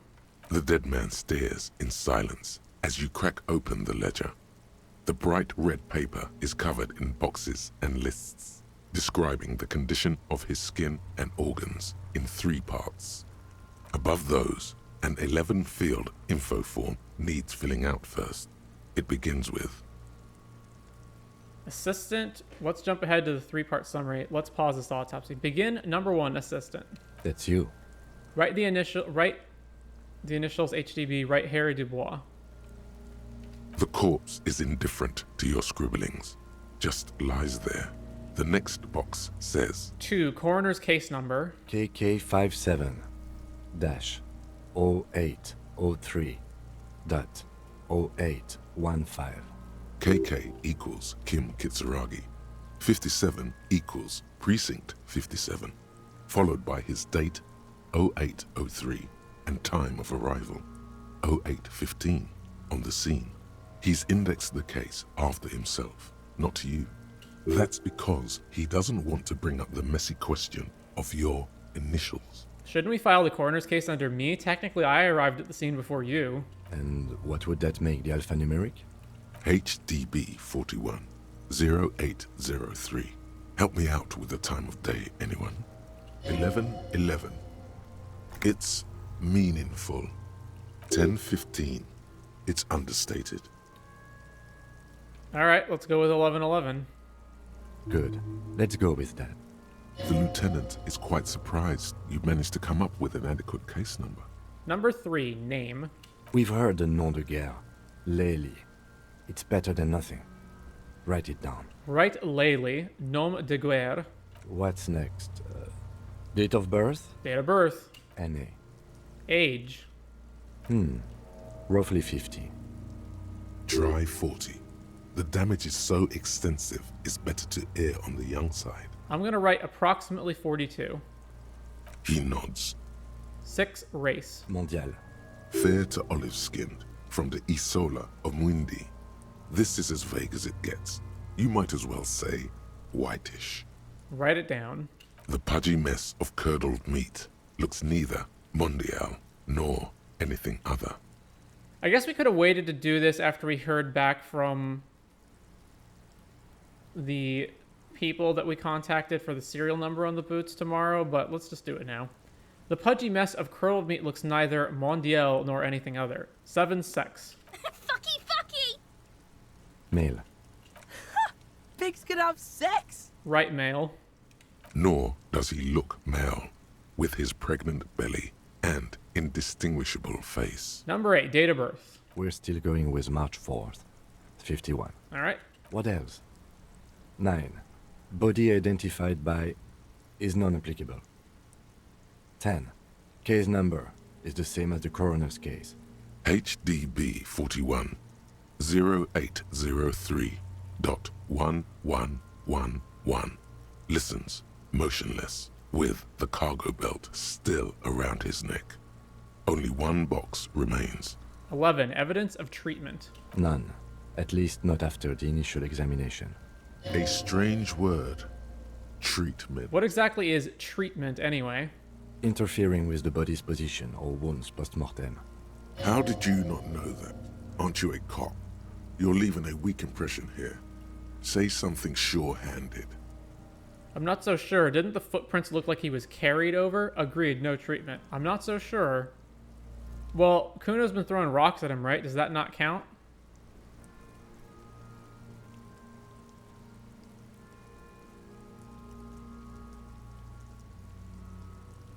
How does him being carried over have anything to do... Okay, whatever. I'm not so sure. Didn't the footprints look like he was carried over?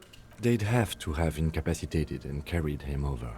This man was more than a match for untrained dogwalkers. He places his hand on the dead man's chest as if in preparation. We should start the post-mortem. Turn the page. The corpse cannot feel Kim's hand on his chest. It no longer meaningfully interacts with its surroundings. A thicket of boxes and lists on red copier paper tries to answer why. Number 1, external examination summary. Clothes. The deceased wears armored boots and white briefs. The make of the briefs is Babrodine, I think. Let's see. Turns the body onto its side to check the underwear label. See, it's happening. Babrodine, yes. Inexpensive. Size M. Color white. The disappointment is palpable. The red-haired thing was expecting something more lurid. Write it down. The rest of the clothes have been removed post-mortem by scavengers in order to get to the victim's ceramic armor. Officers are in search of the missing pieces. Removal of the boots is left for processing. It would be clever of you to omit the boots altogether, sire. If you are to keep them for yourself, as you ought to, you have deserved them more than anyone else. When am I gonna get them? Patience. After the autopsy, before the body is taken away, there will be a window of opportunity. After the lieutenant has gone to sleep. I hope this has helped you, my liege. Omit the boots. The boot has a serial number. It's E50.100.100. The lines between the plates are in the shape of the alphanumerical. The number is purposefully concealed by the design. Write it down. Tattoos. The upper torso is covered in a single, continuous tattoo, resembling a national pattern. It reaches from the right shoulder to the heart. The ink is blue and white. The assistant has a color photograph of the markings, to be added to the case files as document A1. The photo is taken on the scene, using a Trigat Mini. The deceased has a belt for airlifting cargo around his neck, tied with a hangman's knot. Color, yellow. Length, 3 meters. There is a buckle on the other end. Well-nourished, athletically built, measuring 1.8 meters. Generally consistent with age 42. Preservation is good. Ambient temperature, below freezing. Body hair is light brown. Distribution is consistent with the age. The deceased had male pattern baldness. Hair is combed back, short. Touch the corpse's hair before moving on. The hair under your latex fingers feels cold to touch. Stroke his hair. Stroke his hair gently. The stench is suffocating. Strands of dark brown hair start sticking to the latex of the glove, like thread off a rag doll's head. Keep petting him. More hair sticks to the glove. Hair off the rain-soaked head of a dead man. There are bumps and dips on the skull below. An alien landscape. There, dead man. You were someone's child. It's all over now. There, baby. The lieutenant watches you in silence. Write it down. Short, light brown, male pattern baldness. That was some sick shit, Sekopa. Lividity is consistent with hanging. The head is congested. Contusions are present on the head, chest, and thighs, consistent with stones thrown. Low velocity. Fucking low velocity? You think Cuno doesn't know what you're talking about? Velocity was fucking max. Talking shit about Cuno's velocity. In addition, there are bite marks on the face, scalp, and chest, consistent with predation. Write down, but amend for high velocity. No, just write it down. Ligature mark. The lieutenant produces a small folding knife. With the other hand pulling on the belt, he starts cutting into the polyester. The stench is horrid. After a while, it's obvious the material cannot be cut. The steel wiring. There's too much of it. We need to remove the belt so we can get to the ligature mark. You got just the right tool for that. The chain cutters. Oh yeah, I'm prepared. Pet the chain cutters. Good thing we got these. Pull out the rubber grip cutters. Always good to think ahead. Now, we need to cut the belt to see the ligature mark below. Carefully, with as much precision as you can. See, my pig is gonna fuck his head off. No, he ain't. Your pig's a boring fuck. Yes, I'm Cuno's pig, I agree. I'm not your pig, Cuno. Look for a good spot to cut. Physical instrument, cut the belt off. Look for a good spot to cut. The belt is equally tight around the whole circumference of his neck, swelling over the edges like white bread, rising from the east. All right, red check physical instrument. How much skills do we have? Oh, we have a lot of skills. Physical instrument, where is that? All right, up this. 58%, let's try more.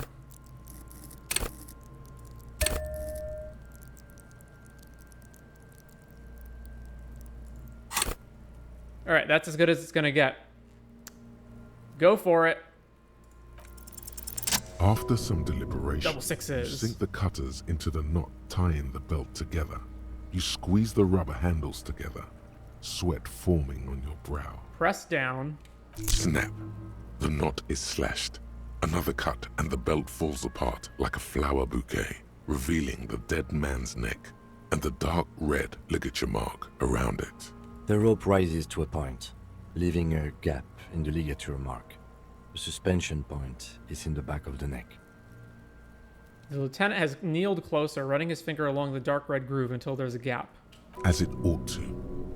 This is where its grip on the curdled meat is gentlest, pulling up. Hemorrhaging is observed on the skin, above and below the ligature mark.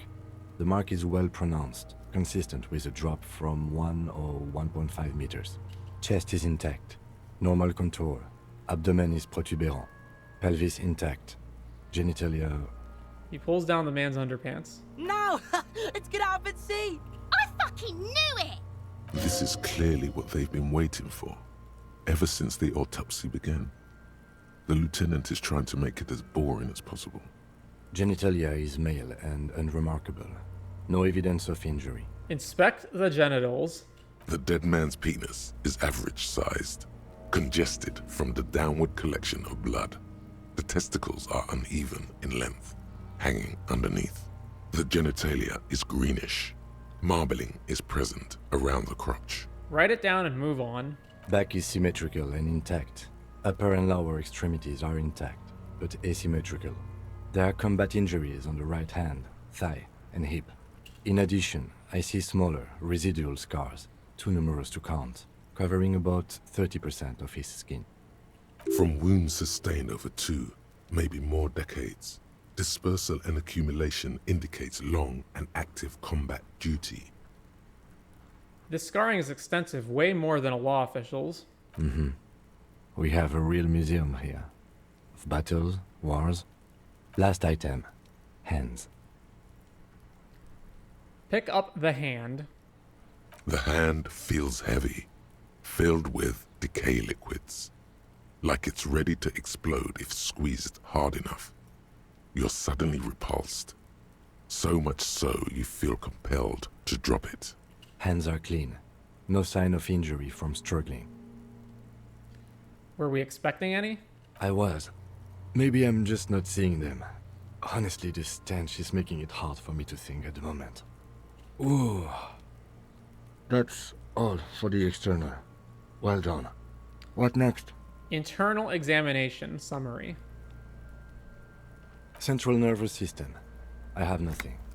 Do you have anything on this man's central nervous system? Of course, there is a moral to be drawn from it.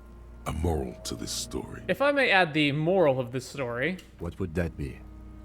The dead man looks, too, with barely contained excitement to hear the moral of his story. The brain is very vulnerable to compromises in its blood supply. I think that may well be the moral of every story, officer. Alright, NA. Good. Musculoskeletal. Purge fluid is coming from the mouth. Not injury related. Eyes and tongue protuberant. Hyoid bone. Let's see. With his eyes almost closed, the lieutenant puts his hand on the dead man's throat and begins to massage it, gently. A rotting smell erupts from the mouth. Purge fluid runs down his lips, black and viscous. Yeah, jack that fucker off! The hyoid bone is fractured. The rest of the musculoskeletal system is intact. Unremarkable. Respiratory system.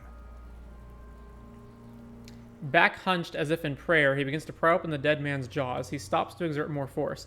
Both hands are used. Oral cavity shows no lesions. The victim has received dental implants, possibly after a combat wound. Mouth swollen, hemorrhaging present in mucosa of the lips and mouth. From here, it looks as though the clown-faced man is screaming. The tendons of his jaw are torn apart, hyoid, ripped from the force of the lieutenant's hands. Look inside the dead man's mouth. No scream, no sigh of relief rises from the darkness inside.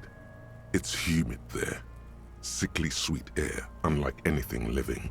You feel like you're about to throw up again, straight in that mouth of his. Look deeper inside. Oh, we gotta heal. It's hard. Once more, you taste stomach acid in the back of your throat. A contraction. Your throat pumps a little something from your stomach and into your mouth. You're forced to swallow, just to keep looking. Inside, you see darkness. Just a mess of meat and darkness. Mute silence as always. Hemorrhaging present in mucus. The lieutenant repeats impatiently. Let's go over the jaws. The mouth snaps shut before you. Write it down. Hepatobiliary. NA. Why? Don't we have anything? Are you a hepatobiliary expert? He looks at the corpse's stomach with a mixture of tiredness and disgust. I don't think so. Neither am I. And that's it? That's it. Alright. Same for toxicology and serology. Both? Unless you have untapped reservoirs of knowledge there? Reservoirs? No, but do they take obscure trivia and odd tidbits?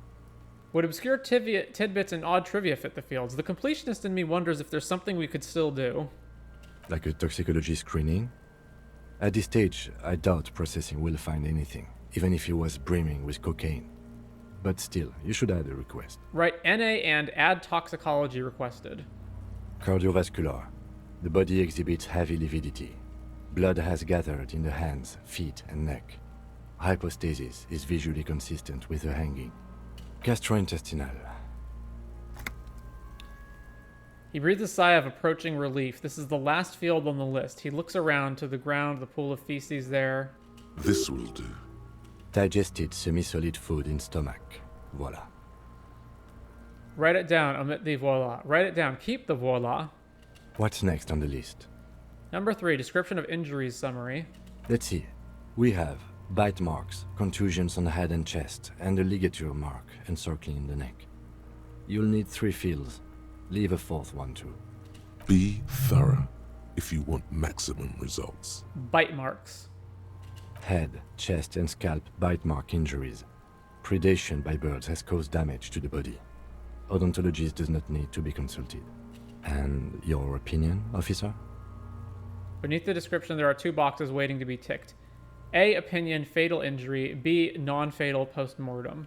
For the bite marks, yeah, non-fatal post-mortem. Agreed. Next injury? Contusions. So, the scalp bleeds from a post-mortem head injury, a stone. The injury does not have the rim of an early inflammatory response. The perpetrator on the scene has confessed to causing it post-mortem. At maximum velocity, fucko! Has confessed to causing it at maximum velocity. Coagulated blood sticks to his scalp and chest, where the countless stones have hit the dead man. Beneath, the description of injury. 2 boxes. Non-fatal post-mortem. Right. Next? What's the 4th injury field for? Nothing. Just in case. Ligature mark. Finish the autopsy. A dark red abraded ligature mark encircling the neck, with a gap on the nape measuring, let's say, 7 centimeters. The hyoid bone is fractured. The cervical column intact. I see hemorrhaging on the skin, above and below the ligature mark. Depth of the mark, 1 centimeter. No signs of clawing on the neck. Below the note, 2 customary boxes wait to be ticked. The man's head jerks to the side. The ring around his neck is visible. Think for a moment. There's time. Don't rush. I'm gonna say he's not dead. So yeah, it's like he didn't die from them hanging him, because too many things don't add up. Non-fatal post-mortem. The lieutenant falls silent abruptly. He is deep in thought. eyes fixed on the bright red ring around the dead man's neck. Why do you say that? I just took a whack in the dark. I'm serious. I don't think this was the injury that killed him.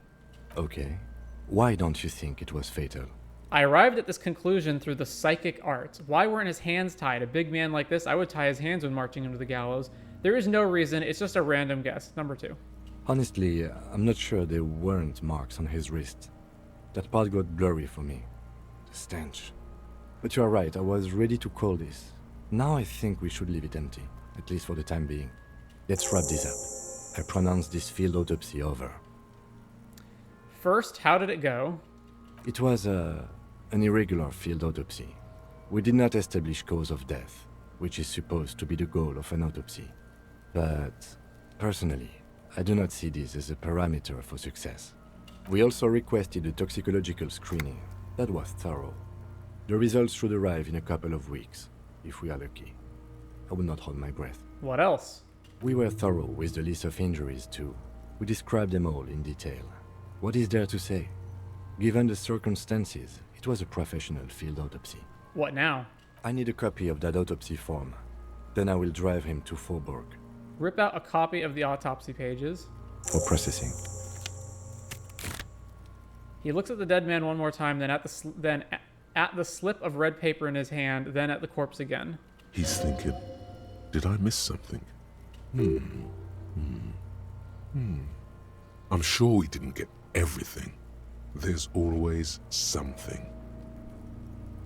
Perception. Search the body one more time thoroughly.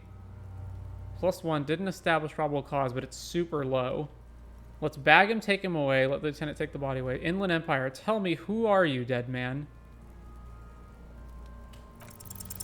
I'm gone. Where have you gone? Into the wild pale yonder. Where is that? In the past. Way out in the west. What was that, pale yonder? Do you know what the pale is? Yeah, I do. I can see you're gone, but who are you? I'm a joke. Look at me. You are now, but who were you when you were alive? A killer. A motherfucker. And a killer. I have another question for you. Go ahead. What is happening? What do you mean? I'm talking to you. It's the power of your imagination. Yeah, man! Don't be crazy! Inanimate objects and dead people can't really talk to you.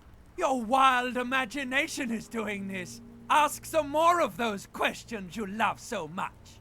He loves those. Why do I love questions so much? Because you're a copperoonie. Look at all of them go. Do you want more questions? No, I'm good. Yeah, give me questions. Give me a comical amount of questions. Coming right up. Copperoonie, Rooney. Is my name Rooney? He's getting upbeat now. Fuck no. You're no Rooney. Rooney is not who I am. I'm Harry. No, you're not a Harry either. You're a motherfucker. That's who you are. Rooney the motherfucker. Who killed you? Love did me in, Provocopo. It was love all along. Why do I feel like I've forgotten something terrible? Because you have. What is the pale? The pale, Corpo. It spooks me out. Why does it spook you out? The corpse is silent. The nose in the middle of his face is swollen. So are his cheeks. His lips are motionless. Can you ask me a question? Sure, Lobo. I can ask you a question. Why are you doing this? What? Looking at my face, motionless. Looking into my eyes. Standing here. Why are you investigating my murder? I don't have anything else to do. Case is all I have. Because he told me to, nod toward Kim. Maybe this will lead to something indescribable, unforeseen, miraculous. Because he told me to, nod toward Kim. You're a lying sack of shit, Corpo. You're doing this because there is nothing else to do. Everything else is over. It's just me now. I hate you. You stink and you're boring. Do I remind you of someone? A child born with Muller's disease. Harlequinism, grown up miraculously. A baby affected with Harlequinism. You sure I got out of that one? Coppolini. Enough. Come back later, Corpo. Amuse yourself with my frank manners and my memento mori features. Search of the body one more time thoroughly. Also, see me in your dreams.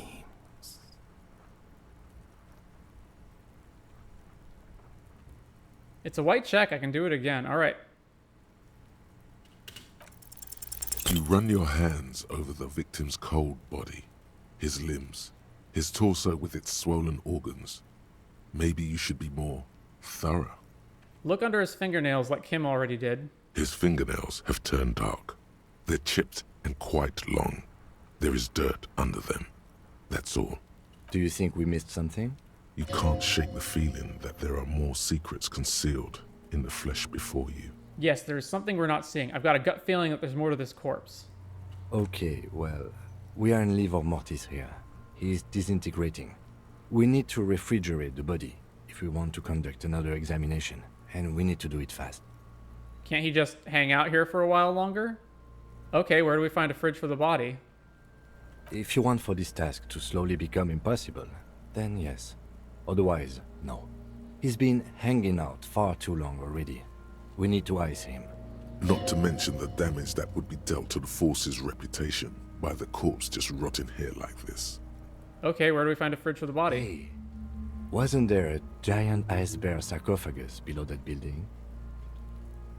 Why, yes there was. So that's what the ice bear-shaped refrigerator is for. Now, that's an overstatement. It's not actually for storing cadavers, or at least I hope so. I think we should take a look at it first. Make sure it's big enough before we carry him over. Let's move. With every hour, whatever we are looking for in the deceased will become harder to find. But it was a white check, right? I can do it again? The man is decomposing. Whoa. Now.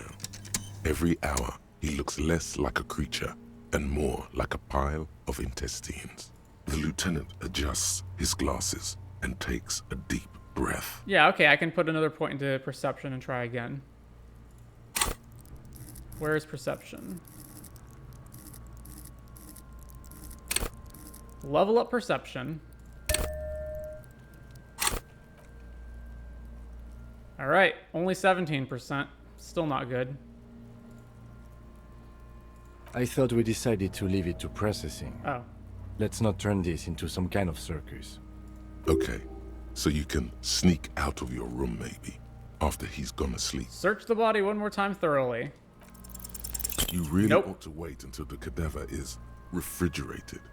Digging around in this mess now is proving hopelessly difficult. Alright, more perception. 28%.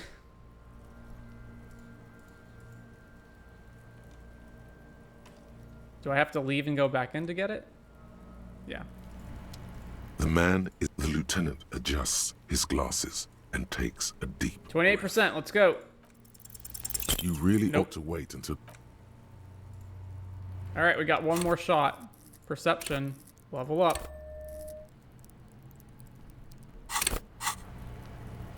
The lieutenant adjusts his glasses and takes a deep 42%. You really ought to wait until the cadaver is refrigerated. Digging around in this mess now... Alright, well... That's all that is. Alright, so let's go back to the ice bear fridge and see if it's big enough.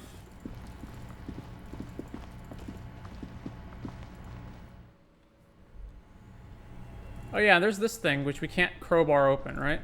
We need another tool for that. This orange machine is dead still. Pry bar not enough. It has a hand-cranked ice cream churner and an electric freezer. The ice around it slowly melted. What if I try it anyway? It's a white check, right? Yeah. The ice squeaks beneath. Snake eyes again. You think you've got the bar jammed in there pretty well, but the lid simply won't budge. What is this? You see the pry bar's metal handle bending right before your very eyes. Yeah, well, that's a good pry bar. I'm not criticizing it, but this ice cream maker is frozen shut. It takes an advanced tool to get it open. Advanced? Where do we get one? I have no idea, officer. This ice cream maker isn't important enough to requisition a special tool. Sooner or later, you will stumble upon a tool mighty enough. Then we will know what's in this mysterious ice cream maker. All right, to the fridge. Looks big enough. His eyes are dead and empty. Ice inside the fridge, slowly melting.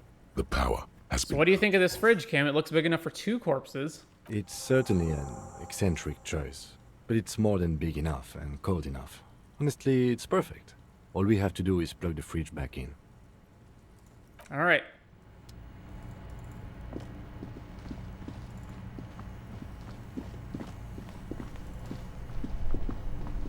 Both cables are unplugged from the breaker box. Which one is the one for that? It's the red cable, right? A giant electric mammal awakens. The dead body is going to be safe in the embrace of its cold innards. Great. The owners of this building will just have to keep paying for the electricity sucked up by this monstrosity a little longer. Let's return to the fridge. Wait, let's return to the fridge. Why? Then we have to go get the body? The bear's eyes are still glowing red. The fridge is plugged in now. Will you help me with the body, Kim? Of course. I'll take the head, you take the feet. It's not going to be the easiest thing in the world, but we'll manage. The 2 of you. Easily. All right, let's do this. The body is heavier than you expected and stinkier. It takes half an hour to get it down to the basement. Then 10 more to stuff it into... What? I can't hear you. What? The lieutenant takes a step back to admire your handiwork. Beautiful. A dead body in a nice bare fridge. This is some of the best police work I've ever done. You've definitely earned a drink after this. Perhaps even some pagan rites. Really? You think it's good work? I'm not sure I believe you. Yes, we need to celebrate performing pagan rites. Let's bring out the mead and set it on fire. Really? You think it's good work? No, not really. Look at that. What have we done? We stuffed a dead body in a nice bare fridge. This story does not leave this room. He means it. He doesn't want to be the ice bear cop. I think this is a glorious achievement and people need to hear about it. We did our best with the means at our disposal. Yeah, I'm not proud either, but we did find a fridge. This isn't police work, Kim. It's art. We're artists and this was our vision. If I were an artist, this would certainly not be my vision. I would be much, much more conservative in my work. He's right. His work would be much more formal. At least we've stopped the body from decomposing further. Now you can conduct another inspection under controlled circumstances. Inside the icy realm of the ice bear fridge, the corpse stands slumped, waiting. Search the body one more time thoroughly. +2 refrigerated the body. Your arm reaches out and your eyes close, as if by their own volition. It's dark all around. You feel cold, dead flesh through the latex glove. It's right under the palm of your hand. What is this? Oh, now we animate us doing stuff? His face, his cheeks, his nose, his fat, swollen lips. Like a rubber spider, your gloved hand crawls on his features. Everything is silent, all around. Put your fingers in his mouth.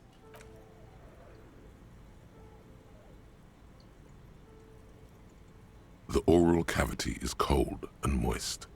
A ball-like tongue attaches itself to the base of the mouth, lolling around like a scallop. You're on the right track. Play with it, this feels right. Open your eyes and look, no. Play with it, it feels right. The tongue moves freely in the cavity. The mucus of the mouth is slippery, fragile, even through the latex. From the soft meat, teeth are budding. Hard pearls of bone in the gums and in the back of the mouth. Can you feel it? You're so close. Rip his jaws open now. Look in. Open your eyes and look. A vision of black and dark red death, pried open by your hands and studded with teeth. Looks like he's laughing. Death fumes rising from his throat.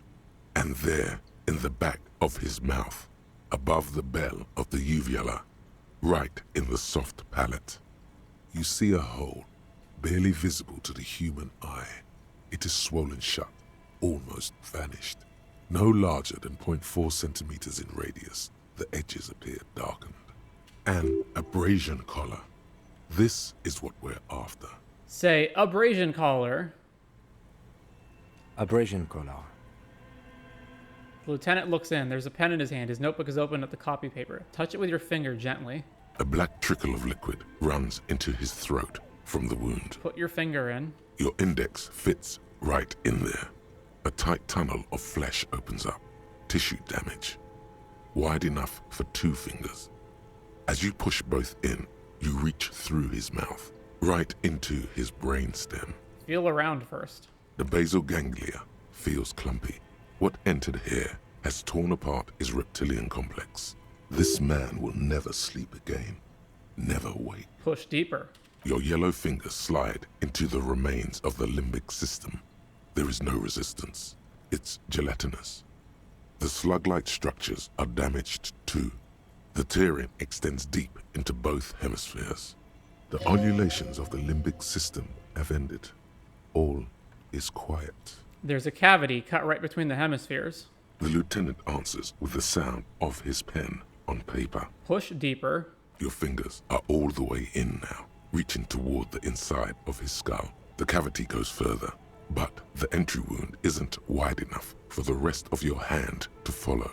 All the muscles in your body harden. Time to enter him. Punch a hole through his mouth. Wriggle in. Your fingers reach toward his skull. His cerebral cortex feels like jelly. Cold jelly. Strange fluid streams down your wrist as you push deeper until you feel it on the tip of your finger. Ice cold serrated metal. Its edges cut right through the latex and into your finger. I feel a solid object right under the skull. Inspect the skull first. Interfacing, fish it out. But it's a red check. I feel a solid object right under the skull. Can you get to it? Inspect the skull. There's a tiny crack. A protrusion in the cranium. Right in the back of his head. Your finger must be pointing straight at it. From the inside. The object that is in there stops just short of the skull, in the encephalus, knocking this tiny fracture into the cranium. We have the makings of a very small exit wound here. Interfacing 83%. I still want this, since it's a red check, to be better than that. So it's interfacing. It's at a point. All right, 92%.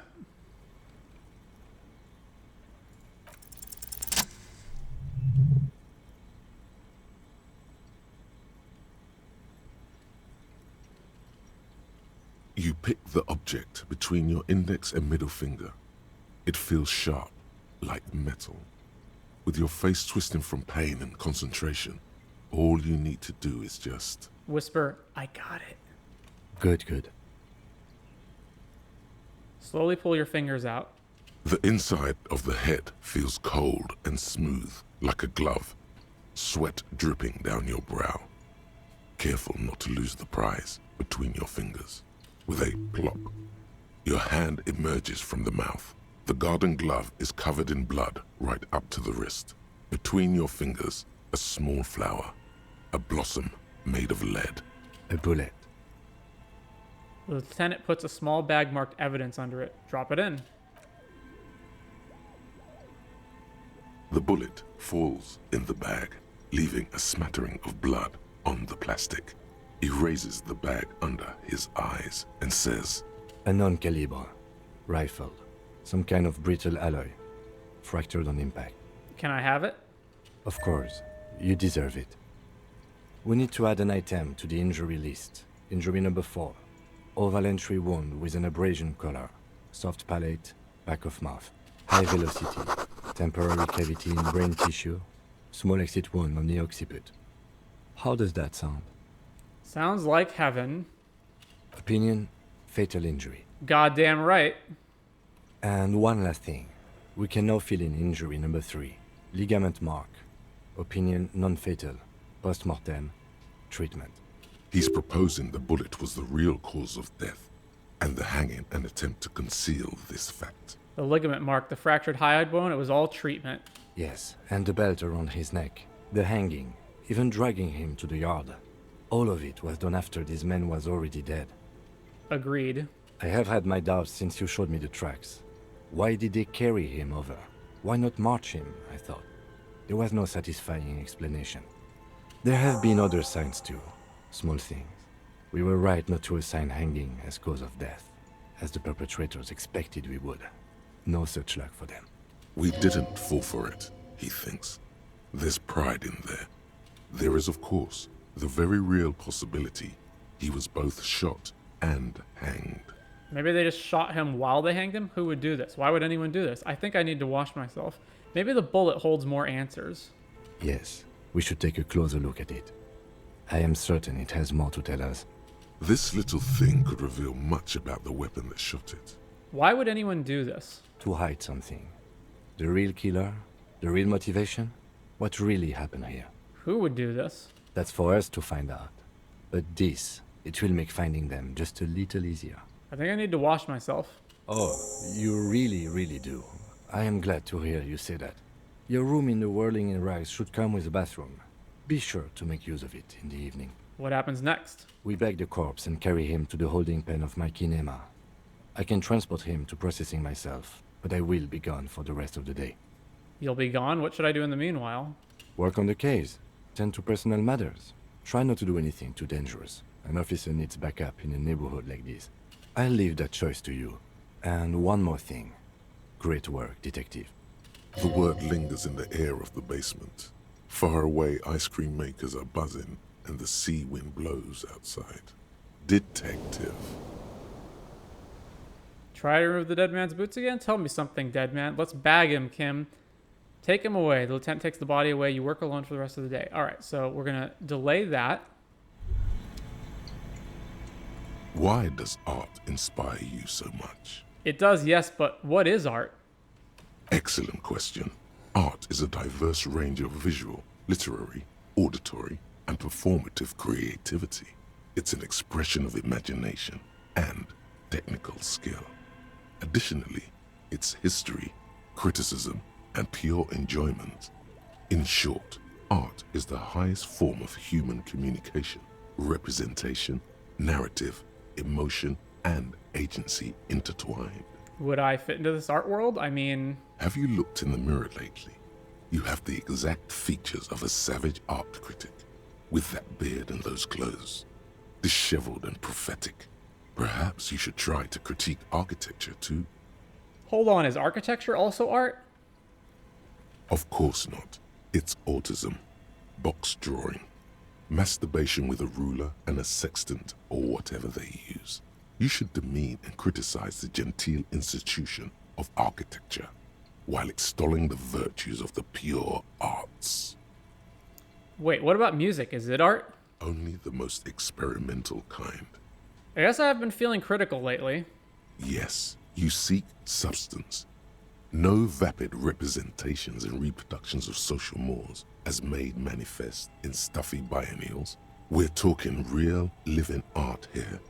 Become the art cop. Half art critic, half cop. But wait, don't I have to be 100% cop to get the case finished and all that? Quit being so indecisive.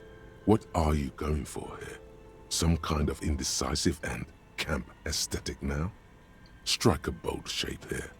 Go art or go home. Okay, 50% art critic is what's needed to free me from rote repetition, so be it. Exactly. It's not only your duty to only catch the criminals off the street, you must also apprehend criminals of the printing press and the gallery, the trite and derivative artists and writers of the world. Go ahead and provide savage criticisms, art cop. The world is yours to rip to pieces and reassemble.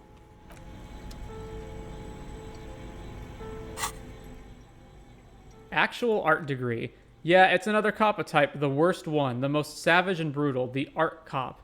Nothing is good enough for him. Everything is shit. You have to employ an armada of adjectives to depict and demean the mediocrity of the works and visual institutions around you.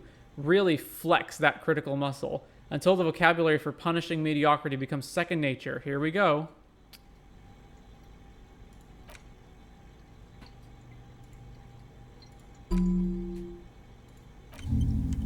hour 30. All right. We should look at the bullet. The bullet mushroomed out on impact. It now looks more like a fanciful jacket button than something that could pierce skin, flesh, and bone. The bullet is safely sealed away in a plastic bag bearing the RCM stamp. Kim has filled out the label on the bag with the item number, case number, and date and location the bullet was found. Beside his orderly handwriting, the bullet looks especially sad, like a tiny, shriveled head of cauliflower. What do I do with you, bullet? What? I said, what do I do with you, bullet? Well, if I was the bullet, which I'm not, I would say, find the weapon that shot me. Good idea. If we find who owns it, we will have likely found who used it, possibly to kill our victim. In conclusion, the more we know about this bullet of yours, the better. Feel the bullet through the bag. The squashed bullet has some sharp edges where the jacket has split open. It feels cold, even through the bag. You wouldn't ordinarily have cause to handle jacketed bullets. The citizens' militia uses cast bullets only. Little pebbles of metal loaded from the muzzle, usually in a cartridge. Inspect the bullet closer. The jacket of the bullet is made of a yellowish metal. It has blossomed out to reveal a dark grey core. The base of the bullet is close to 5 millimeters in diameter. Look at the jacket. You can just about make out a few striations near the base of the bullet.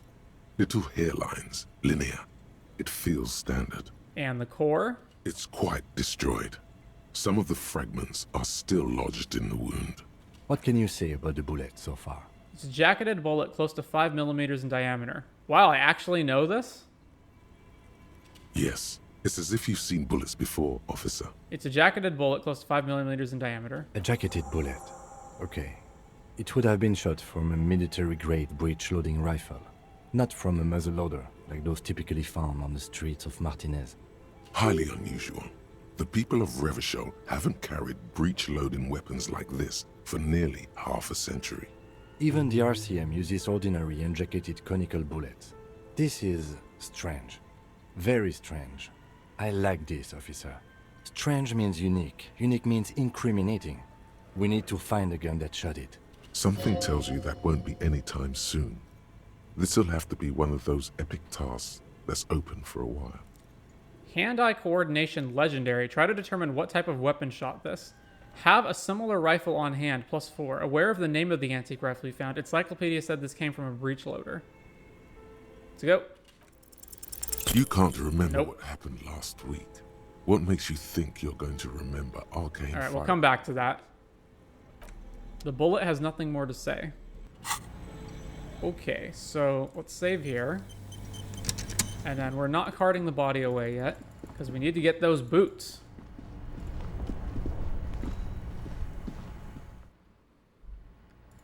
So, oh, I can look at this now? You see a set of tire tracks in the brown slush that covers the plaza mosaic. Why am I looking at this? Cop habit. You look at everything. This isn't case-related, you think. What kind of vehicle drove through here? Hard to say. Visual calculus, reconstruct the movement, 58%. The tire tracks were left here by an unknown event that took place some days ago. It's a message, written in the language of burnt rubber. Some of that rubber stuck to the tiles right in front of the whirling-in rags. This is point A. The driver started there, and then accelerated straight into the fence, left a hole big enough for the Franco-Nigerian cavalry, according to the cafeteria manager. Why that pang of guilt again? Because it's us. The hole in this fence doesn't look that huge. The hole is not that impressive. He was exaggerating. People blame cops for everything that goes wrong in the world. This has nothing to do with you. As a matter of fact, you don't even know why you stopped here. You would never drive recklessly like this, and you don't have a car. Okay, what happened next? The driver proceeded to back out of the yard, barely stopping before hitting the adjacent building, before heading south. Must have been in a hurry. Car drove through the fence. You are correct. This is a rather motor carriage-friendly city. Somehow that makes you feel Scared. You don't know why. Is this connected to the case? I'm not sure. There are plenty of traffic accidents waiting to happen in Martinez. With the jam right here on the roundabout, I would keep them separate. You could follow the track south. There seems to be a canal there. See where they went, if you find the time.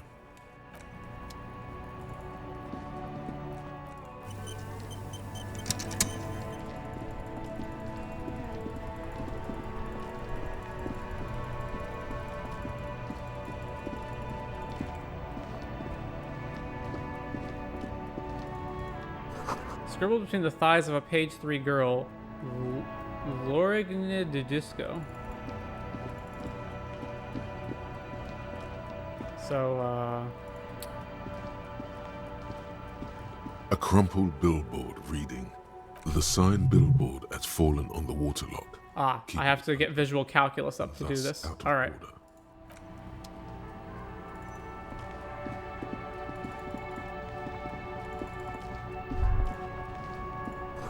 Sewer grate, a gateway to the river of filth.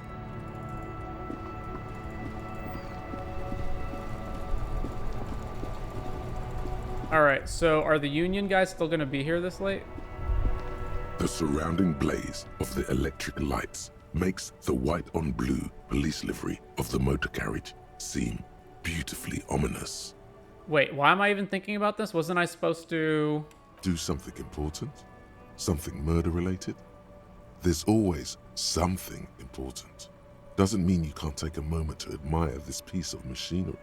This is a Caprice Kanema, the Caprice Motor Corps follow-up to their highly successful workhorse, Caprice 40, and the answer to the Lum's racing breed, Ferv series. With its air-cooled, rear-mounted 12-cylinder compression ignition engine, driving the rear wheels through a 4-speed manual gearbox, the Kanema is able to reach 100 kilometers per hour in 13.5 seconds and go on to a top speed of 180 kilometers an hour. Won't it roll over in the first sharp corner? The high center of balance is offset by a large battery bank mounted at the bottom of the cabin, feeding all the auxiliary systems and making the Kanema effectively a mobile power plant. Turn your attention to the motor carriage itself. Even at a standstill, the unibody Caprice Kanema looks sleek and dynamic. The cabin is tilted frontward to give it a more aggressive, hunched look. Someone has waxed it recently. That machine really puts the loco back in locomotion, point to the vehicle. Very cool. I don't like your machine, Lieutenant. It looks impractical. Shrug. A motor carriage, one of many. It really puts the loco back. Mm-hmm. You want to take a closer look? What's it packing there? Point to the engine. 130. I reckon that's a 7-liter V12 there. That's what, rub your chin, a 7-liter V12? 7.2. Supercharged. The lieutenant is trying to suppress a smug smile, unsuccessfully. Saying these words brings him immense joy. A fine machine. Run your hand over the smooth metal surface. Yes. An extraordinary machine. There's gentleness in the lieutenant's voice as his eyes run over the vehicle's contours. It's nice and all, but why so modest? Put some zing into it. Flare it up. Slam it down. Helium headlights would improve the range and quality of the visual field a lot. It's a bit girly right now. Fit it with some proper off-road components. You need to slam it, Kim. Make it more imposing. Ever thought about switching to helium headlights? With a winch and mud tires, we could take it off the beaten path, Kim. Ever thought about switching to helium? Actually, I have a pair at home. Just haven't gotten around to fitting them yet. I need to lay some wiring for the ballast first. If we ever get this case solved, maybe we can do it together? Maybe. Yes, definitely maybe. And means no.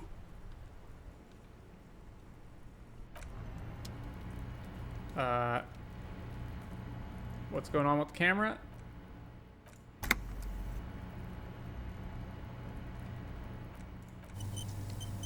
Alright, well, let's go back to the whirling and hope it loads into the correct camera.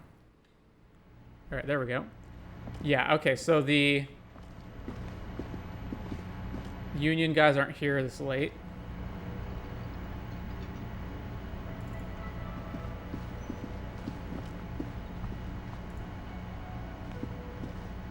can I help you? About my bill for tonight. Oh wait, no, I saw another thing at the Whirling, right? Another thing. Great. I love those. I want to talk to him about the Doom commercial area. Yes. Maybe I can't unlock that until later. Got the 20 real? I have this giant novelty check. You must be kidding, right? Yeah, good one, officer. Real funny. But this establishment only takes cash. Now, do you have that cash, Mr. Novelty Check Man? Friet, near the gates. They'll exchange it. Yeah, but not this late. They're not open right now. All right, yeah, 20 real for the night. Good. You got the room for the night, but remember, you'll need another 20 real tomorrow. Gar, I saw another thing at the Whirling. Great. Saw a sign that said I couldn't go into the kitchen, so the phone line's dead. There's a mysterious blue door. There's something else I want to ask about. Yes. No, I guess I can't bring it up right now. All right. Upstairs.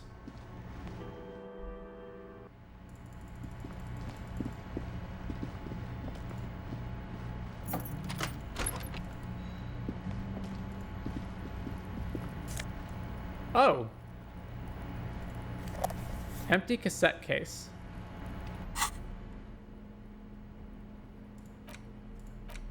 There used to be a tape in this case, but it was destroyed in a fit of rage. Something about the Adnair's single Smallest Church in St. Sons must have rubbed someone the wrong way. The label says the song was recorded in 43.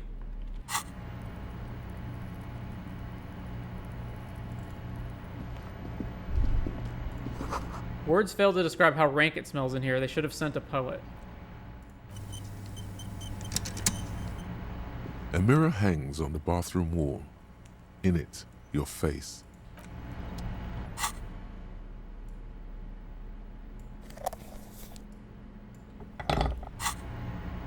A mirror hangs on the Interfacing. Use your chain cutters to fix the faucet. Your face. The faucet is quite terribly mangled, but you just might be able to twist its parts into place. You handle the chain cutters deftly, applying just enough pressure. The faucet regains a recognizable shape. The steam stops. Told you that you needed those chain cutters. Everything is connected. Everything has a purpose. The mirror begins to clear slowly. Electrochemistry. Attempt to stop the expression from happening. Yeah, that ain't going on. 8%. Still nope. Not happening. Alright. I need to clean up, right? This is not the cleanest bathtub in the world, but it's cleaner than you are right now. Ah, that soap scum smell. It smells like life, at least compared to you. Actually, I'm about to go try to pull boots off a corpse, right? I should probably bathe after that. Alright, now let's sneak out and be mischievous while Kim's not around.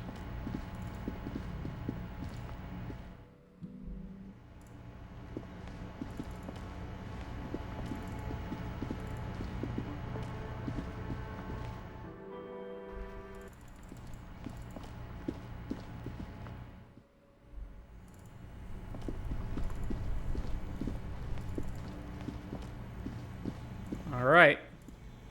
The bear's eyes are still glowing. Try to remove the dead man's boots again. The body is reluctant to let go of the boots, as though it were its last bit of dignity. You're going to need to summon all your strength for this undertaking. Whatever you're planning to do, you need to do it before you catch pneumonia in the cold draft coming from deep inside the fridge. Pull on the right boot. It's not completely useless. You're able to reveal a little more of the putrid polymer sock beneath the boot. Pull on the right boot. It's not completely useless. Pull on the left boot. It feels like the leg is going to come off along with the boot, but you're able to get the boot to move a centimeter or two. Just relax. This is easy. This is happening. See? The corpse doesn't care if you try to take his boots. He doesn't need them. He's probably glad to get rid of them. Adjust his seating position first. He's too heavy to move by yourself. A great mass of dead muscles, with hoarfrost covering his milky eyes. Try to twist the boots off one by one. This is the right method. It takes some time, but eventually the boots come off, with nasty slices of polymer sock stuck to even bigger pieces of skin and rotting flesh. Take stock of the damage. Not good. Let's pin this on the bear. The ice bear tore up his legs with its claws. As for the boots, you can't possibly do anything with them until you've cleaned and disinfected them thoroughly. Yes, these absolutely need to be washed before. The stink is incredible. Didn't the Whirling have a kitchen? To the kitchen.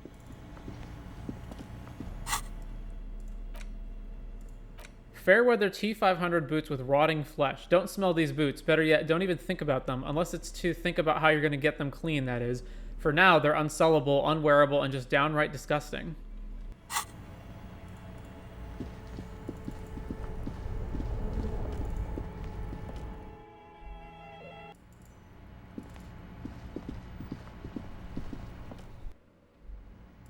And Gart's not going to mind us walking into the kitchen and doing this? Alright.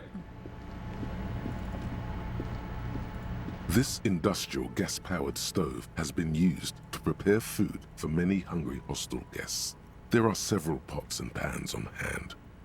Check out the cookware. A commercial pot draws your attention. It's very large, gigantic even.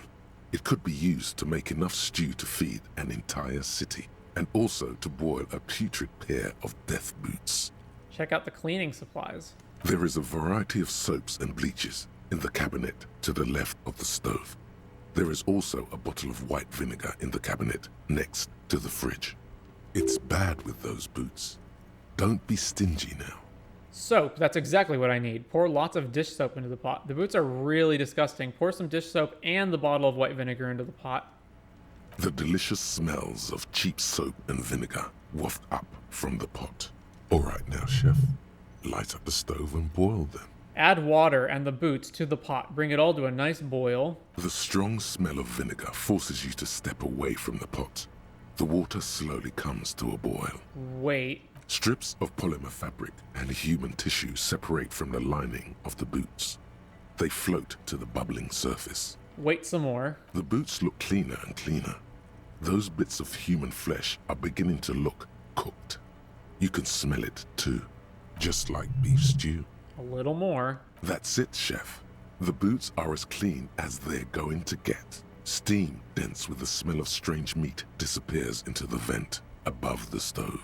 Dump the sock and flesh stew and examine your new boots. A pair of real beauties. The boots are shiny, hot, and reek of vinegar. Just perfect. Master Chef out.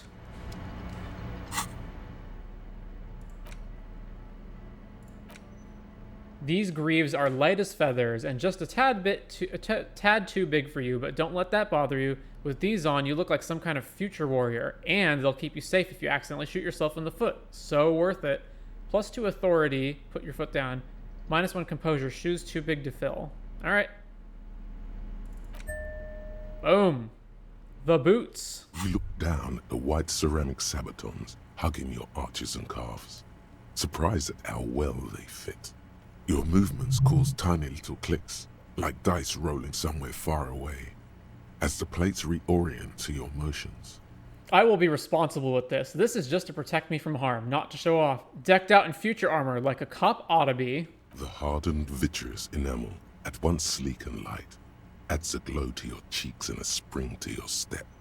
Just imagine what a full suit of this stuff could do for you. Yeah, I want the full set. This gear could line my pockets with cash. I could probably sell it to some other cops. This is the long sought after enemy technology. I can't just enjoy it, I must study it. Yeah, I want the full set. It may be a while before you have all the pieces. In the meantime, you should analyze the armor. Figure out its vulnerabilities. Vulnerabilities? Remember, this is a highly specialized kinetic redistributor meant to stop bullets. Wear it. Observe its properties. See if there's a weakness in the design. For the day you have to fight someone covered in the same material. Thought. Fairweather T500. It really hurts to punch this armor. A sword wouldn't even have a scratch. A bullet would bounce right off. Still, there must be some flaw in it that would allow you to stand your ground against this dangerous enemy technology. You just have to figure out what it is, possibly by beating yourself while wearing it, shooting yourself. Let's see.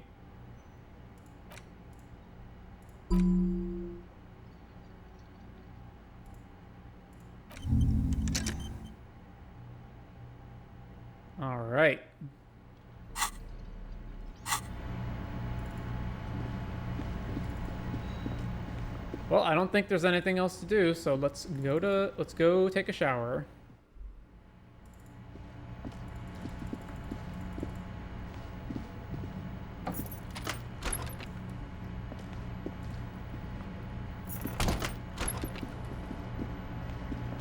This is not the cleanest. That soap scums. Run yourself a bath. It's the bathtub slowly fills with water. The water beckons. Undress, close your eyes, and submerge. The water is only lukewarm, but still comforting. Like amniotic fluid. A few beer cans are bobbing up and down along your flanks. Like sad duckies. You feel nice and lonely. And so tired. Take the beer cans out. Now you are alone with your thoughts in the tub. But it's easier than being alone with your thoughts outside the tub. Imagine something. You see the corpse. You can still smell the cadaver on you. It's going to take more than one bath to get rid of that stench. Then, houses along a narrow street. A video rental. Darkness on the planet's curvature. Linger in the tub a little. Your fingers grow pale and are covered with tiny whirls as the water cools. What are you doing? You're not some fat fish in a fucking aquarium. Time to get moving. Get out. The waterline recedes as you stand. You are cold now. Your clothes stick to your still moist skin. But we didn't actually wash the clothes, right? Like the gloves that we used to stick into the corpse's mouth, like those didn't get washed, right? All right.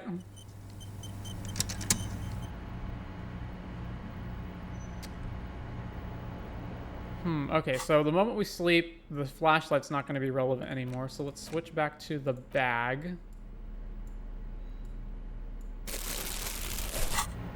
And let's go to sleep. The bed is still cold from the broken window, and not too inviting, but it's yours. You've earned it. Go to sleep. The bed is still cold from the wind blowing in from the broken window. The mattress creaks as you close your eyes and try your hardest to fall asleep. Here we are again, my broken bud. The waves are coming, carrying you away. But you can't go. No, you have to stay. Always half aware of yourself. You're not cooperating, brother man. Why? It's your disgusting body. Even through your sleep you feel a vague discomfort suffusing it. Your belly and your sides are unpleasantly tender. You wish you could curl up into a fetal ball of safety. But you cannot, because of the pain. That pain in your right side is your enlarged liver, by the way. As for your kidneys, you've really been compounding the damage lately. Every cell in your body is moaning in agony, asking, what did we ever do to you? I'm sorry, Cells. It's all me. It's my fault. It's all the system's fault. The system failed me. This body's worthless anyway. No one does anything nice to it. I'm sorry, Cells. Now, you're finally thinking about something other than yourself. Let's see how far that'll get you. These are my just desserts. I will endure this pain with dignity. I thought I was on the express to the silence. I'm an artist, and liver damage is my art. Oh yeah, baby. Frame your suffering as a masterpiece. Only one problem. No one's watching. It's boring, buddy. Boring as death. You're just stuck here, in the half-world. Could try looking at other people. Really looking. But why would you want to start doing that? Just get me out of here then, back to the other place. I will. I'm looking at people all the time. I like them. Sure you do. They're all so friendly, aren't they? At least they're interesting. Each one has a process just like yours, running in the space between their ears. full of secrets. People are beautiful, statuesque, parodies and tragedies of themselves. A great democracy of creatures. What do you think you're doing right now? Coming to some greater awareness? Look at all these lights, blinking in and out of existence. Thoughts! You're just pretending that you're asleep, even to yourself, while the world goes on without you. Let it. Let it. But it never seems to let you go, does it? Time to rise and wipe that shining sweat off as best you can. Gather your bearings. Rock and roll. Open your eyes.